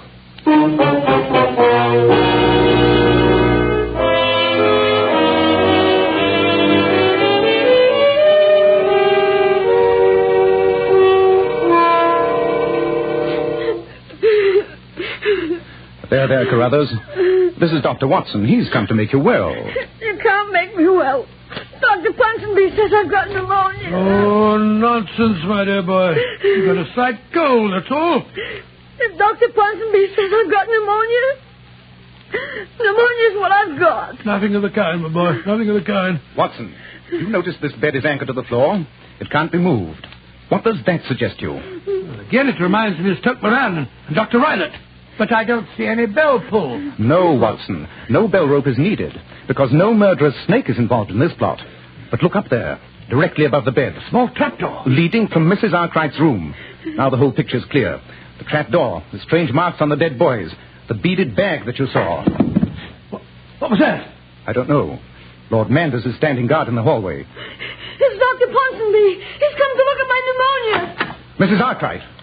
I know you were expecting Lord Manders. He's lying in the hallway. He was looking in the wrong direction. Unfortunately for him. Don't let Mrs. Arkwright come near me. Don't let her. Mrs. Arkwright, I'd put that revolver away if I were you. I doubt if you know how to handle it. I assure you that I do.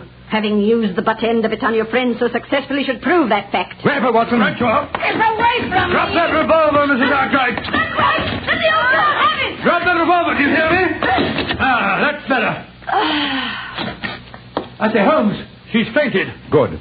Help me carry her up to a room. Well, what about young Carruthers and Lord Manders? We must remove them to a place of safety, and then, Watson, all that remains is to call on the giggling Dr. Ponsonby.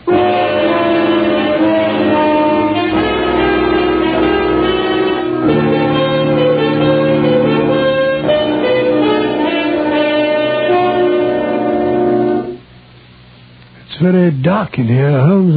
I don't like this at all. Quiet. Somebody's coming. Good evening, Dr. Ponsonby. Let me light your desk lamp for you. You startled me. Who are you? What are you doing in my study? My name is Sherlock Holmes. Dr. Watson, you've already met. Yes, we've met, you scoundrel. Oh, yes, my friend the Scotsman. I was expecting you both. By the way, please put that revolver away. Firearms make me nervous. Dr. Ponsonby, I know how those 5 boys were murdered. I would venture the opinion that you once spent some time for the sake of your health in America. In Arizona Territory, I'd say. I wonder what makes you think that, Mr. Holmes. I've never been in America in my life. And yet I'm certain that someone here spent some time in the vicinity of the Gila River. Well, I understand that Mrs. Arkwright was in America a few years ago. Mrs. Arkwright? Dr. Ponsonby, is it possible you're hoping to transfer our suspicions to your accomplice? My accomplice? You talk in riddles, Mr. Holmes. It's most confusing. Then shall we be more specific?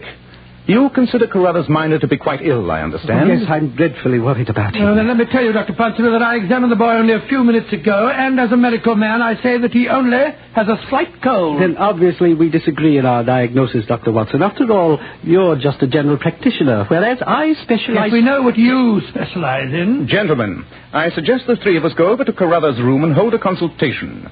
it's just possible that his health has taken a sudden turn for the better.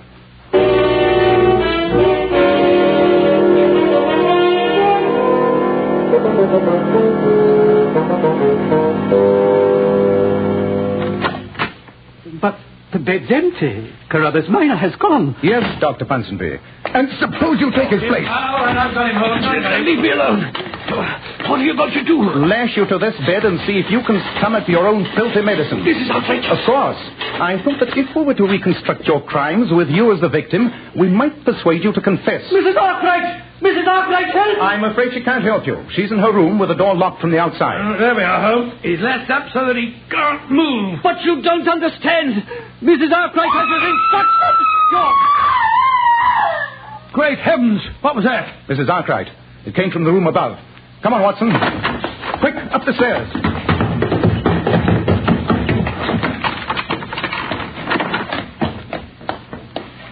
She's fainted again. Feel her pulse. I'm just going to... Holmes, there is no pulse. She's dead. The poison works fast. Observe those marks on her wrist. Looks as if some animal had bitten it. It has. And that means the animal's loose in this room. Great heavens. Somehow it must have escaped from its cage and turned on her. Guard the door, Watson. Our lives are not safe until we've found this monster. I don't understand. Look. Look! Under that washstand there. Good heavens, it's that beaded handbag again. And it's moving. Give me your walking stick, Watson. Here. There. This diabolical creature's done enough damage for one lifetime. It's dead, Holmes. But what in thunder is it? It looks like some sort of lizard. It's all pink and covered all over with black scales. That's what made me think it was a handbag. But I've never seen a lizard as large as that. Of course you haven't. So let me introduce you to the peculiar villain of this piece. His name is Heloderma suspectum, better known as the Gila monster, indigenous to the Gila River in America. I've never seen anything like it before. How on earth did you recognize it, Holmes? When Mr. Coffin, the undertaker, mentioned those strange marks on the dead boys, I was reminded of an article I'd read recently on venomous lizards. So that telegram you sent was to the Museum of Natural History. Their answer confirmed my suspicions. The Gila monster's bite produces almost instantaneous death, and yet it's a poison that would be extremely hard to identify. The fixed bed in the room below us, the trap door directly above it in this room, and the help of an unscrupulous accomplice like Mrs. Arkwright makes the rest of the picture very clear. And now that the monster's dead, how are you going to frighten Dr. Ponsonby into a confession? Dr. Ponsonby need not know the animal's dead. Examine the floor, Watson. See if you can find that trap door. Right, you are, Holmes. Meanwhile, I'll see if I can find some cord or string. Uh-huh. Here's a ball of twine on the dressing table, placed there for use in the intended murder of Carruthers Minor, no doubt. Found the trap, Holmes. There's a ring here in the floor and a section of the carpet's been cut out. Good. And now to attach the twine to the body of the Gila monster. So. All right, Watson. Open the trap door. Very well, Holmes. Well, Dr. Ponsonby, have you changed your mind? Mrs. Arkwright! Mrs. Arkwright! She is dead, Dr. Ponsonby. Your Gila monster turned on her. No! No! I'm going to lower the animal, Watson. There we are. Oh, get away from me! Just a few more feet will do the trick, Holmes. Yes. There. Take it away! I say you anything! Anything! You'll sign a confession? Yes, Mr. Holmes, yes, I will! Just take that beast away and I'll sign anything! We'll be down, Dr. Ponsonby. Well, Holmes, thank heavens that's done with. What a shocking affair. Yes, Watson, but not without a note of poetic justice. What do you mean? Well, isn't it poetic justice that a dead reptile should be instrumental in bringing a live one to the gallows?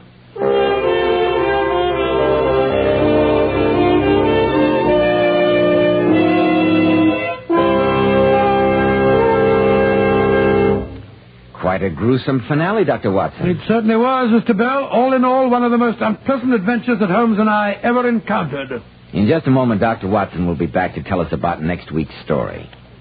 Girls, how would you like a thrilling new experience? Then just listen to how beautiful Powers models glamour bathe their hair. We certainly were thrilled to discover the amazing beautifying action of Kreml shampoo. It actually glamour bathes each tiny strand of hair and leaves hair sparkling for days with natural glossy luster. And Kreml shampoo is so mild and gentle. It positively contains no harsh caustics or chemicals. Instead, it has a beneficial oil base which helps keep the hair from becoming dry or brittle. Oh, and don't forget how its luxurious active foam penetrates right to the scalp and removes all loose dandruff as well as the dirt. Girls, why not follow the advice of these $1 million Powers models and glamour bathe your hair with beautifying Kreml shampoo? It takes only 10 minutes right at home. Kreml, Kreml shampoo.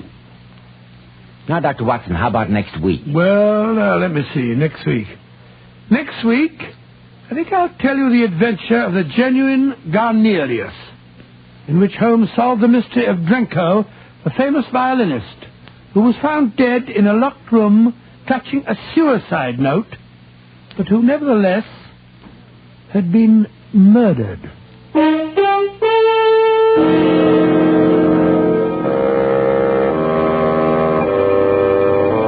Tonight's new Sherlock Holmes adventure was suggested by an incident in Sir Arthur Conan Doyle's story, The Speckled Band. Nigel Bruce appeared by permission of California Pictures, Tom Conway through the courtesy of Eagle Lion Pictures. This is Joseph Bell speaking for Kreml Hair Tonic and Kreml Shampoo, and inviting you to be with us next week at this same time when Dr. Watson will tell us about the adventure of the genuine Garnerius.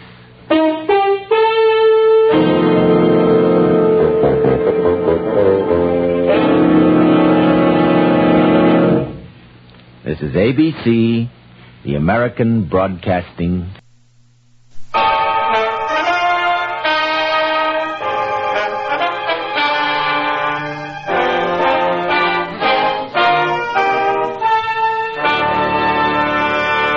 Kreml Hair Tonic and Kreml Shampoo present the new adventures of Sherlock Holmes, starring Nigel Bruce as Dr. Watson and Tom Conway as Sherlock Holmes.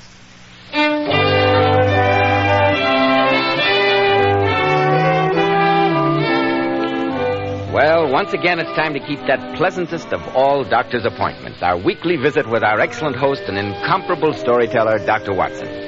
Good evening, Dr. Watson. There you are, Mr. Bell. Just in time to join me in a glass of port.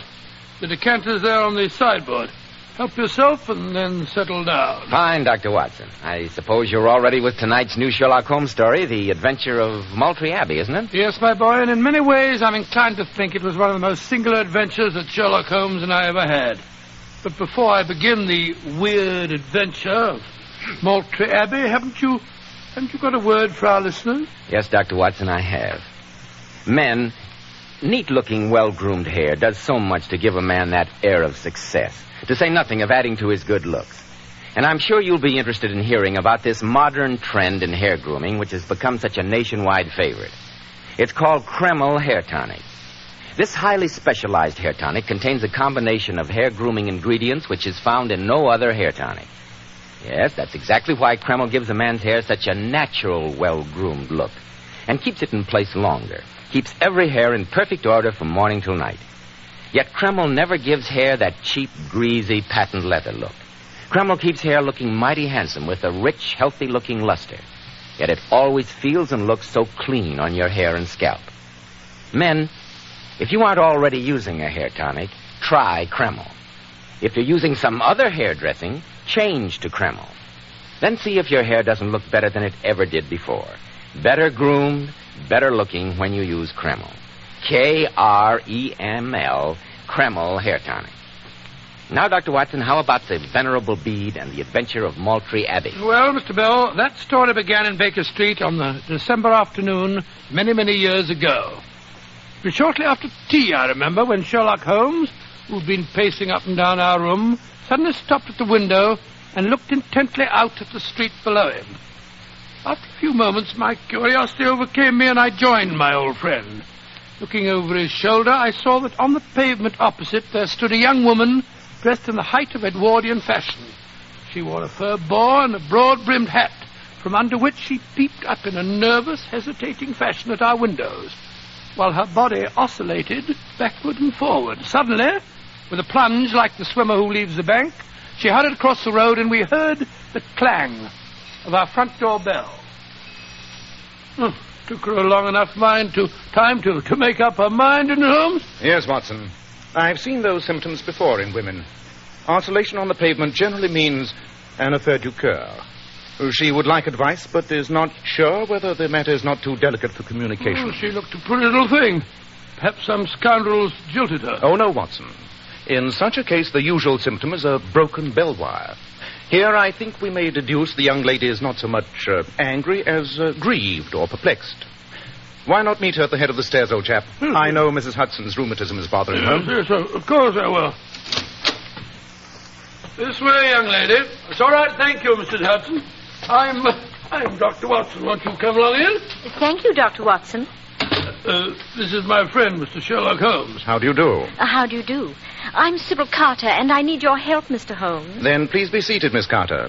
I presume it is Miss, since I see no ring on your wedding finger. Yes, it's Miss. Though that awful man, Jonathan Devers, would like to make it Mrs. Oh, I can quite understand any man wanting... Quiet, Watson. Oh, sorry. Please tell me your problem, Miss Carter. Well, I can tell you in 2 words, gentlemen. Jonathan Devers wanted to marry me, and that was bad enough. But even to save the Maltry fortunes, I couldn't marry him. Now he wants Harold to leave the country and disappear. And when we think of the Abbey and the tenants, what can we do? I know that my brother's dead set against outside interference, but tonight is when we play the music. And if only you could be there. That's considerably more than 2 words, Miss Carter. I'm afraid I can't make head or tail of any of them. Nor can I. Supposing you begin again and talk more slowly. Oh, very well, Mr. Holmes. Perhaps it'll be better if I ask questions. You mention your brother's title. May I ask what that title is? My brother's Harold Carter, the 14th Earl of Maltry, and the poorest. Confidentially, we're in a dreadful way financially. Harold invested in Canadian copper last year. The market dropped recently, and we were nearly wiped out.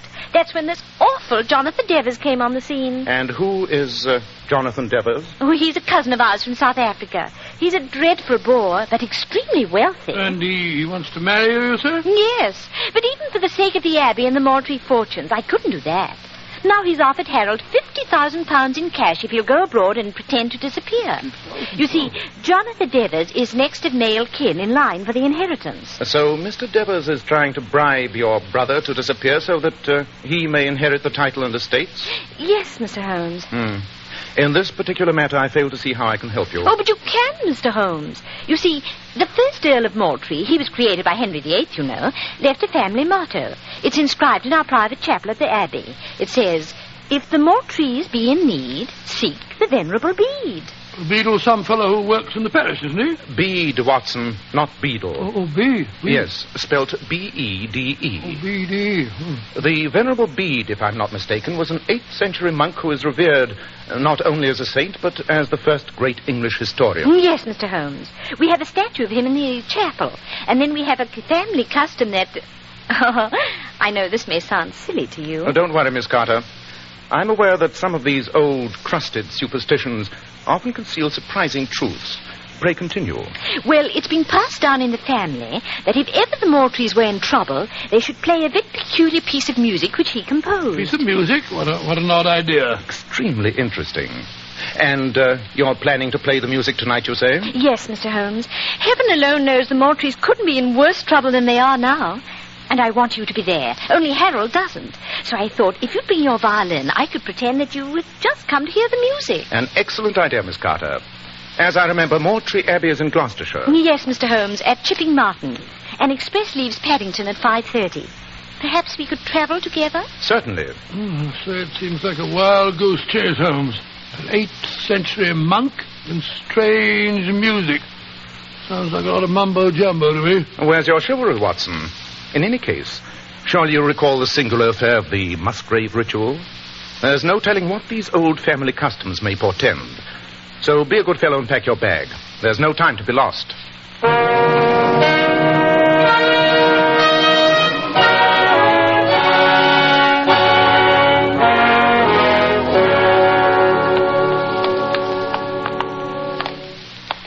I'll just have time to show you the chapel before dinner, gentlemen. Thank you, Lord Carter. And after dinner, I shall be happy to gratify your musical curiosity, Mr. Holmes. But you mustn't regard my sister's visit today too seriously. Sybil's an overly emotional girl. And quite frankly, I wish that she hadn't approached you. I feel that Maltry Abbey is my duty. I'll find some way to save it, and my tenants. I trust that the music will live up to its magical reputation. Well, this is the chapel. What a beautiful building. Must be very old. Oh, 16th century. The Abbey House was built nearly 100 years later. Hold your lantern a little higher, Dr. Watson. That's it. Now, I want to show you a prize possession. There you are. Magnificent. Quite magnificent. This, I presume, is the statue of the Venerable Bede that your sister spoke of. Yes. It's an excellent specimen of 16th century wood carving. Note particularly the delicate work on the beads of the rosary. Odd. Very odd indeed. What's odd, Holmes? The fact that the... How many times do I have to tell you to keep away from me, you filthy scum? Don't you take your whip to me, sir. I'm not doing nothing. What on the devil's going on out there? Come on. Confound your impudence. Take that. Oh, don't you lay your whip on me. Jonathan, what's the matter? Harold, I demand that you discharge this groom of yours. You can't whip me, Mr. Devers. I'll have your blood for this, I will. Well, what's he done, Jonathan? He's been following me. Twice today I bumped into him in the grounds. Not half an hour ago, I was taking a walk by the bottomless tarn, and I found him skulking behind me. Now I bump into him sneaking after me here. I say you must discharge him, Harold. He was only hired today. I suppose you're right. Wilson, you may collect a week's wages and leave in the morning. I wasn't doing no harm. Just trying to deliver a telegram. That's why I came here. It's one of you gents, Mr. Sherlock Holmes. I am he. Then this telegram come for you. I was only trying to find you when this son of a South African slave driver comes. Ow! I'll have your blood. You see if I don't. That's enough, Wilson. Now clear off. I'm sorry, Jonathan. Oh, by the way, this is Mr. Sherlock Holmes and Dr. Watson. Mr. Jonathan Devers. How do you do? How do you do, Mr. Devers? Yes. Sybil told me that you were having distinguished company at your musical soiree tonight. How are you, gentlemen? Just excuse me. We'll see you at dinner, no doubt.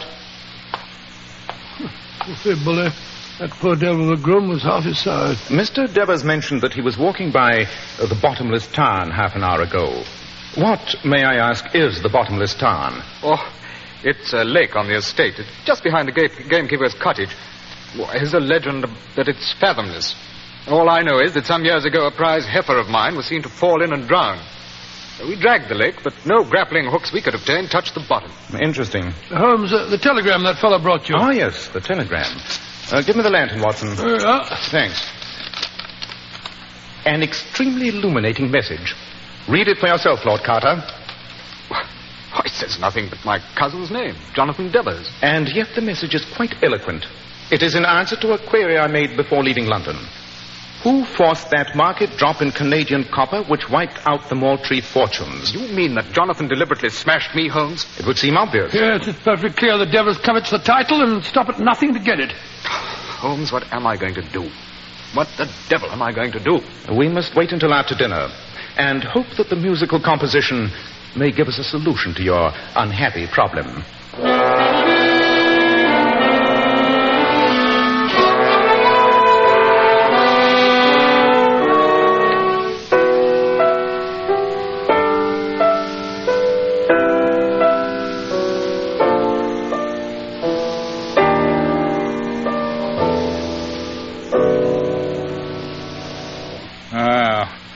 Now that Sybil's played that rather dull piece of discordancy, I hope you're all satisfied.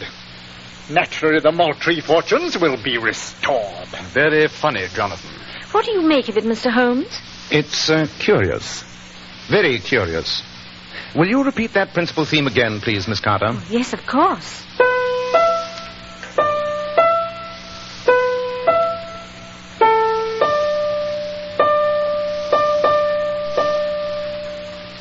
Thank you, Miss Carter. I think I begin to get a glimmering of the mysterious message. Yeah, blessed if I do. Sounds like a jumble of meaningless notes to me. Never mind, Dr. Watson. Your brilliant friend thinks that he saved the Moultrie fortunes. In that case, Harold, I suppose you won't need to see Mr. Alexander in London tomorrow. Why, how did you know that your solicitor planned to start bankruptcy proceedings at the latest tomorrow? I, too, have my investigators, Harold. They seem a bit more efficient than your great Sherlock Holmes. Good night, Sybil. Good night, gentlemen. There you are again. What are you doing, listening at the door, you filthy swine? I was just going to the kitchen. Get to the stables where you belong. If I see that groom again, Harold, I'll break his neck. See that he goes tonight. How dare he speak to you like that, Harold? He's not master here. Not yet, Sybil. But I can't hold on to the place much longer, and he knows it. He's a thoroughly unpleasant scoundrel, if you ask me. Mr. Holmes, you said the music gave you some clue to the message? It did, Miss Carter. But it requires thought and a certain amount of musical experimentation. I doubt if this music room would welcome the consumption of an ounce or two of shag tobacco. I think, therefore, that Watson and I will retire to our own room. With the aid of a pipe and my violin, I shall give the matter undivided attention. And tomorrow... Tomorrow, Moultrie Abbey will go into receivership. Not while Sherlock Holmes is on the case. Oh, thank you, Watson. A man of my peculiar modesty needs your constant reassurance.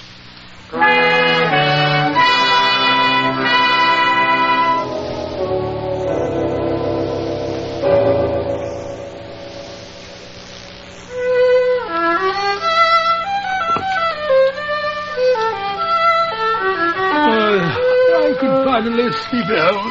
Then why not go to sleep, my dear chap? How can I when you keep scraping away that wretched fiddle?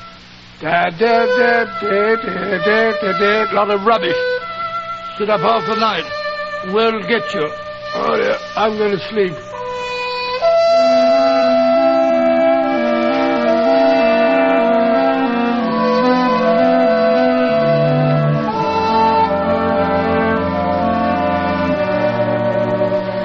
When the Moultries are in need, seek the venerable bee.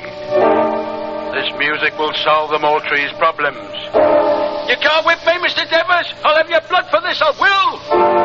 Too bad that your solicitor is starting bankruptcy proceedings tomorrow. You must help us. You must.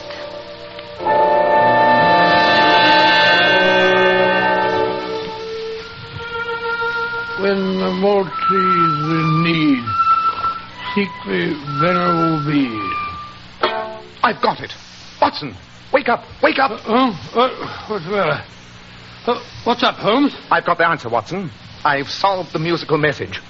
Before the night is through, I think we shall find the secret of Moultrie Abbey.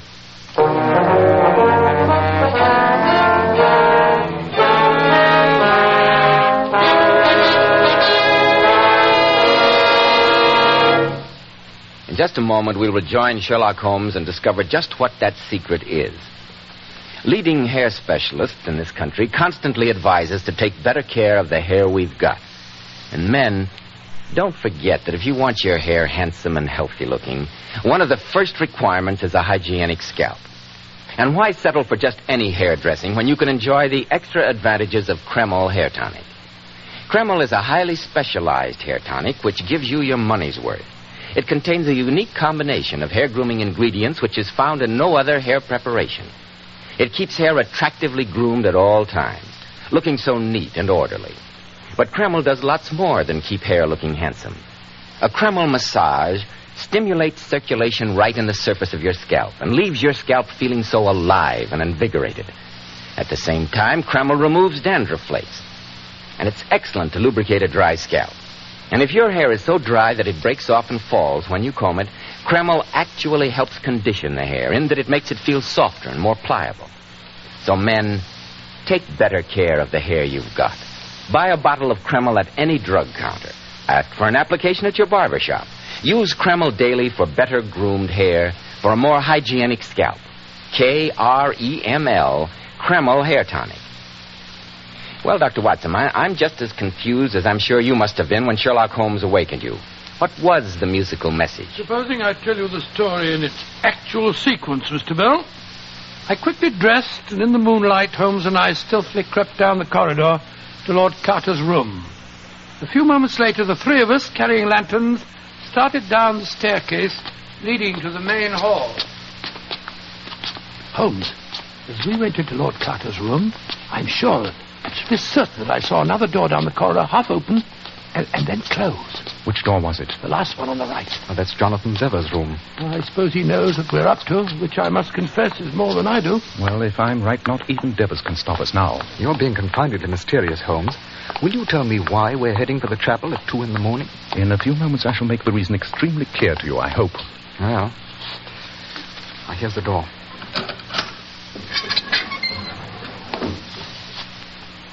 Look. Through the stained glass windows over there. I swear there's someone with a lantern in the grounds outside. Our immediate problem is here, inside. Focus your lantern on the statue of the Venerable Bede, Watson. That's where the answer to the Moultrie legend lies, I think. For heaven's sake, Holmes, I wish you'd be more explicit. Very well. Let me see if I can whistle those notes written in the musical theme.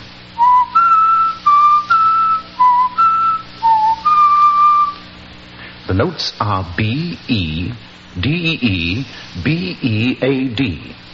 These notes were followed by a rhythmically repeated series of the note D 4 times. Surely now the pattern becomes clear. Well, the notes B, E, D, E obviously stand for bead, the venerable bead, and we're standing in front of a statue here now. But the second 4 notes are B, E, A, D. You yourself pointed out the rosary on the venerable bead statue, Lord Carter. The notes B, E, A, D must refer to the beads of the rosary. That's why I became suspicious on first seeing the statue. The rosary did not come into use till almost 5 centuries after the venerable bead. Yet his statue had one. Then what does the repetition of the note D 4 times mean after the melody? I think it gives us the vital clue. D is the 4th letter in the alphabet, and it's repeated 4 times. Let's see what happens when we press the 4th bead on the venerable bead's rosary. So, by George, I think you're on the right track, Holmes. You are. Look at that section of wall behind the font. It's slid back. Come on. Let's see what it takes us to. There's a narrow stone staircase leading below. Well, I'll go first. Holmes, perhaps you have saved the Moultrie fortunes after all. I hope so, Lord Carter, I hope so. Watch your head, Watson. Oh, must have built these steps for pygmies. Holmes, do you suppose we'll find any hidden treasure down here? I shall suppose nothing, Watson. In a few moments, there will be no need for conjecture. Holmes, I'm afraid we've drawn a blank. What's wrong, Lord Carter? Now look for yourself. A deserted crypt. Nothing but a few cobwebby old relics. Yes. A crucifix, a Bible, a gutted candlestick on the table here. Oh, they may have some small intrinsic value, but nothing else. Oh, I was a fool to have any hopes. I was expecting to find buried treasure. Wait a moment. Something, possibly the treasure, has recently been removed from here. Well, what makes you say that, Holmes? The room is thick with dust, and yet there's a large rectangular space free from dust on the table, as though a heavy folio volume had recently been lying there. By George, you're right, Holmes. And look here on the floor. Fresh footprints. Yes, someone has recently anticipated our discovery. Well, it's not very hard to guess who that someone was. Jonathan Devers. Aha! Observe these curious marks on the floor by the table. 4 round dots, rectangularly spaced. I should say that a Gladstone bag has been placed here. A bag that was undoubtedly used to remove the treasure. But why, Holmes? Why carry off a heavy book in a bag? Supposing that book were of priceless value, Watson. Suppose it were the heirloom of the Moultrie family, and its discovery by the rightful owner might save the estate. Yes. And I'm sure that Devers is quite capable of stealing it. The question is, though, what would he do with it? Precisely. And to answer that question, I shall try and imagine myself in the shoes of Mr. Devers. I'm a millionaire, and therefore I don't need the treasure. Too risky to sell it anyway. All I want to do is to keep it from the Moultries, so I'll destroy it. But how? I haven't the time or the opportunity to burn it. Difficult with a heavy book in any case. So I'm looking for some place to dispose of it where it may never be recovered. The fathomless lake on this estate. That'd be the place. The bottomless tarn? Of course. Remember the Devers told us earlier that he'd been walking by it this evening? Then let's go there as fast as we can. I can only pray that we're not too late.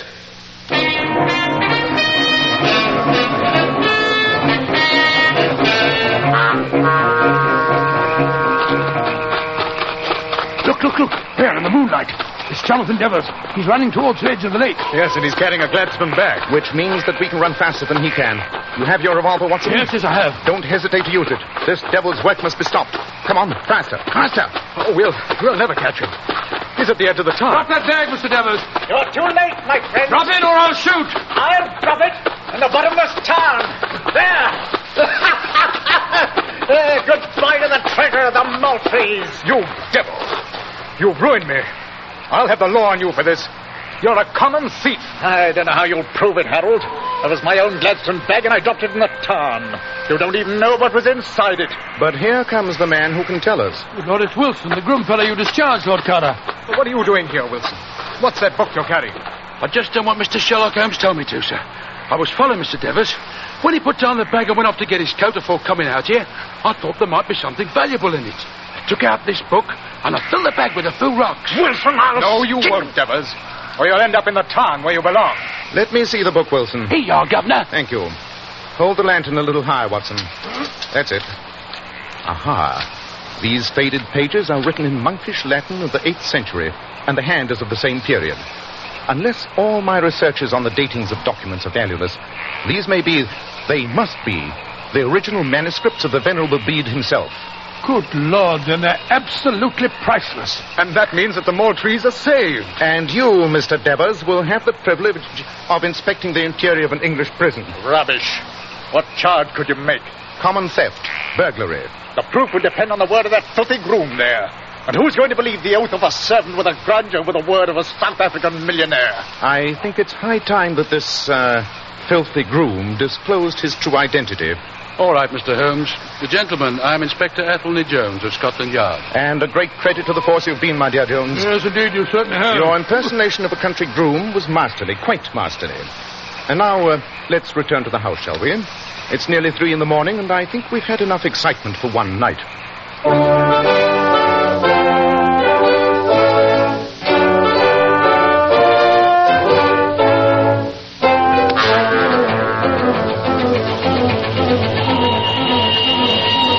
Satisfactory case, Watson, don't you think? As we head back for London, I must confess to a certain glow of satisfaction. The fortunes of the Maltese are restored, the villain foiled and in custody. And Scotland Yard get the credit. You know that, of course, Holmes. Oh, they deserve it. Athelney Jones is a very enterprising fellow. Yes, Watson, an immensely interesting case. You see, Moultrie Abbey was, from its name, one of the properties expropriated from the monks by Henry VIII, who created the earldom. Undoubtedly, the abbot had hidden the monastery's most valuable possession, the Bede manuscript. And then I suppose the first earl discovered the hiding place and left the book there as a future security for the Moultrie family. Exactly, leaving the cryptic verse as a clue. If the Moultries be in need, seek the Venerable Bede. Yes, I see it all now. You know, Holmes, to me the whole case was worth it when I saw that girl's face light up as we told her the good news. I fear that I'm less impressionable, old chap. For me, my retrospective pleasure in this case lies in the fact that an irreplaceable treasure has been saved, and that a monk who died 12 centuries ago will have been responsible for restoring the fortunes of a fine old family. Yes, Watson, I think that in many ways you might refer to this as our most successful case.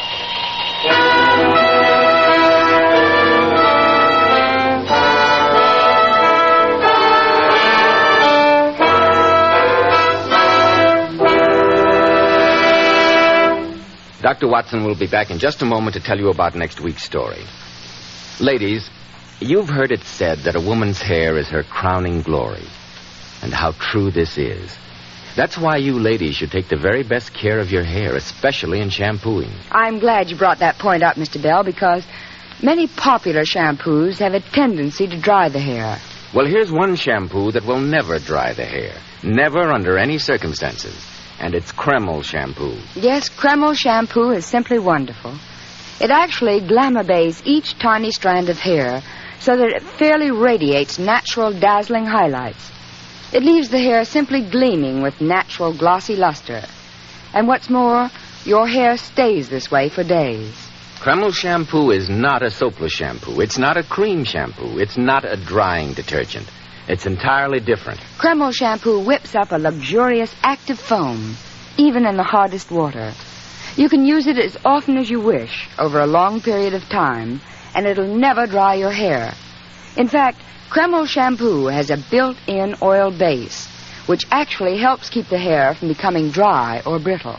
Remember, ladies, that Divinely Beautiful Powers models wash their hair with Kreml shampoo. They claim no other shampoo leaves their hair more shining bright, yet never dries the hair. Why not try it? Kreml, Kreml shampoo. Now, Dr. Watson, what about next week? Well, now, let me see. Next week, I think I shall tell you how Holmes managed to trap a fiendish murderer who had terrorized a pretty little English country village. I call it The Adventure of the Tolling Bell.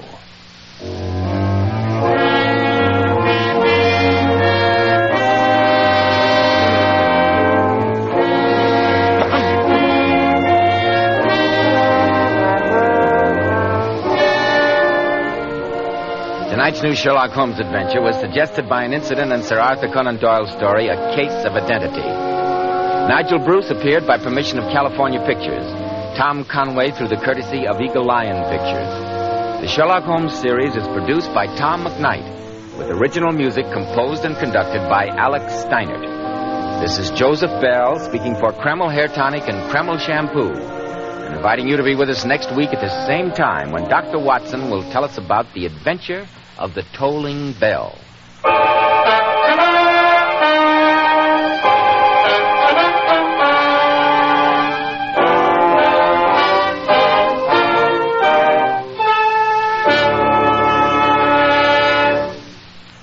This is ABC, the American Broadcasting Company.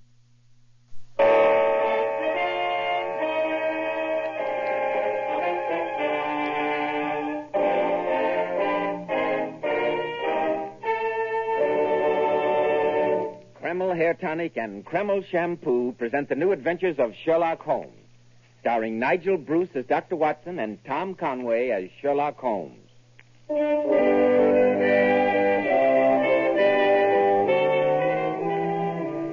Now it's time for our weekly visit to Sherlock Holmes' famous colleague, our good friend, Dr. Watson.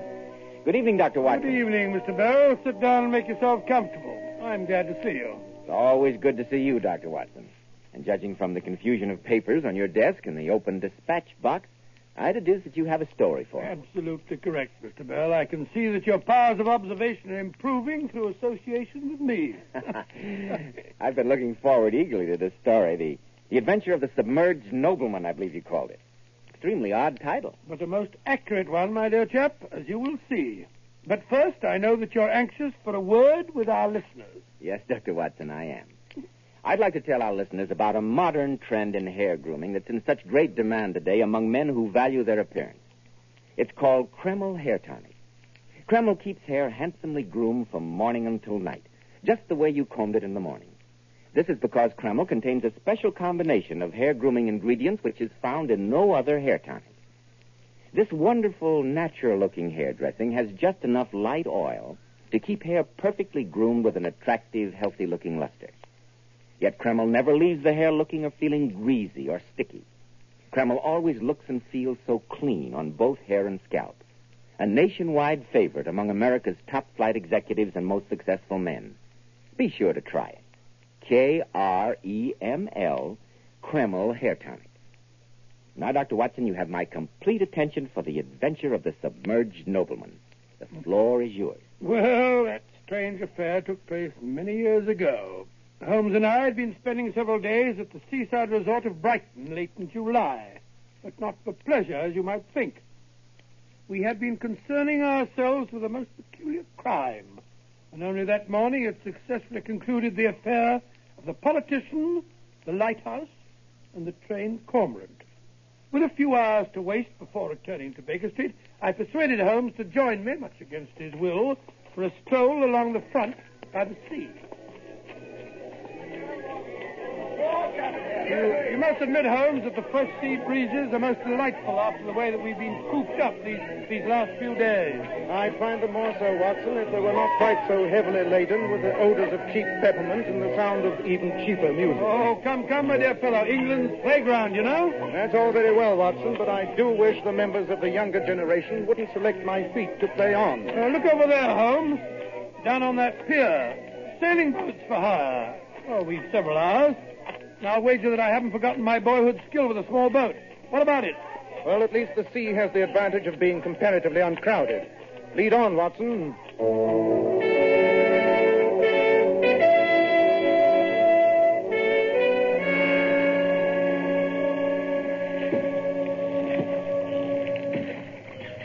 I must congratulate you, Watson, on your skillful handling of our craft. You reveal a talent I didn't know you possessed. I haven't done it for years. I don't seem to have lost the knack, though, do I? How far are we from shore? About 2 miles, I should say. Wind's rising, too. I think we'd better put about. But now, watch your head, Holmes.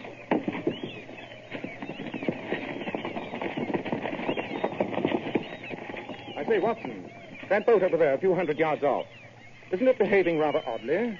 Certainly is. Probably some weekend trippers who never sailed a boat before. The silly fools don't look out, They're signaling us. See that woman waving? She looks frantic. She's pointing astern. Hold hard, Holmes. We run up to them in this tack, but I'm afraid it'll be wet going.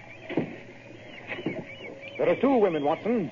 One of them standing up. Silly fool, she's liable to have the boat over if she isn't careful. She's shouting something. Can you make it out? I caught the word drowning.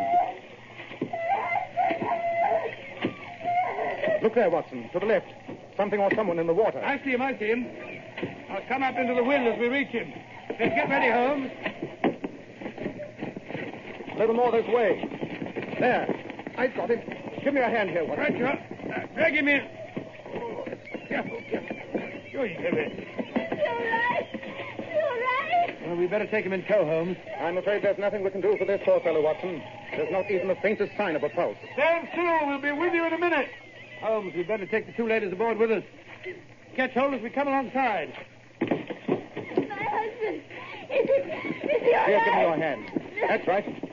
I'm afraid it's hopeless, madam. By the time we reached your husband, it was all over. There, my dear, you must control yourself. It's the Lord's will. I've got their boat secured, Holmes. I'll head straight to shore.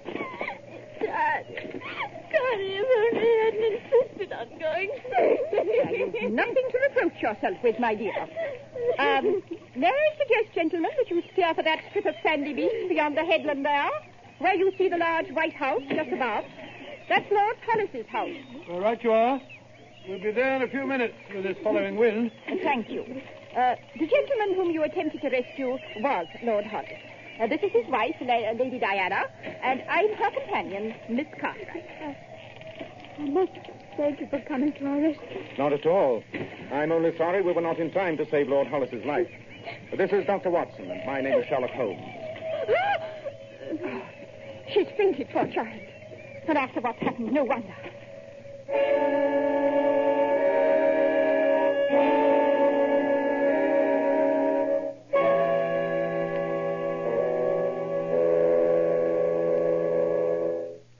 She'll be all right now, Miss Cartwright. I stayed with the poor girl until the sleeping draught took effect. Thank you so much, Dr. Watson. May I offer you some tea? I feel there is nothing so invigorating as a good cup of tea. No, thank you. While you were upstairs, Watson, I sent a servant to fetch Dr. Miller, Lord Hollis's physician. Fortunately, he's also the coroner for this district. I'm sorry that you gentlemen are leaving for London this afternoon. I know that Lady Diana would want to extend her deepest thanks to you as soon as she's recovered from this awful shock. Miss Cartwright has been giving me the details which led up to the tragedy, Watson. She's fully familiar with all the circumstances, since she was Lady Diana's governess as a little girl and has remained with her as a companion ever since her marriage to the late Lord Hollis. As I have often heard of Mr. Sherlock Holmes, Dr. Watson, perhaps I have confided in him more freely than I should have. But I know that what I tell you both will go no further. Of course. Lord Hollis, I regret to say, drank to excess. He was, as you no doubt noticed, a very fleshy and corpulent man, and Dr. Miller had often warned him against his indulgence in food and spirits. This morning he drank almost a full bottle of brandy, really? After which he insisted on going sailing.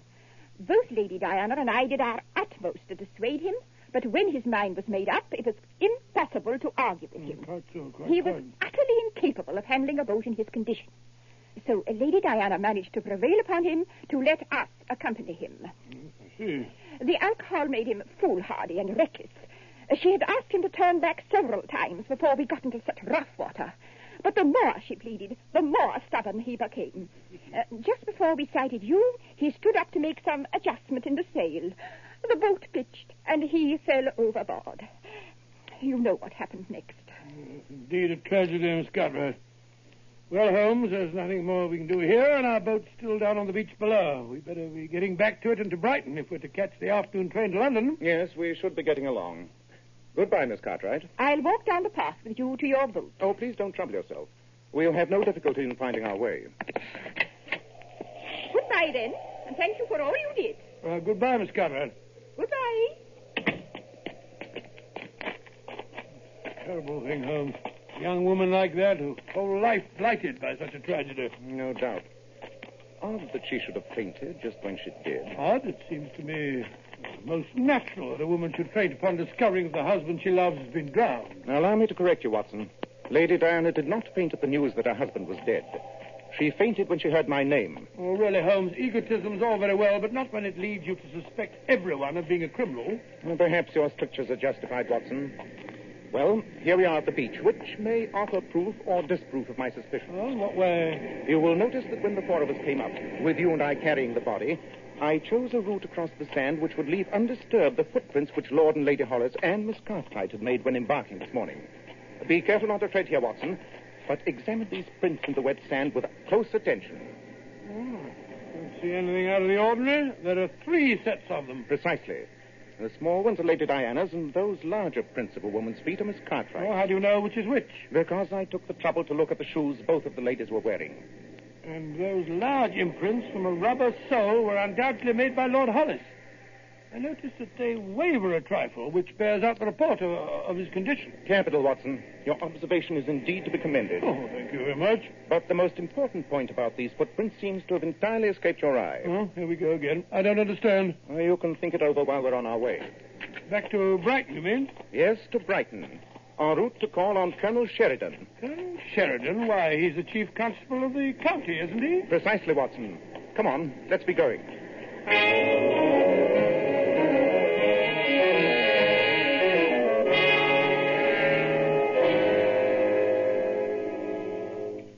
I must admit, Mr. Holmes, that I'm deeply shocked by the suggestion you just made. I can easily understand that, Colonel Sheridan.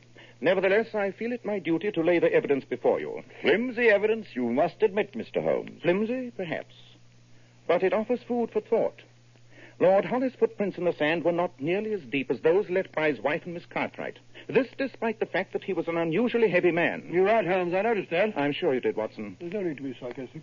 And your conclusion from those footprints, Mr. Holmes? The extreme depth of Lady Diana's and Miss Cartwright's prints admits of only one conclusion, Colonel. What? You mean their feet sank into the sand because they were carrying something heavy? Not something, Colonel. Someone. Good heavens, Holmes. Lord Hollis's body? Quite.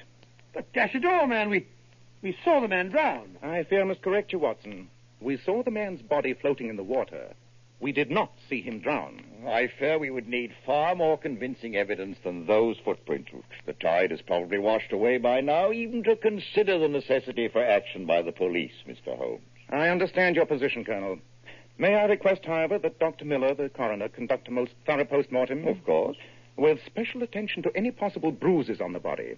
Any evidence indicating that Lord Hollis might have been struck a blow that rendered him unconscious before he was pushed overboard. I shall instruct Dr. Miller accordingly, Mr. Holmes, but I still can't believe there's anything wrong.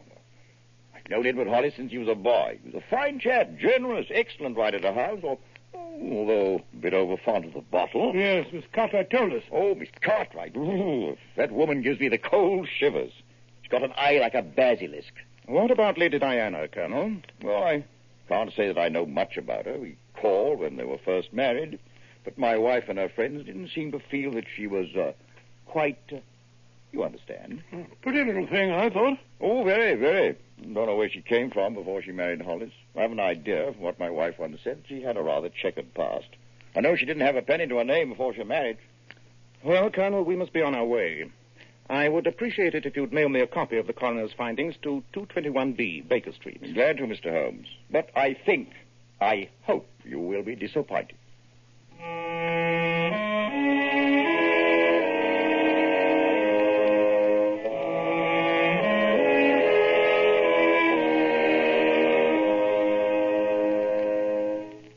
Mr. Holmes, you might stop lolling in that chair and staring vacantly into space and lend me a hand with our packing. Our train leaves in half an hour.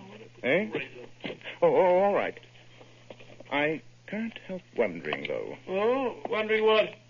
About those footprints. Holmes, you're getting morbid. If either of the ladies hit Hollis over the head, there would have been a mark.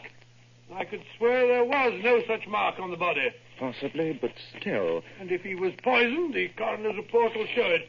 But if he were neither hit over the head nor poisoned... Oh, but how else could a frail little woman like Lady Diana overcome a robust man like her husband? Just wasting your time, Holmes, if you ask me. I didn't. Didn't what? Ask you. Oh, there you are. Well, that finishes my packing. I only wish I had time for a tub before the train. What did you say? I said I only wish I had time for a bath before the train. A bit on the salty side since our sail this morning. By Jove, Watson. Thank you. What are you talking about? Yes, it's a possibility. A distinct possibility. Come on, forget that train. You and I are going to pay a visit to Dr. Miller, the coroner.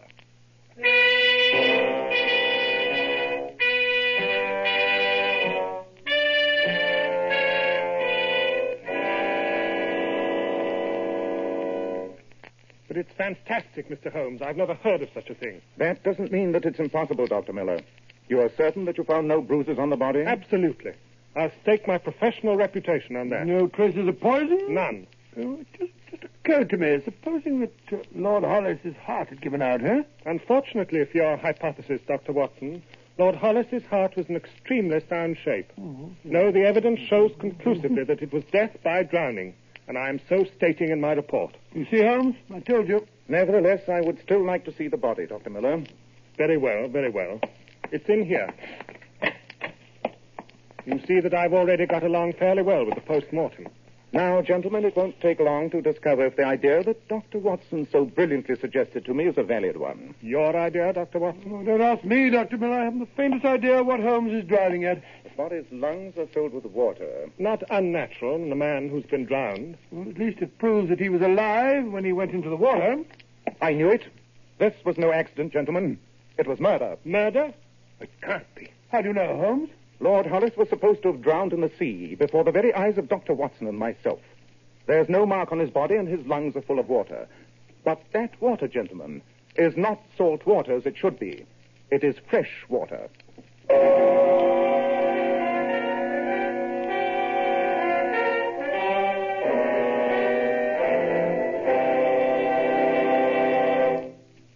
In just a moment, we'll return to Sherlock Holmes as he endeavors to solve the mystery of the strange death of Lord Hollis.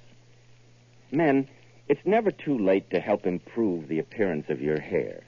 And when you buy a hair tonic, why not buy one that does lots more than just keep hair looking handsome?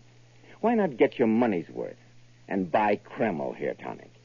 No other hair tonic keeps the hair more neatly groomed and attractive looking. Kreml gives hair that handsome, clean-cut appearance, as if your barber had just combed it. In addition, Kreml is simply great to lubricate a dry scalp. At the same time, it removes itchy, loose dandruff and leaves the scalp feeling so clean, refreshed, and alive. No wonder Kreml is preferred among America's most prosperous men. Buy a bottle of Kreml at any drug counter. Ask for an application at your barber shop. Use this highly specialized hair tonic daily for better groomed hair, a more hygienic scalp. Kreml, Kreml hair tonic. Now, Dr. Watson, what happened after Sherlock Holmes' startling discovery that the late Lord Hollis had been drowned in fresh water? We returned to our hotel with all thoughts of going back to London in abeyance. Holmes paced up and down, deep in thought. His pipe was clenched in his jaws, and the room was blue with the fumes of tobacco. A fiendishly clever plot, Watson, and one which came within the tiniest margin of succeeding. Well, I can't argue with the evidence, Holmes, but I still fail to see how a little slip of a girl such as Lady Hollis could forcibly overpower and drown a strong, active man, unless you're suggesting that her husband was so drunk as to be in a stupor when he was killed. Not at all. There is one set of circumstances under which even a small person would have no difficulty in drowning a much larger one. Come here, Watson, and I'll give you a demonstration. Now, if you'll seat yourself in the bath and imagine for a moment that you are Lord Hollis. Well, it feels rather silly, though. Excellent. Now, lean back in the tub, relaxing, enjoying your imaginary bath. All right, now what? In the part of Lady Diana, I enter, walk over to you with some casual remark, and suddenly do this. You see? Pulling a person's feet suddenly upward while he's in the tub, and there's your result. All right, all right. But that's it all. Will you let go my feet? If that tub had been full of water, my dear fellow, your head would now be submerged despite your most violent struggles. And in that position, as you can see, it is utterly impossible to get a grip on the sides of the tub. Yes, most convincing. I shall keep my bathroom door locked in the future when I'm having a bath. The difficulty, Watson, rests not in convincing you, but a jury. Our evidence is slender in the extreme. A clever defense lawyer would have no difficulty in tearing so tenuous a thread apart. if I know anything about juries. You mean to tell me, Holmes, that the perpetrator of so fiendish and cold-blooded a crime is to be allowed to go free? Let me call your attention, Watson, to the fact that both Lady Diana and Miss Cartwright, beneath their frail and helpless exteriors, must be women of the utmost resolution and determination. Perhaps the two of them had planned out the whole grisly business far in advance. At any rate, after Lady Diana drowned him, they must have taken the dead man from the tub, dressed him, and together, one at his feet and one at his head, carried him down to their boat. That, of course, accounts for the deep indentations of their footprints. But Lord Hollis's prints? Very simple. Once the body was in the boat with Miss Cartwright guarding it, Lady Diana walked down the shore below high tide mark and up to the house by another route. I see. And then she put on a pair of Lord Hollis's shoes, walked down to the boat, thus creating the prints that were supposed to be his. Quite so. Then they sailed out, waited until some boat was near enough for their signals of distress to be visible, slid the body overboard, and began to act out their little drama. It all hangs together. As an explanation, yes. As evidence, no.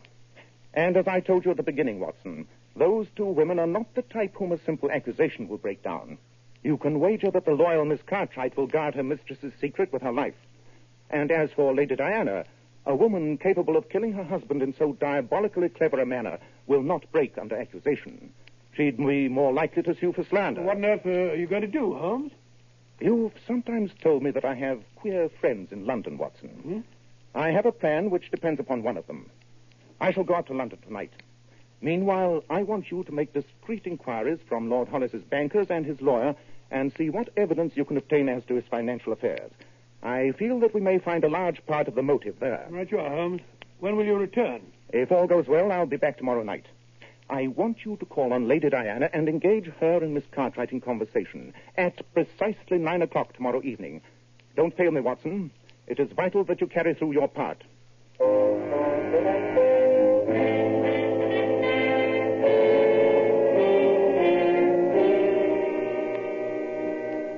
I appreciate your kindness in visiting me, Dr. Watson.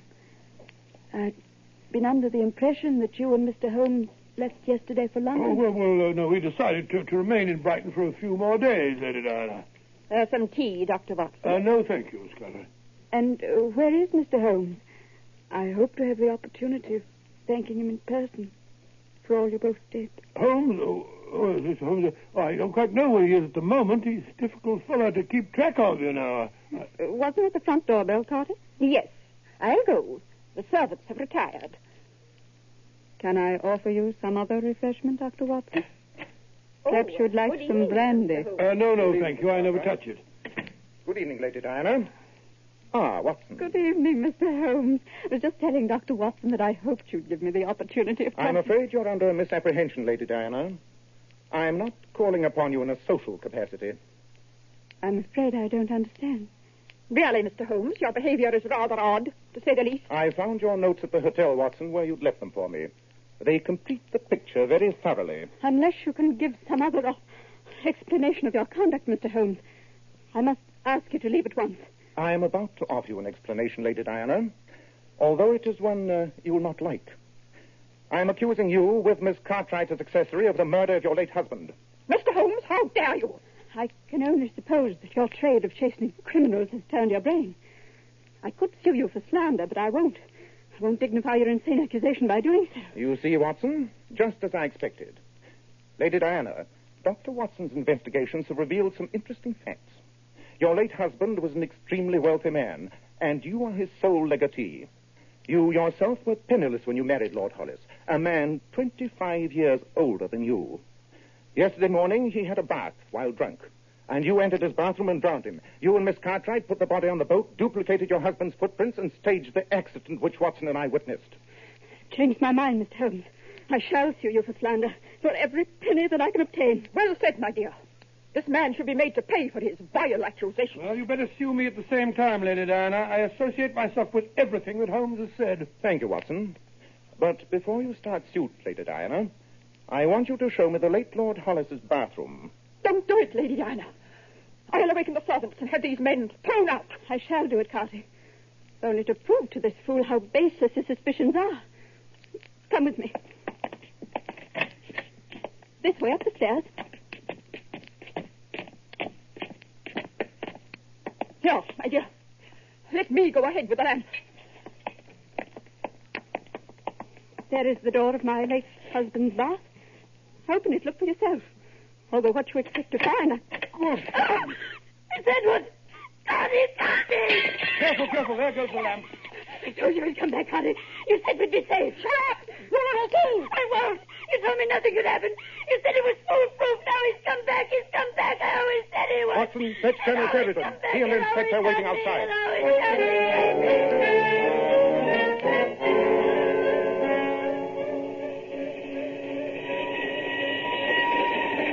Baker Street will look extremely inviting, Watson, after the explosions and alarms of the last 48 hours. It certainly will, but with all the excitement after that woman dropped the lamp and the police inspector taking down Lady Diana's confession, I still haven't found out how you managed the whole thing. The return of the late Lord Hollis, you mean? It was really quite simple. One of my many friends in London is one of the artists who makes all those clever waxwork figures for Madame Tussauds museum. He made me a most lifelike and convincing replica of the late Lord Hollis, working from a photograph furnished by the local portrait studio. Great Scott, and while I held those two women in conversation in the drawing room, you entered the house and smuggled the figure into the bathroom. Precisely, my dear fellow. As I told you, only a very sudden and intense shock would ever have scared a confession out of that extremely self-possessed murderess, Lady Diana, and her evil genius, Miss Cartwright. Shock? I don't mind telling you, Holmes, that if I'd been carrying that lamp, I'd have dropped it myself when I saw that figure. Took 10 years off my life.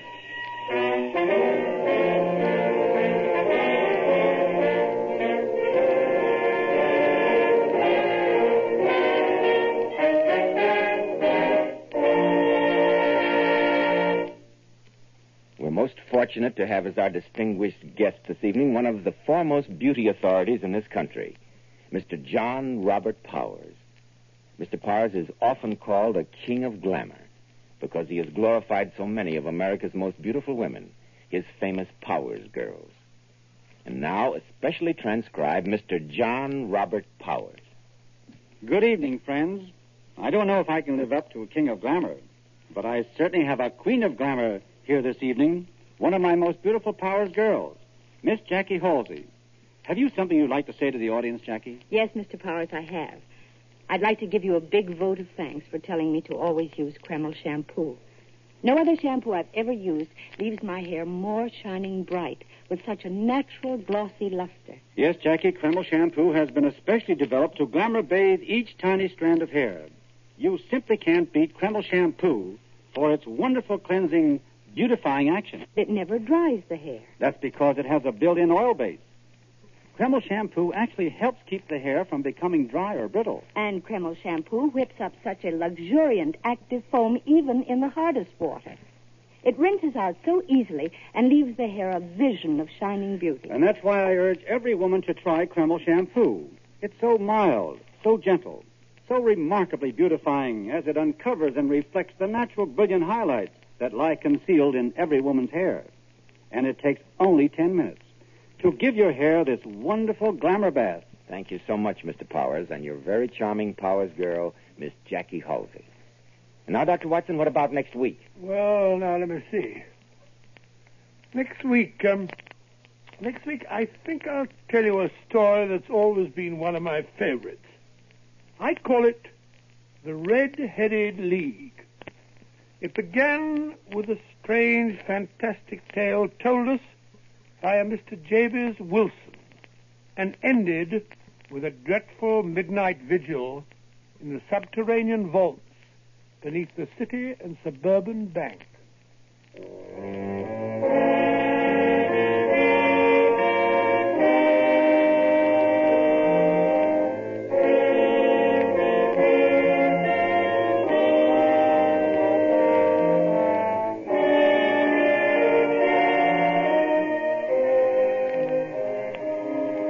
Tonight's new Sherlock Holmes adventure was suggested by an incident in Sir Arthur Conan Doyle's story, The Adventure of the Veiled Lodger. Nigel Bruce appeared through the courtesy of Universal International Pictures. Tom Conway by permission of Eagle Lion Pictures. The Sherlock Holmes series is produced by Tom McKnight, with original music composed and conducted by Alex Steiner. This is Joseph Bell speaking for Kreml Hair Tonic and Kreml Shampoo, and inviting you to be with us next week at this same time, when Dr. Watson will tell us about the Red-Headed League.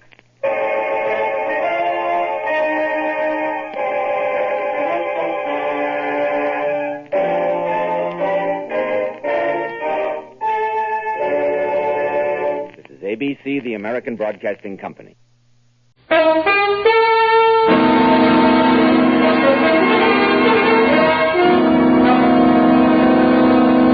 Kreml Hair Tonic and Kreml Shampoo present the new adventures of Sherlock Holmes, starring Nigel Bruce as Dr. Watson and Tom Conway as Sherlock Holmes.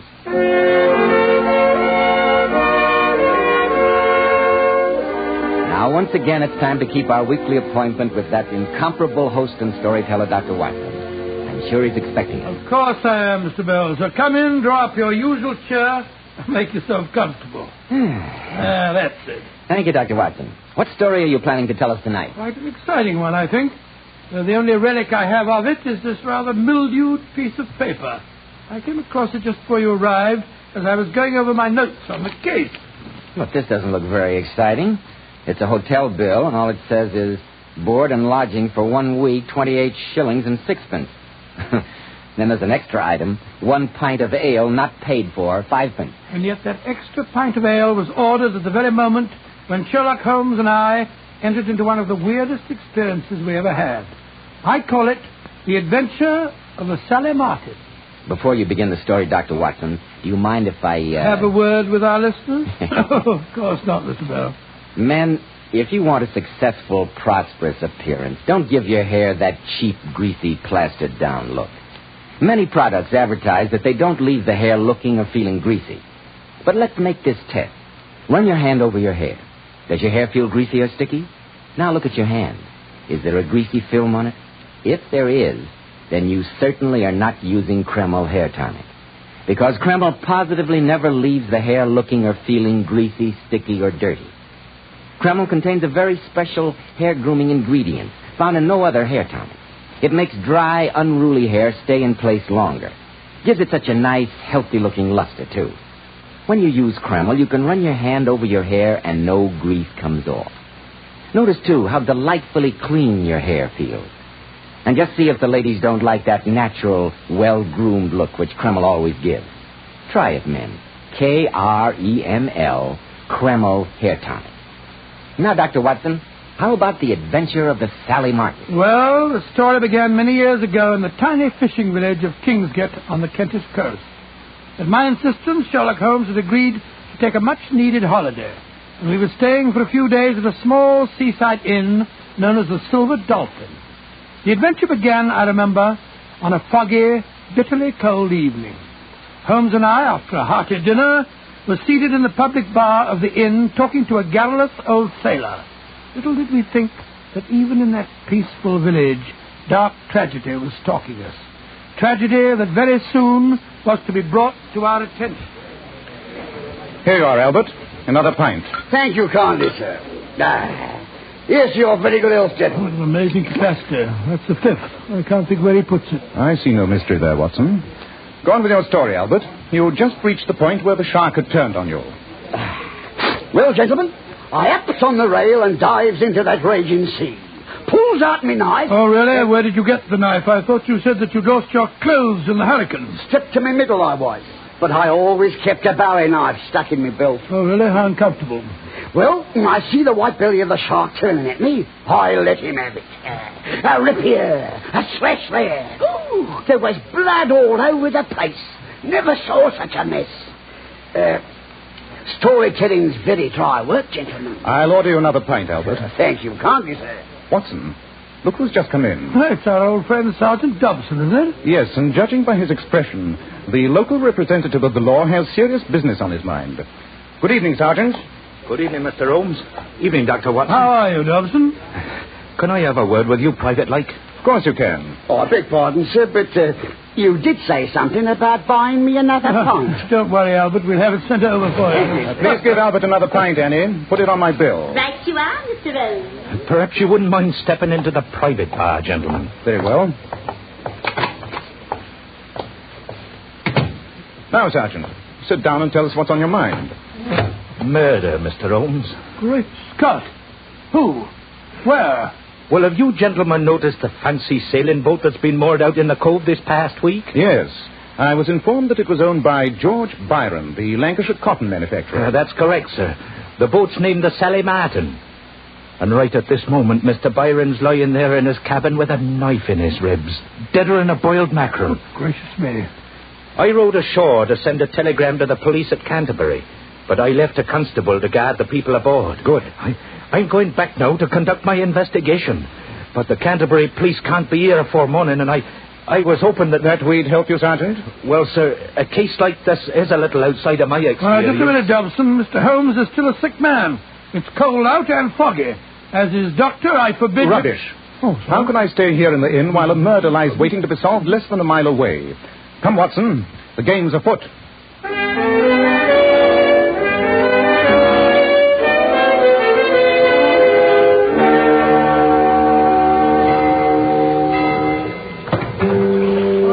How much further is it, Sergeant? About a quarter of a mile, If sir. we don't get there soon, I won't answer for the consequences. I'm a rotten sailor. Cheer up, Watson. In the meanwhile, Sergeant, suppose you give me as many facts as possible. How many people are aboard the Sally Martin? Well, there's 3 passengers, Mr. Holmes, and 2 in the crew. Well, let's have the passengers first. Well, there's Mrs. Byron, the dead man's wife. A lot younger than him, she is, and she looks a bit on the flighty side, if you ask me, even though she was having a proper fit of hysterics, like.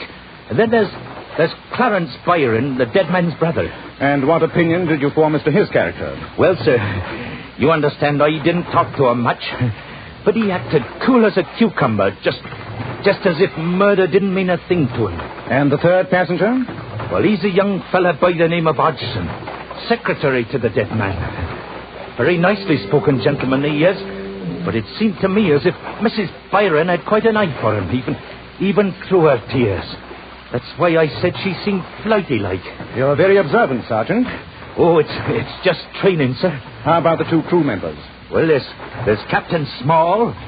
He seemed perfectly above board, and a man by the name of Coggins. Arthur Coggins.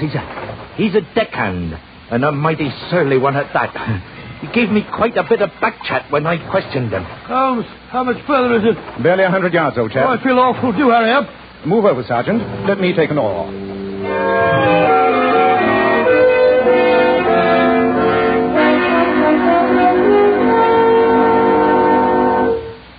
There's the murdered man, Mr. Holmes.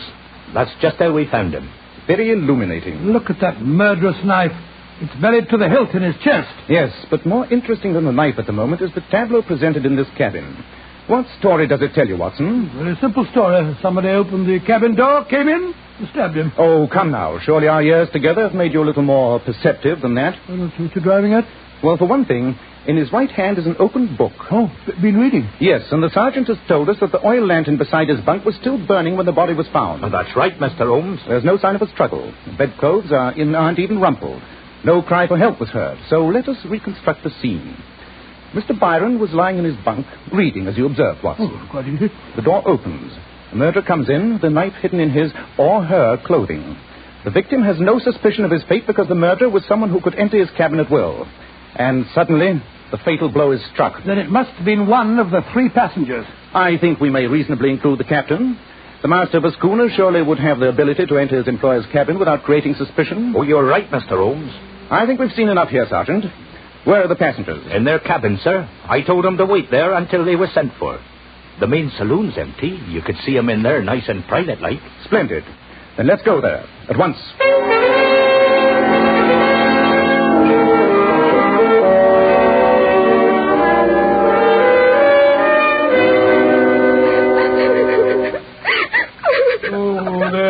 There, Mrs. Byron. My friend's only trying to help you. Oh, how can he help me? He can't bring poor George back to life again, can he? No, madam. But at least I can try to find his murderer for you. He's right, Mum. So take it easy, like, and answer his questions. Very well. What do you want to know, Mr. Holmes? Can you suggest anyone who might have had the motive for murdering your husband? Oh, 6 men. George made a lot of money. He was a hard businessman. He had many enemies. But none of his business enemies had an opportunity of killing him tonight. His biggest enemy, though I never could make him believe it, is on this very boat now. His brother Clarence. Biggest enemy, his own brother. Oh, come, madam. It's true, Clarence sponged on him, has done for years. And ever since I married George, he's tried to be more friendly to me than a brother-in-law should be. Mm-hmm. Just because I was once in the theatre, he seems to think I didn't know how a lady behaved. You were in the theatre? I wonder if you knew a girl who was Daly's pretty little thing. Watson, surely this is no time for your theatrical reminiscences. Mrs. Byron, are you familiar with the terms of your husband's will? Everything he has comes to me. Oh? Well, that's perfectly natural, isn't it? Perfectly. But in that case, your brother-in-law would hardly seem to profit from your husband's death. I don't know what you're suggesting, Mr. Sherlock Holmes. Do you think I stabbed him? I wouldn't have had the strength. Mrs. Byron, I suggested nothing. But I'm interested to notice that you answer your questions as well as ask them. Well, I'm not staying here to answer any more questions, Mr. Holmes. I'm going back to my cabin. If you want me, that's where you'll find me. No, wait a minute, ma'am. Let her go, Sergeant. And please ask Mr. Hodgson, the secretary, to come in here. Just as you say, sir. Upon the soul, she's a fine little thing, isn't she? That's attractive, too. What do you make of her, Holmes? It's hard to say. If one wished to deduce motive, it would be easy. Well, she must be 25 years younger than her husband. And the fortune coming to her at his death, eh? Precisely. And despite her own statement, a woman would have the strength to stab an unsuspecting man to death. Here's Mr. Hodgson, sir. Thank you, Sergeant. Please sit down, Mr. Hodgson. Yes, Mr. Holmes.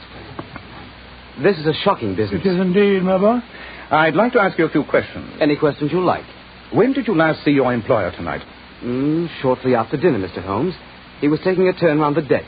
We chatted for a few minutes, and then I went to my cabin and retired. It was about 9:30 or 9:45. You heard no cry for help? No shout in the night? No, none. The first I knew of the tragedy was when the captain awakened me. Can you suggest who might have had a motive for his murder? Mr. Holmes, that's a little hard to answer. Come now, Mr. Hodgson. Don't hold anything back. You'll have to talk in a court of law, you know. Yes, I suppose so. Well, gentlemen, in my capacity as secretary, I did know that my employer's brother, Clarence, has been borrowing heavily. Only yesterday morning I was compelled to draw my employer's attention to an irregularity in the monthly bank statement. A £500 check had been drawn.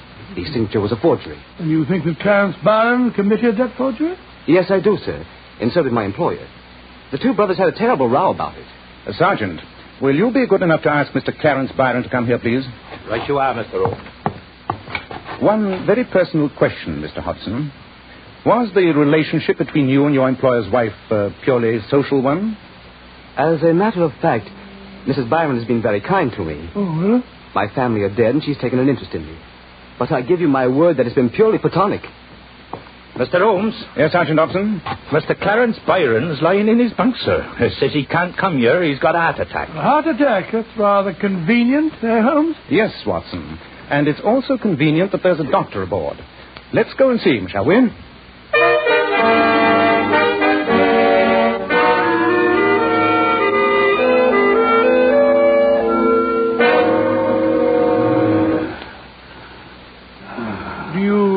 Feel any better, Mr. Byron? Yes. Yes, I do, Doctor. That injection you gave me helped. It was digitalis, I suppose. No, it wasn't. Holmes' heart's perfectly sound. He was simulating an attack. So I gathered. Since an injection of plain water apparently gave him immediate relief. Plain water? Yes, your heartbeat was full and regular, and your color normal. So I decided to try an experiment. And a very successful one. Why did you pretend to have a heart attack, Mr. Byron? I wasn't pretending. I do have a bad heart. That I don't doubt. Only a bad heart could prompt you to swindle your brother and then murder him. I didn't murder him. Though, I can tell you who did. Oh? You are very eager to shift suspicion, Mr. Byron. Who, in your opinion, murdered your brother? It's that deckhand, Arthur Coggins. Only a few days ago he threatened my brother's life. You heard him make the threat? Yes, I did. It was his second day aboard. It was early in the morning, and I was strolling on deck when I came on this man Coggins, who was standing by the mainmast, practicing throwing a knife.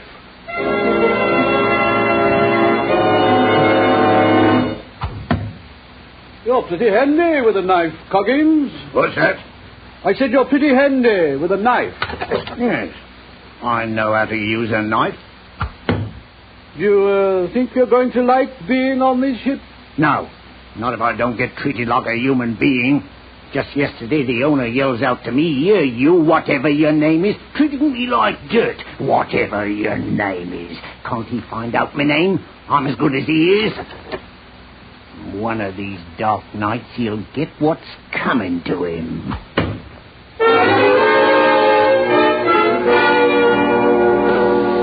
That's what he said, Mr. Holmes. And he looked as if he meant business. He's an expert with a knife, you say. Holmes, do you think it's possible that Coggins threw the knife through a porthole into the dead man's cabin? Yes, Watson, it's possible.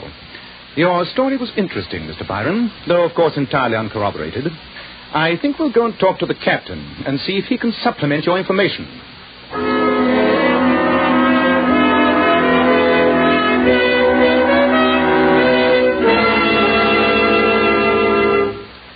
Well, Mr. Holmes, I can't answer for the passengers. That's no business of mine. I appreciate that, Captain Small, but you'll answer for your crew, no doubt. That I will, sir. And this man Coggins is a no good if ever I saw one.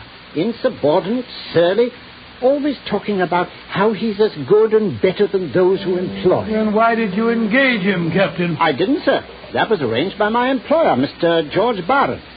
If I had my way, Coggins would have gone back ashore the first day he stepped aboard. Where are his... Great Scott! Is that a revolver shot? Well, it sounded like it. And it came from the forecastle. Mr. Holmes! Mr. Holmes! This way, Sergeant. Good heavens. Why, it's Coggins. With a smoking revolver in his right hand. He's committed suicide. Yes. Very convincing, isn't it? His head is sprawled on a piece of foolscap. A confession note, no doubt. Yes, it is. Look at this. I killed him, and with my record, I knew you'd catch me, so I took the quick way out. Case is solved, Holmes. On the contrary, Watson, it's becoming more involved. If you look closely, you will realize that we now have 2 murders to solve instead of 1. And somewhere on this boat, a murderer is still at large, and may strike a 3rd time.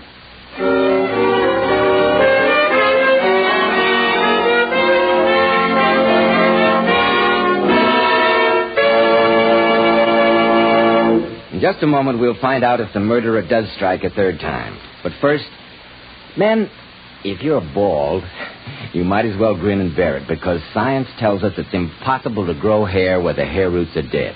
But you certainly can make the most of the hair you've got. And men, you can't beat Kreml hair tonic. To help you, Kreml contains very special hair grooming ingredients found in no other hair tonic. That's why Kreml keeps hair neatly in place longer and without that offensive, greasy look. But Kreml does lots more than keep hair looking handsome. Let me repeat, Kreml does lots more than keep hair looking handsome. A massage with Kreml helps stimulate circulation right in the surface of the scalp. Your scalp feels so alive, so invigorated. At the same time, it removes loose dandruff and has a fine lubricating effect on a dry scalp. And for hair that's so dry that it cracks and falls, remember Kreml actually helps condition the hair, in that it leaves it feeling so much softer and more pliable. Men, buy a bottle of Kreml at any drug counter. It's such a nice, clean product you can use it every day so that your hair always looks its best. Kreml. Kreml Hair Tonic. So, Dr. Watson, the apparent suicide turned out to be another of the murderer's victims. Yes, Mr. Bell. Holmes at once sent Sergeant Dobson to check the passengers while the 3 of us stood in that tiny cabin, an oil lamp swinging above us and shedding a strange glow on the macabre scene. I asked him why he was so positive that it wasn't suicide. You will notice, Watson, that the revolver is in Coggins' right hand. Yes, Holmes, I don't see what... Then ignore the right hand and observe the left. A deckhand is accustomed to hard manual labor. Notice the calluses on his left hand and the freedom from them on the right. By Jove, he was left-handed. Yes, he was, Mr. Holmes. I've noticed him at work. Again, you'll observe the shot entered his head from behind the right ear.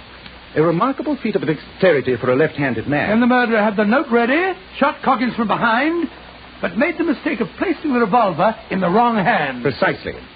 But this note, obviously in disguised writing, poses another problem. What does the phrase, "and with my record, I knew you'd catch me," mean? He must have had a police record. But why volunteer the information? I wonder if the murderer had a reason... Captain, you said that Coggins was engaged by Mr. George Byron. Well, sir, he told me about the new man, but I don't know that he interviewed him personally. Where was he engaged? At the Seaman's Hostel here in the village. Well, what are you getting at, Holmes? Surely it's obvious, Watson. If this man Coggins had a police record, his murderer might have deliberately placed him on this boat knowing he would be suspected. Yes, it's possible. But the question is, who engaged him? Well, Sergeant? All three of them in their cabins, Mr. Holmes, and swore they hadn't left them. And yet we know that one of them must have slipped down here and shot Coggins. Lock them in their cabins, Sergeant. Keep good watch on them. Dr. Watson and I are going ashore. Ashore? Why, Holmes, when the murderer's here on this boat? Because I'm convinced that the clue to his identity lies waiting for us at the Seaman's Hostel. Where is the place, Sergeant, and who runs it? Old Ma Jenkins. It's the house just next to the Red Lion on the quayside. Splendid. Watson, we're taking this note and rowing ashore. Another trip in that filthy rowing boat? Must we, Holmes?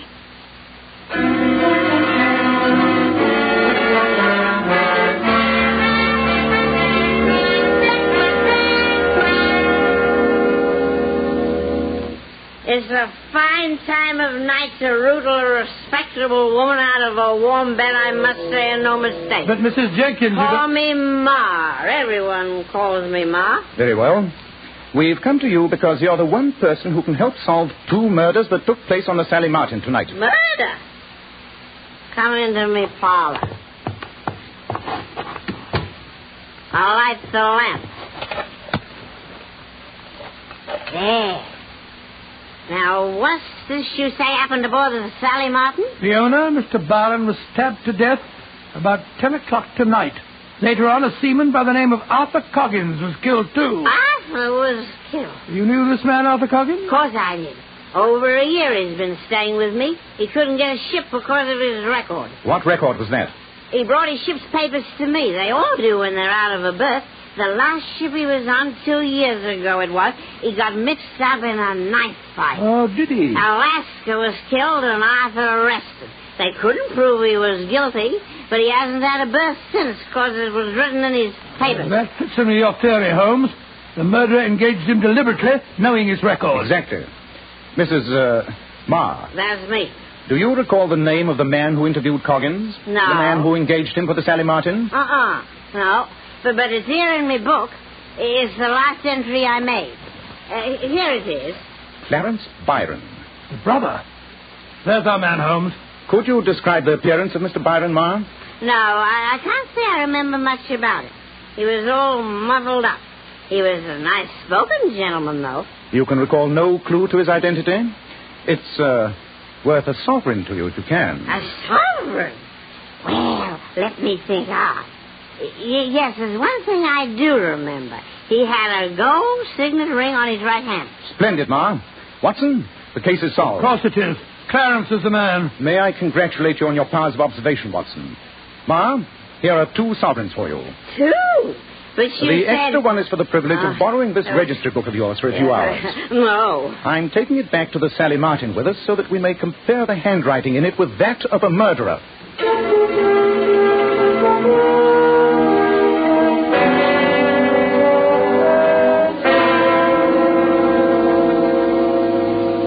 Oh, but this is ridiculous, Mr. Holmes. Why should you ask Clarence to sign his name? Bear with me a few moments longer, Mrs. Byron, and you'll see why. Blessed if I know what you're up to, Mr. Holmes, A either. little patience, Sergeant, and you'll see, too. Have you any objection to signing your name, Mr. Byron?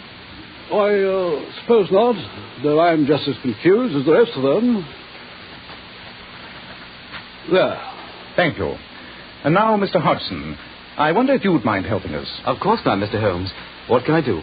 You saw the forged check. I wonder if you'd try and imitate the signature that Mr. Clarence Byron has just written. Mr. Byron's signature? Yes, his writing is extremely individual, but I think you could help prove that under certain circumstances it can be elastic. See how nearly you can imitate it. I think it'll help us to prove that he murdered his brother. Clarence, you did murder George. I knew it. Mabel, you're out of your mind. Will you copy his signature, Mr. Hodgson? Of course, if you think it'll help you. Holmes, look. Hodgson. Sign, please, Mr. Hodgson. Clarence Byron. There. Thank you. That's a remarkably fine gold signet ring you're wearing, Mr. Hodgson. Thank you. Watson, give me Ma Jenkins' registry book. There you are, Holmes. Sergeant, I want you to compare the signature in this book with that which Mr. Hodgson has just given us. I think you'll agree that they're both written by the same man. They are. Well, blow me down. So he forged Clarence's signature. Exactly. He is quite a specialist in handwriting. Albert, you didn't kill him. You couldn't have done it. It's no good, Mabel, and you know it as well as I do. You knew what I was up to. You helped me. You suggested that I use Clarence's name. That's a lie. A lie or not, Sergeant, I suggest you take out your notebook. They're talking in front of witnesses, so make the most of the fact.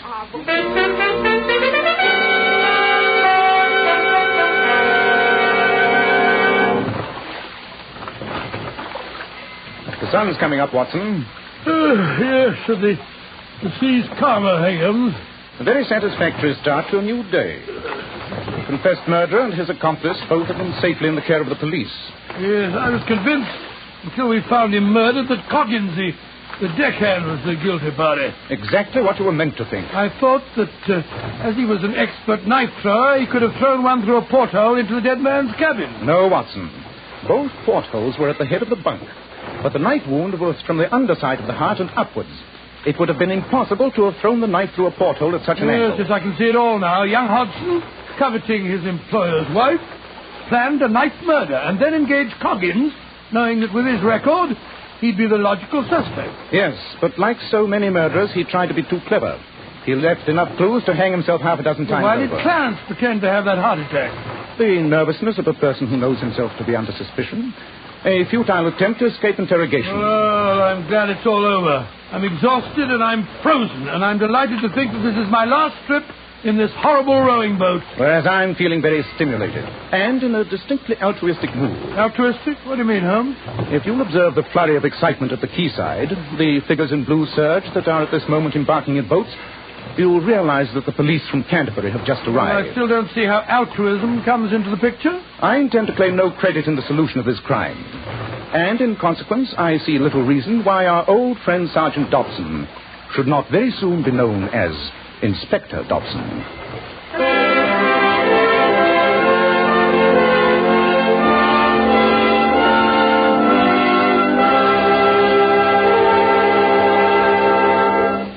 In just a moment, Dr. Watson will tell us something about next week's story. But first, girls, if you want to really make a hit with the boyfriend, here's a beauty tip right out from here in Hollywood. And one which lovely Powers models were among the first to discover. Give your hair a 10-minute glamour bath with Kreml shampoo. This amazingly beautifying shampoo has been especially developed so that it actually brings out all the brilliant, natural luster of each tiny strand of hair. Kreml shampoo leaves the hair fairly teeming with highlights. And don't forget, Kreml shampoo is wonderful for the entire family. And yes, even in the hardest water, it whips up gobs of rich, luxurious foam, which penetrates right to the scalp and removes all loose dandruff as well as the dirt. So, ladies, buy the large family size of Kreml shampoo. Kreml. Kreml shampoo, the largest selling shampoo with an oil base. Now, Dr. Watson, what about next week? Well, now let me see. Next week, I think I'll tell you how Holmes solved a murder with only one clue. The depth to which the parsley had sunk in the butter on a hot summer's day. I call this bizarre adventure The Strange Death of Mrs. Abernethy.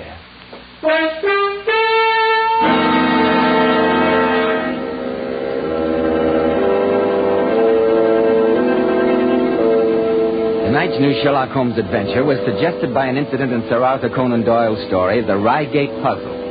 Nigel Bruce appeared by permission of California Pictures. Tom Conway through the courtesy of Eagle Lion Pictures. This is Joseph Bell speaking for Kreml Hair Tonic and Kreml Shampoo, and inviting you to be with us next week at this same time when Dr. Watson will tell us about the strange death of Mrs. Abernethy.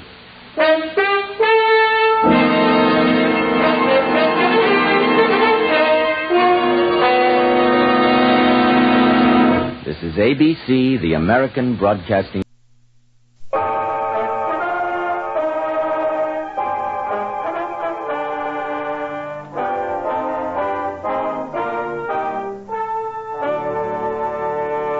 Kreml Hair Tonic and Kreml Shampoo present the new adventures of Sherlock Holmes, starring Nigel Bruce as Dr. Watson and Tom Conway as Sherlock Holmes.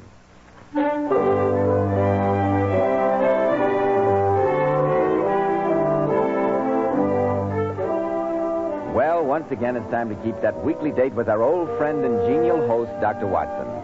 I'm sure he's expecting us, so let's join him, shall we?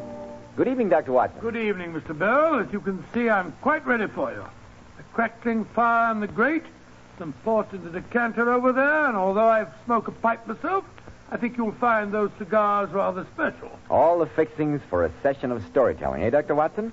Well, which particular Sherlock Holmes adventure have you selected for tonight? A story that I call The Strange Case of the Persecuted Millionaire. Sounds promising.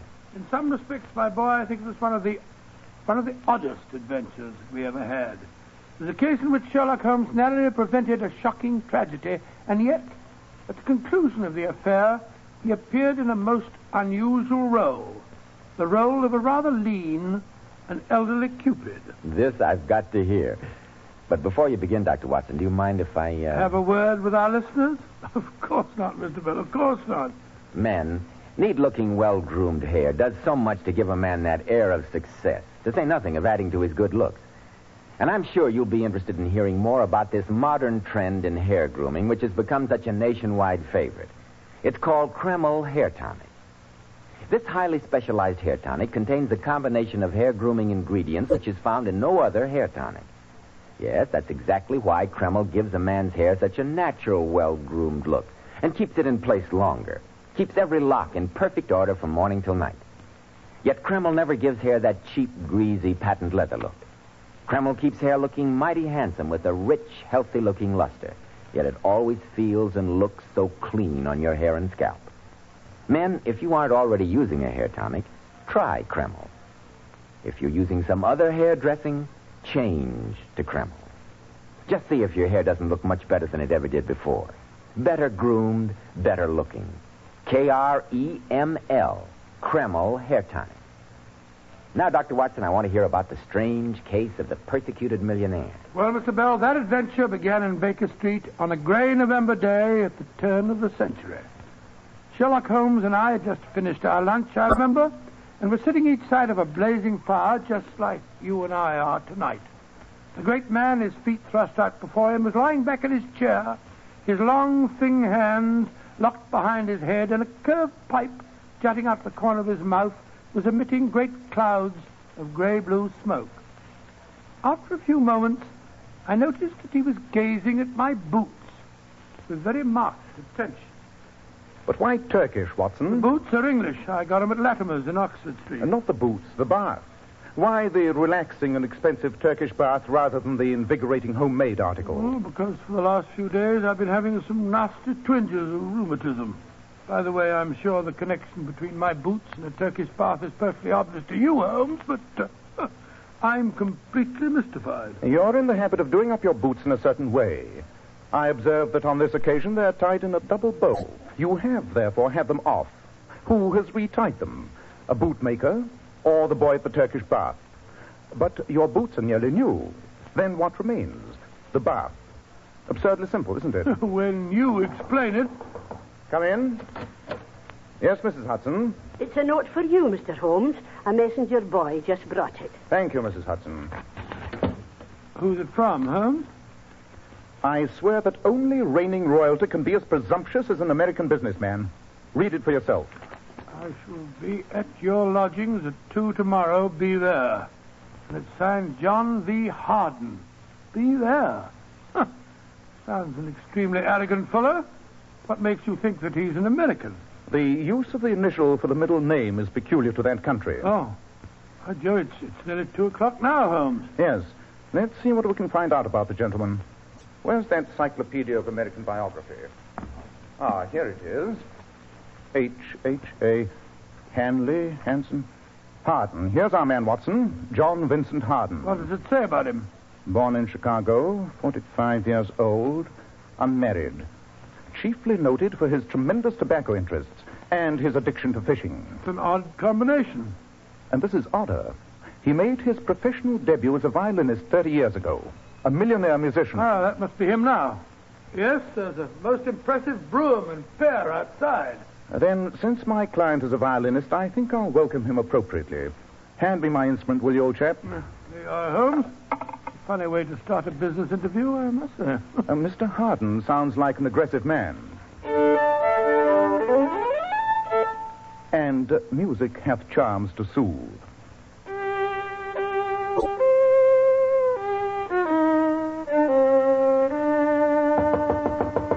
Come in. Mr. Harden to see you, sir. Thank you, Mrs. Hudson. Come in, Mr. Harden.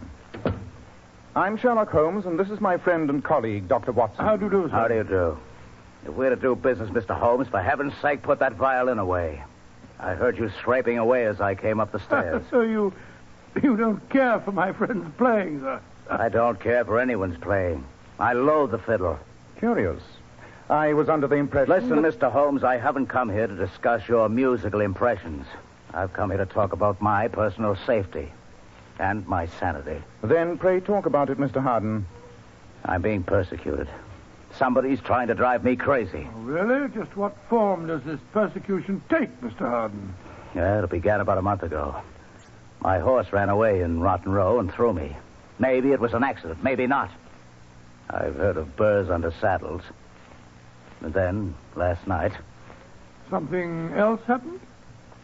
Someone destroyed Methuselah. Methuselah? An old retainer of yours, Mr. Harden? Or a pet? No. Methuselah was the finest, largest, oldest tarpon ever caught. A stuffed fish? You asked Sherlock Holmes? Quiet, Watson. I'm sure that a great deal more lies behind this. Please continue, Mr. Harden. Everything was going fine, Mr. Holmes, until these persecutions started. Early this year, I bought a fine old house in Cavendish Place. I'm engaged to be married to Alicia Edwards, the Honorable Alicia Edwards. She's Lord Brentwood's daughter. My life was perfect until I began to get these notes. What sort of notes, Mr. Harden? They kept turning up in odd places. In my coat pockets, under my pillows at night. I found them on the upholstery of my carriage. You brought these notes with you? Of course.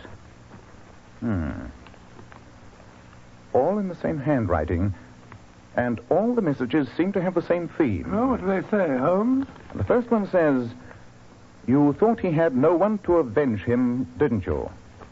And this one says, you murdered him, you will pay for it. And this is curious. It will have blood. They say blood will have blood.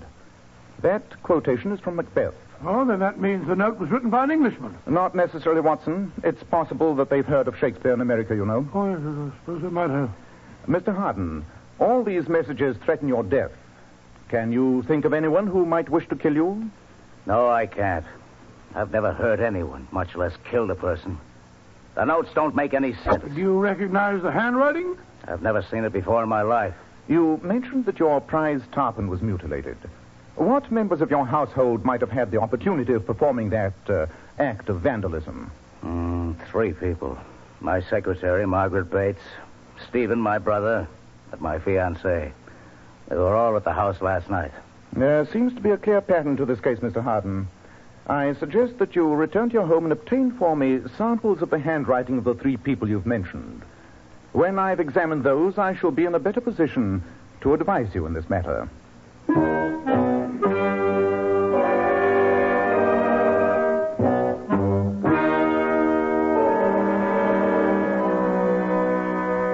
Holmes, you've spent 3 hours with a magnifying glass and those samples of handwriting that Mr. Harden brought back. Have you found the clue? Nothing positive, Watson. It's quite curious. The handwriting of the threatening note seems to be that of a male with an American education. Oh, why do you say that? Observe this note. Who dies unavenged can never sleep with honor. You'll notice that honor is spelt without a U. That's the American way. Then that means that his fiancée didn't write him. She might have deliberately spelt it that way to remove suspicion from herself. No, I'm afraid these samples prove nothing. Then we're no nearer finding out who's responsible. Well, at least we've ruled out an obvious possibility. Come in. Yes, Mr. Hudson. It's a telegram, Mr. Holmes. Thank you. Yes, sir. Better get your coat and hat, Watson. It's from Mr. Harden? Yes. He says, a worse blow has fallen. Come at once.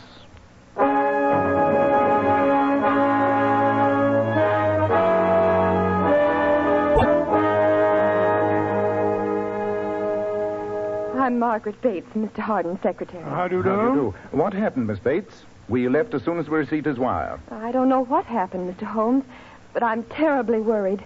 He rushed out here, dictated that telegram, and then went back and locked himself in the study. He says he'll see no one but you. Hello, Margaret. Oh, Stephen, you startled me. What's the matter? Do you think I was listening at the keyhole? Oh. Introduce me to our visitors, won't you?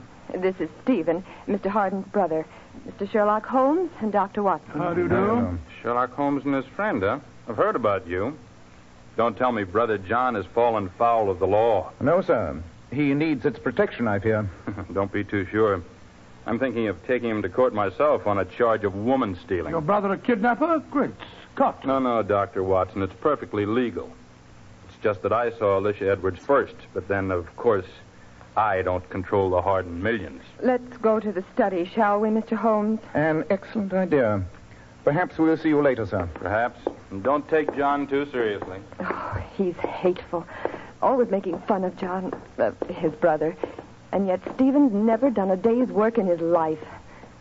This is the door to the study. Who is it? Mr. Holmes and Dr. Watson are here. Good. Come in. Thank you, Margaret. I'll see you gentlemen later. What form did the new attack take, Mr. Hardin? This time it's theft. My safe was rifled last night. What was stolen, sir?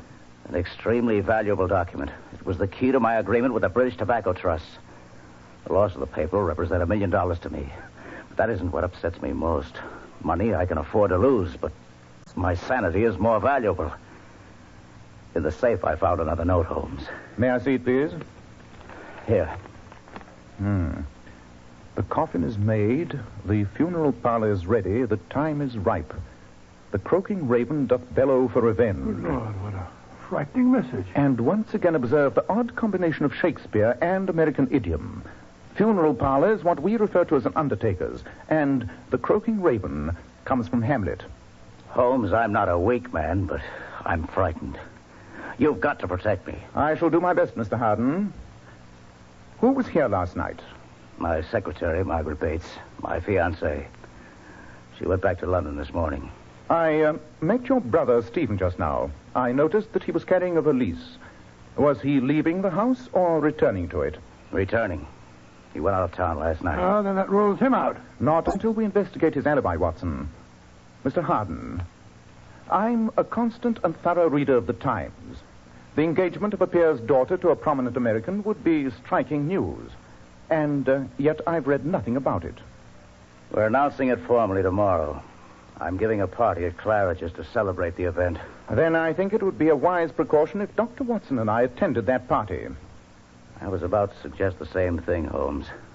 I need to have men about me I can trust.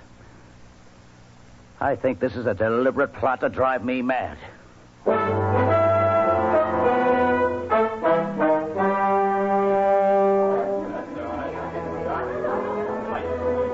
Holmes, Dr. Watson, I want you to meet my fiancée, Miss Alicia Edwards. Alicia, my dear. Yes, John. I want to introduce Mr. Sherlock Holmes and Dr. Watson. How do you do? May I congratulate you on your engagement? Yes, indeed. A union between the old world and the new is an encouraging sign of the times. I wish you could convince Papa of that, Mr. Holmes. Whenever he meets John, he always behaves as if he expected him to be wearing feathers and carrying a scalping knife. Feathers and a knife. That's very funny. I don't find it so. Oh, I'm sorry, sir. Excuse me. I want to talk to the office. Dear me. Now I've upset John again. He's ridiculously sensitive. Americans are really rather touchy. And yet you're going to marry one? Papa's estates have eaten up a lot of money, and that's a commodity with which John seems well endowed.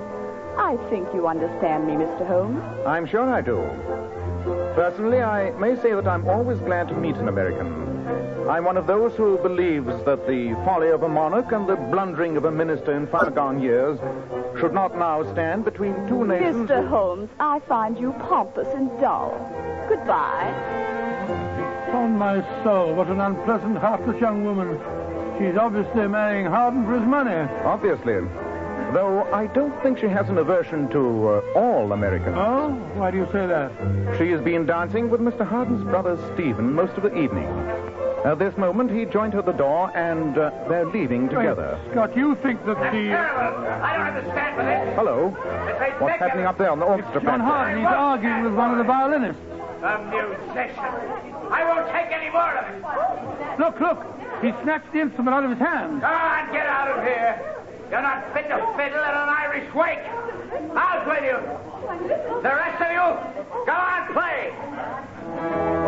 Holmes, he's behaving like a madman. He's rushing after the musician and brandishing the violin as if he's going to brain him with it. Yes, Watson.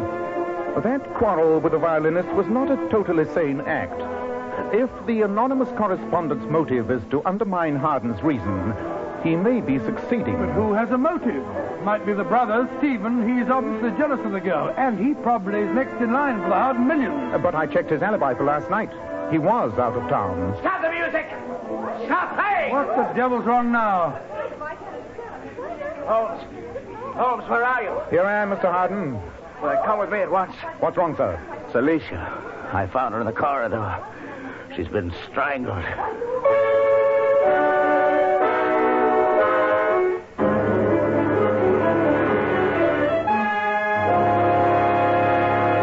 In just a moment, we'll find out what happens next in the strange case of the persecuted millionaire. Hair specialists constantly advise us to take better care of the hair we've got. And men, don't forget that if you want your hair handsome and healthy looking, one of the first requirements is a hygienic scalp. So why settle for just any hairdressing when you can enjoy the extra advantages of this highly specialized Kreml hair tonic? Kreml contains a unique combination of hair grooming ingredients which is found in no other hair preparation. It keeps hair attractively groomed at all times, looking so neat and orderly. But Kreml does lots more than keep hair looking handsome. A Kreml massage stimulates circulation right in the surface of your scalp and leaves your scalp feeling so alive and invigorated, as fresh as a daisy. At the same time, Kreml removes dandruff flakes. It's excellent to lubricate a dry scalp. And if your hair is so dry that it breaks and falls when you comb it, Kreml actually helps condition the hair in that it makes it feel softer, more pliable. So men, take better care of the hair you've got. Buy a bottle of Kreml at any drug counter. Ask for an application at your barber shop. Use Kreml daily for better groomed hair, for a more hygienic scalp. Kreml, Kreml Hair Tonic.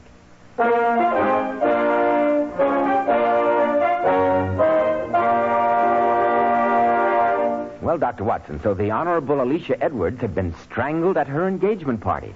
What happened next? Well, I applied first aid, Mr. Bell, and found the girl was not dead. We rushed her to the hospital, and a few hours later, we were able to talk to her, but we found that she could give us no clue.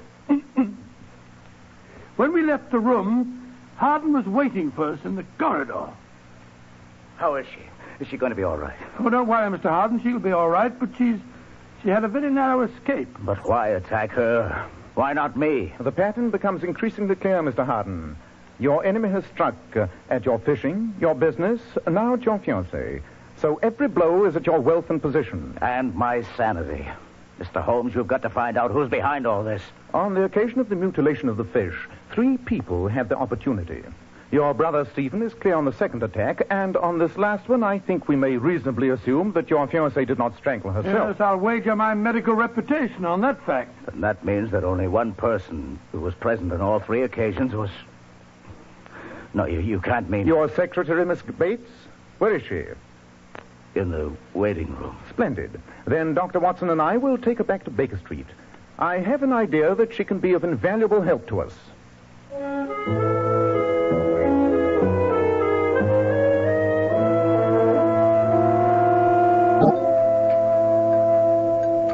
A little more tea, Miss Bates? No, thank you, Dr. Watson. Then please go on with your story. As I was saying, Mr. Holmes, I've known John, Mr. Harden, all my life. My father was the Harden coachman. And as I grew up, I thought John Vincent Harden was the most wonderful man in the world. Well, I imagine that he was quite different then, my dear. Very different. He was young and romantic, and he loved music. He took violin lessons, and it turned out that he was a prodigy. I understand that he made his professional debut at the age of 13. Yes, Mr. Holmes. I was only a little girl then. But he used to tell me that he wasn't John Vincent Harden, the heir to the tobacco millions. He was Giovanni Vincenti, the great violinist. Giovanni Vincenti? Odd. Pray continue, Miss Bates. For 5 years, it seemed that he would be a great musician. Then, on his 18th birthday, his father gave him a lecture on his family obligations. Told him that it was his duty to go into the business. John broke his violin across his knee, Mr. Holmes, and he's never played since. Miss Bates, I don't need to be a detective to deduce that you love him. Of course I do. Or at least, I love Giovanni Vincenti. And maybe he's still there. Somehow. Somewhere. Of course. I've been an idiot. A numbskull. What do you mean, Holmes? The case is solved. Come, Miss Bates. We must return to Mr. Harden as fast as we can. I only hope we're not too late.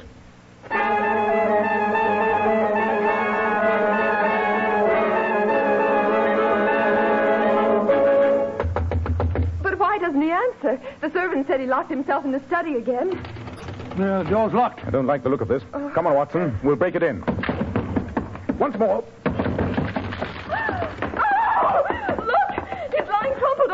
There's a revolver beside him, Holmes. Miss Bates, please leave us. My friend's a doctor. He'll take care of him.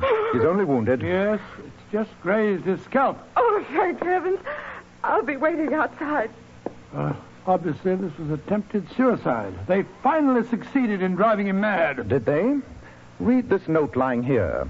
It's in the same handwriting as the other messages. I might try to fool another detective, but not you, Mr. Sherlock Holmes. I admit I shot John Vincent Harden. I'm sure you'll have no difficulty discovering how I escaped from a locked room. Good Lord. You'll observe that the note was written and blotted on this desk. Watson, I'll see to getting Mr. Harden to bed and summoning his own doctor. I want you to return to Baker Street. To Baker Street? Why? Though the case is solved, I have some heavy thinking to do, and I must do it here. So be a good fellow and go back to our lodgings and get me 2 ounces of shag tobacco and my violin.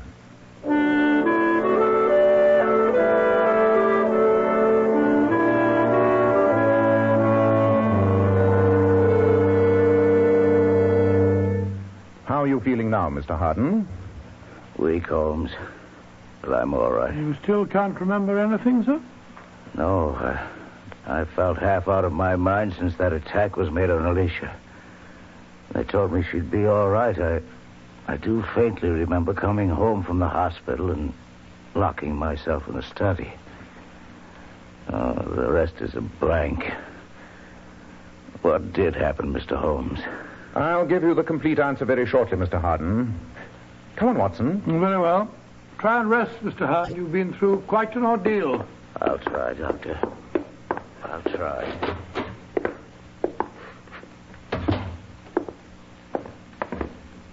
Holmes, you left your violin in Harden's room. Did you mean to? I meant to. And in the meanwhile, we must talk more seriously to Miss Bates. Well, she's down here in the sitting room. Yes. Yes, I have. And Brother Stevens you with to be her. the first to know the good news, Margaret. And may we inquire what the good news is, sir? Oh, didn't see you fellas coming down the stairs. Well, there's no reason why you shouldn't hear it, too. I've just come from the hospital. Alicia's broken off her engagement to John. She's going to marry me. Indeed. My congratulations. Yes, sir, but I suggest you don't tell your brother the news. He's a very sick man. No, I won't. Now, if you'll excuse me, I'm going to celebrate. From the sparkle in your eye, Miss Bates, I can see that you're just as excited as Stevens is. Of course I am. But tell me, Mr. Holmes, have you found out who attacked John? Yes, Miss Bates. At last I know the name of Mr. John Vincent Harden's enemy. On the incident of the mutilated fish, you or Stephen or Alicia might have been guilty. On the stolen document, you or Alicia. And on the attack on that lady, you or Stephen, which seemed to leave only you. But I was having tea with both of you in Baker Street when John was shot. Precisely. As perfect an alibi as I've ever known. Then no one person was responsible. There must have been accomplices. No, Watson. Oh, sir. Remember another fact. The note, supposedly written after the attempted murder, was blotted at the very desk which the wounded man was slumped over. Isn't it clear? Frankly, no. The persecutor and the would-be murderer of John Vincent Harden is Giovanni Vincenti. But they're one and the same man. Miss Bates told us so. They were the same man. But Harden forced the dominant part of his character into annihilation. When he destroyed his violin, he thought he had destroyed Giovanni Vincenti. But his alter ego was still dormant. Yes. And after the shock of the writing accident in Rotten Row, Giovanni Vincenti emerged, hunting for revenge. You mean that poor John really has a dual personality, Mr. Holmes? Yes, my dear. No one person seemed to have the opportunity of committing all the attacks. But we left one person off our list. John Vincent Harden himself. But why, Holmes? For heaven's sake, why? Giovanni Vincenti struck at the fish, the document, and at the fiancée. All symbols of what Harden had gained for himself. Finally, he attacked Harden's life. But, Mr. Holmes, what will happen now? He's out of his mind. They won't send him to an asylum, will they? I think not, Miss Bates. There's a possibility that the second shock, this self-inflicted wound on the skull, may cure him. Don't you agree, Watson? Yes, I do. It's perfectly possible there'll be a complete reintegration of personality. Listen. It's John, and he hasn't touched a violin for ages. So that's why you left your violin in his room, Holmes? Exactly. Now, Giovanni Vincenti and John Vincent Harden are again one man, one whole and sound man. I trust he may create a new life for himself. And I'm convinced that he has here the woman who will help him.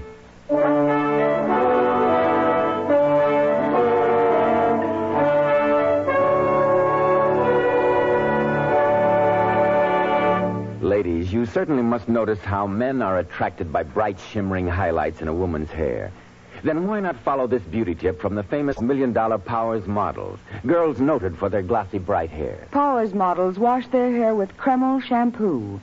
This amazingly beautifying Kreml shampoo has been especially developed so that it actually glamour bathes each tiny strand of hair and uncovers all its natural radiant luster. Yes, and Kreml shampoo never dries the hair. In fact, it has a beneficial oil base which helps keep the hair from becoming dry or brittle. Its luxurious active foam thoroughly cleanses the hair and scalp and removes all loose dandruff as well as the dirt. So, ladies, buy a bottle of Kreml shampoo at any drug counter. See how easy it is to glamour bathe your hair to a vision of tantalizing loveliness, hair shimmering with natural, brilliant luster.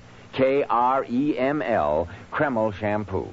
Now, Dr. Watson, what about next week? Well, now, let me see. Next week, I'll tell you about one of the most exciting adventures that Holmes and I ever had. I call it The Adventure of the Haunted Bagpipe. Haunted bagpipes, huh? Where did you hear them? In Edinburgh, Mr. Bell. In the same room with 3 naked corpses.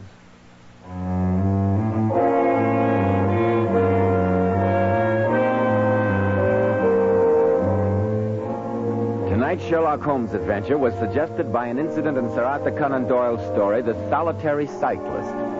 The Sherlock Holmes series is produced by Tom McKnight with original music composed and conducted by Alex Steinert. Nigel Bruce appeared by permission of California Pictures.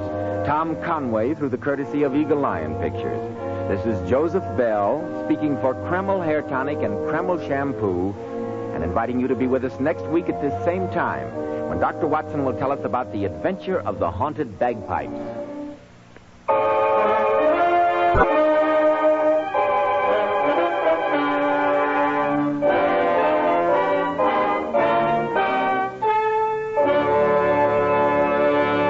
This is Boy Scout Week. Let's all back our scouts and their themes. Scouts of the world, building for tomorrow. This is ABC, the American Broadcasting Company.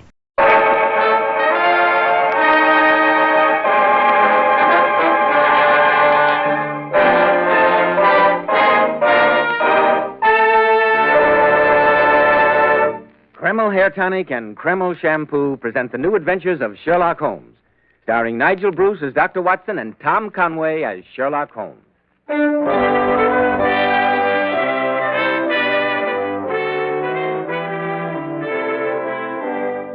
Now let's drop in on Sherlock Holmes' friend and ours, Dr. Watson. Good evening, Dr. Watson. Good evening, Mr. Bell. Here you are. Come and sit down. Thank you. I trust that you'll join me in a glass of port. I think I'd better, if only to fortify myself against the horrors of the story you promised us for this evening. The Adventure of the Iron Maiden, you called it. Well, yes, Mr. Bell. For your last visit of the season, I promised you one of our most macabre adventures. And as soon as you've had a word with our listeners, I'll tell you about the Iron Maiden, or as she was known in Nuremberg, Die Eiserne Jungfrau. Men, on hot summer days, does your hair get out of hand and look dry, wild, and unruly? After a swim, does it feel sticky and stringy, so matted and tangled? Then remember, Kreml Hair Tonic keeps dry, wild, sun-baked hair looking perfectly groomed throughout the hottest, stickiest day, as if your barber had just combed it. You see, Kreml contains a special combination of hair grooming ingredients which is found in no other hair tonic. This wonderful, natural-looking hair dressing has just enough light oil to keep hair neatly groomed with an attractive, healthy-looking luster. Yet Kreml never leaves the hair looking or feeling greasy or sticky. Kreml always looks and feels so clean on both hair and scalp. It leaves the scalp feeling so cool, refreshed, and alive. So make Kreml a daily must this summer for that handsome, clean-cut look from morning till night. Kreml, Kreml Hair Tonic. Now, Dr. Watson, I'm sure we're all as anxious as I am to hear the strange story of the Iron Maiden. Well, it was just before the turn of the century, and Holmes and I had brought to a successful completion a most delicate mission for the reigning family of Saxony. We were spending a day of relaxation in the picturesque old German town of Nuremberg, preparatory to a leisurely trip on the Rhine, and then back to England. As we were getting up from breakfast in our rooms in the hotel, Holmes said, "Wonderful weather, Watson. And I see you're admiring the excellent view of this quaint old town from our window." "View? Oh, yes, I suppose the view's all right." "You don't sound very enthusiastic." "I'm not. You know what the trouble with Germany is, Holmes?" "No. What?" "It's full of Germans." Huh? Must be the waiter. Come in. Have I the honor of addressing Mr. Sherlock Holmes of London, England? This is Mr. Sherlock Holmes, sir. My name is Watson. Dr. Watson. Ah, yeah, Mr. Holmes, so celebrated colleague. Oh, that's very good of you. Permit me that I introduce myself, gentlemen.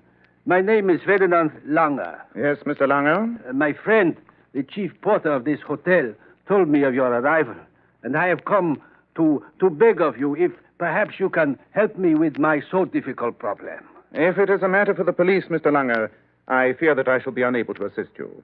I have no official standing here. And besides, Dr. Watson and I will be leaving tomorrow. Ah, the police. To the police I have been, Mr. Holmes. At me they laugh. I am, how do you say, chief keeper of the fünfeckiger Turm. What? The five-cornered tower of the castle of Nuremberg. You have heard of it? Of course. And of its famous torture museum. Torture museum? That sounds distinctly unpleasant. For 35 years now I work in the tower. The last 18 years I am chief keeper. All this time there is never a complaint about me. But now, these last few weeks, the letters have started to come. Each one with more awful threatenings. Threats, Mr. Langer? Threats of what? That too old I am getting. That I should resign my position. That if I do not, something terrible will happen. Here is the latest. For yourself, you shall see, Mr. Holmes. Ah, yes. If my knowledge of German serves me, vague threats, nothing specific, quite a typical letter. From the irregularity of the handwriting, Mr. Langer, the slanting lines and certain other definite characteristics, I'd say that the writer of this letter is definitely unbalanced. Ah, so? You mean mad, Holmes? Perhaps not outwardly so, but most definitely abnormal. And from the fact that these threats are evidently designed to make you resign your position, Mr. Langer, I deduce that the author of them must be connected in some way with the affairs of the tower. Have you any suspicions? This I do not like to say, Mr. Holmes. But there is a young man, my assistant, Heinrich Schiller, who but waits to step into my shoes. He even presumes to pay court to my daughter Elsa. Oh, well, we're only young once, Mr. Langer. Oh, my daughter, I have better things in mind than this insolent young man. Oh, really? So, you too, Mr. Holmes, think Heinrich wrote these letters? You think I should have him arrested or dismissed? I think you'll require more evidence than a mere guess, Dr. Langer. But how shall I get it? Well, perhaps we might combine business with pleasure. What do you say, Watson? Suppose we have Mr. Langer show us through Nuremberg's most famous sight, the five-cornered tower.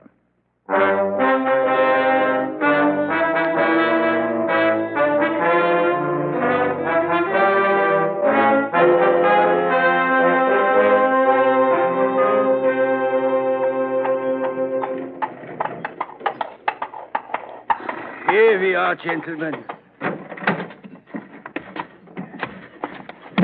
If you will just follow me through this gate here. This way, gentlemen. Just a moment, my man. Are you in charge here?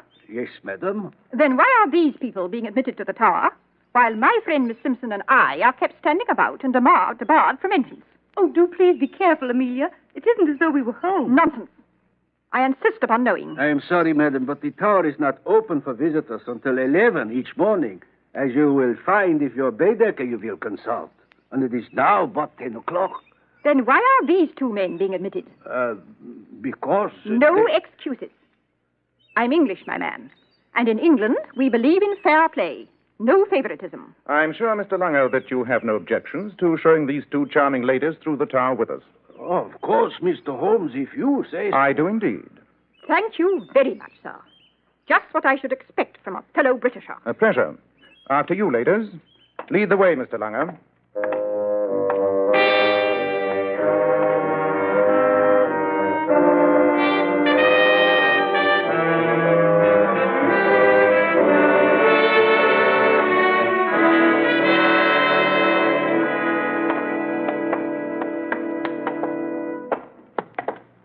At this point, in the very center of the castle we are. Cut from out of the solid rock, built by the prisoners from 1253 till 60 years later. 1253? Victoria, make a note of that. What in heaven's name is that black pit yawning in the center over there? The Tiefer Brunnen, the deep well. Lean over and listen while I drop a stone.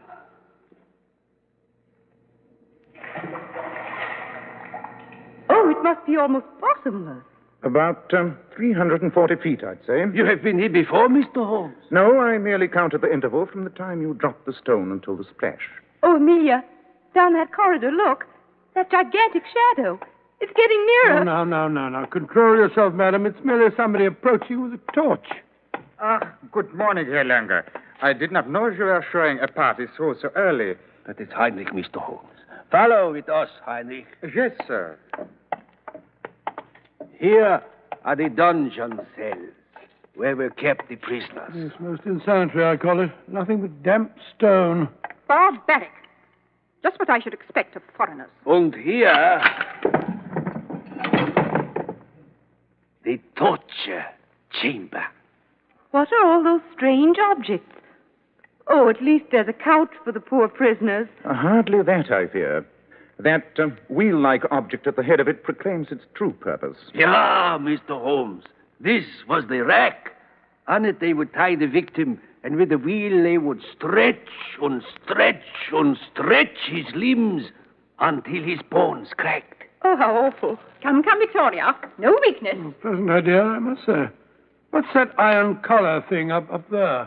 That, Doctor, fits into that larger iron frame which over there you may see. Around the neck of a prisoner, it was snapped and locked, so that the unfortunate man neither sit nor lie down nor sleep could. Regular chamber of horrors.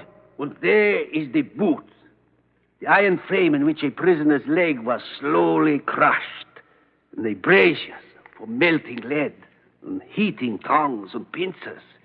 They are all here. And that large iron affair beneath the embrasure, that, Mr. Langer, I assume to be the famous Iron Maiden. The Iron Maiden?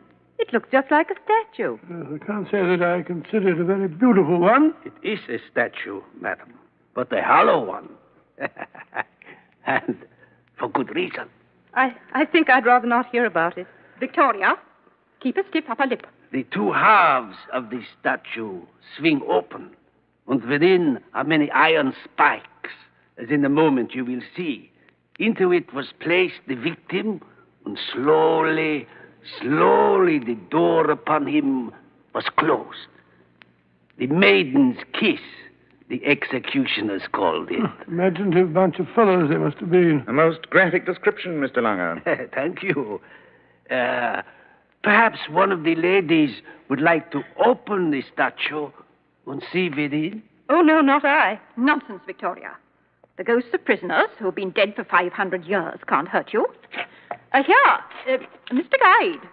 I'll open it. Good. You lift this bar here, so, and then pull open with this handle. It works rather stiffly. There, now it's opening.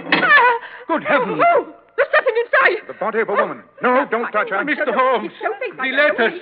Something horrible they spoke of. Now it has happened. It's unbelievable. Control yourself, Victoria. Schiller, take these two ladies out into the air. Yes, sir. Now, yes. chin up, my dear. Chin up. Lean on me if you like, but chin up.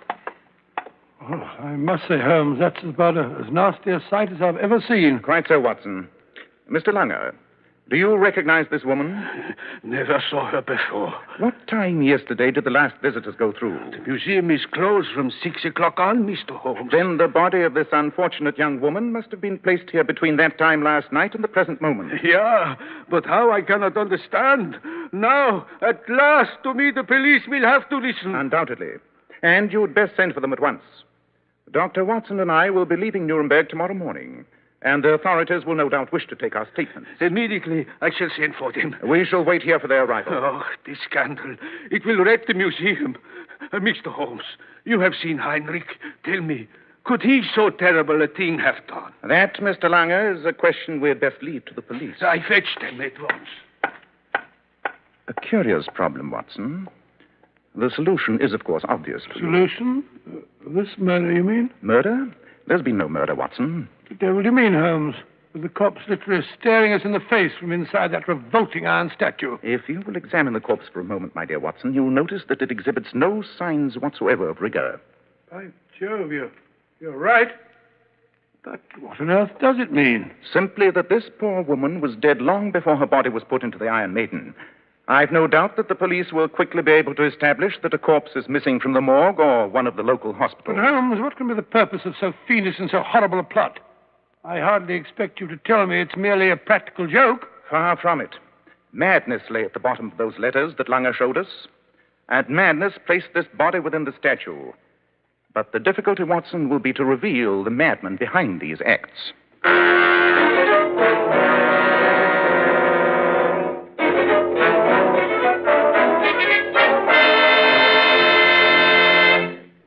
In just a moment, we'll rejoin Sherlock Holmes as he endeavors to solve the mystery of the Iron Maiden.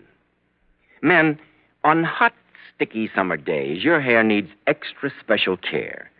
And when you buy a hair tonic, why not buy one that does lots more than just keep hair looking handsome?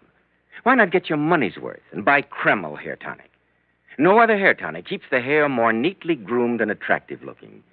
Kreml gives hair such a handsome, clean-cut appearance. It keeps the hair perfectly groomed throughout the hottest, stickiest day. It never looks or feels greasy or sticky. In addition, Kreml is simply great to lubricate a dry scalp. At the same time, it removes itchy, loose dandruff and leaves the scalp feeling so clean, refreshed, and alive. No wonder Kreml is preferred among America's most prosperous men.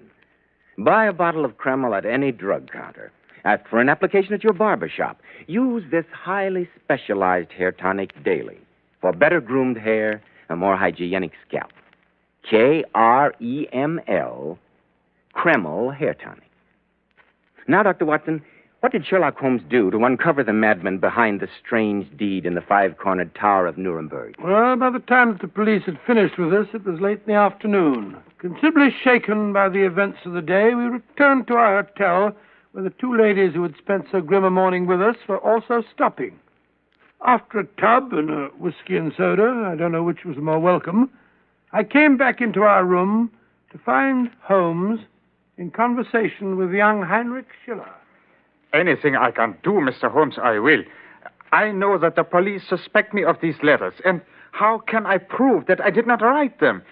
Elsa's father shows clearly that he thinks it is I behind all this horror.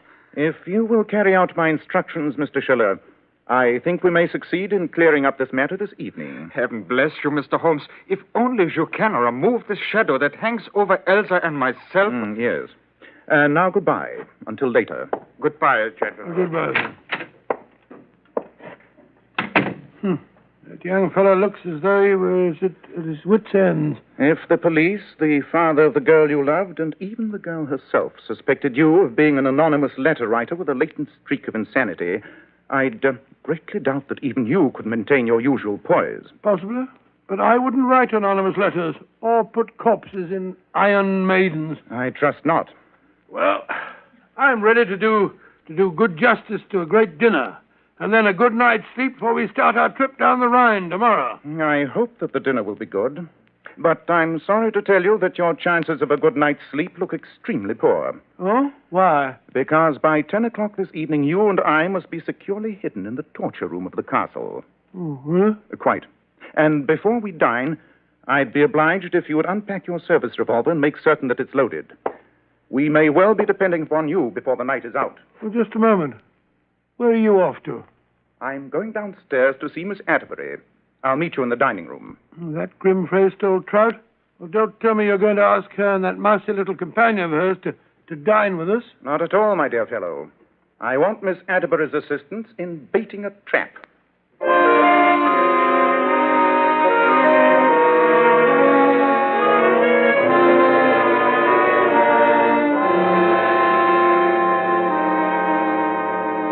So there, Miss Atterbury, you have a frank statement of my problem. I understand, Mr. Holmes. The difficulty, you see, is that although the man in question is undoubtedly as mad as a hatter, there's no way in the world by which I can prove it.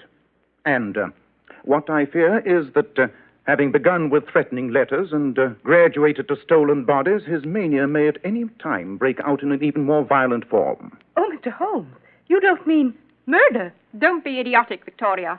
Of course, Mr. Holmes means murder. Oh. If you are willing to take the risk, Miss Atterbury, it is my belief that a sudden and violent shock may serve to bring his madness into the open. But I'll not disguise from you the fact that, although Dr. Watson and I will take every precaution, you may still be running a considerable personal risk. Don't do it, Amelia. This is no concern of yours. Think what the dear vicar would say. The vicar would probably faint.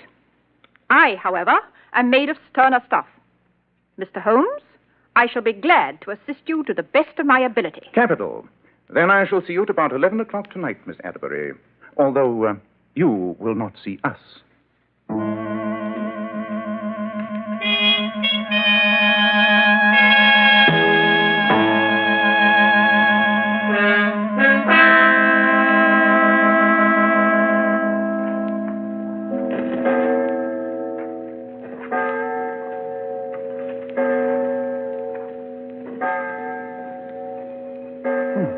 It's only 11 o'clock, Holmes.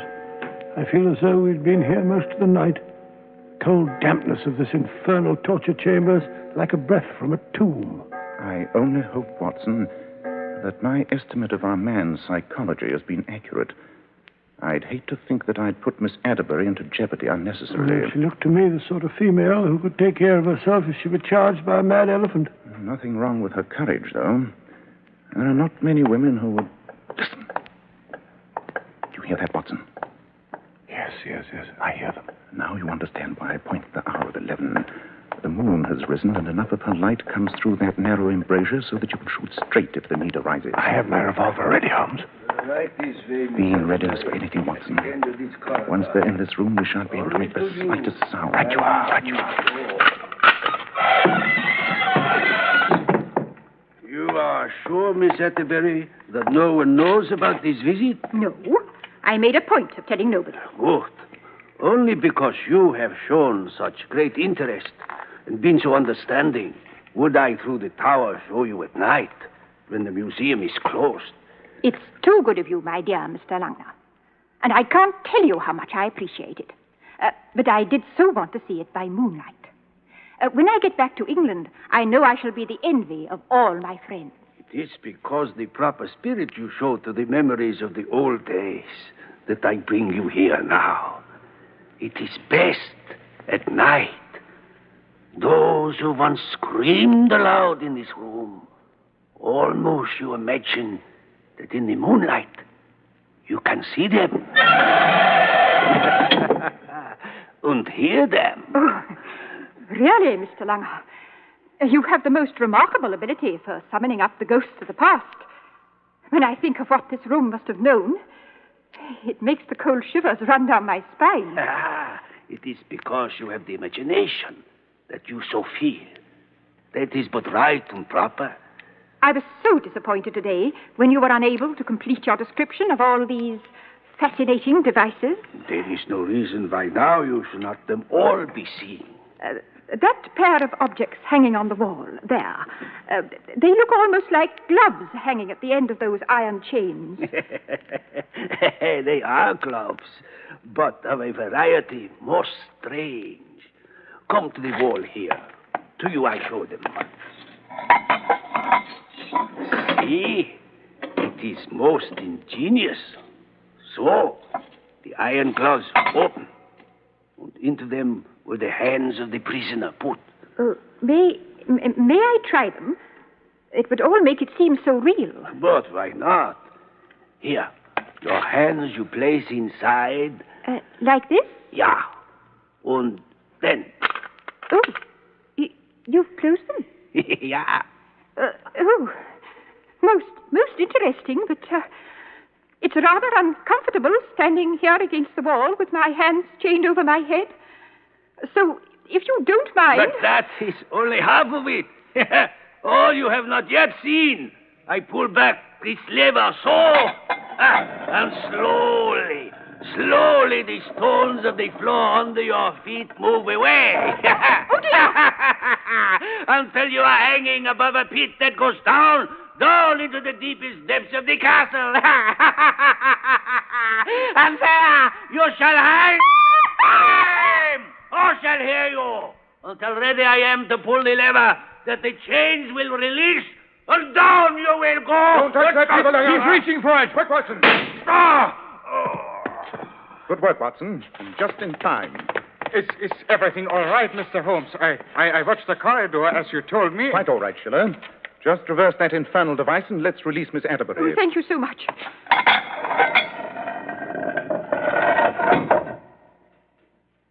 Are you all right, Miss Atterbury? Quite. Although it was not an experience I should care to repeat. I can well believe that. But there's nothing wrong with your courage, madam. I believe I'd like a cup of tea. Well, we'd better get this fellow to the hospital, Holmes. I got him through the shoulder. Nothing fatal, but he's losing a lot of blood. Well, I will carry him, Mr. Holmes.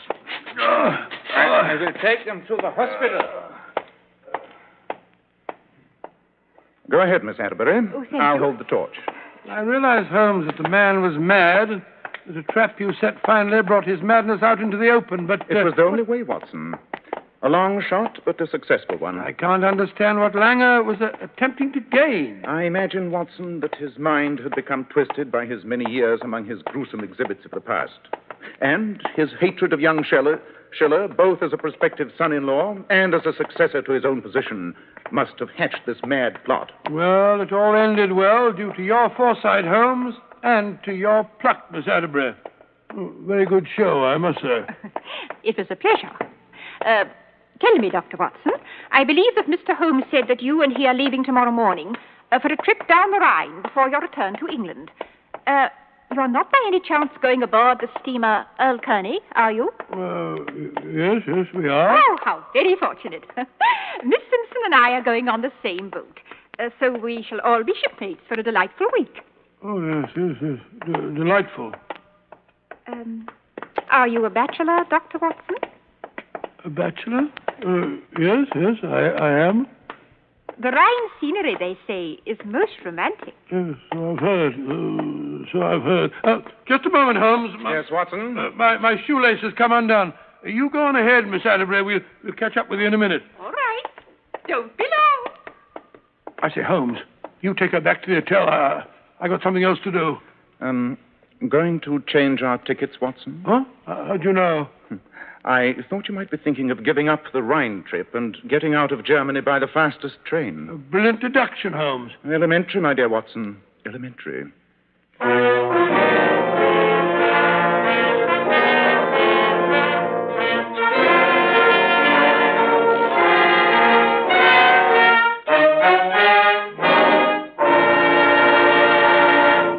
Ladies, when you want your hair to look its radiant best for an important date, just do this the night before. Give your hair a 10-minute glamour bath with Kreml shampoo. I certainly agree with that, Mr. Bell. And you know, Kreml shampoo is the same shampoo used by those famous beauties, the Powers models.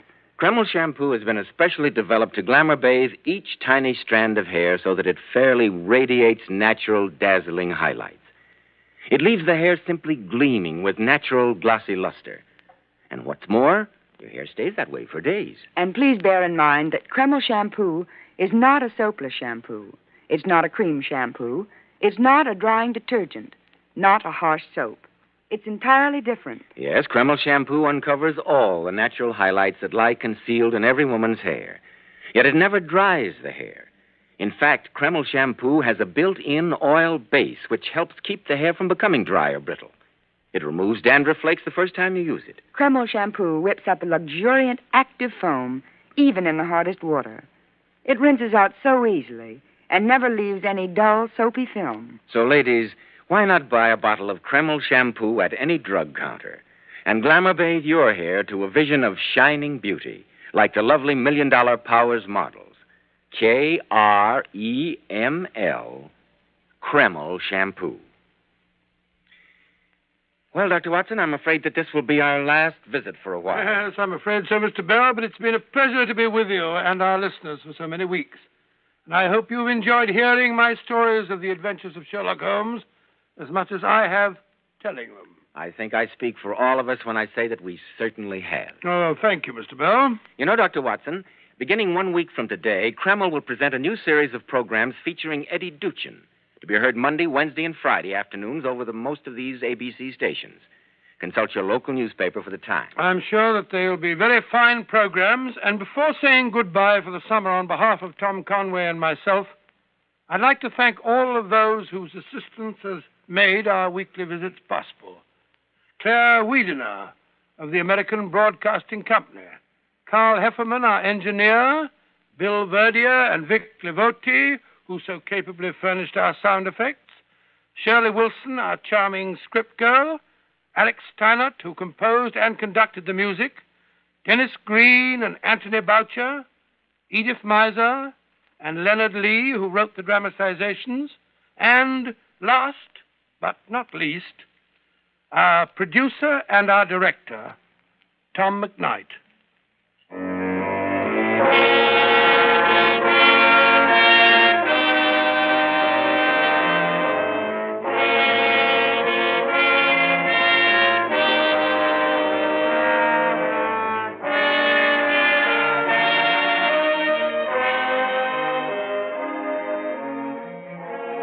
Tonight's new Sherlock Holmes adventure was suggested by an incident in Sir Arthur Conan Doyle's story, The Final Problem. Nigel Bruce appeared by permission of Universal International Pictures. Tom Conway through the courtesy of Eagle Lion Pictures. This is Joseph Bell speaking for Kreml Hair Tonic and Kreml Shampoo and wishing you a happy and prosperous summer.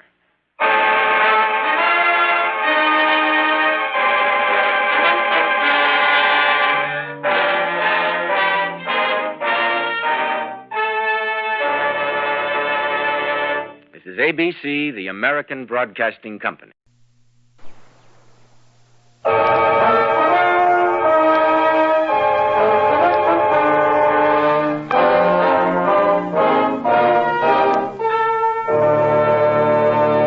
Kreml Hair Tonic and Kreml Shampoo present the new adventures of Sherlock Holmes, starring Nigel Bruce as Dr. Watson and Tom Conway as Sherlock Holmes.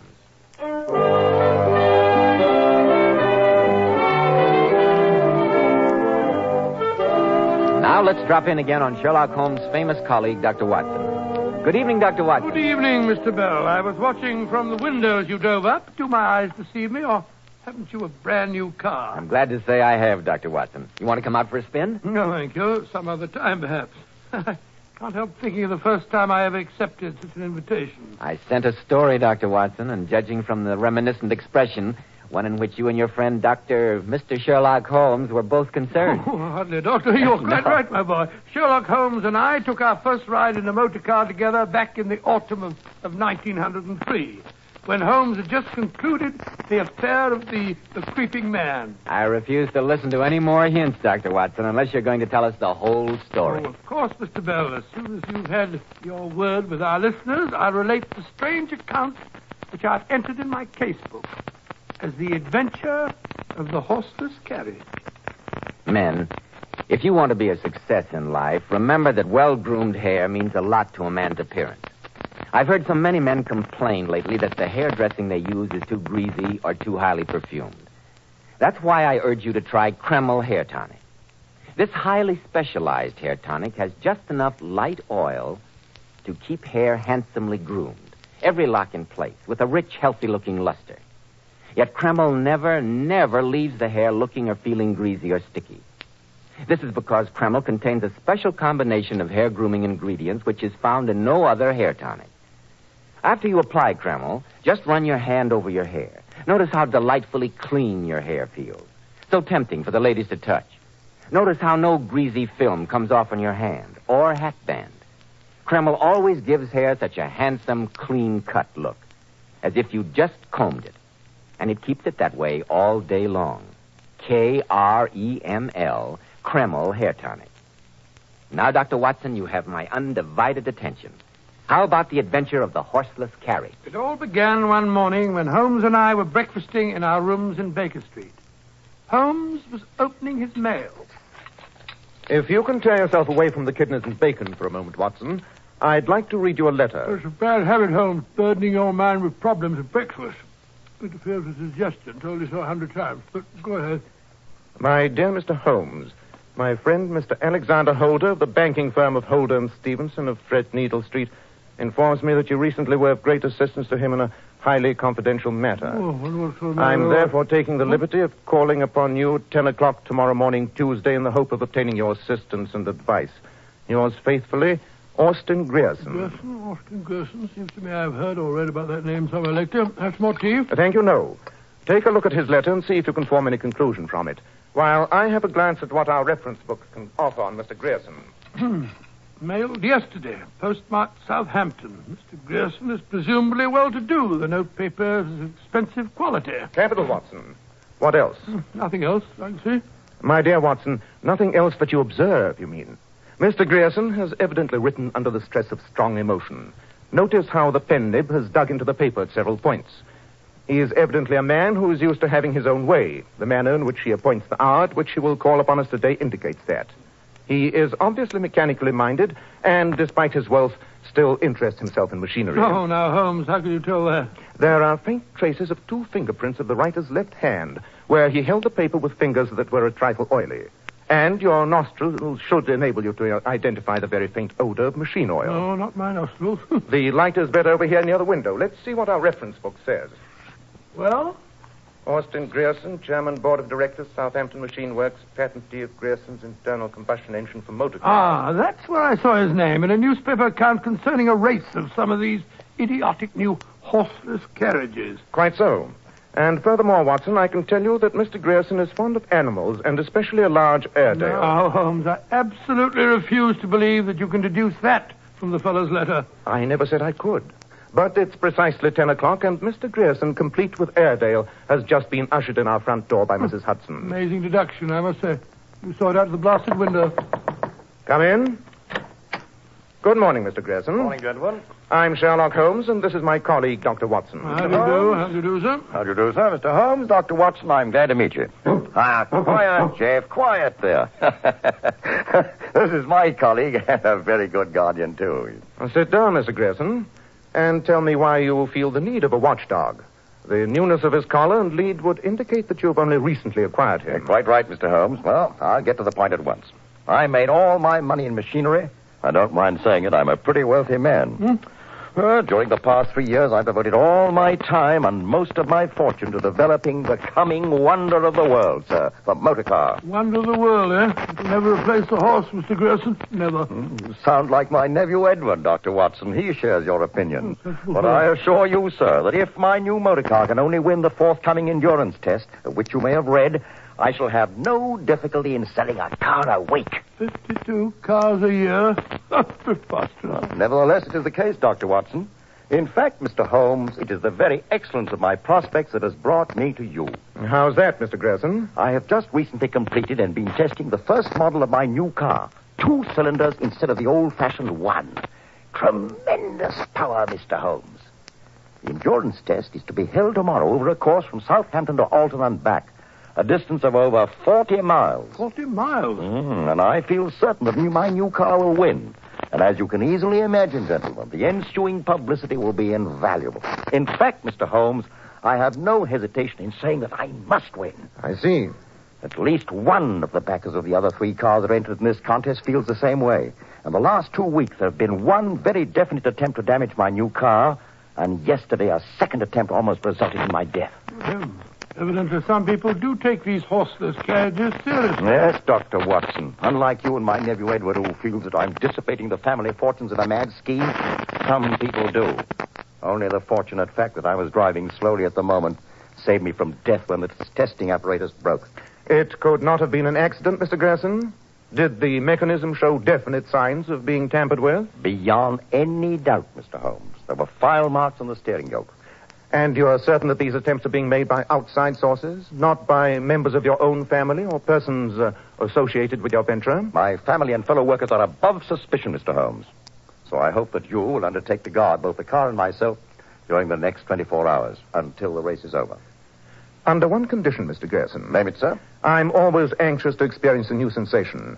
My condition is that you take Dr. Watson and myself for a drive in your racer as soon as we can get to Southampton. What? Done, Mr. Holmes. Not I. You'll never get me to risk my life in one of those wretched things.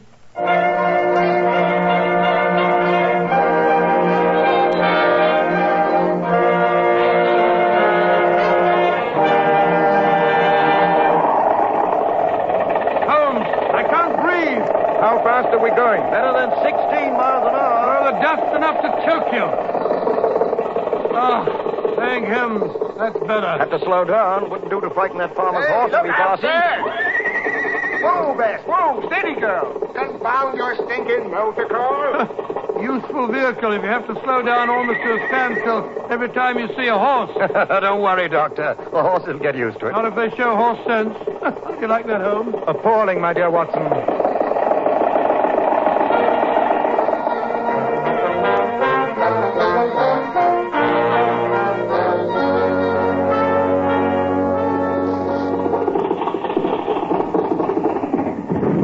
Gentlemen, here we are, safely home again. A most interesting experience, Mr. Grayson. Oh, phew. I'll feel better when I've washed off some of this dust. We'll go up to the house in a moment, Dr. Watson. I'm so sorry there's no place to wash up down here in the barn. I've been keeping the car here for the past couple of weeks instead of down at the machine works. At least this old barn is near the house.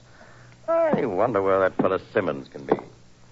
Just a moment, gentlemen. I'll hang up your dusters in this cupboard. Here, now, get away from that car, you two. If you don't, your skulls will be bashed in with this spanner. Just a moment, my good man. There's no need for you to be offensive. I know who you are. You're someone of those sneaky people. Hold on, Simmons, hold on. These gentlemen are friends of mine. This is Mr. Sherlock Holmes and Dr. Watson. Oh. This is Joe Simmons, gentlemen. How are you, Good morning, Simmons? The foreman of my machine works and the best motor car mechanic in the world. You'll understand my suspicions, Mr. Grayson, when I tell you that Mr. Charles saw some bloke hanging about here while you were up in London. What, did you catch him? No, I'm sorry to say I didn't, sir. We chased him, but the blighter got away. Hello, Uncle Austin. How did she run? Perfectly, Charles, perfectly.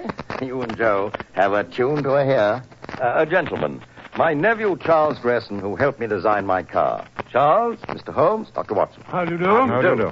She's a beauty, isn't she, gentlemen? Come, let's go up to the house for some tea. Simmons, you will be here on guard tonight? You bet I will, Mr. Grayson. And keep Jeff with you. Stay here, Jeff. Good dog. Good dog.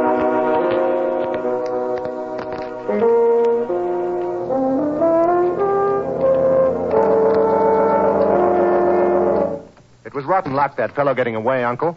I was gaining on him till I climbed the fence near the road, and then I gave my ankle a twist that ended all hope of catching him. Oh, too bad, Charles. Tell me, Mr. Grayson, have you or your nephew any suspicions that might indicate which one of your competitors is behind these attempts? No, not a thing. I wish we had, Mr. Holmes. Have you taken any precautions? We've rigged an alarm bell from the barn to the house.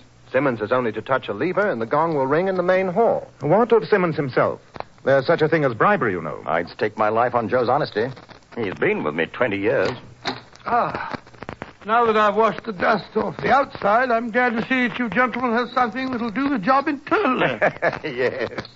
You are, Doctor. Oh, thank you. Hello, Uncle Austin. Good evening. Oh, Helen, my dear. This is Mr. Holmes and Dr. Watson. My ward, Miss Helen Lacey, and her fiancé, my other nephew, Edward Gresham. How do you do?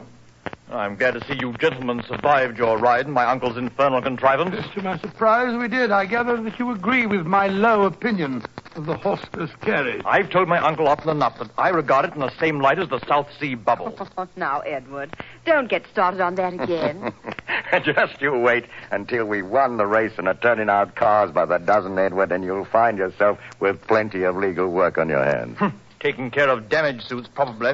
By the way, I ran across a rather odd thing today in a letter of inquiry from America. Did you know that in all countries except England, people drive on the wrong side of the road? What? Do you mean to say that in other countries they don't keep to the left? Absolutely not. They drive on the right. Barbaric. Mr. Holmes and Dr. Watson are going to be staying with us, Helen, until... The alarm. Good Scott! Simmons! The car! Something's happened. Hurry!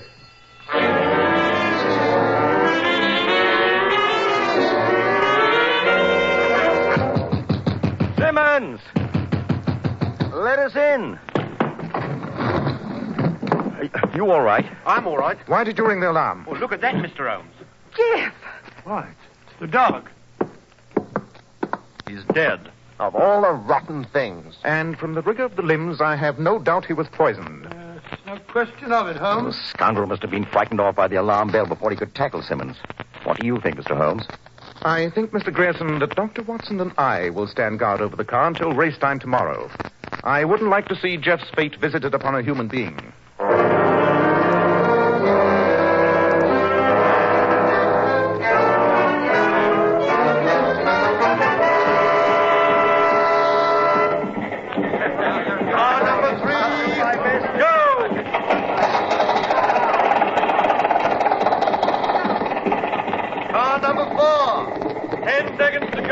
Good luck, Mr. Grierson.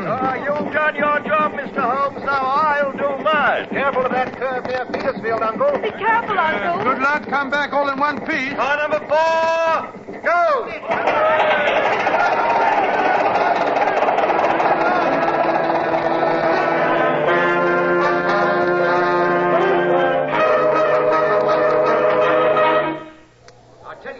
What's the time, Helen? 1 hour and 46 minutes. With luck, the first car should be finishing soon, shouldn't it? You're overlooking the time necessary for changing tires, Mr. Holmes. After all, covering better than 40 miles at top speed, they have to make 2 or 3 changes. Yes, I never heard of having to change a horse's shoes 2 or 3 times in 40 miles, did you? Oh, quiet, Watson. The day will come, Dr. Watson, when you'll see tires that will go as much as 500 miles without requiring replacement. Don't mind him, Dr. Watson. He has the same delusions as my uncle of the future of these dreadful machines. There he comes! There he goes! What color's the car, Edward? Can you see? So much dust I just make a flash of red. The Grierson's red. It's your uncle. Right, Joe, yes, so it is.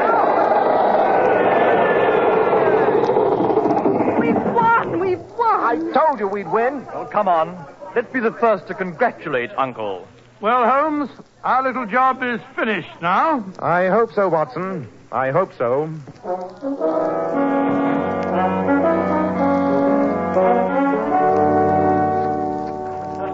Well, I'll admit the way Mr. Grierson took the bridge outside Alton, my heart was in my mouth. But it was a great race. Hello, everybody. Hello, Charles. Hello, Charles. Where's Mr. Grierson, Charles? Oh, I left him down in the barn. He's crooning over the car like a mother. You don't think, Mr. Holmes, that the twisters who've been causing this trouble would try any tricks now that the race is over, do you, sir? I hardly think anyone will make any attempts on the car. Oh, here's a telegram for you, Mr. Holmes. It just arrived. Thank you. Is Uncle Austin still down at the barn? Just passed by there.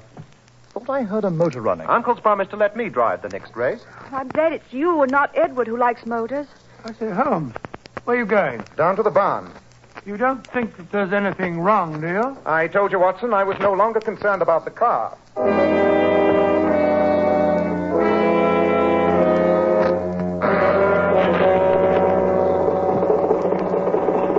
Give me a hand with this door, Watson. Seems to be stuck. Here, let me get my shoulder against it. Now. Push. Back, Watson, back.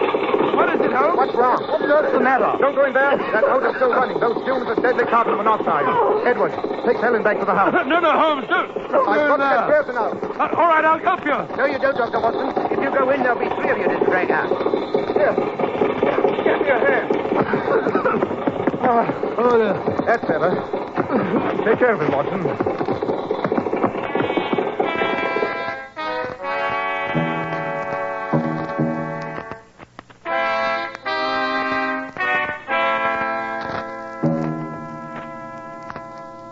It's no use going on with that artificial respiration, Charles. I'm afraid there's nothing further that we can do for your uncle.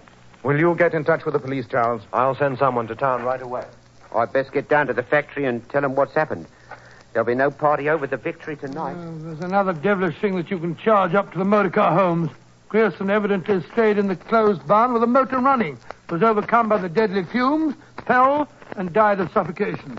And how do you account for that deep wound at the back of his head? Well, obviously, when he fell, he struck his head against the metal bonnet of the car. You saw the blood on the edge of the bonnet, didn't you? Quite so. And I also noticed that Grierson's face is extremely pale. Did you notice that, Watson? Yes, of course. What of it? Simply that carbon monoxide victims invariably show a cherry red discoloration of the face. What do you mean, Holmes? This is no accident, Watson. This is murder.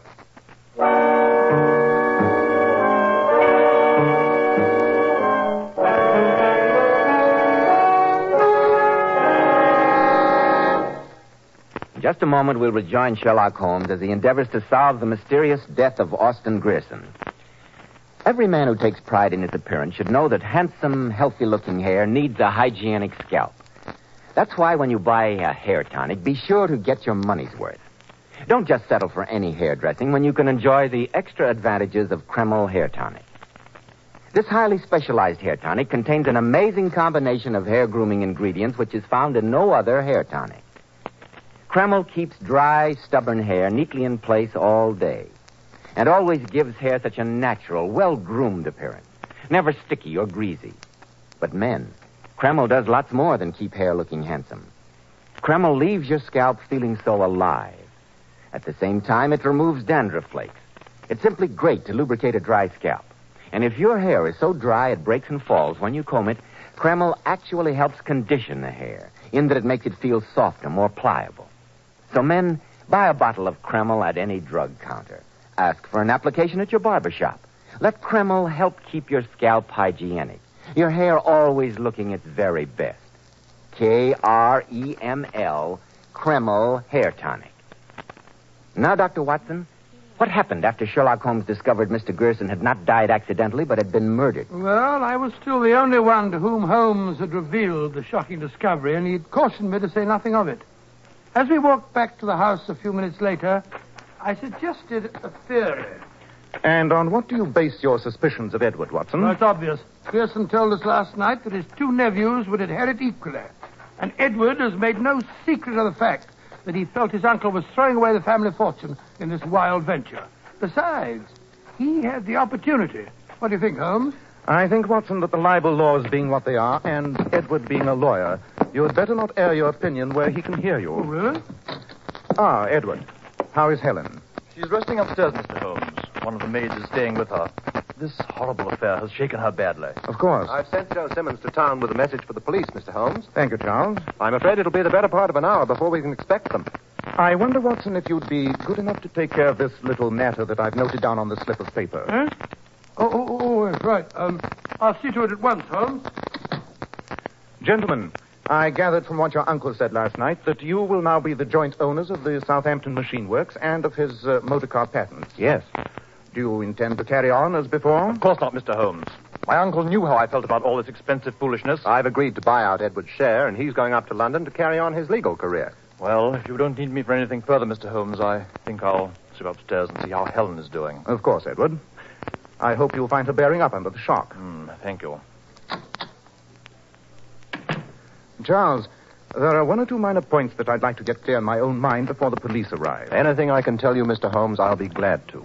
Now, Charles, when we left you and your uncle, he was about to have you check some question regarding the sparking plugs in the motor. Is that right? Quite, Mr. Holmes.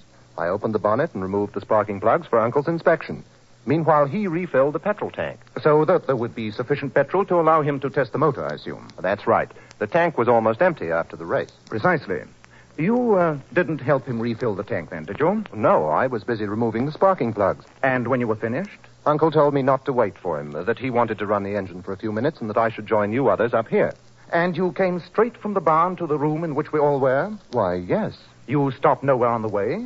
Nowhere, Mr. Holmes. Well, that all seems simple enough.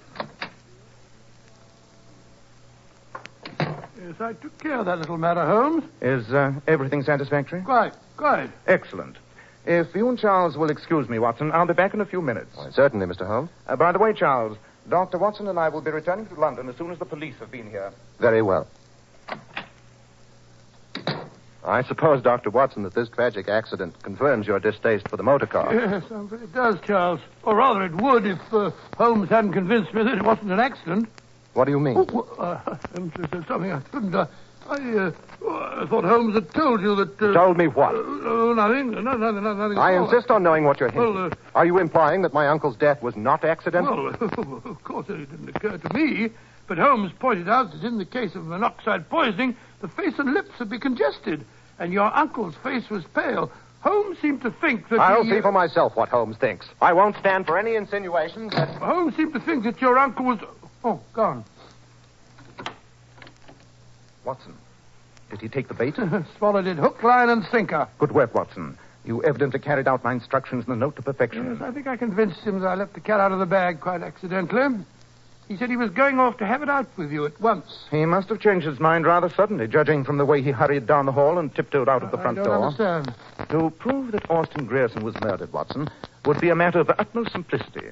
But my certainty that it was Charles who murdered him rests upon so slender a bit of evidence that I'm sure no jury in the world would convict him. It was necessary to make Charles betray himself, and he fell into our trap. His very flight is a confession of guilt. Ah, listen. That's why you told me to remove those things, sparking plugs, you call them, from the car. Quite. So that Charles would be forced to make his escape on one of the horses, once he'd discovered that the car would not start. But Holmes, undoubtedly, he'll have taken the fastest horse. How on earth are we going to catch up with him? In the motor car, of course. The motor car? But Simmons isn't here. Who on earth's going to drive the infernal thing? I observed Mr. Grierson's actions rather closely yesterday. I feel quite certain that I am competent to operate the machine. Oh, this is the end. Come on, Watson. Show me where you hid those sparking plugs.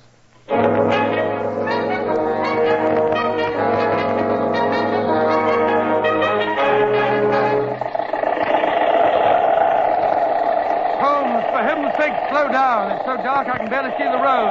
Keep your eyes open, Watson. You should be overtaking him any moment. And keep your service revolver ready. Hello, there's something up ahead there. Just caught a glimpse of it against the skyline. There he is. Brace yourself, Watson. I'm going to cut in ahead of him. Stop or we fire. Good shot, Watson.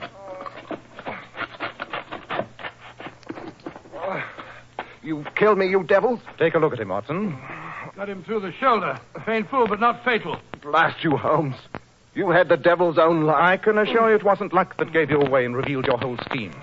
You thought that once your uncle was out of the way and you had bought out your brother's interest, you would have sole control of a business that would prove a gold mine. You can't prove it. A gold mine? Why, Edward told me that Mr. Grierson had sunk a fortune into his experiments. So he had. But what Edward did not know, but Charles had evidently learned, was that the banking firm of Holder and Stevenson had offered Mr. Grierson £100,000 for his patents. The offer was dependent upon his winning the race. The telegram I received yesterday from Holder and Stevenson was an answer to my inquiry. You devil. Good heavens, then, Holmes, all those previous attempts at sabotage... Those were designed to make us think that some competitor was responsible. All meant to point away from the real murderer. The dog. Why poison the dog? Another attempt to lead us off the track by making us believe strangers were responsible. But, Holmes, what was it that made you realize that it was Charles who killed his uncle? As I've often told you, Watson, you see, but you do not observe. You may remember that when we returned from our drive, Mr. Austin Grierson, when you wanted to wash off the dust, told you that there was no place in the barn where you could do so. What on earth's that got to do with it? When this fellow here had removed the sparking plugs after the race at his uncle's request, his hands must have been covered with dirt and grease. But when he joined us at the house, his hands were quite clean. He told me when I questioned him that he had not stopped anywhere on the way. Obviously, it must have been he that filled the petrol tank so that the engine would keep running after he had killed his uncle. Nothing but petrol would have washed off the oil and dirt from his hands. Good heavens, Holmes, and that was a slender clue which told you that he'd killed Grierson. So slender a clue, Watson, that it was only your excellent performance that betrayed this fellow into the flight that will convict him. Oh, thanks very much. Only did what you told me, Holmes.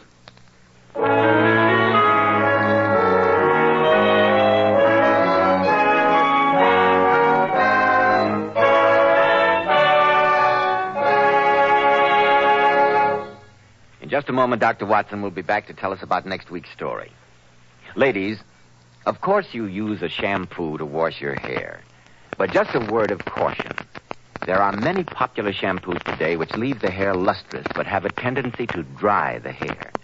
And here's why I advise you to always use Kreml. Lovely Powers models were among the first to discover the amazing beautifying qualities of Kreml shampoo. Yes, Mr. Bell. The girls claim no other shampoo leaves hair with more brilliant, glossy, natural highlights. Yet under no circumstances does Kreml shampoo ever dry your hair. Kreml shampoo is not a soapless shampoo.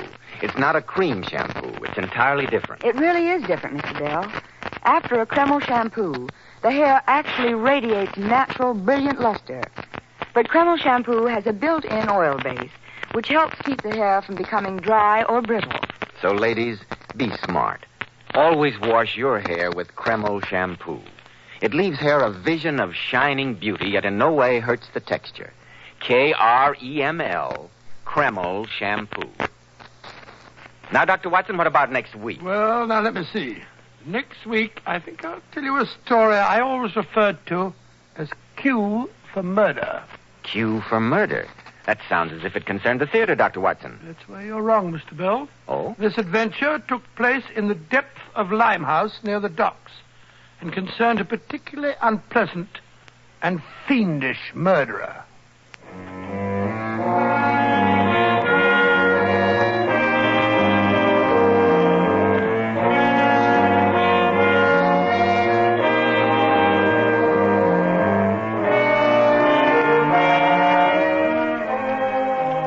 Tonight's Sherlock Holmes adventure was suggested by an incident in Sir Arthur Conan Doyle's story, The Beryl Coronet.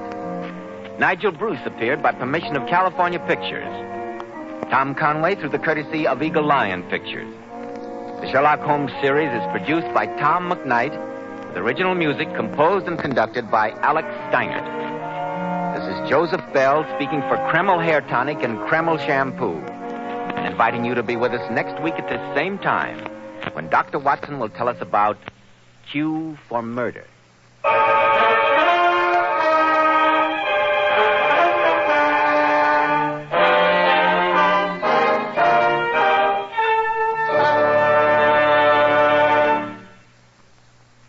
This is ABC, the American Broadcasting Company.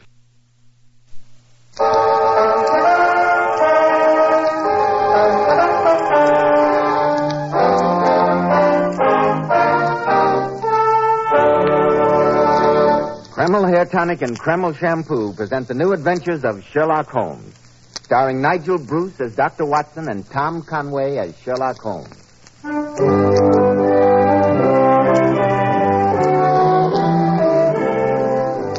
Well, once again, it's Monday night and time to keep that weekly date with our good friend and host, Dr. Watson. Let's join him, shall we?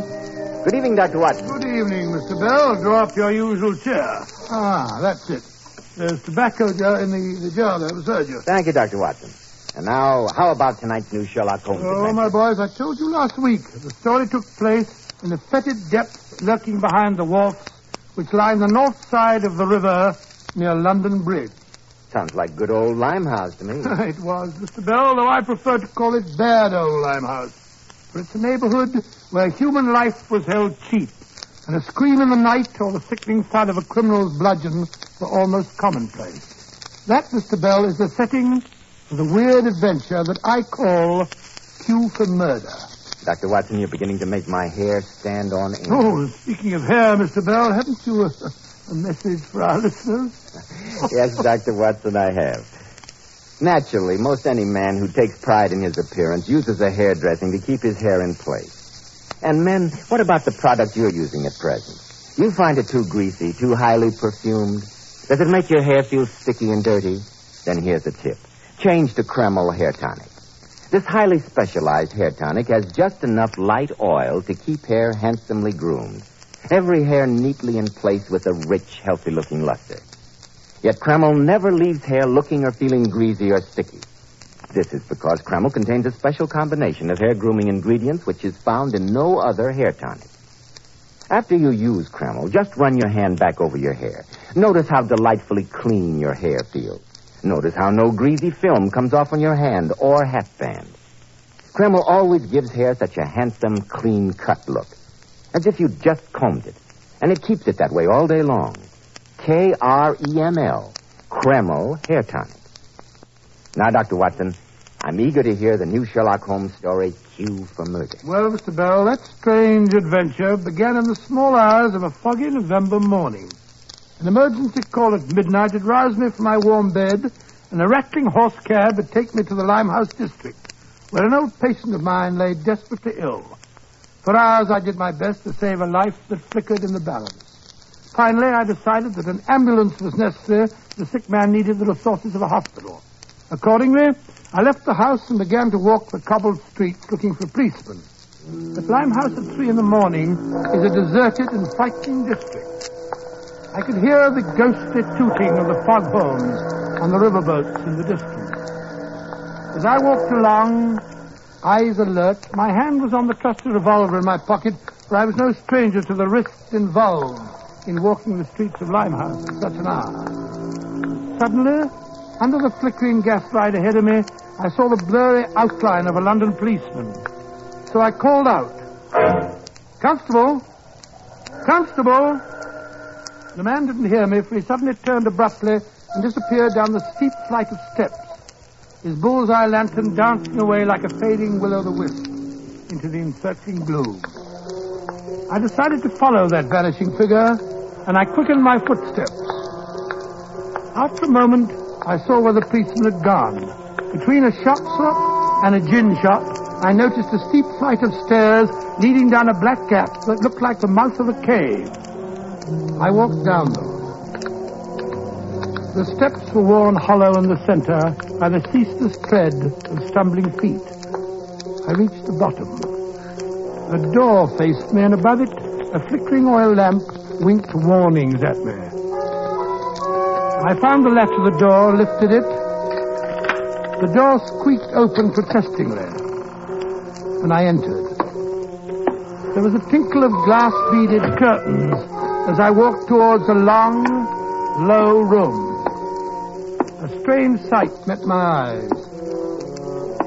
Through the gloom, thick and heavy with the filthy brown smoke of opium, I saw that the room was terraced with wooden berths. Bodies lay in strange, fantastic poses. Bowed shoulders, bent knees, and heads thrown back. Suddenly an attendant walked up to me with a pipe and beckoned me to an empty berth. This way, please. I haven't come here to smoke that foul drug. I saw a policeman enter this place a few moments ago. I want to speak to him. No policeman here. I'm carrying the revolver, so you'd better not argue with me, my good man. Where'd he go? He in back room. Ma sick there. Follow me, please. In here. Well, bless my soul if it ain't Dr. Watson. All right, Wong, you can leave it. Yes, sir. I will. You seem to know me, Constable, but I don't recall meeting you before. Oh, I seen you and Mr. Elms at Scotland Yard, Doctor. My name's Merriweather, Constable Merriweather. You couldn't have arrived at a better time, sir. This man needs a doctor, bad. Poor fellow. A patient of mine nearby needs an ambulance. That's why I followed you down here. Oh, I'll examine this wretched fellow first. How did you know he was here, Constable? They sent a message to the station.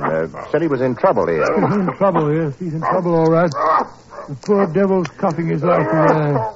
Nothing I can do but make his dying a little more comfortable. Here you are. Hand me my bag, Constable, will you? Here you are, Doctor. Yes, I'll give him a sedative. At least it'll keep him out of pain. Who are you? What you do? I'm a doctor, my man. Here, this will ease your pain. There.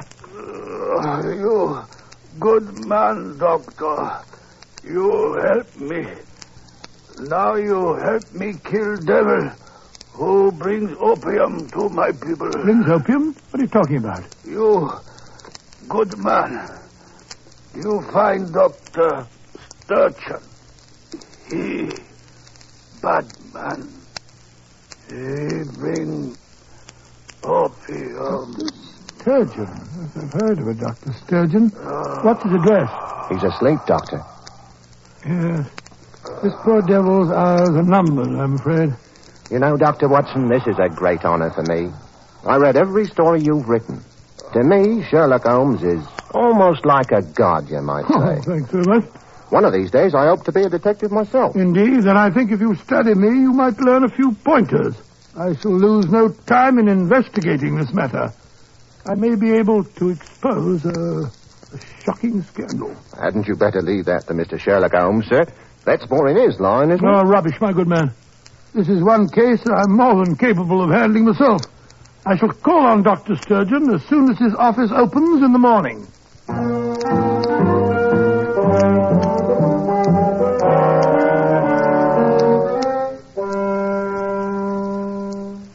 I am Miss Stark, Dr. Sturgeon's secretary, and I'm afraid you can't see the doctor now.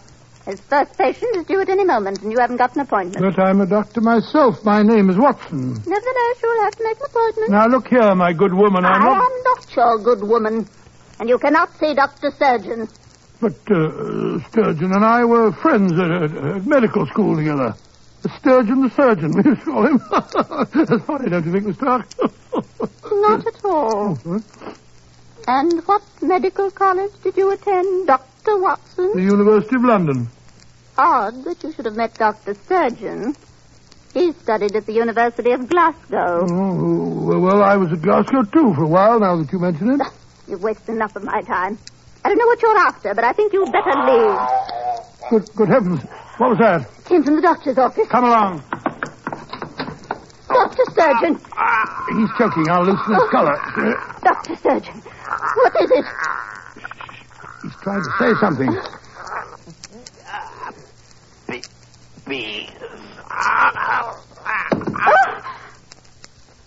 Freddy's dead. Look at the marks on his throat. Great heavens, he's been strangled, Miss Stark. Stay here and guard the body. I'm going to fetch Sherlock Holmes at once.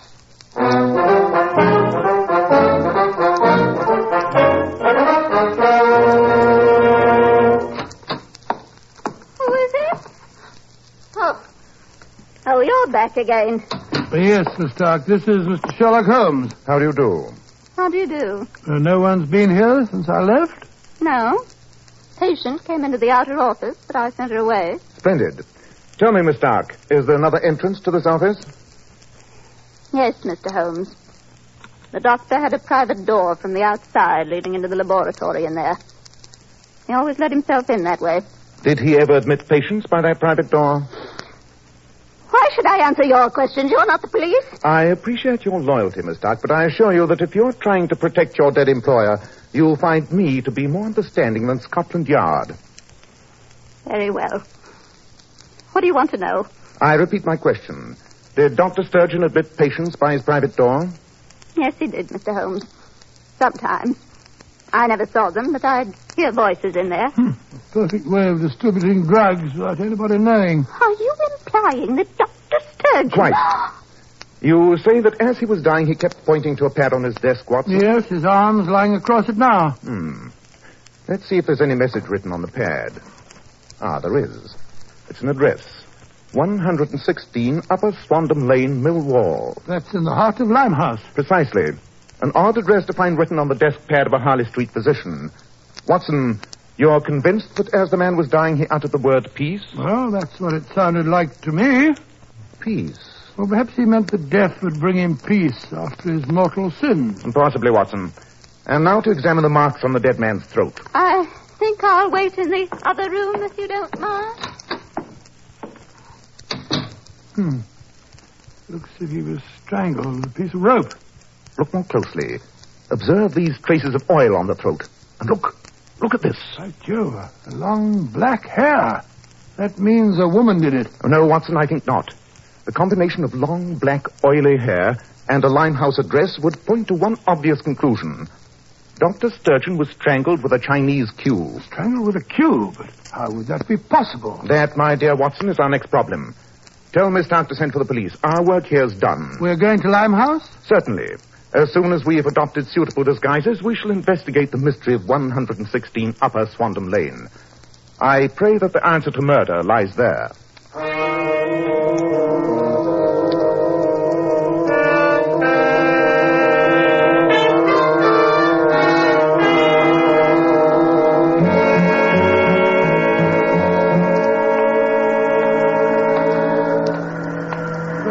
Upon my soul, Holmes, you make the most convincing-looking dockhand. Thank you, Watson. Now, let me see.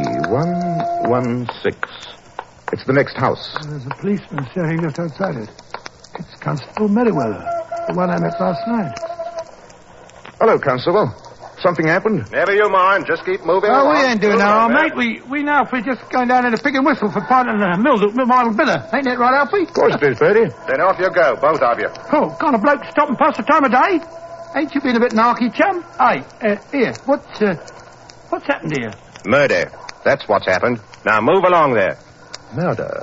And at the address on Dr. Sturgeon's pad. Here, who are you? Oh, it's all right, Merriweather. It's Mr. Sherlock Holmes. Well, blow me down. I'd never have recognized you, gentlemen. But what brought you to this address? I'll explain that later, Constable. Who has been murdered? A Chinese gentleman got himself done in. Was he strangled?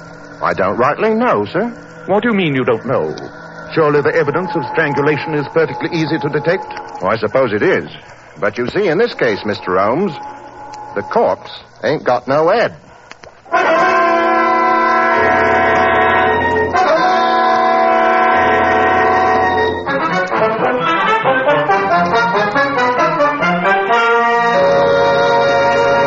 In just a moment, we'll rejoin Sherlock Holmes and Dr. Watson. Leading hair specialists in this country constantly advise us to take better care of the hair we've got. And men, don't forget, one of the first requisites of handsome, healthy-looking hair is a hygienic scalp. So why buy just any hair dressing when you can enjoy the extra benefits of this highly specialized Kreml hair tonic? Kreml contains a special combination of hair grooming ingredients which has never been duplicated in any other hair tonic. That's why Kreml keeps hair in place longer, always looking neat and orderly. But Kreml does lots more than keep hair looking handsome. Kreml is simply great to lubricate a dry scalp. At the same time, it removes dandruff flakes and leaves your scalp feeling so alive and invigorated. And men, if your hair is so dry it breaks and falls when you comb it, Kreml actually helps condition the hair in that it makes it feel softer, more pliable, and look as if it had some body to it. So men, buy a bottle of Kreml at any drug counter. Ask for an application at your barber shop. Use Kreml daily for better groomed hair, for a more hygienic scalp. Kreml. Kreml Hair Tonic. Well, Dr. Watson, what happened next? Well, my boy, we quickly entered the house and examined the scene of the latest tragedy. Constable Merriweather seemed to be in a seventh heaven of delight to realize that he was working on a case with the great Sherlock Holmes himself. I'm glad you're here and no mistake, Mr. Holmes. I'm a little out of my depth in a case like this, and I don't mind admitting it. Merriweather's a great admirer of yours, Holmes. He's read every story that I've written. Indeed. You have a strong constitution, Constable. Though I will admit that this case presents as bizarre a problem as my friend has ever included in his rather sensational accounts. What I can't understand, sir, is why they took the head. For that matter, how was it stolen? Before we theorize, let us assemble the facts. Has the body been identified, Constable? Yes, sir. You see, he had a missing finger on one hand. Then obviously the head was not stolen in order to make identification of the corpse difficult. Who is the victim? A Chinese merchant by the name of Li Ming ran a shop downstairs in the basement. Please describe the circumstances under which you discovered the crime. Well, gentlemen, I was on my beat and I saw the dead man walk up the stairs from the basement and go into the house. That passed the time of day with me, he did. 2 houses down, I stopped to talk to the fishmonger outside his shop.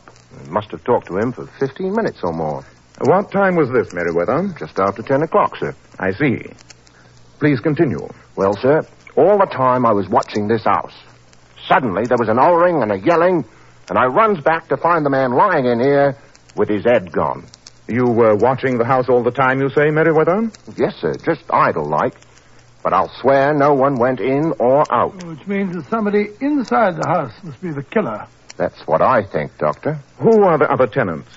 Well, Mr. Holmes, on this floor there's an old Chinese lady, a servant to the dead man she was. But she's half crippled with rheumatism, and I swear she couldn't have done it. But upstairs, there's a Chinese gentleman, Prince Fu Sen. Prince?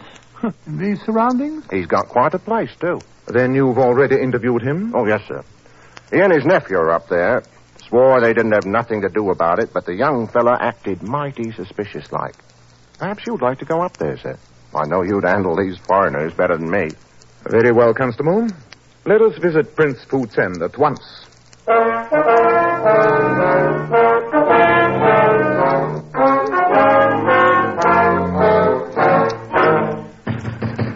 Come on in there, come on. Open up in the name of the law. I'm afraid the name of the law doesn't appeal to them. Unless I'm much mistaken, they're barricading furniture on the other side of the door. Yes, well, 3 good shoulders can take care of that, Holmes. Good idea, Watson. Come on. 1, 2, 3. Oh, there you go. Once more, Mr. Holmes, and we'll do it. Keep out here. Keep out. You have no right to break in like this. Oh, yes, we have, Mr. Addled Fool. You're under suspicion of committing murder. I've already told you that I know nothing about it. Then, in that case, Mr. Fu, why barricade the door? Who in blazes are you? I am Sherlock Holmes, and this is my colleague, Dr. Watson. Why, may I ask, is that partially packed Gladstone bag lying on the settee there? Were you thinking of leaving? Of course I was. Well, you say you know nothing about this, then why admit guilt by running away? Because I know this policeman suspected me. They call me an Eurasian, but I'm Western by instinct and education. Because the color of my skin compels me to live in this part of London, I knew that I was bound to be associated with a Chinese crime. Despite your instincts and education, Mr. Fu, you seem to have a very poor opinion of British justice. Huh. Where is your uncle, Prince Fu Sen? In the study. You can lead the way if you don't mind, Mr. Fu. I'd like to keep my eye on you. Oh, very well. Follow me. I must say it's a sumptuous flat, Holmes. Some of these oriental furnishings must be priceless. Yes, Watson. Quite incongruous in such a district. Uncle, that policeman's back again. And there's some other men with him. Won't you come in, gentlemen? Prince Fu, this is Mr. Sherlock Holmes and Dr. Watson. How do you do? Welcome to my humble abode, gentlemen. And perhaps I may be permitted to ask why 2 such famous men should be dressed like riffraff from the quayside? We're investigating a murder, Prince Fu. You have come to speak to me of murder, Mr. Holmes? But I have already told the constable that I have no knowledge concerning the tragedy of which he spoke. Possibly, Prince Fu, but as we came in just now, the door was barricaded and your nephew's bag was packed. He admitted that he was going to leave. Harold, my boy, what prompted you to such an action? You have no knowledge of the crime. How could I prove it? You know as well as I do, Uncle, that a Eurasian hasn't got a chance. Quiet, Harold. Mr. Holmes, you must forgive the boy. He is young and bitter. But he will learn in time that he is neither English nor Chinese. He is something far greater. He is a man. Oh, the devil with your moralizing, Uncle. Prince Fu, you are a man of intelligence, and I'll put our cards on the table. The dead merchant downstairs and a certain doctor in Harley Street who was also murdered today were undoubtedly both involved in peddling narcotics. I believe they were both killed by an associate who was afraid they might implicate him. That associate, from the constable's evidence, must be someone in this house. Prince Fu, I'm sure that you're wise enough to appreciate your position. Mr. Holmes, in my own country, I devoted my life to fighting the ravages of drug traffic. Am I then to partake of its profits here in England? Hello. Look here. Oh, what is it, Constable? On the desk. It's a doctor's visiting card. Henry Sturgeon, M.D., 86 Harley Street. Great Scott. How do you account for this, Prince Fu? I am completely bewildered. I have never seen that card before. Nor have I ever heard of a Dr. Sturgeon. I suppose the wind must have blown it in, eh? Funny coincidence and no mistake. Shall I arrest him, Mr. Holmes? No, Meriwether, though I would like you to remain here on guard. In the meanwhile, Watson and I have one vital task to perform. What's that, Holmes? We must search this house from basement to chimney top. We've got to find that missing head.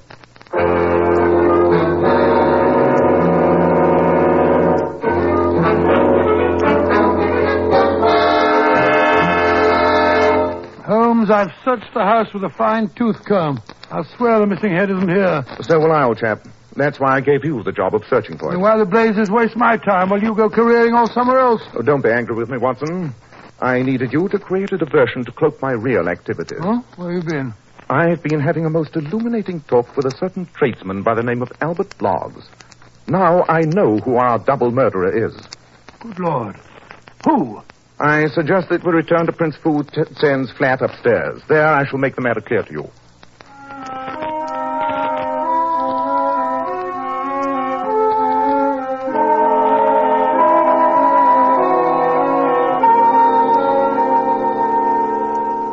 Mr. Holmes, am I to understand that you have solved this shocking crime? Yes, Prince Fu. Which one of them was it, Mr. Holmes? Meriwether, you've been on this case from the beginning.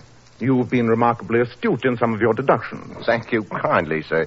That's real praise coming from you, Mr. Holmes. Surely you can see the obvious link between the two murders? I think I can, Mr. Holmes. Dr. Sturgeon got himself strangled with a Chinese cue. Now, we know one of these two men did it.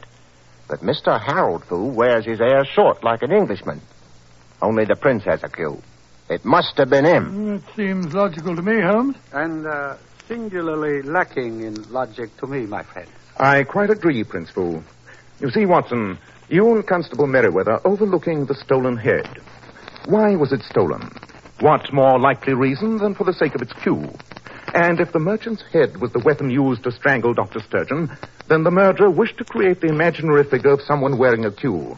Therefore, the murderer did not have a cue. Then it was Harold Fu. Yes, it must have been. That's utterly ridiculous. Of course it is. You're overlooking one vital point. Limiting our suspects to the prince and Mr. Harold Fu depends entirely on Constable Meriwether's testimony, which means that we have three suspects. And the third is the constable. Me? Oh, you're joking, Mr. Holmes. Murder is not a subject for levity, But Holmes, what motive could he have had? The reason is obvious, Watson. Why did the murders occur immediately after you stumbled into this trafficking in narcotics? Because Meriwether himself was involved with the criminals. He overheard the man last night tell you about Dr. Sturgeon, and so Dr. Sturgeon had to die. You mean that Meriwether was a member of this ring? Of course. And a dishonest policeman could be a very valuable ally. Mr. Holmes, you've got hold of the wrong end of the stick, and no mistake. No, I haven't, Constable. You killed the merchant downstairs, decapitated the poor devil, and then used his cue to strangle Dr. Sturgeon. You lied about the time you'd seen him enter. You said it was after 10 o'clock. Well, how can you prove it wasn't that time, Mr. Holmes? I just talked to Albert Bloggs, the fishmonger. He saw you for a moment at 8:30 this morning. He did not see you at 10. Great Scott, and Meriwether killed the merchant first, went over to Dr. Sturgeon and strangled him, probably dropped the head into the river, and came back here and lied about the time. Precisely. And on his first visit to this flat, he carefully planted one of Dr. Sturgeon's cards, knowing that it would incriminate Prince Fu. As cold-blooded and horrible a crime as ever I encountered. You're a disgrace to the force, Now, Meriwether. wait a moment. You still got no proof. My word's as good as that stinking fishmonger. I doubt it. In any case, another word pins the crime on you. One from beyond the grave, the dying word that Dr. Sturgeon uttered. He uttered the word peace. And why should he say peace when he was pointing at the address and trying to indicate to us his murderer? No, he died while he was saying what sounded like peace. What he was trying to say was PC, which stands for police constable. He died as he tried to accuse his murderer, Police Constable Meriwether. You'll never get me on the end of Grab him, he's heading for the window. Must be 40 feet down into the street. It'll be a miracle if he hasn't broken his neck. I'll go down and see what I can do for him. A doctor will save a man's life so that he may lose it on the gallows. A quaint custom. Prince Fu, I must apologize to you and your nephew for the embarrassment and humiliation to which you've been subjected. Mr. Holmes, I must confess that I never expected that my quiet sanctuary, my haven from the outside world, would be brushed by the wings of violence and sudden death. But I have seen justice done, and for the remainder of my poor life, I shall always revere the name of the man responsible, Sherlock Holmes.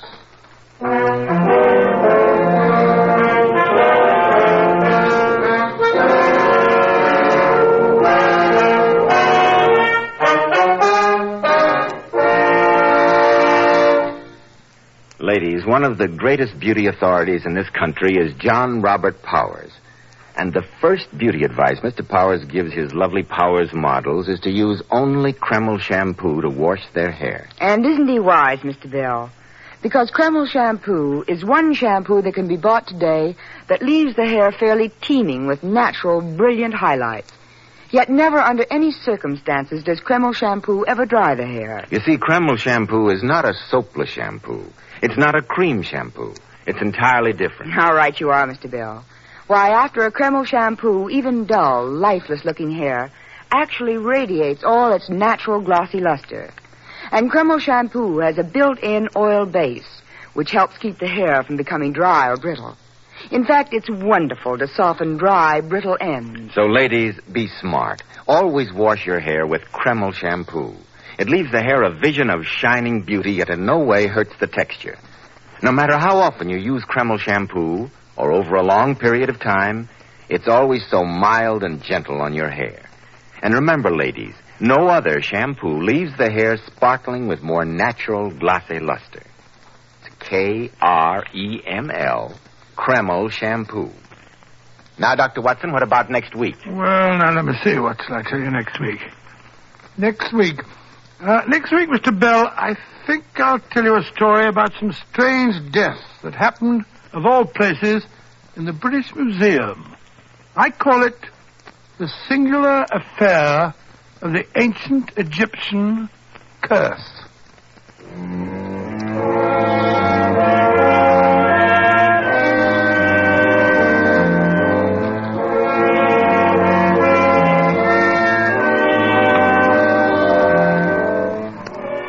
Tonight's new Sherlock Holmes adventure was suggested by an incident in Sir Arthur Conan Doyle's story, The Man with the Twisted Lip. Nigel Bruce appeared by permission of California Pictures. Tom Conway through the courtesy of Eagle Lion Pictures. The Sherlock Holmes series is produced by Tom McKnight with original music composed and conducted by Alex Steinert.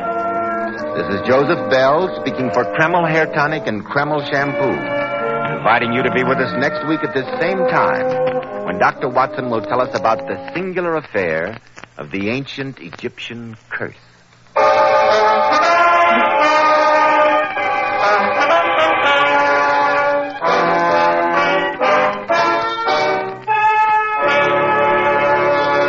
This is ABC, the American Broadcasting Company.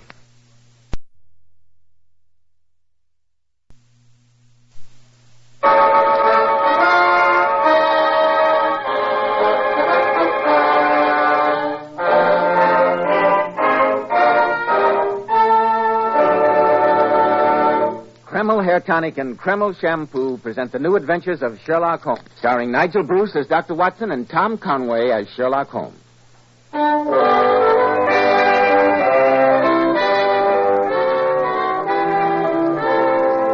Well, once again, it's Monday night and time for our weekly visit with that excellent host and dean of storytellers, Dr. Watson. I'm sure he's waiting for us in his study, so let's join him, shall we? Good evening, Dr. Watson. Good evening, Mr. Bell. I see you have the old black tin dispatch box out again, Dr. Watson. You've been refreshing your memory on tonight's new Sherlock Holmes adventure? Yes, boy, and while I was going over my notes on the case, I came across this. It played a prominent part in the story that I'm going to tell you. It's the Platinum Cross. Is that some kind of medal, Dr. Watson? It is, Mr. Bell, it is. It's the Cross of St. Hilarious, one of the highest decorations of the small European kingdom of Grosnia. Presented to Sherlock Holmes, I suppose. Yes, Mr. Bell, though before he was awarded it, the two of us went through one of the strangest and in some ways the most embarrassing experiences of our entire career. I call the story The Adventure of the Innocent Murderess. Sounds exciting. We'll be ready for it in just a moment, Dr. Watson. Men, in summer when you go without your hat, does your hair get dry, wild, and unruly looking? After a swim, does it feel sticky and stringy?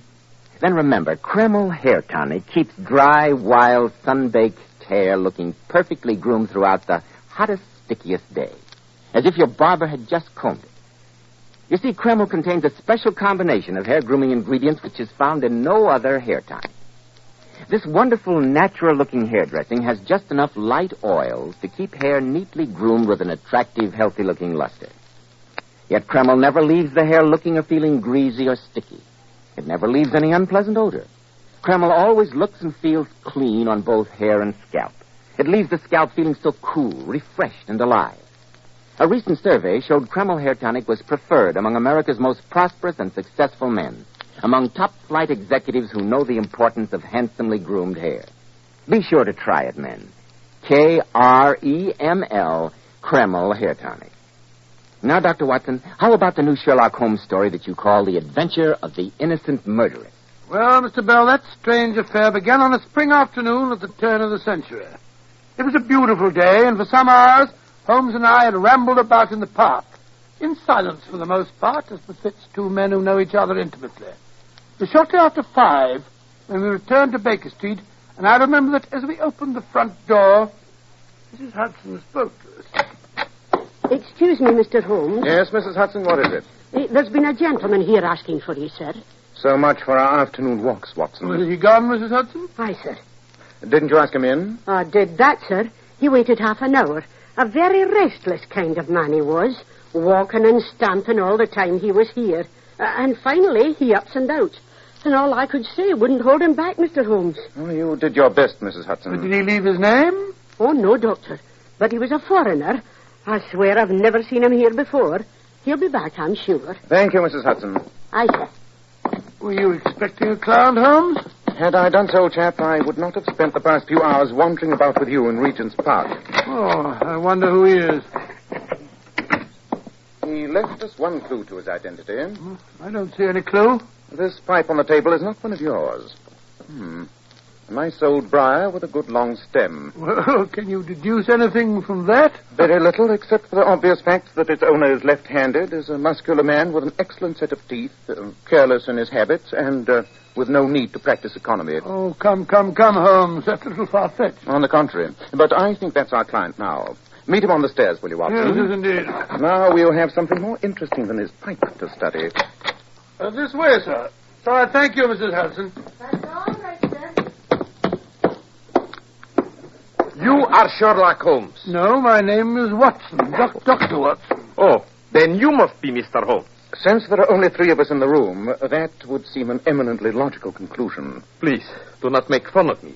I am bewildered foreigner in your country. Oh, my friend was only joking, sir. Do sit down, won't you, Mr... My name is Priskop. Igor Priskop. And I do not wish to sit down. It pleases me to walk as I talk. It soothes me. And I am in great need of soothment. Mr. Priskop, I shall be delighted to give you any assistance I can. I'm only sorry that I was out when you called earlier. I myself was desolated. But I will waste no further time in desolation. Mr. Holmes, you have in the past performed great service to my country. And what is your country, sir, may I ask? The kingdom of Grozny, my friend. Small in area, but great in tradition. Mr. Holmes, as Igor Priskop says, you have helped us in the past. In a modest way, Mr. Priskop. Though your government was generous enough to award me the Medal of St. Stephen. First class, a high honor. You were also presented with the Medal of St. Arcadu, second class, as well as that of St. Michael and the 7 subsidiary angels. Oh, yes, I got one of those. That one I regret to say is of slight importance. Oh, But now, Mr. Holmes, I come to you as an emissary of Grozny and ask you for your greatest service. As I recall, Mr. Priskop, my greatest services to Grozny were under the regime of the People's Party. The party to which I belong. And if our newspapers are accurate, that is the party which is now out of favor. I do seem to remember reading something about that in the Times the other day. I am happy to see that you are both so well informed.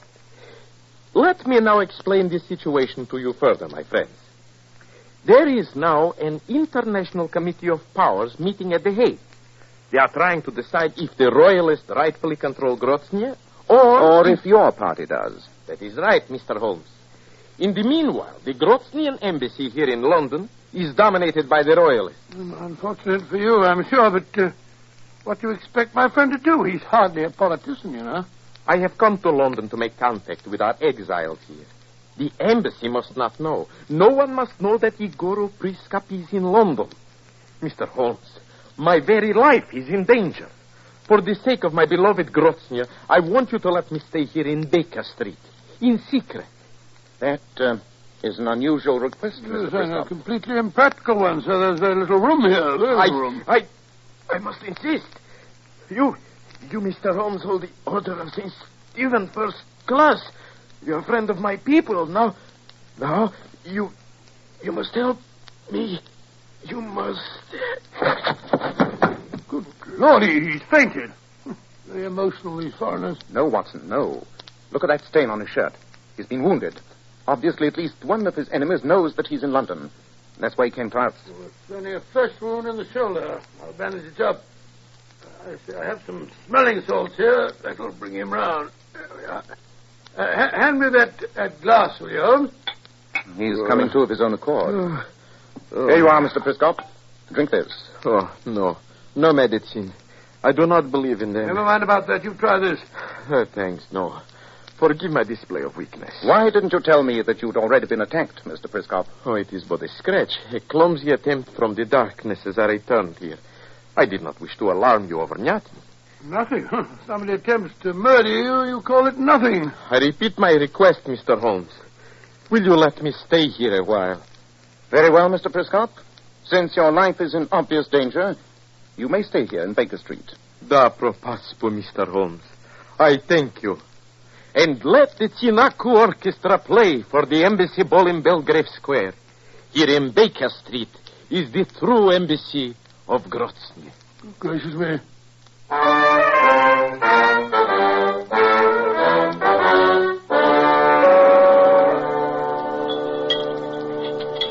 There are 2 nice brown eggs facing you, Watson. Why glower at them?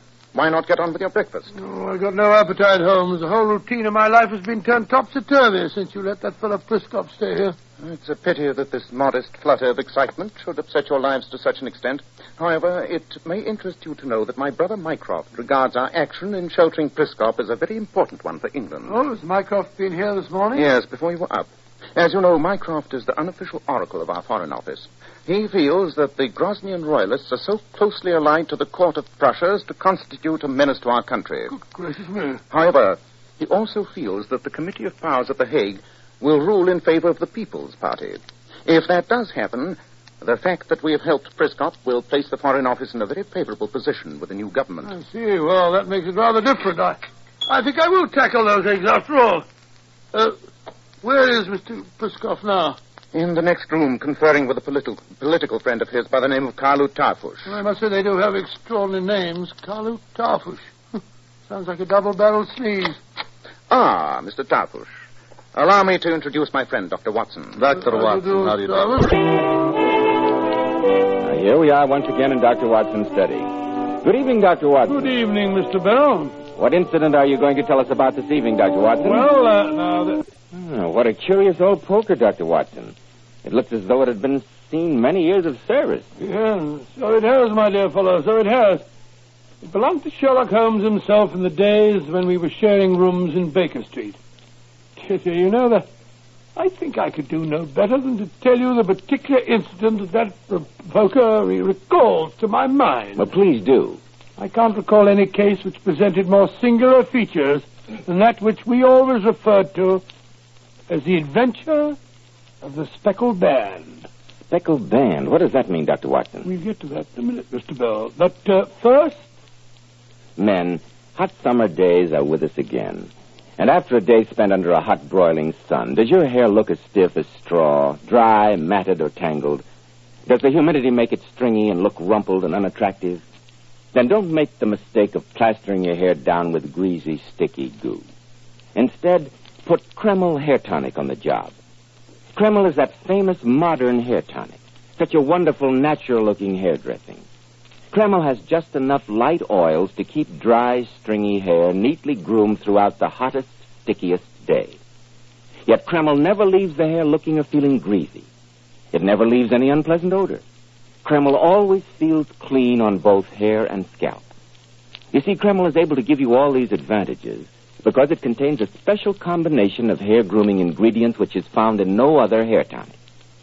So men, make Kreml a daily must this summer for that handsome, clean-cut look from morning till night. Kreml, Kreml hair tonic. Now, Dr. Watson, how about the adventure of the Speckled Band? It was early one April morning, very early, I might say. Holmes, as you doubtless know, was a notoriously late riser. So you can imagine my surprise to find him standing fully dressed by the side of my bed. Watson. I say, Watson, wake up. Watson, old fellow, if you don't manage to wake up immediately, I shall be obliged to empty the contents of this water pitcher over you. What's up? Is there a fire? No, a client. Oh, a client? Quite so. A client. It's a girl. A rather charming-looking girl. She's waiting in the sitting room now. She?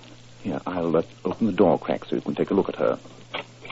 A lady dressed in black and so heavily veiled that you can't tell a thing about her. Where's my other slipper? On the contrary, my dear Watson, we can gather a great deal about her. Here's your slipper on the table where you left it last night as a paperweight. Your tie, your good tie, is on the third shelf behind Boswell's Life of Johnson. I presume that's the one you want, inasmuch as it's the one you always wear when you wish to make an impression on one of the opposite sex. Don't be silly, old man. But to return to the young lady, she left home very early this morning, came by train, and yet she had a good drive in a dog cart along heavy roads before she reached the station. Holmes, you're trying to be uncanny again. Not at all, my dear Watson. It's as plain as the nose on your face. The left arm of her jacket is patted with mud. There's no vehicle save a dog cart which throws up mud in that disgusting way. As for the train journey, I observed the second half of a return ticket in the palm of her left glove. I never even saw it. Oh, yes, you did, Watson. You merely did not notice it. Well, that's all very interesting, but I think we've kept the young lady waiting long enough. Shall we go into her? By all means. You go first. You're certain to create the more favorable impression. Oh, thanks so much. Good morning. Oh, is this Mr. Sherlock Holmes? I'm that gentleman. This is my intimate friend and associate, Dr. Watson. How do you do? You may speak freely before him. Oh, I see. Won't you sit down by the fire? I observe that you're shivering. No, thank you. It's not the cold that makes me shiver. Oh? What then? This fear, Mr. Holmes. This terror. I can stand this strain no longer. I had to come to you. I shall be happy, madam, to devote myself to your case if you'll just lay before us everything that may help us in forming an opinion on the matter. My name is Helen Stoner. I'm living with my stepfather, who is the last survivor of the royalists of Stoke Moran, an old Saxon family. Oh, I say, Holmes, I heard of him. He's a doctor, isn't he? Went out to Calcutta. Yes, that is my stepfather. Oh. While in India, he married my mother, the young widow of Major General Stoner. My sister Julia and I were twins. We were only 2 at the time of the marriage. You were brought up in India then? No, Dr. Roylott was forced to return to this country due to a scandal. Scandal? Oh, really? Watson, don't interrupt. Well, what scandal was it? Shortly after that, my mother died, leaving about £2,000 a year to Dr. Roylott as long as we, my sister and I, resided with him. However, in the event of our marriage, we were to receive $550 a year apiece. And did either of you marry? No. As a matter of fact, after Mother's death, a terrible change came over Dr. Roylott. He quarreled violently with everyone in the neighborhood, so that we were left almost entirely to ourselves. His only friends are a band of wandering gypsies whom he permits to encamp on the property from time to time. He also has a passion for Indian animals. Extraordinary. At this moment, he owns a cheetah and a baboon. Not very cheerful surroundings for 2 young women. Oh, one gets used to things. The only person we were allowed to visit was a sister of Mother's. While Julie was there, she met the man to whom she became engaged. I see, and of course your stepfather objected violently. No, surprisingly enough, he did not. Oh? He offered no objections whatever to the marriage. But I thought that you said that neither of you had ever married. So I did, Dr. Watson. Julia did not marry because within a fortnight of the day which had been fixed for the wedding, she died. Died? Yes, Mr. Holmes. Under the most horrible circumstances. Can you describe this unfortunate event in detail? Oh, yes, Mr. Holmes. Every second of that dread time is seared in my memory. The bedrooms at Stoke Moran are on the ground floor. They open off a common passage. Of these bedrooms, the first is Dr. Roylott's, the second my sister's, and the third my own. I see. There's no communication between them. Do I make myself clear? Perfectly so. The windows of the 3 rooms open out on the lawn. The fatal night, we'd all gone to our rooms early, having carefully locked our bedroom doors on account of the cheetah and a baboon, which were allowed to wander about at will. Suddenly, as I was about to blow out my light, I heard Julia knocking at my door.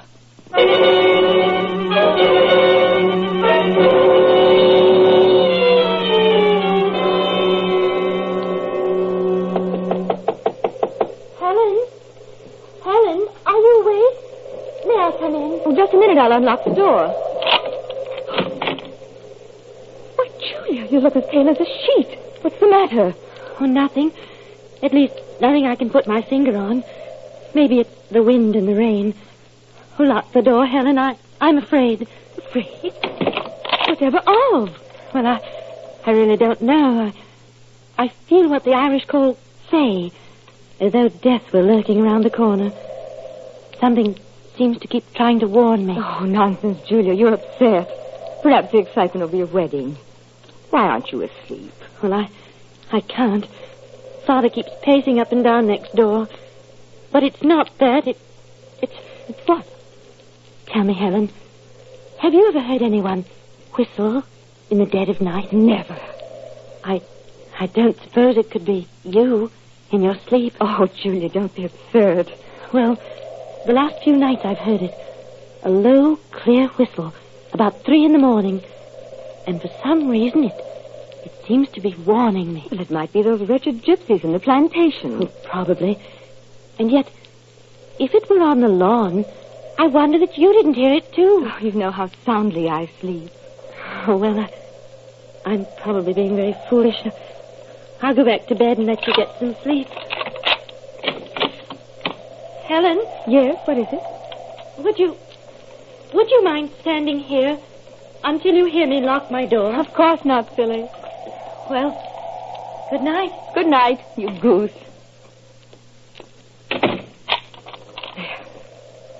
Gracious, she's getting jumpy. I'll be glad when she's safely married.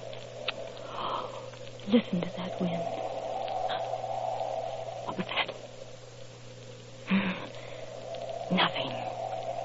I'm getting as nervous as Julia. I hope nothing. Julia! Julia, what's the matter? There was a whistle. I heard it. Julia! Julia, open the door! Julia! Julia, what's happened? Don't stagger like that, darling. I'm coming to you. It's the band. The speckled band. Julia, what do you mean?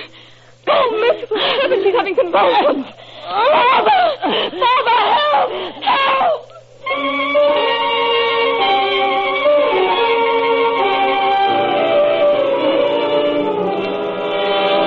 And what was found in your sister's room? That's the strange part. Nothing. Absolutely nothing.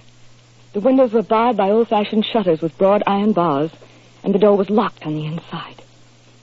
My sister was alone when she met her doom. Any marks of violence? None. What about poison? The doctors examined her for it, but without success. It's my belief that my sister died of fright. Pure fright. When did all this happen? About 2 years ago. And why do you come to me at this late date? Well, I myself am expecting to be married shortly to a man I've known for many years.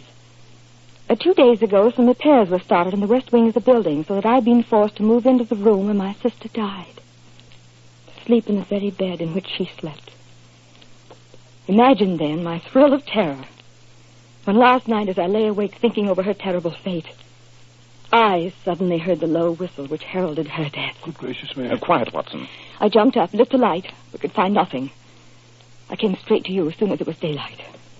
If we were to come down to Stoke Moran today, would it be possible to look over these rooms without the knowledge of your stepfather? He spoke of coming into town today on some important business. It's probable that he will be away all day. Excellent. You may expect us then, sometime this afternoon, if that is convenient. Oh, yes. Oh, thank you so very much. I shall look forward to seeing you again this afternoon. Goodbye, Jeff. Goodbye. Well, my dear Holmes, what do you think of it all? What do you make of the sister's dying words, the speckled band? It may merely have been the effect of delirium. Or it may have referred to the band of gypsies who sometimes wear spotted kerchiefs. Then, again, it may be something much more deadly. Dear, someone seems to be very anxious to see us. Come in. Which of you is Holmes? That is my name, sir. I am Dr. Grimesby Roylott of Stoke Moran. Indeed. Pray take a seat. I will do nothing of the kind. My stepdaughter has been here. I traced her. What did she say to you? It's, a little cold for this time of year. You put me off, do you? I've heard of you before. You're Holmes, the meddler. Holmes, the busybody. Holmes, the Scotland Yard Jack in office. My dear doctor, all this does not alter the fact that it is still decidedly chilly. I seem to feel a draft. Would you mind closing the door from the outside? I will go when I've had my say. Don't meddle with my affairs. You'll find I'm a dangerous man to fall foul of. Look here. Look out, Holmes. He's got the poker. Watch this. Say, Holmes, he's bent our poker almost double. My dear fellow, give me that poker. I really can't allow you, sir, to go around breaking up our little household, even if you are a good 40 pounds heavier than I am. Allow me. Good heavens, Holmes, you've straightened the blasted thing out again. Well, I'll... Just the same. Look out for me. Both of you. Charming fellow. Quite. And now, Watson, breakfast. Then I have 1 or 2 errands to do. After that, suppose you meet me at Waterloo Station at about 11:30. Right you are, Holmes. I'll be there on the dot. And you might slip your service revolver into your pocket. It's an excellent argument with a gentleman who can twist pokers into knots.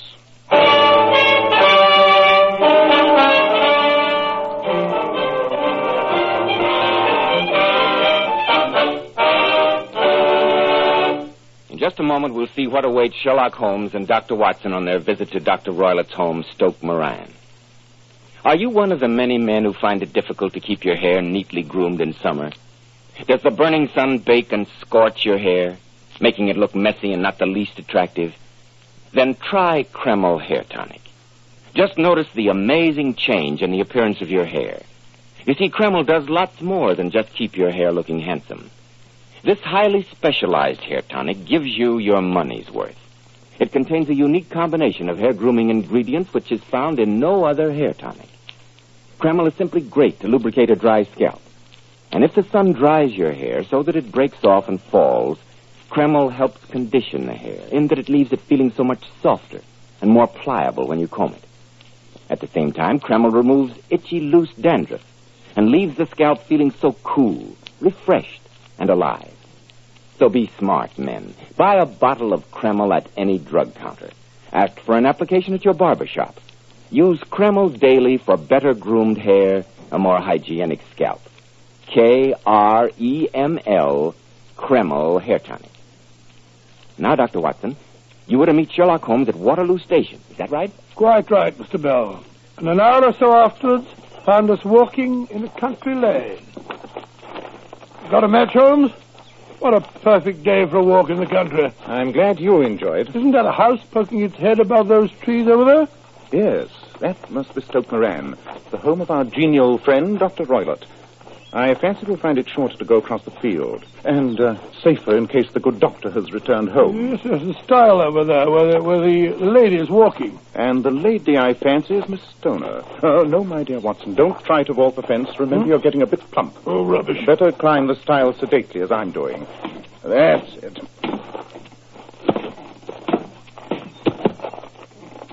Good afternoon, Miss Stoner. You see, we've been as good as our word. I've been waiting so eagerly for you.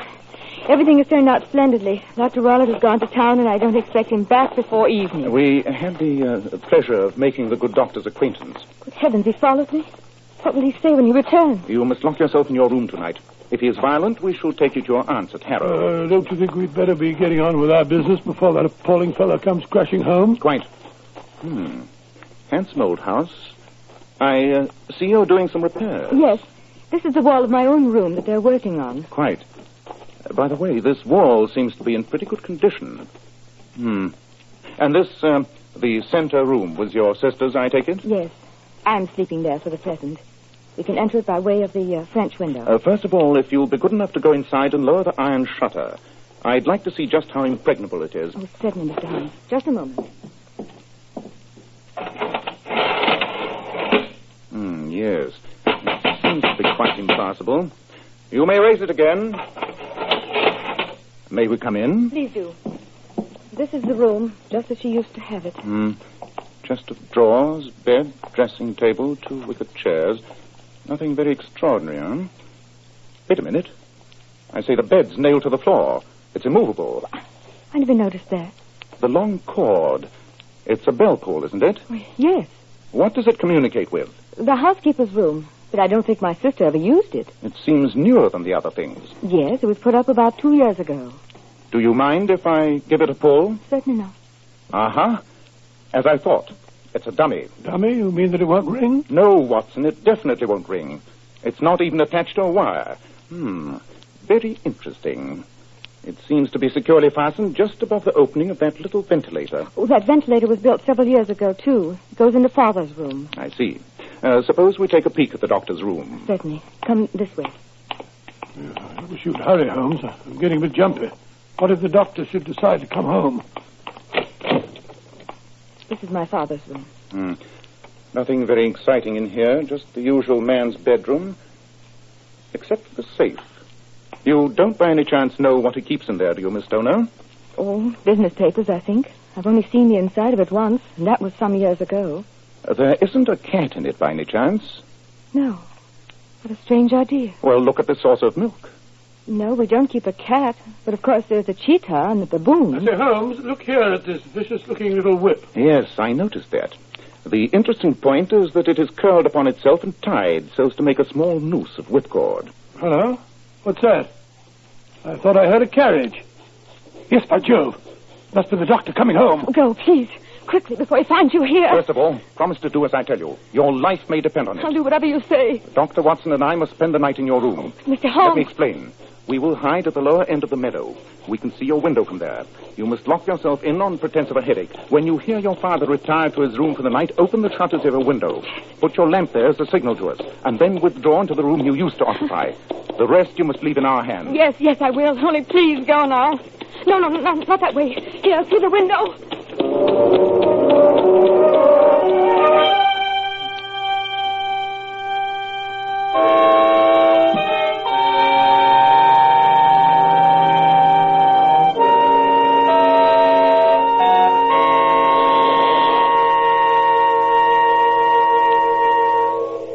Holmes, do we have to wait in this blasted meadow all night? I'm chilled to the bone in this wind. Why can't we go down to the inn? I'm sure we can see the wind.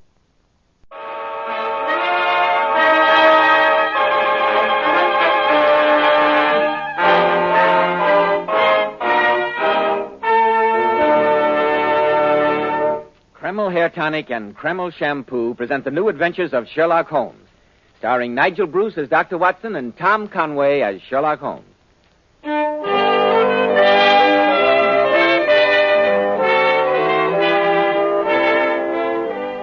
Now for our weekly visit to the famous chronicler of Sherlock Holmes, our good friend, Dr. Watson.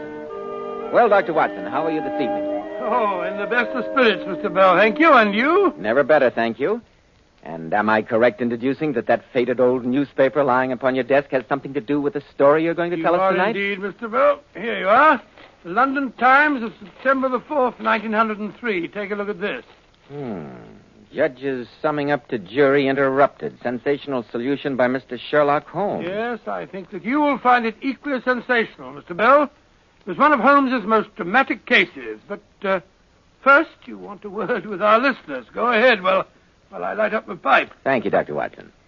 Men, in summer when you go without your hat, does your hair get dry, wild, and unruly looking? After a swim, does it feel sticky and stringy?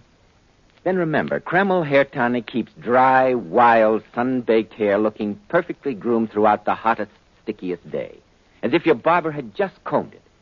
You see, Kreml contains a special combination of hair grooming ingredients which is found in no other hair tonic. This wonderful, natural-looking hairdressing has just enough light oil to keep hair neatly groomed with an attractive, healthy-looking luster. Yet Kreml never leaves the hair looking or feeling greasy or sticky. Kreml always looks and feels so clean on both hair and scalp. It leaves the scalp feeling so cool, so refreshed and alive. Be sure to try it, men. Kreml, Kreml Hair Tonic. And now that I see you've got your pipe drawing to your satisfaction, Dr. Watson, how about the story you promised? Well, Holmes and I had just returned from a long-anticipated holiday in Scotland. Mrs. Hudson greeted us with the news that a lady was at that moment awaiting us in our rooms. And as we opened the door... Oh, Mr. Holmes, at last, thank heaven. I beg your You pardon. must save him. He didn't do it. I know he didn't. And they'll hang him. They'll hang him. No one in the world but you can help him now. Now, my dear madam, you must control yourself. I can't possibly help you until I know your problem. Oh, You must excuse me. Here, my dear. You drink this. It'll make you feel better. Oh, thank you. I've been waiting for you, Mr. Holmes, praying for your return for days. You left no forwarding address. I know. Dr. Watson and I had promised ourselves a real holiday. I'm Edith Fairmont. Evidently that name means nothing to you. You haven't seen the newspapers? No, not for 4 weeks, thank heavens. Compose yourself, madam, and tell us what has brought you here. And remember that we know nothing beyond the obvious facts that you are in great distress and, from your peril, recently widowed. Well, I shall try to give you a clear account, Mr. Holmes. You're my one remaining hope. Some 10 years ago, I married Augustus Fairmont. A marriage which, I frankly admit, was forwarded more by my parents than by any wishes of mine. I was then only 18. Augustus was more than 20 years older than I. He was a diamond importer, and a very successful one. Our marriage was perhaps not an ideally happy one. But for 10 years, I did my best to be a good wife to Augustus. No, my dear. Just please continue, Mrs. Fairmont. About a year ago, my husband took into partnership with him a young man of 32, Charles Rossiter. During the ensuing months, Charles and I fell in love, Mr. Holmes.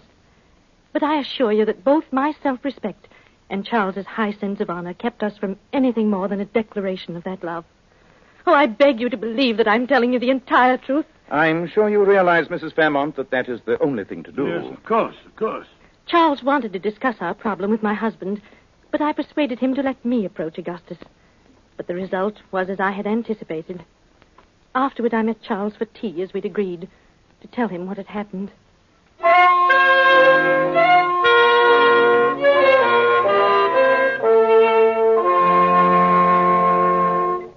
Edith, my dear, I thought you'd never get here. Oh, it was difficult, Charles. Even more difficult than we expected. I hate to tell you this, my dearest. You don't have to tell me. I knew as soon as I saw you.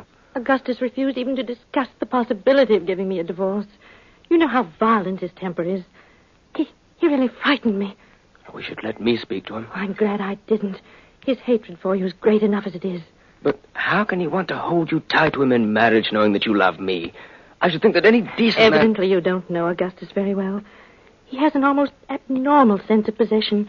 Whatever belongs to him, he'll keep, no matter what the cost. Very well, then. We've tried to do the right thing. Since he won't give you a divorce, there's only one thing left.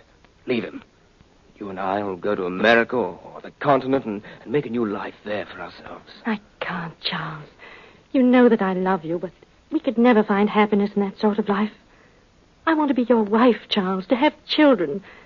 And since that's denied us, we must stop seeing each other. I shall always love you, dear.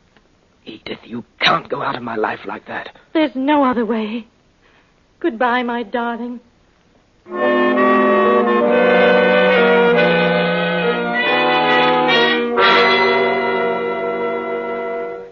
That was the last meeting I had with Charles, Mr. Holmes. I see. Go on, Mrs. Fairmont. Well, my husband and Charles were, under the circumstances, equally anxious to dissolve their partnership. They agreed to make a final trip to Amsterdam to complete a transaction which they'd previously arranged, after which the business was to be dissolved. How long ago was this? A little more than a month ago. The day before they left, my husband, telling me that he was unable to find the revolver which he always carried when transporting valuable shipments of diamonds, asked me to buy him a new one. I did so, and he took it with him when he sailed.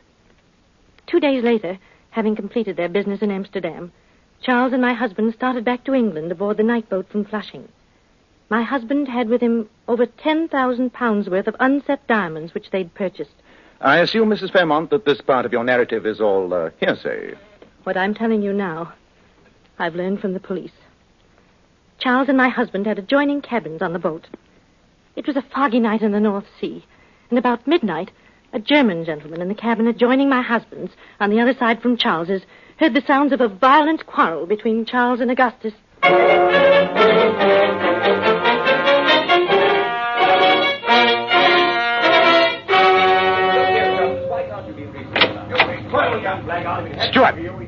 Stuart! Yes, Mr. Smith? What can I do for you? Listen to that bellowing in there. Is this a cattle boat? How can I sleep with such a verfluchte noise going on? Oh, I'm very sorry, sir. The gentleman do seem a bit agitated, like. I'll knock on the door. I'm sorry, sir, but there's been a complaint from some of the passengers regarding the noise. Oh, all right. There you are, Mr. Smith. If there's any more disturbance, just ring for me. If there is any more disturbance, I go to the captain. For an hour now I have been trying to get to sleep. What was that? That was a shot, you dummkopf. Come. It's locked. Well, break it down. Oh, good heavens. That man is dead. Dead as a doornail. It's Augustus. What's happened? You ask what has happened? With that man dead on the floor and you in the doorway between your cabins? Here, Stuart, get the captain. I'll watch this murder until you come back.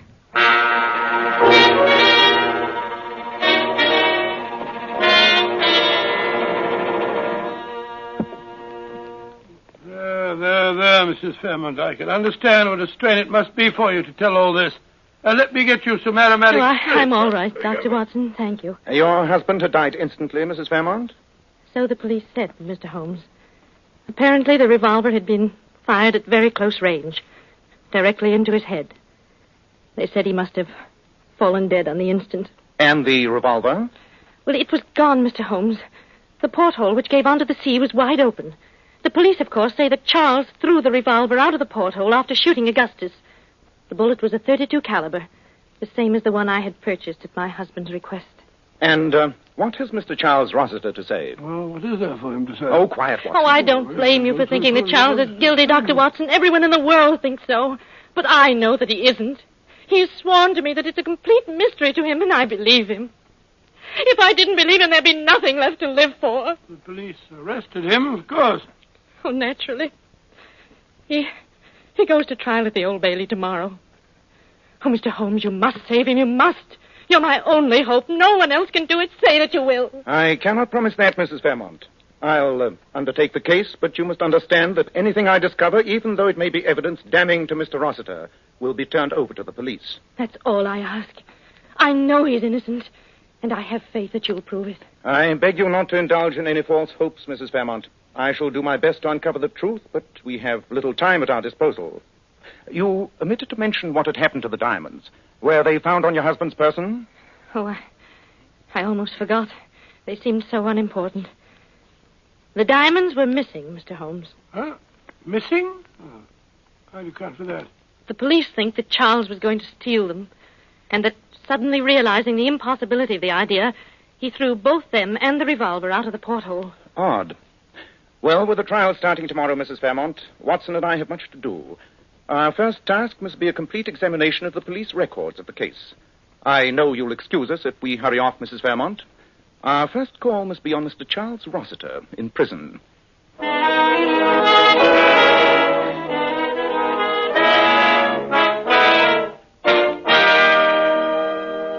And as heaven's my witness, Mr. Holmes, I've told you and Dr. Watson everything I know. You say that you and your late partner had taken out business insurance on each other's lives? Yes, Mr. Holmes, to the extent of £25,000 apiece. £25,000 apiece? I say that makes it look even worse, Holmes, huh? Unfortunately, yes. One more question, Mr. Rossiter. After the quarrel on the boat, when the steward had knocked and requested silence, you went back into your own cabin. Is that correct? It is, Mr. Holmes. And according to you, you heard the sound of a shot from Fairmont's cabin a moment later. How much time would you say had elapsed? Oh, a very short interval, not more than 15 seconds at the outside. Thank you. Well, Mr. Rossiter, I'll do what I can, but... Oh, I know it's hopeless. I wouldn't believe the story myself if I heard it from someone else. Tell me, Dr. Watson, you're a medical man. Could I conceivably have had a lapse of memory? Could I have shot Fairmont without knowing anything about it? Well, it seems to me almost inconceivable. I never heard of a case of amnesia or loss of memory that began and ended all in the space of a couple of minutes. Well, come on, Watson. We must be going. Mr. Holmes, do you think there's any chance? Keep up your courage, Mr. Rossiter. There's always a chance. Water.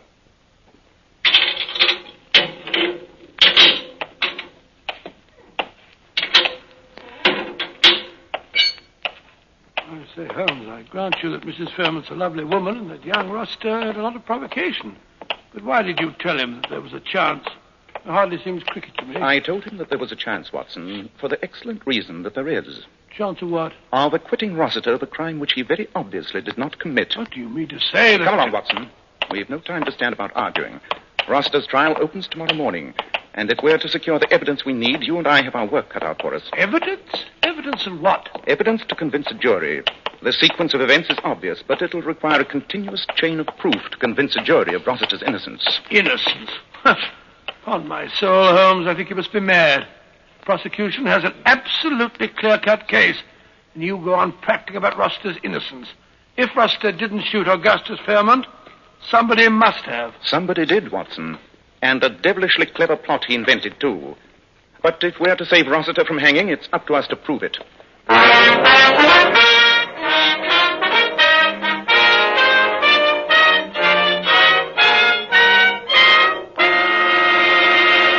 In just a moment, we'll find out if Sherlock Holmes is able to prove it.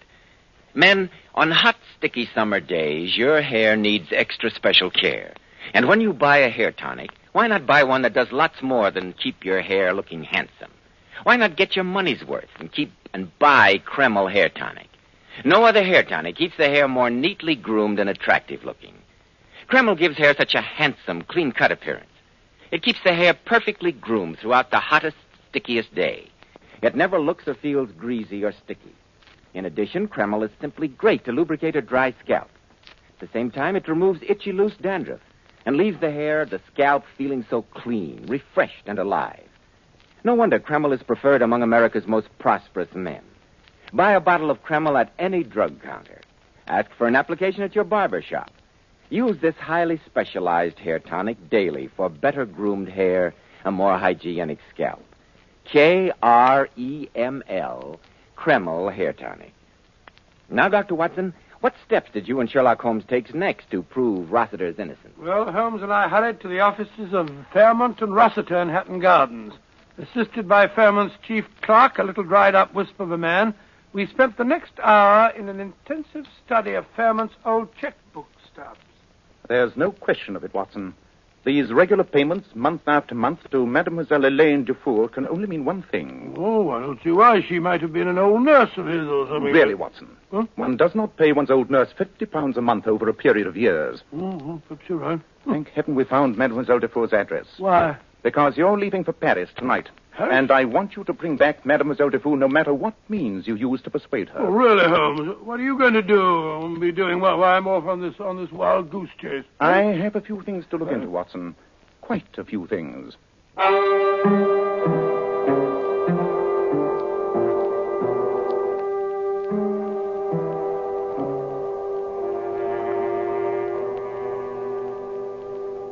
And you performed the post-mortem yourself, Dr. Macpherson? I did, Mr. Holmes. And I'm prepared to stake my professional reputation that Augustus Fairmont would have been dead within a year, no matter what had been done.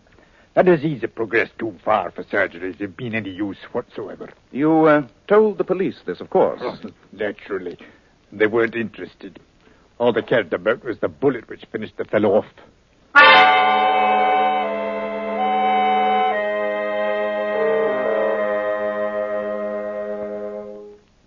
Of course, you understand, Mr. Holmes, that after the police had finished, this cabin was all straightened up. New carpet on the floor, everything ship-shape. Quite. And Mr. Fairmont's body was lying right here. Is that right, Stewart? It was indeed, sir, and a fair turn he gave me, with half his head blown off. And this cabin and the adjoining one, occupied by Mr. Rossiter, are identical in every way? Yes, sir. Ah, I'd hoped to find something like this. What was that, sir? Take a good look at this, Stewart. I may need your evidence in court. This rather deep nick here in the lower part of the brass rim of the porthole. Oh, I see the nick all right, sir, but I'm blasted if I can make Just tell me one thing. After the tragedy, was any heavy object missing from Mr. Fairmont's cabin? Something heavy but fairly small? That's a queer thing, sir, now that you come to mention it. I reported to the chief steward that the heavy glass water bottle was gone when the police let me straighten up the cabin. But I didn't think nothing of it at the time, so except that maybe it got smashed in all the confusion. Thank you, Steward. Thank you very much indeed.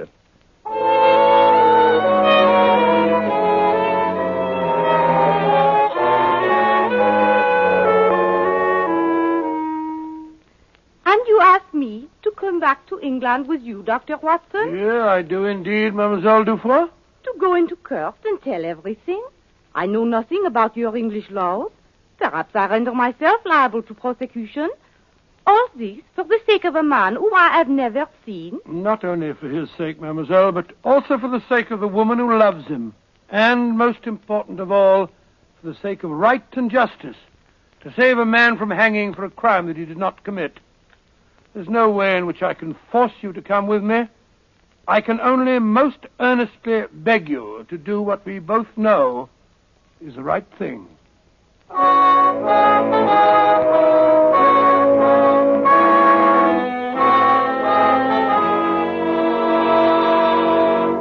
And in the final analysis, members of the jury, I must remind you that the decision as to Charles Rossiter's guilt or innocence rests solely with you. Under the law, my province as judge is merely to assist you in reaching a just verdict. And this I have endeavored to do by summing up for you the evidence to which we have been listening during these last 3 days. The prosecution has endeavored to prove to you that this man, who has not denied his love for Mrs. Fairmont, knew that they could never be together so long as her husband should live. You have heard the evidence of their quarrel on the boat, of the shooting, and of the scene found by Mr. Schmidt, the steward, and the other witnesses when the door to the cabin was broken down. You have heard the suggestion of premeditation in the purchase of the weapon by Mrs. Fairmont, a weapon which, though missing, was of identical caliber with the bullet which killed her husband. You have heard the prisoner's protestations of innocence and his own inability to offer any logical explanation of the tragedy. Under these circumstances, My lad, I beg leave to interrupt. Well, Sir Aubrey, what is it you want to say? During the entire trial, my lad, my client and I have put our hopes in an investigation being conducted by the eminent criminologist, Mr. Sherlock Holmes. Mr. Holmes has just arrived in court, together with his colleague, Dr. Watson, who has brought with him from Paris a witness whose evidence is vital to the defense. I respectfully beg your lordship's permission, and that of the prosecution, to allow Mr. Holmes to tell us what he has discovered. It is most irregular, Sir Aubrey, but the primary concern of this court is that justice be done. In view of Mr. Sherlock Holmes' distinguished record and many services to the law, I see no objection to granting your request. Thank you, my lord. I assure you that we would not have waited till so late in this trial to present our evidence had it not been for the fact that Dr. Watson has only at this moment arrived from Paris, escorting a lady who is the final link in that chain of evidence. Proceed, Mr. Holmes. The late Augustus Fairmont, married to a woman more than 20 years his junior, was a man with a very great sense of possession. Whether or not he loved his wife, he was determined that no one else should have her. And when his wife freely and honestly confronted him with her admission that she loved another man, Fairmont could think of nothing but revenge. I'm willing to allow you a fair amount of latitude, Mr. Holmes, but this seems to have no bearing on the case. With your lordship's permission, I hope to establish its bearing in just a moment. I have here in court Dr. Macpherson, who conducted the post-mortem upon the late Mr. Fairmont. Dr. Macpherson will testify that Augustus Fairmont was suffering from an incurable disease which would unquestionably have killed him within another year. Silence in the court. Also in court and ready to testify is Sir Edward Penrose of Harley Street, to whom Augustus Fairmont went for an opinion just a little more than 6 weeks ago. Sir Edward informed Fairmont, who had never before suspected the presence of this disease, that he would be lucky if he lived for 6 months, and that there was nothing to be done. Now, Fairmont faced with the knowledge that he would die, probably painfully and lingeringly, within a few months at most. And the bitterness of this knowledge must have been increased 100-fold by the realization that his death would remove the last barrier to the wedding of these two people who loved each other. Bravo, Holmes. Quiet in the court. Oh, sir. Then Augustus Fairmont evolved in his twisted mind a perfect plot. He would die, not lingeringly and painfully, but instantly. And in dying, he would make sure that Charles Rossiter, the man he hated, would be hanged for his murder. With his partner, Rossiter, Fairmont sailed to Amsterdam. But when he had purchased some 10,000 pounds worth of diamonds, the thought crossed his mind of making a final provision for the woman whom, for many years, he'd been seeing in France. She's here now, due to Dr. Watson. And I will ask her to rise. Mademoiselle Dufour, is it not true that Mr. Fairmont provided for you during the last 6 or 7 years, and that he visited you frequently during his trips to the continent? That is correct, Mr. Holmes. Now, will you please tell the court what you received in the mail from Mr. Fairmont the day after you read of his death? I received a package containing a small fortune in unset diamonds, together with a letter from Auguste, saying that I would not hear from him again, that I should make no inquiries concerning him, and that these diamonds would provide me with sufficient funds for the rest of my life. Thank you very much, Mademoiselle Dufour. Quiet in the courtroom. I think that will be all. Oh, magnificent, my dear. I'm very, very proud of you. Well done. Very well provided done. for the woman with whom he had so long a friendship. He did this with the knowledge that he was to die that very night. On board the boat, he purposely entered into a noisy argument with young Rossiter, an argument which ended with the steward knocking on the door.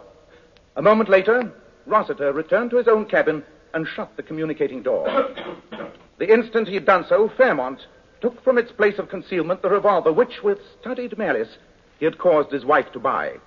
This revolver Fairmont had previously prepared for what he was about to do by tying a stout string from its trigger guard to the heavy glass water bottle he had taken from his cabin wall. It was the work of but a moment, after Rossiter had closed the door, to suspend the heavy bottle outside the porthole which gave directly upon the sea. Then Fairmont raised the revolver to his head and pulled the trigger. As he fell dead, the revolver, released from his hand, was pulled sharply up and out of the porthole by the heavy weight of the bottle. It hit the edge of the porthole, nicking the brass rim, and then disappeared forever into the depths of the North Sea. Unless this demonstration is stopped instantly, I shall have the courtroom cleared. My lad, in view of the evidence offered by Mr. Sherlock Holmes, the Crown withdraws its charge against Charles Rossiter. Oh, great work, Holmes. Great work. You brought it off, old man. I never could have, Watson, if you hadn't been persuasive enough to get Mademoiselle Dufour here in time. You to say so, boy. Ah, look. Here comes Mrs. Fairmont. Oh, God bless you, Mr. Holmes. And you too, Dr. Watson. Oh, I've got to kiss you both. Oh, that's very nice of you. Upon my word, that's the nicest fee we've ever had.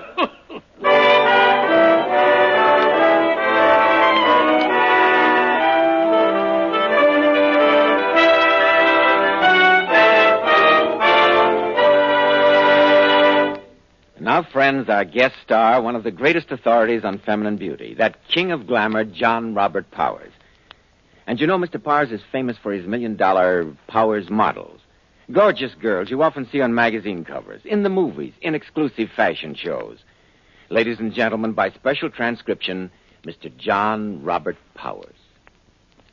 Good evening, friends. I have a little surprise for you this evening, as I brought along one of my most attractive Powers girls of all times, Ellen Allardyce. And perhaps we can get Ellen to tell us how she keeps her hair so bright and shining. Will you, Ellen? I owe all that to you, Mr. Powers. Do you remember how you told me to always wash my hair with Kreml shampoo? I certainly do, Ellen. I tell all my Powers girls to use Kreml shampoo. I'm thoroughly convinced that no other shampoo leaves the hair more radiant with such natural, brilliant luster. And Kreml shampoo keeps it that way for days. What I like about Kreml shampoo is that it never dries the hair. That's right, Ellen, because Kreml shampoo has a built-in oil base. This oil base actually helps keep the hair from becoming dry and brittle. I know it. Kreml shampoo always leaves the hair so much silkier with a lovely natural satin sheen. And I love the way Kreml shampoo whips up just lots and lots of luxuriant active foam, even in the hardest water. Ellen, I think every girl owes it to herself to try Kreml shampoo. I feel certain she'll be in for one of the greatest beauty thrills of her life. Because, without a doubt, in all my years spent in helping women become more attractive, I've never come across a more beautifying shampoo than Kreml shampoo. Many, many thanks to you, Mr. Powers, and to your very lovely Powers model, Miss Ellen Allardyce. Now, Dr. Watson, what about next week? Well, now, let me see here. Next week, in answer to many requests, I think I shall tell you about the most gruesome and most horrifying experience that Holmes and I ever had. It concerns the frightening happenings at Stoke Moran, the home of Dr. Grimesby Roylott, and tells how Holmes solved the mystery of the death of one of Dr. Roylott's two daughters and prevented the murder of the other. I call it The Adventure of the Speckled Band.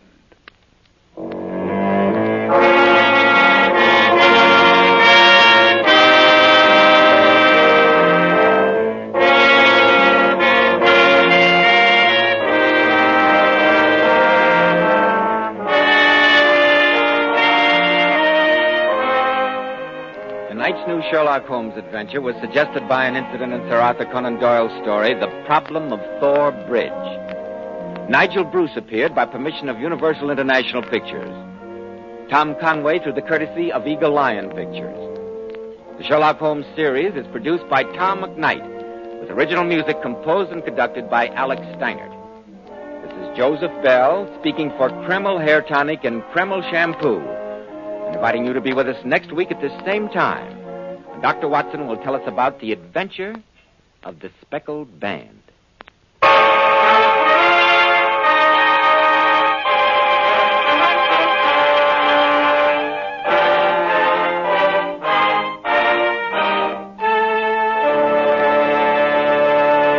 This is ABC, the American Broadcasting Company.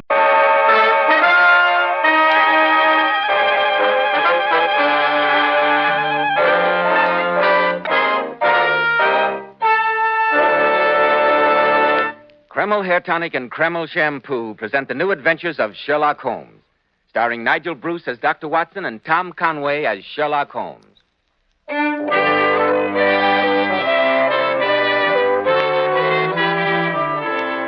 Well, here we are again visiting the genial Dr. Watson in his cheerful study. We sit back in our comfortable chair and wait to hear another exciting story. What could be pleasanter? There you go again, Mr. Bell, flattering me again. If only Sherlock Holmes were here to make the picture complete. No, Mr. Bell, you know that's impossible. He retired to Sussex years ago and took up bee farming. I suppose you visited him there. Naturally. As a matter of fact, I remember one Saturday towards the end of July in 1907 that Is this the beginning of a story, Dr. Watson? I shouldn't be surprised. But hadn't you better have your word with our listeners first? Yes, Dr. Watson, I had. Men, I'm sure you'll be interested to learn that a recent survey showed that Kreml Hair Tonic is preferred among America's top-flight executives and most successful men. But after all, why shouldn't it be? Kreml contains a special combination of hair grooming ingredients which is found in no other hair tonic. This is why Kreml gives a man's hair such a natural, well-groomed look, such a handsome, clean-cut appearance. Kreml always keeps the hair neatly in place longer with an attractive, healthy-looking luster. Yet it never leaves your hair looking or feeling greasy, sticky, or dirty. After you apply Kreml, you can rub your hand over your hair, and your hair always feels so delightfully clean. Notice, too, how no greasy film comes off on your hand or hatband. Just use a little Kreml on your hair in the morning, and at night your hair looks as neatly groomed as when you first combed it in the morning. Remember, no other hair tonic keeps your hair more handsomely groomed. Kreml, Kreml Hair Tonic. Now, Dr. Watson, I'm all ears. Well, I was paying Holmes one of my frequent visits.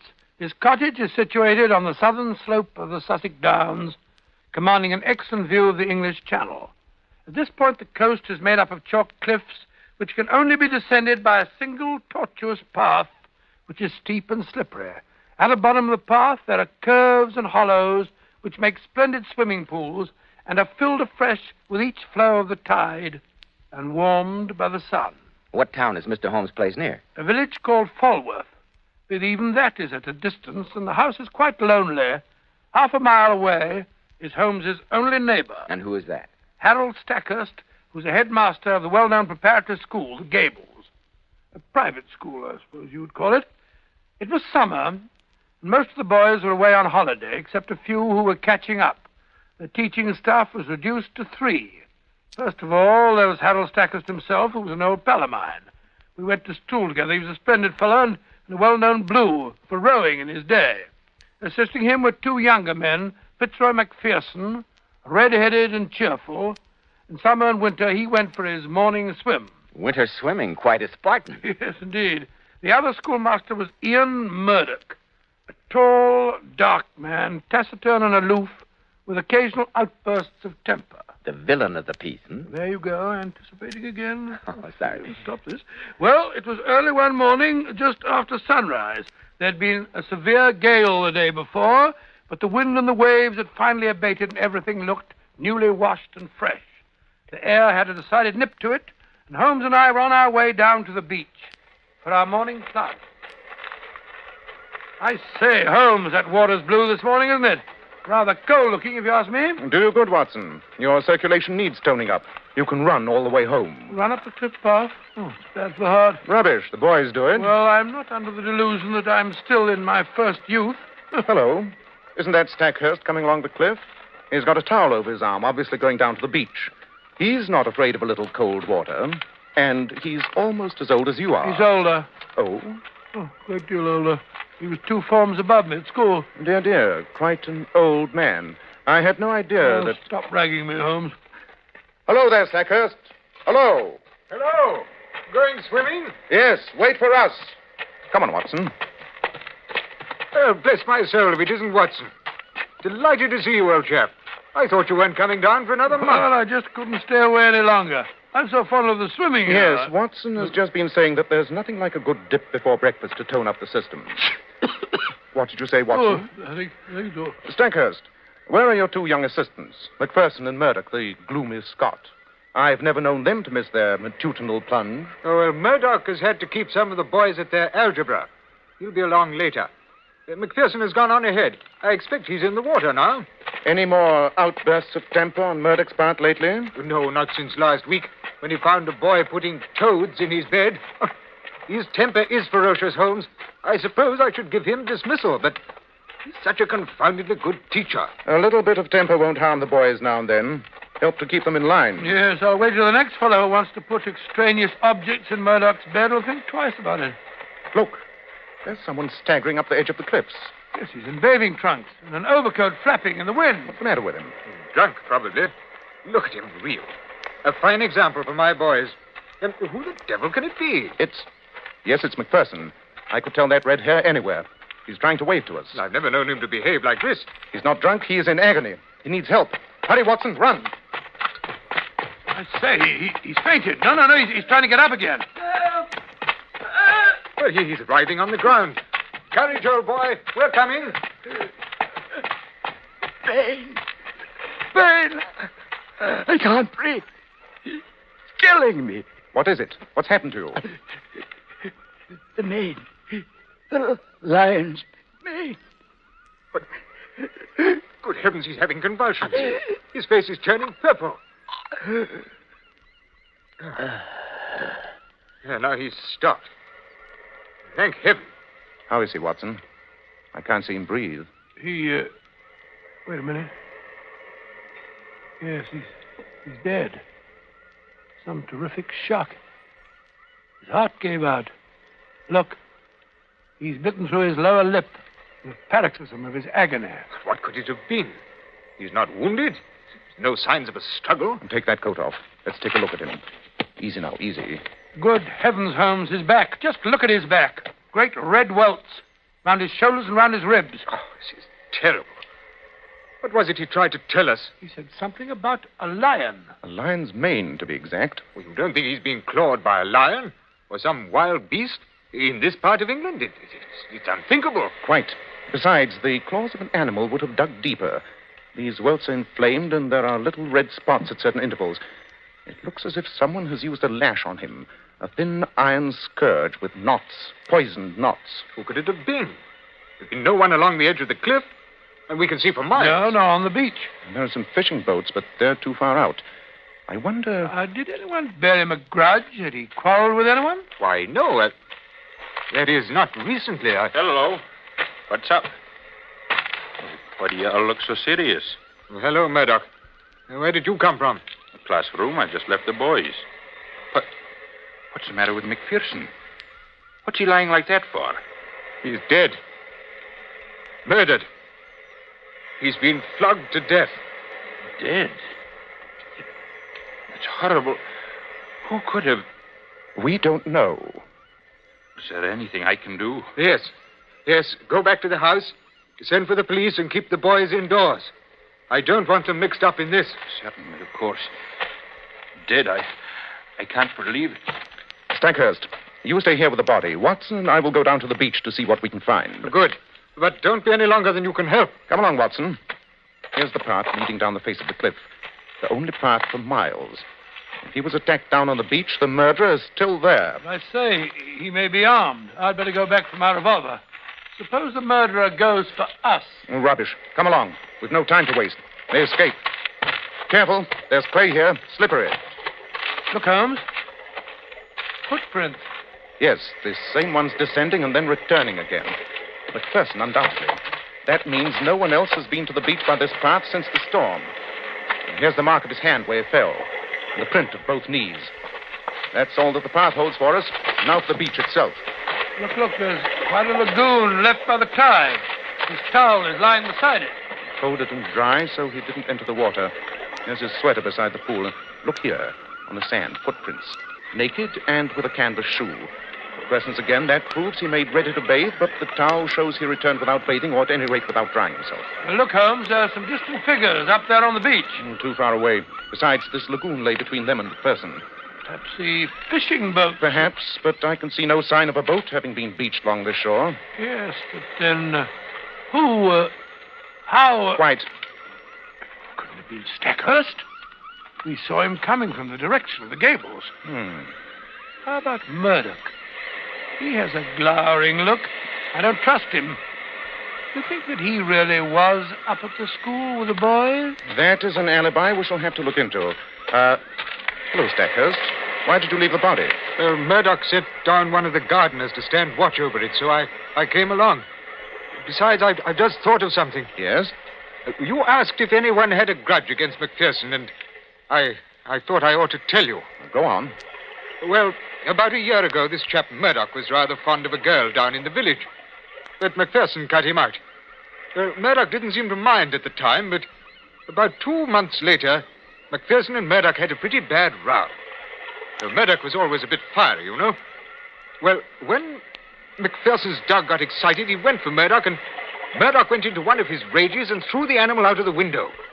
Well, the dog wasn't hurt, and the quarrel was patched up. At least so we all thought. But you never know. Resentment sometimes smolders for a long time. Yeah, particularly if there's a woman in the case. Quite. Well, let's have a look at the towel and sweater. We've seen everything else there's to see down here. Hello. There's something in the pocket of the sweater. It's a note. Dear me. A note of assignation. Huh? What's it say? We'll be there in the same place, darling. Until there you are, then, woman. All my love, Maudie. Why, that's the girl. The one I told you about, Maud Bellamy. McPherson was in love with her. Obviously. This whole affair has upset me so it may give the school a bad reputation. It was only by chance that several of the boys weren't with McPherson when it happened. I say, was it chance? After all, it was Murdoch who held him back. He was the one who insisted on algebra before breakfast. At present, I'm more interested in this girl than in Murdoch. Suppose we take a walk to Falworth and call on her. I do. I'm with you. Come along. Oh, not so fast, Watson, not so fast. We'd better dress first. We might cause quite a stir parading down the village streets in these costumes. Remember, you've still got your bathing suit on. Yes, so I have. And I'd forgotten all about how chilly it was.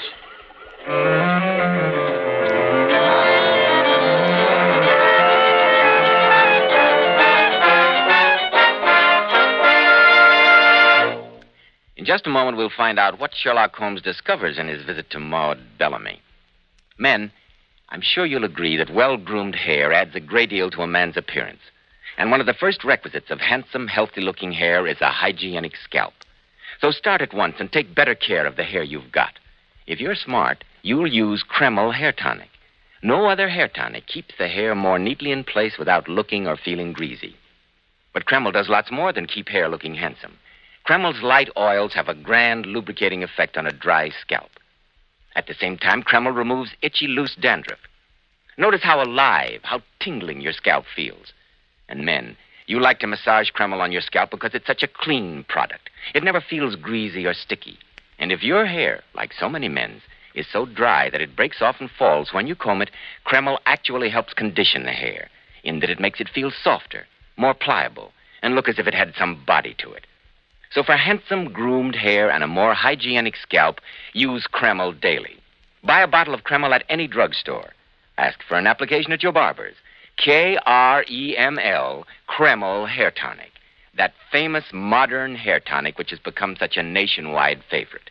Now, Dr. Watson, you dressed and went over to Falworth to call on McPherson's girl. Is that right? That's right, Mr. Bell. Stackhurst pointed the house out to us. That's the Bellamy house over there, Mr. Holmes. The one with the corner tower and the slate roof. Maud is the daughter of old Tom Bellamy, who owns all the boats and bathing huts at Falworth. He was a fisherman to start with, but now a man of some substance, I believe. Yes, judging from the house, he must have come up in the world. And Maud is the prettiest girl for miles around. Quite a beauty, in fact. She must have had scores of admirers. By Jove, look who's coming out of the front gate. I say, it's Murdoch. And what in thunder is he doing here? Hey there, Murdoch. What do you mean by coming over here? I thought I am your subordinate, sir, under your own roof. I am not aware that I owe you any account for my private actions. Your answer is pure impertinence. So was your question. This is not the first time that I've had to overlook your insubordinate ways, but it will certainly be the last. You will make arrangements to leave my school as soon as possible. I intended to go in any case. Lost the only person who made the Gables habitable. Insolence. How dare he? Young whippersnapper. Mr. Stackhurst, he seemed very eager to clear out of here. Perhaps you were a trifle hasty in giving him an excuse to go. I never thought of that. Shall I tell the police to place him under arrest? No. We can prove nothing against him as yet. Better persuade him to stay until we are sure he didn't do it. Very well. It's against my principles, but I'll go after him and see what I can do. Splendid. Now, Watson, suppose we call on Miss Bellamy and present our condolences. I take it that Mr. Murdoch has already broken the news of the tragedy. Ring the bell, that's a good fellow. Well, don't you think it's a bit heartless, Holmes, calling at this time? If the girl has any character at all, she will want to help us discover the murder of her sweetheart. Any woman with any... What do you want? We would like to speak to Miss Bellamy. Well, you can't. You are her father, I take it. Yes, I'm her father, and I know you be, Mr. Sherlock Holmes. And I'm not having you mixing my daughter up in any of your dirty business. I thought you might want to help us solve the murder. Ah, you did you? Well, I'll have you know I consider Mr. McPherson's attentions to my Maud was insulting. And my son, William, is of the same mind. Letters and meetings, but never a word of marriage. I'll not have you breaking her out. I'll not have her name dragged through them. That's all right, Father. I know that Fitzroy is dead. I want to help find his murderer. I'll not have you mixing This up is with- my business, Father. Let me manage it in my own way. I'll do anything you say, Mr. Holmes, to help bring them to justice. Why do you say them? Mr. McPherson was not a weakling. He was brave and strong. No single person could have inflicted such an outrage on him. One thing more. We found this note in the dead man's pocket. Can you throw any light on it? Did he go down to the beach expecting to meet you? No. I sent it, it's true. But we were to meet tonight. I see no reason for mystery. We were engaged to be married. We only kept it secret because Fitz didn't want to be ragged by the boys at the school. Here is my engagement ring. Well, you might have told me. I would, if you had shown a little more sympathy, Father. But the note, it didn't come by post. Who was your go-between? I'd rather not answer that question. It really has nothing to do with the matter. Do you realize that this go-between was the only person who knew of your meetings with young McPherson? Had he any reason to resent him? That's no business of yours. You had many suitors, I believe. That she did. Was Ian Murdoch one of them? There was a time when I thought he was. But all that was changed when he found that Fitzroy and I cared for each other. Miss Bellamy, do you think it natural that a hot-tempered young fellow like Murdoch would get over his feeling as easily as that?